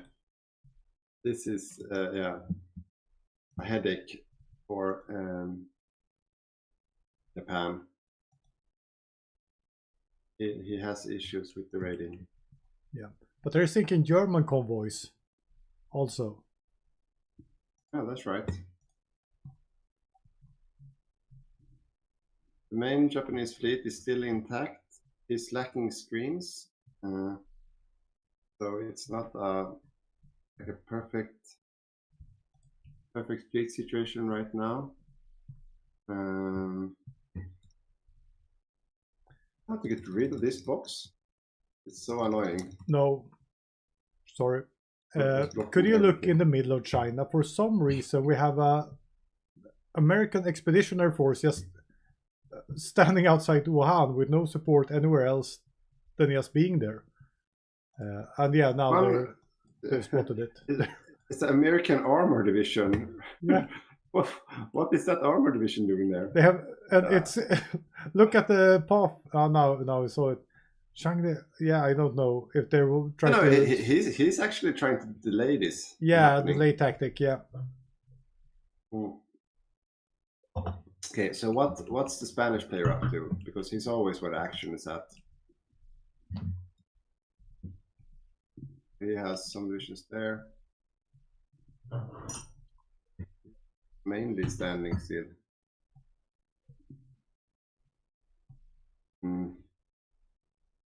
Yeah, okay, so this is not moving too much in any direction right now. So Japan has made a naval invasion in outside Nanjing. I didn't spot it earlier, so I'm not sure really what's up. Yeah, I mean, nothing really too. Oh, it's happening. I hear some swearing. Oh yeah. Okay. Because I heard from the from the other room. I heard fuck. Okay, well, push from the Canadians. There. Yeah. So the Canadians are pushing along the coast, and now they are trying to react. So you see the Spanish player here. They're trying to pull back, but they are in bad supply because this is the genius of the play. They took this supply hub. Yeah. Right now, everything in here is cut up from supplies. So this could be an extremely well played. If they manage to hold this. This seems like they're gonna lose it. Yeah. But it was a really good play, but Marty was ahead of it. Yeah, because they could have got everything out of supply down here. Yeah. That was a really, really good play by the Canadians and the UK. Oh, wow. So what's the timer for this game? Is it set at 2100 or 22? I think it's 2100. I think so. Yeah, so 1.5 hour and... I think 10 o'clock is the latest if everyone wants to keep going. After that, we will end the game no matter what. But I don't think we will play that long. Usually, I mean, we will hit nukes before that, I think. Yeah, we will. When nukes come, the game goes really quick, usually. Yeah. So Saxolive says that Paradox... Oh, sorry. Continue. Yeah, go ahead. Saxolive says that Paradox really needs to add a fuel alert. Because so many people miss it, and I really agree. A fuel alert would be fine. Like the weird sound. Yeah. I really agree. But maybe we should pull up the what do you call it, like the count, and maybe the count do is another. Up. The count is up. The count is up. Okay, the huge problem is that no one is signing up to be a free Patreon. So. Okay, so let's talk about the bonuses that we have up on the screen. So if we reach 15 free patrons today, and emphasize the free side of it, then we will not only will become a Patreon and support us by following us and checking out what we're doing, but if we hit 15, all the free patrons that we have will receive free content from us as a one-time send out. So that's a goal for today. And then we have other goals for today, but we're not really close to any of them. We have gotten one new convert here. Shout out to, oh wait, I have a brain freeze. M something. Mortal Vision, no? No, not Mortal Vision. I will find him. Yeah, you find him, and I'll continue doing my stuff. Yeah. No, anyways, so we have one Mortal Vision who became a Tiger 2 tier today, Epic, and we have one convert tier as well. And I will figure out Milo, was it? Milo. Yeah. So thank you guys for doing that. That's very, very appreciated. But if we reach any other of our goals today, we will of course have more bonuses coming your way. We also had the 3 raffles. Maybe we should have one more raffle in a few minutes. Yeah. So the raffle is is that you receive a DLC or a free bundle from us. So, and when you say a bundle, what kind of bundle do you receive? A bundle means like what call it, like several guides from our Patreon archive. So that's what you will receive if you win the raffle. So maybe we could do. Let's do it like this. Let's do one more free, like for everyone, raffle in a few moments, and then let's do one also for patrons only. Yeah. As like paying patrons only. Yeah. So there's some upsides to that as well. Yeah. So should we give people like 5 minutes to sign up to be a free patron to be a part of the? Yeah. So that's So that's I think give it 5 minutes or so, and then sign up as a free patron or other patrons as well, and then we will do another raffle. Yeah. To win a DLC or a bundle. Meanwhile, there are some Rush troops flooding the Iranian countryside, as well as Brazilians. We haven't talked much about Brazil today. Christian, maybe you could pop his play card up? Yeah, I'm trying to find him here. Here he is. So he is right now roaming around with some marine templates. I'm not sure what his... I think that's the one he's using. Yeah, so 25 combat with interesting templates, but pretty org heavy. So he's running around with them, filling up the front lines here. That's surely appreciated by the allies. Yeah.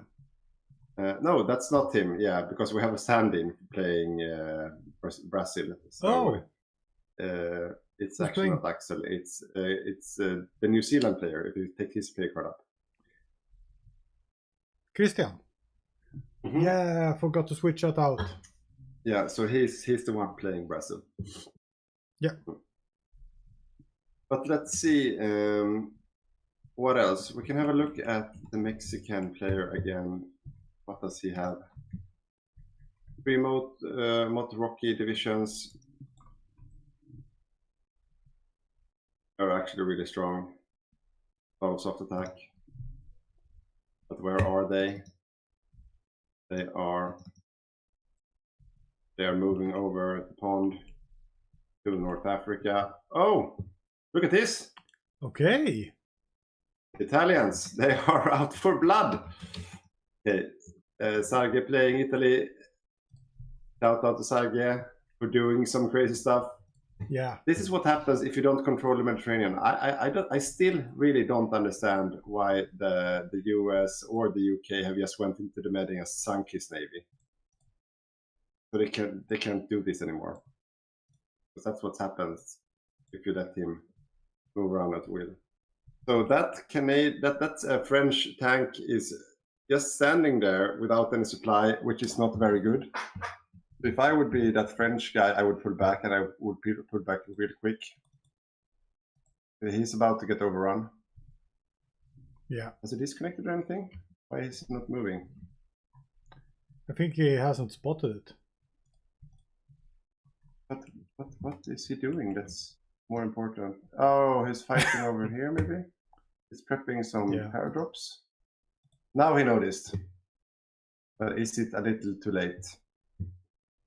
What are the other tank divisions? There's one. And there's another one. Okay, so he's moving. Yeah, okay. He's trying to get out now, but... Yeah, he might be able to do it. Yeah. He might be able to do it. Maybe. No, I think... Yeah, no, the Canadians are coming. Yeah, they are. Canadians are coming. It's fine. Yeah, really strong show for the Canadians this game. Shout out to Rosen for that. Shout out to Rosen. Great play. Great plays all day long, actually, from Canada. So let's see what he's up to now. Yeah, and when you're looking at that, we just got one more free Patreon. No, I took one away instead. We have one new free Patreon. We have OK 6760 joining as a free Patreon. So welcome 6760. Okay. No, the other way around. Okay. 760. Yeah. Welcome as a free patron. Just in time for the raffle that we're about to do. Yeah, I want to see 6 more patrons now. It's free patrons. Just join and be happy, and we will. It would be really, really sad not to send out a free guide to everyone. Yeah. So that was the Red Bull down. Now I'm fueled with more energy, and I can drink my beer in a peaceful pace. Yeah, let's see what's happening there, because we have a fight now with Canadian Armor. They are welcome chatting. To this. Wait, welcome to the scene, Mr. Vichy. Look at this. Oh, interesting. Oh, he's going for.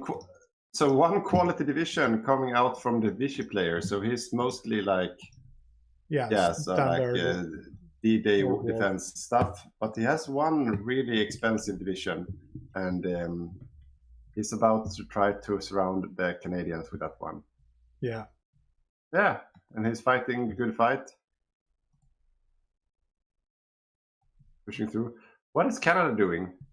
Canada. Hello. I don't know. Canada. Is he fighting somewhere else? I will swap over and see what it. He just noticed. But he's pinned. Canada. He should really. Canada is taking all his tanks down to Tripoli right now, so he's coming in with the. Okay, but he has reinforcements coming in from behind. That's why. Yeah. So. But the Tripoli, there's more coming. So they spotted this could be interesting because there's that supply hub, Gabe's. That's one you want to get. Yeah. What's the air situation like? Okay. Really favors the allies, at least in Tripoli. Yeah. So there's no airplanes. 6K fighters in the UK stockpile, or in the field actually. So what do they have in stockpile? Yeah, not much. Naval bombers.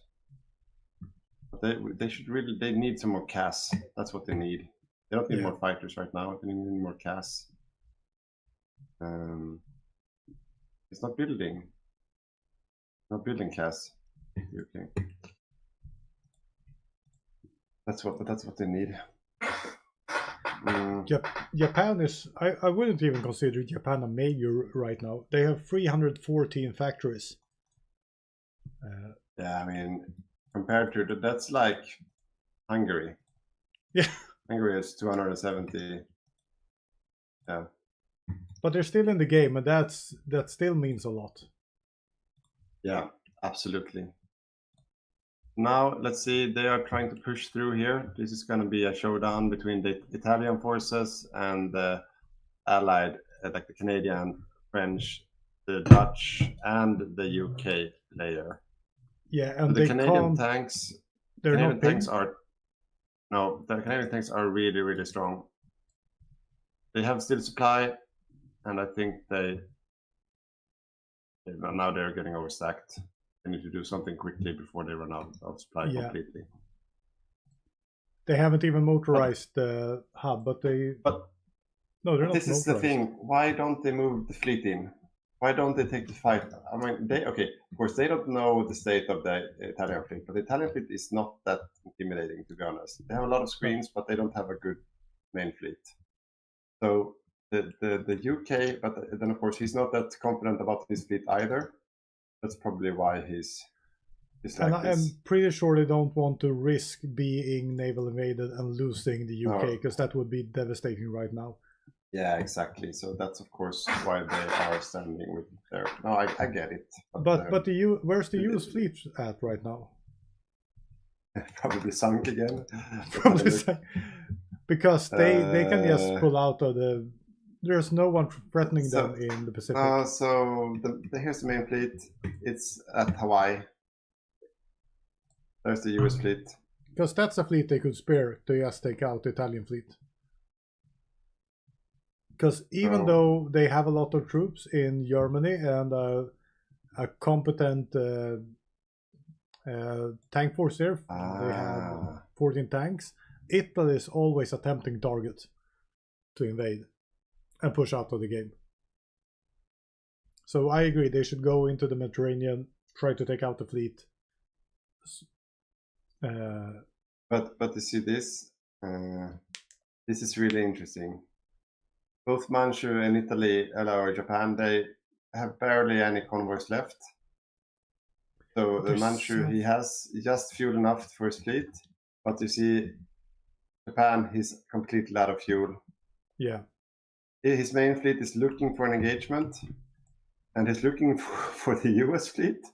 But if he finds the US fleet, he's gonna be dead because he has zero fuel in that in that fleet right now. So yeah, he will get sunk if he finds someone. So the Japanese player, he could die any second. But that's the thing, that the US is not aware of this. So he's not out on the hunt.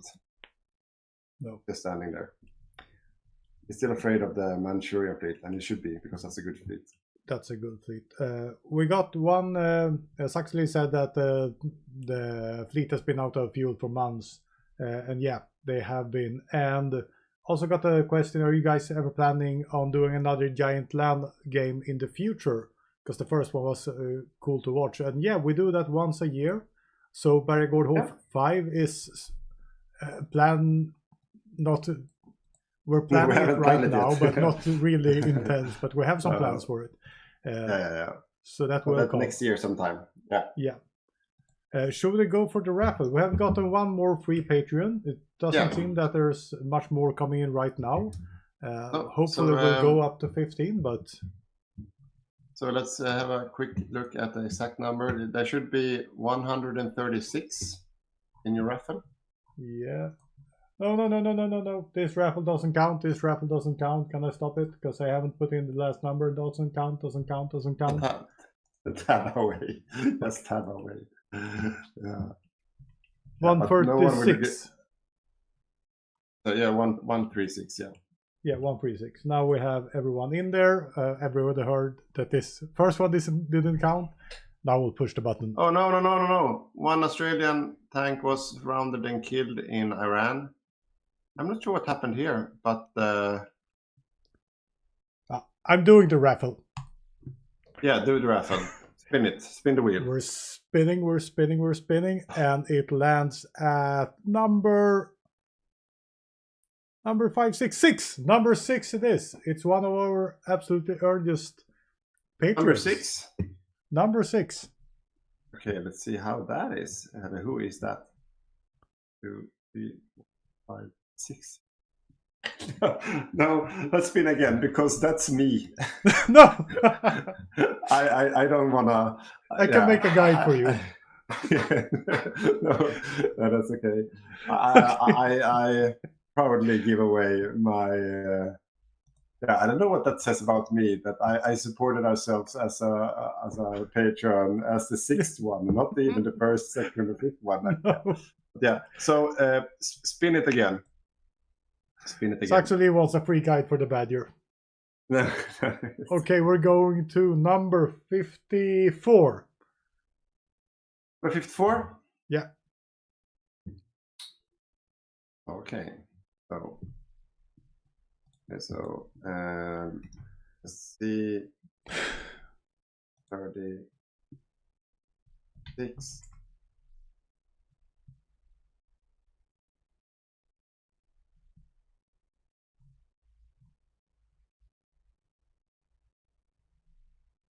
No, 54? 54, yeah, 54. That's Simon. Simon have won. So I'm gonna take a picture of Simon and then I'm gonna save it. Winner 4. Congratulations, Simon. You have Simon T have won. Oh, cool. And Mortal Vision says that the failed one also came out as 54. So it was meant to be. It was meant to be, yeah. So back to the screen, we see now that they have pulled back since the Canadians. These Canadians took the fight up here on the North African coast. And they're taking the port now. And the supply hub. No, they lost. But they're pushing forward. Yeah, they should be able to take it. This will be a heavy blow for the Italians now. If they run through, they take the supply hub. All of those Italian troops are most likely dead. Yeah. They would have because they have nothing at the ports there. They should put in one of their. The US fleet should go to the Mediterranean. It's easy for us to say, but yeah. They're trying to reinforce. It won't be enough. They will just be There they go. No, they are taking it back. They're taking it back. But we have tanks coming in there. We have one tank coming in there. Yeah, but that's a tank out of supply. So they're putting back. Why are they putting back? Oh yeah, okay. This is why they're putting back. Oh, this is something we missed. Oh wow. Oh, well played. That's really good. That's a lot of infantry. That's a lot of UK and French infantry. No tanks though. I'm not sure if there were. But this is some heavy blows. Now they have to defend the Suez Channel. These guys over here are in for a very bad day if they get cut off here. They're in for a very, very bad day if they cut off here. The Spanish player is well aware of this, so he's pushing for the Suez in full speed. How quick can he get there? And how quick are they getting there? Where are the Canadians? There's one Canadian tank. There's 4 Canadian tanks. But he's driving. He's not strategically redeploying. Oh no. That's the issue. Okay, look, the Italians were trying to, The Italians are trying to attack Tripoli. Okay, that's what I missed that. Okay, so the Spanish they have taken the Suez Channel, and they are pushing into the interior. They will be able to cut off the supplies of the Allied force in North Africa any day now. No, they're stopping. They're stopping. What? But they, of course, the Spanish players, they can't see what we can see. Yeah. They can't see what we can see. But this is not good enough. This is just infantry. We need, and that infantry have some tank guns in it. That's true. But we need the Canadian tanks. Those 5 tanks. That's what we really need. But they're out of supply. Spain wants to take Alexandria bad now, because if they take Alexandria, they have all the supply they need. Oh, this is stressful. Okay, let's see here. The Canadians, they are noticing. They are going down south. Ah, that's a nice move. Oh my God. Okay, so they're taking some extra supplies. They will try to... That's the supply hub. This is what they need. Air Force up, please. There we go. Air Force up, CAS up. And now... Cut them off. This is a classic Rosen versus Martin. Yeah, Rosen that's Martin. The pin. That's the pin. Why pin them? Why aren't you pinning? You should go up to pin them. No! Wait. No. Okay, wait. Okay, Martin will punch back. Yeah. No, he's getting out. No, he's punching back. He's punching back. Yeah. He's punching back. What are the British doing? The British should have pinned them. Oh, here the Hungarians are coming. Oh, this could be a sandwich. No, Spain. Oh no, they're not seeing. Oh, this will not. Counterattack. Yeah. Don't attack over the river. Oh my God. Okay, air. Why are you attacking over the river? Go south. Go into this tide. Oh my God. This is too much. Okay, South Africa is here as well. Why are they defending the left side? Yes, that's right, Rosen. Go south. That's where you want to go. This is not how El Alamein in Egypt usually looks like. The Axis coming from the east, No. and the Allies coming from the west. What's happening over here? They are still fighting on. They are no, they have grinding Alexandria. on. Hungary took Alexandria, so they have all the supply they need right now. This will be really, really tough for the Allies. But the Allies have supplies from the south. They're going, yeah. But look at isn't this. enough though. Where's the supply hubs? Yeah, they have south of Beni Suef. Suez is a supply hub as well, but look at this. I'm not sure that's a good move. That's a ballsy move. They need to reinforce that tile behind them as well. Yeah, oh my god. But the air situation, there's no... Yeah, this is good. Now they have casts in the air as well. Yeah, this is the thing. There's no Axis air here. Yeah, there's no Axis air. That can be all of the difference. As long as that's the situation, gives the Allies a chance. Look at this. This is why they might be able to take this. This is really close. But we have Port Said for the Allies. Port Said, oh my god. But yeah, it's back in Axis hand. This is the biggest back and forth I've ever seen. Okay, but yeah. The air situation is still only Allies.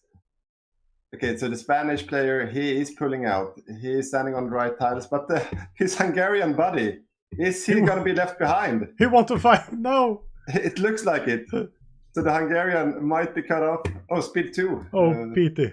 Speed 3, please. It's only speed 2. No, they blew up the Suez channel. Blew up the channel. Okay. Speed 3, please. It's only speed 2.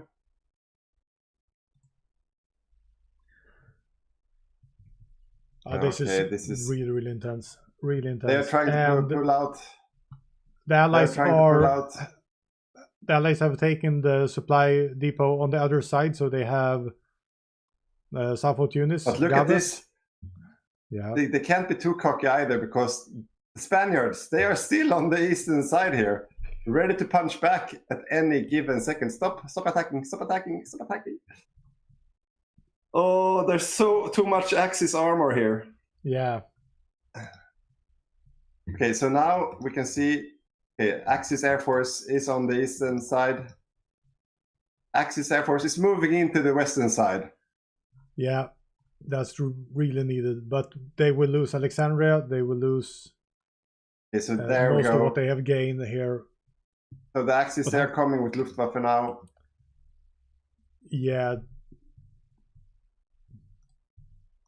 Oh, they are taking back the western side. Oh, this is too much for the Allied troops. Like armor advantage for the Axis, for sure.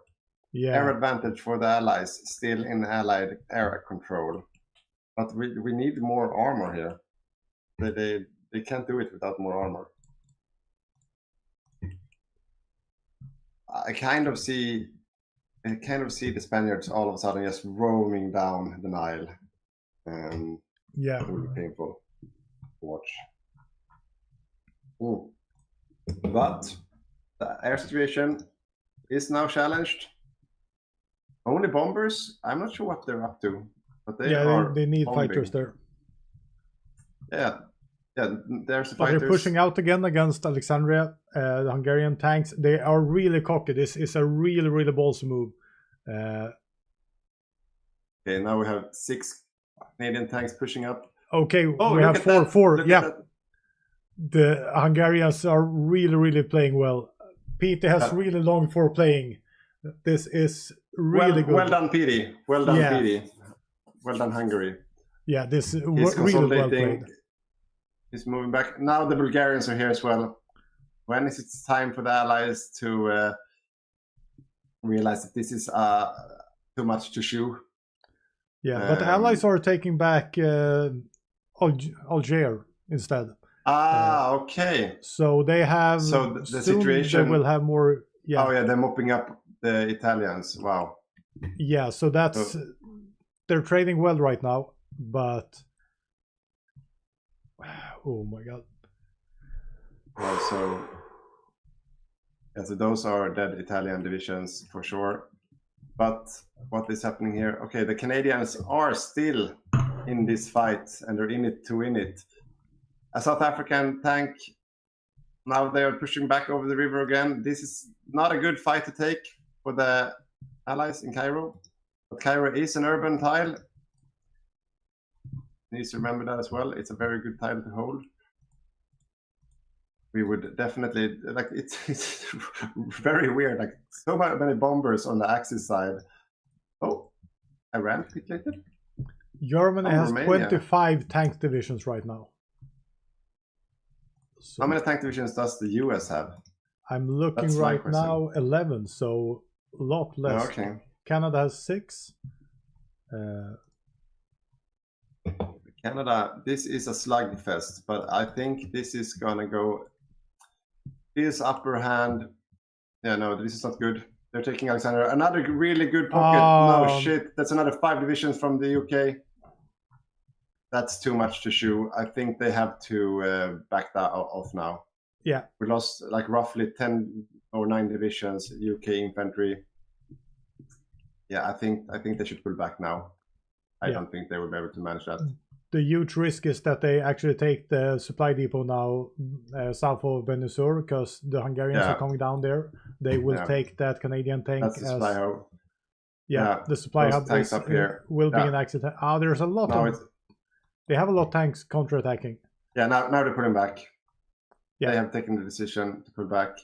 Question is though, is it too late? Are they getting run over? Because it's those post. divisions up here, it's post. I have no idea why it's post. Disconnect. Mako disconnected. Okay. That's Australia. Where is the Australian player? Let's have a look. Those tank divisions, where are they? They're standing there. Like, where is he?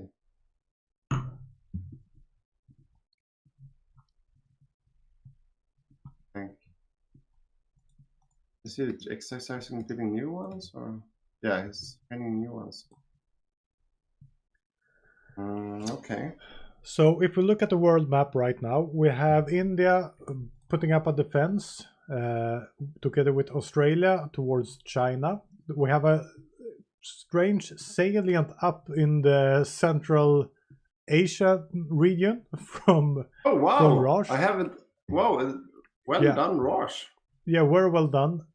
At the same time, we have the Axis going down and taking all of Persia. So we have a quite strange map right now. And Mongolia is part of the Axis right now, the new Mongolian Empire. And Manchukuo has gotten their territory back. So we have Manchukuo back with their 112 dockyards. Yeah, and he still has his fleet defending the... No! Wait! The Manchu fleet has taken a heavy blow and he lost his carriers. Oh. So he has lost, but what happened to the US fleet then? Is US fleet still alive? Seems so. US fleet is still alive, so I don't know where the carriers went.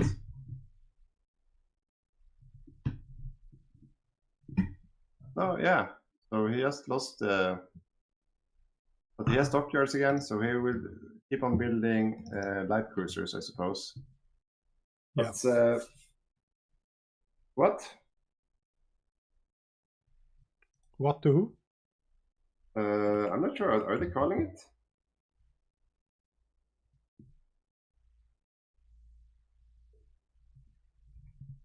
Not sure. No, I'm not sure. Like, why did Jonte, the UK player, go and write GG in the chat here? GG/UK. I'm not sure. Like, did they surrender? No. No, it can't be it. Oh, I don't think so. Social. Oh wait, we had a mass disconnect. Okay. Maybe then they actually did GG. But I can't see any GG in social. Okay, let me go and check in the room next door. I'll be right back.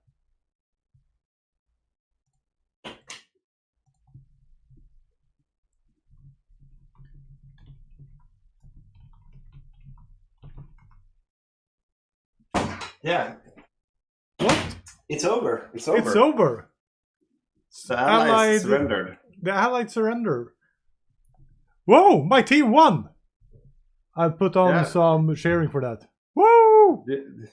But I'm kind of like I feel a little bit blue ball that they just I don't know.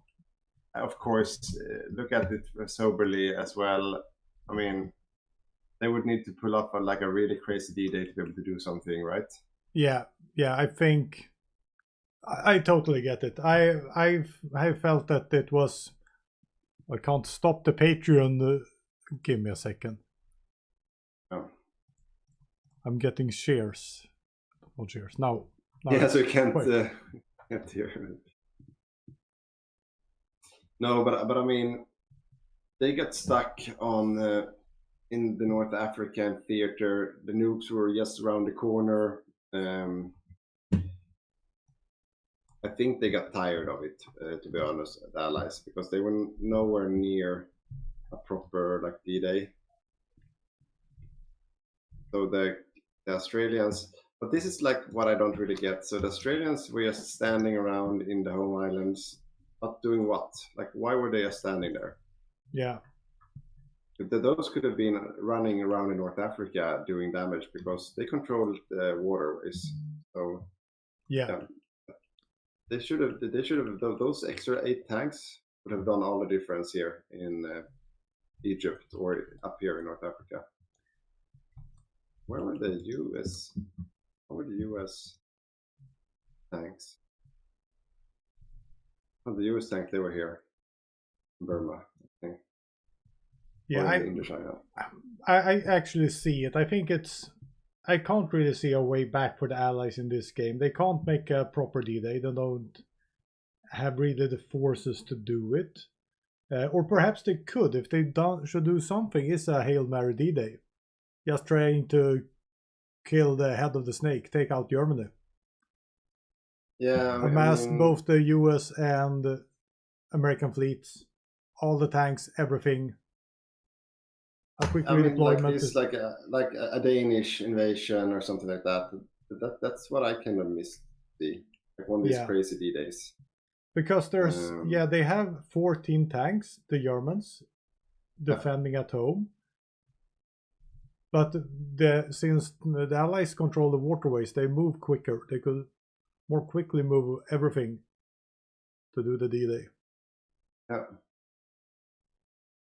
Let's see, we have some questions here. After a real version of World War II, Southern construction began to Northern to be a railway. Yeah. I've got some comments here, let's see. But, sorry, you were saying? I was saying that I think the Allied should have ended with a Hail Mary, putting everything into the UK home islands, retreating from other spaces and just trying to kill off Germany. Because they don't have that much. They have 14 tanks. And yeah, they could strategically redeploy, but all their tanks are so far away. Yeah. You know what, I agree. Like, I think one of the main issues is that they never really went for the soft underbelly of Europe as well. Like there were many D-Days they could have made, and maybe they just, because the Allies, they had so much like brute force in terms of tanks, but they never really gathered everything in one place apart from that one D-Day, and that D-Day failed. It could have gone either way. I think that was like a deciding moment. But after that, they could have just tried somewhere else on the like northwestern Europe side, like Denmark or Holland as well. So that's a little bit sad that we didn't see that. And I mean, they mopped up the Italians here, but I mean, Canadians still were alive in the North Africa. So yeah, I don't know. Yeah.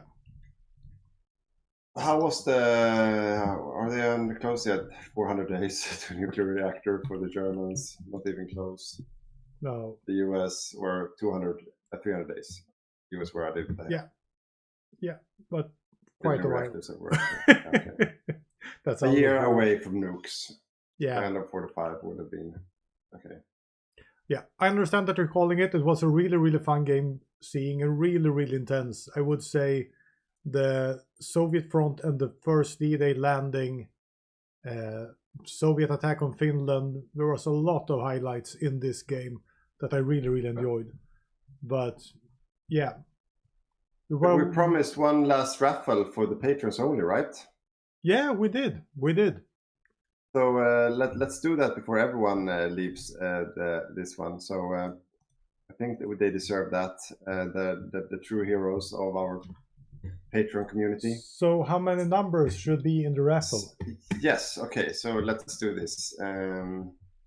Raffle should be. It should be 26. 26. I went for 25, but yeah, we gained one today, and then I'm gonna put off on the raffle. Mortal Vision thinks this raffle is fixed.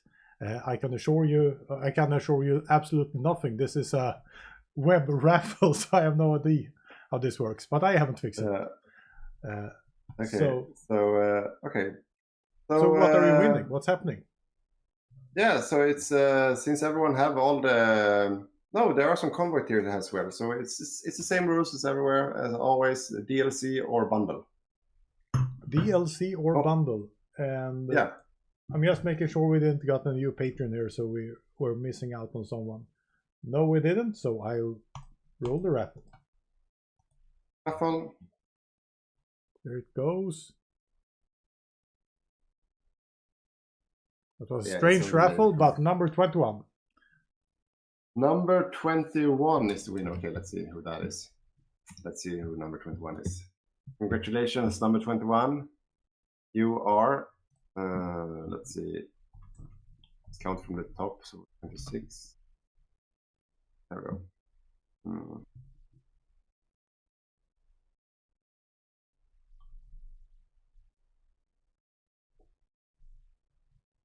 That's Carol Siata, a Polish patron of ours on the Stag tier. Congratulations, mate.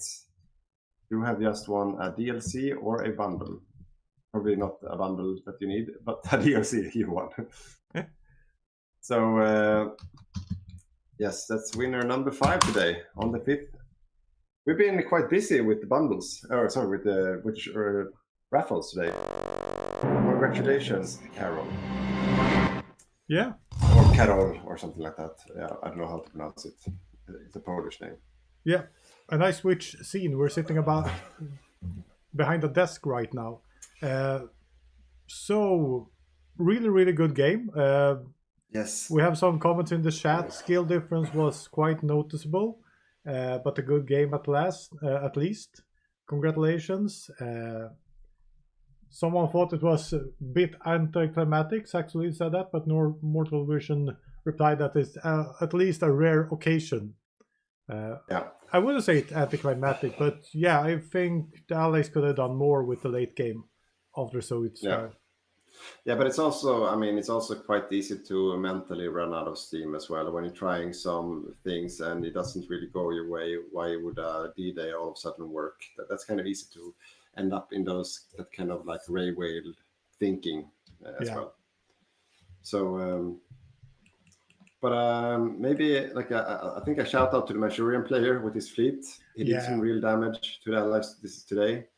They got like, I guess, the best of him at the very end, but he still had most of his fleet intact, so that was very interesting to see. A Manchu naval build. Also, like the PD on Hungary and Martin on Spain did some really heavy lifting on the Eastern Front and in North Africa as well. I mean, there were a lot of epic plays from a lot of players. I mean, both Finland and Romania and Bulgaria did some really nice stuff on the Eastern Front as well, not to forget anyone. But yeah, I think like my favorite, I think what I will take with me after this game is been the Mongolian tanks and the 3 Soviet divisions that they were using. The heroes of the Eastern Front. Yeah. The heroes on the Eastern Front, they were doing such heavy lifting. It was crazy. So shout out to the Soviet player controlling them and bought on Mongolia as well. That was a really epic play. Things happening. Anything you want to take with you or share? Also, Canadian tanks were doing a lot of fighting, well played, and Raj pulled off a lot of things. I really like the back and forth, and the taking of China was what kept the game rolling, I would say. So a lot of good plays, and as always, a lot of minor and bigger mistakes with both air, naval, and sometimes land forces. But I think that's the best thing of the game. It's not, you don't know that everyone will play perfectly. You never know how it will end up, and really exciting to see all the back and forths on different fronts. Also, Remme Fors playing his first time as main controller of the UK. I mean, it turned out to be a super stable game for the UK. He did a lot of good things, and I mean, you can't ask for much more from a UK player, to be honest. And that's really strong for playing main controller of the UK for the first time. Yeah. So also very impressive. Some interesting Battle of France action in the beginning as well. I really enjoyed that. There was some intense action early on. But we didn't expect that. We missed the Winter War because of it, but I think it was worth it. Yeah, the Winter War wasn't much to watch either, but the continuation war was super intense. Yeah. So that was a lot of fun. Yeah. So how do you feel after sitting in the... Yeah, this is your second time in the studio. And it was a bit different doing it online, but I think it was almost as fun doing it online. Of course, it's more fun if you're 3 people in the studio, but I think it went well doing this online. What do you think? Yeah, it worked. It was really interesting, really fun being here, not being forced to be in the game and try to micro the hell out of stuff, instead of trying to micro the technical stuff from behind, but that was, it was better than the Eastern Front at least. I enjoyed it. I hope you viewers enjoyed seeing us here for the first time together. Something like that. I was super happy with this. It was a lot of fun. And also extra shout out to Mortal Vision, who became our first ever Tiger 2 tier. And and also now I forgot his name once again. His nickname was so difficult to remember, but becoming a convert here again today. Yeah. What is his nickname again? Mols? No. It's super annoying that I can't remember. I'll find it in a second. He deserves a shout out. Yeah. Proper shout out. No, it's not in this chat. If you scroll upwards, not there. Okay. Maybe I can't find it now. It's probably in the other chat. Anyways. Do you know who you are? I found your name earlier. Mols or Mots or something. Yeah. Anyways. Thank you so much for watching us, guys, today. We had a lot of fun. I think that's it, don't you think? Unless we have some last questions from the chat. I don't think so. Stuff is happening in the Patreon Discord, but nothing in the chat right now. Yeah, okay. Yeah. Let's see if there's anything happening in the Patreon chat we want to share. No, it's okay. So, let's go out with a trailer for the event tomorrow night. The Boppus and PD will be in the studio casting the semifinals of our the World Cup League from the Hygge community in the 1-on-1 tournament. Yeah. We'll know later tonight who the 4 finalists will be, but stay tuned for some action tomorrow night. That would be a lot of fun. So I think we can go out on that trailer. Yeah. See you guys next time. Yeah. See you guys next time. Bye. Not just a strategy game, it's a ground strategy game. Alltså ni söker mot mig. Du kommer... Not looking good. Yeah, already 30 seconds. That's like 8 divisions, more than that. I mean, it's like... There we have it. Seamox is our champion. He needs to win here now. We're not going to get started. Green bubble, climax is industry. The back section time.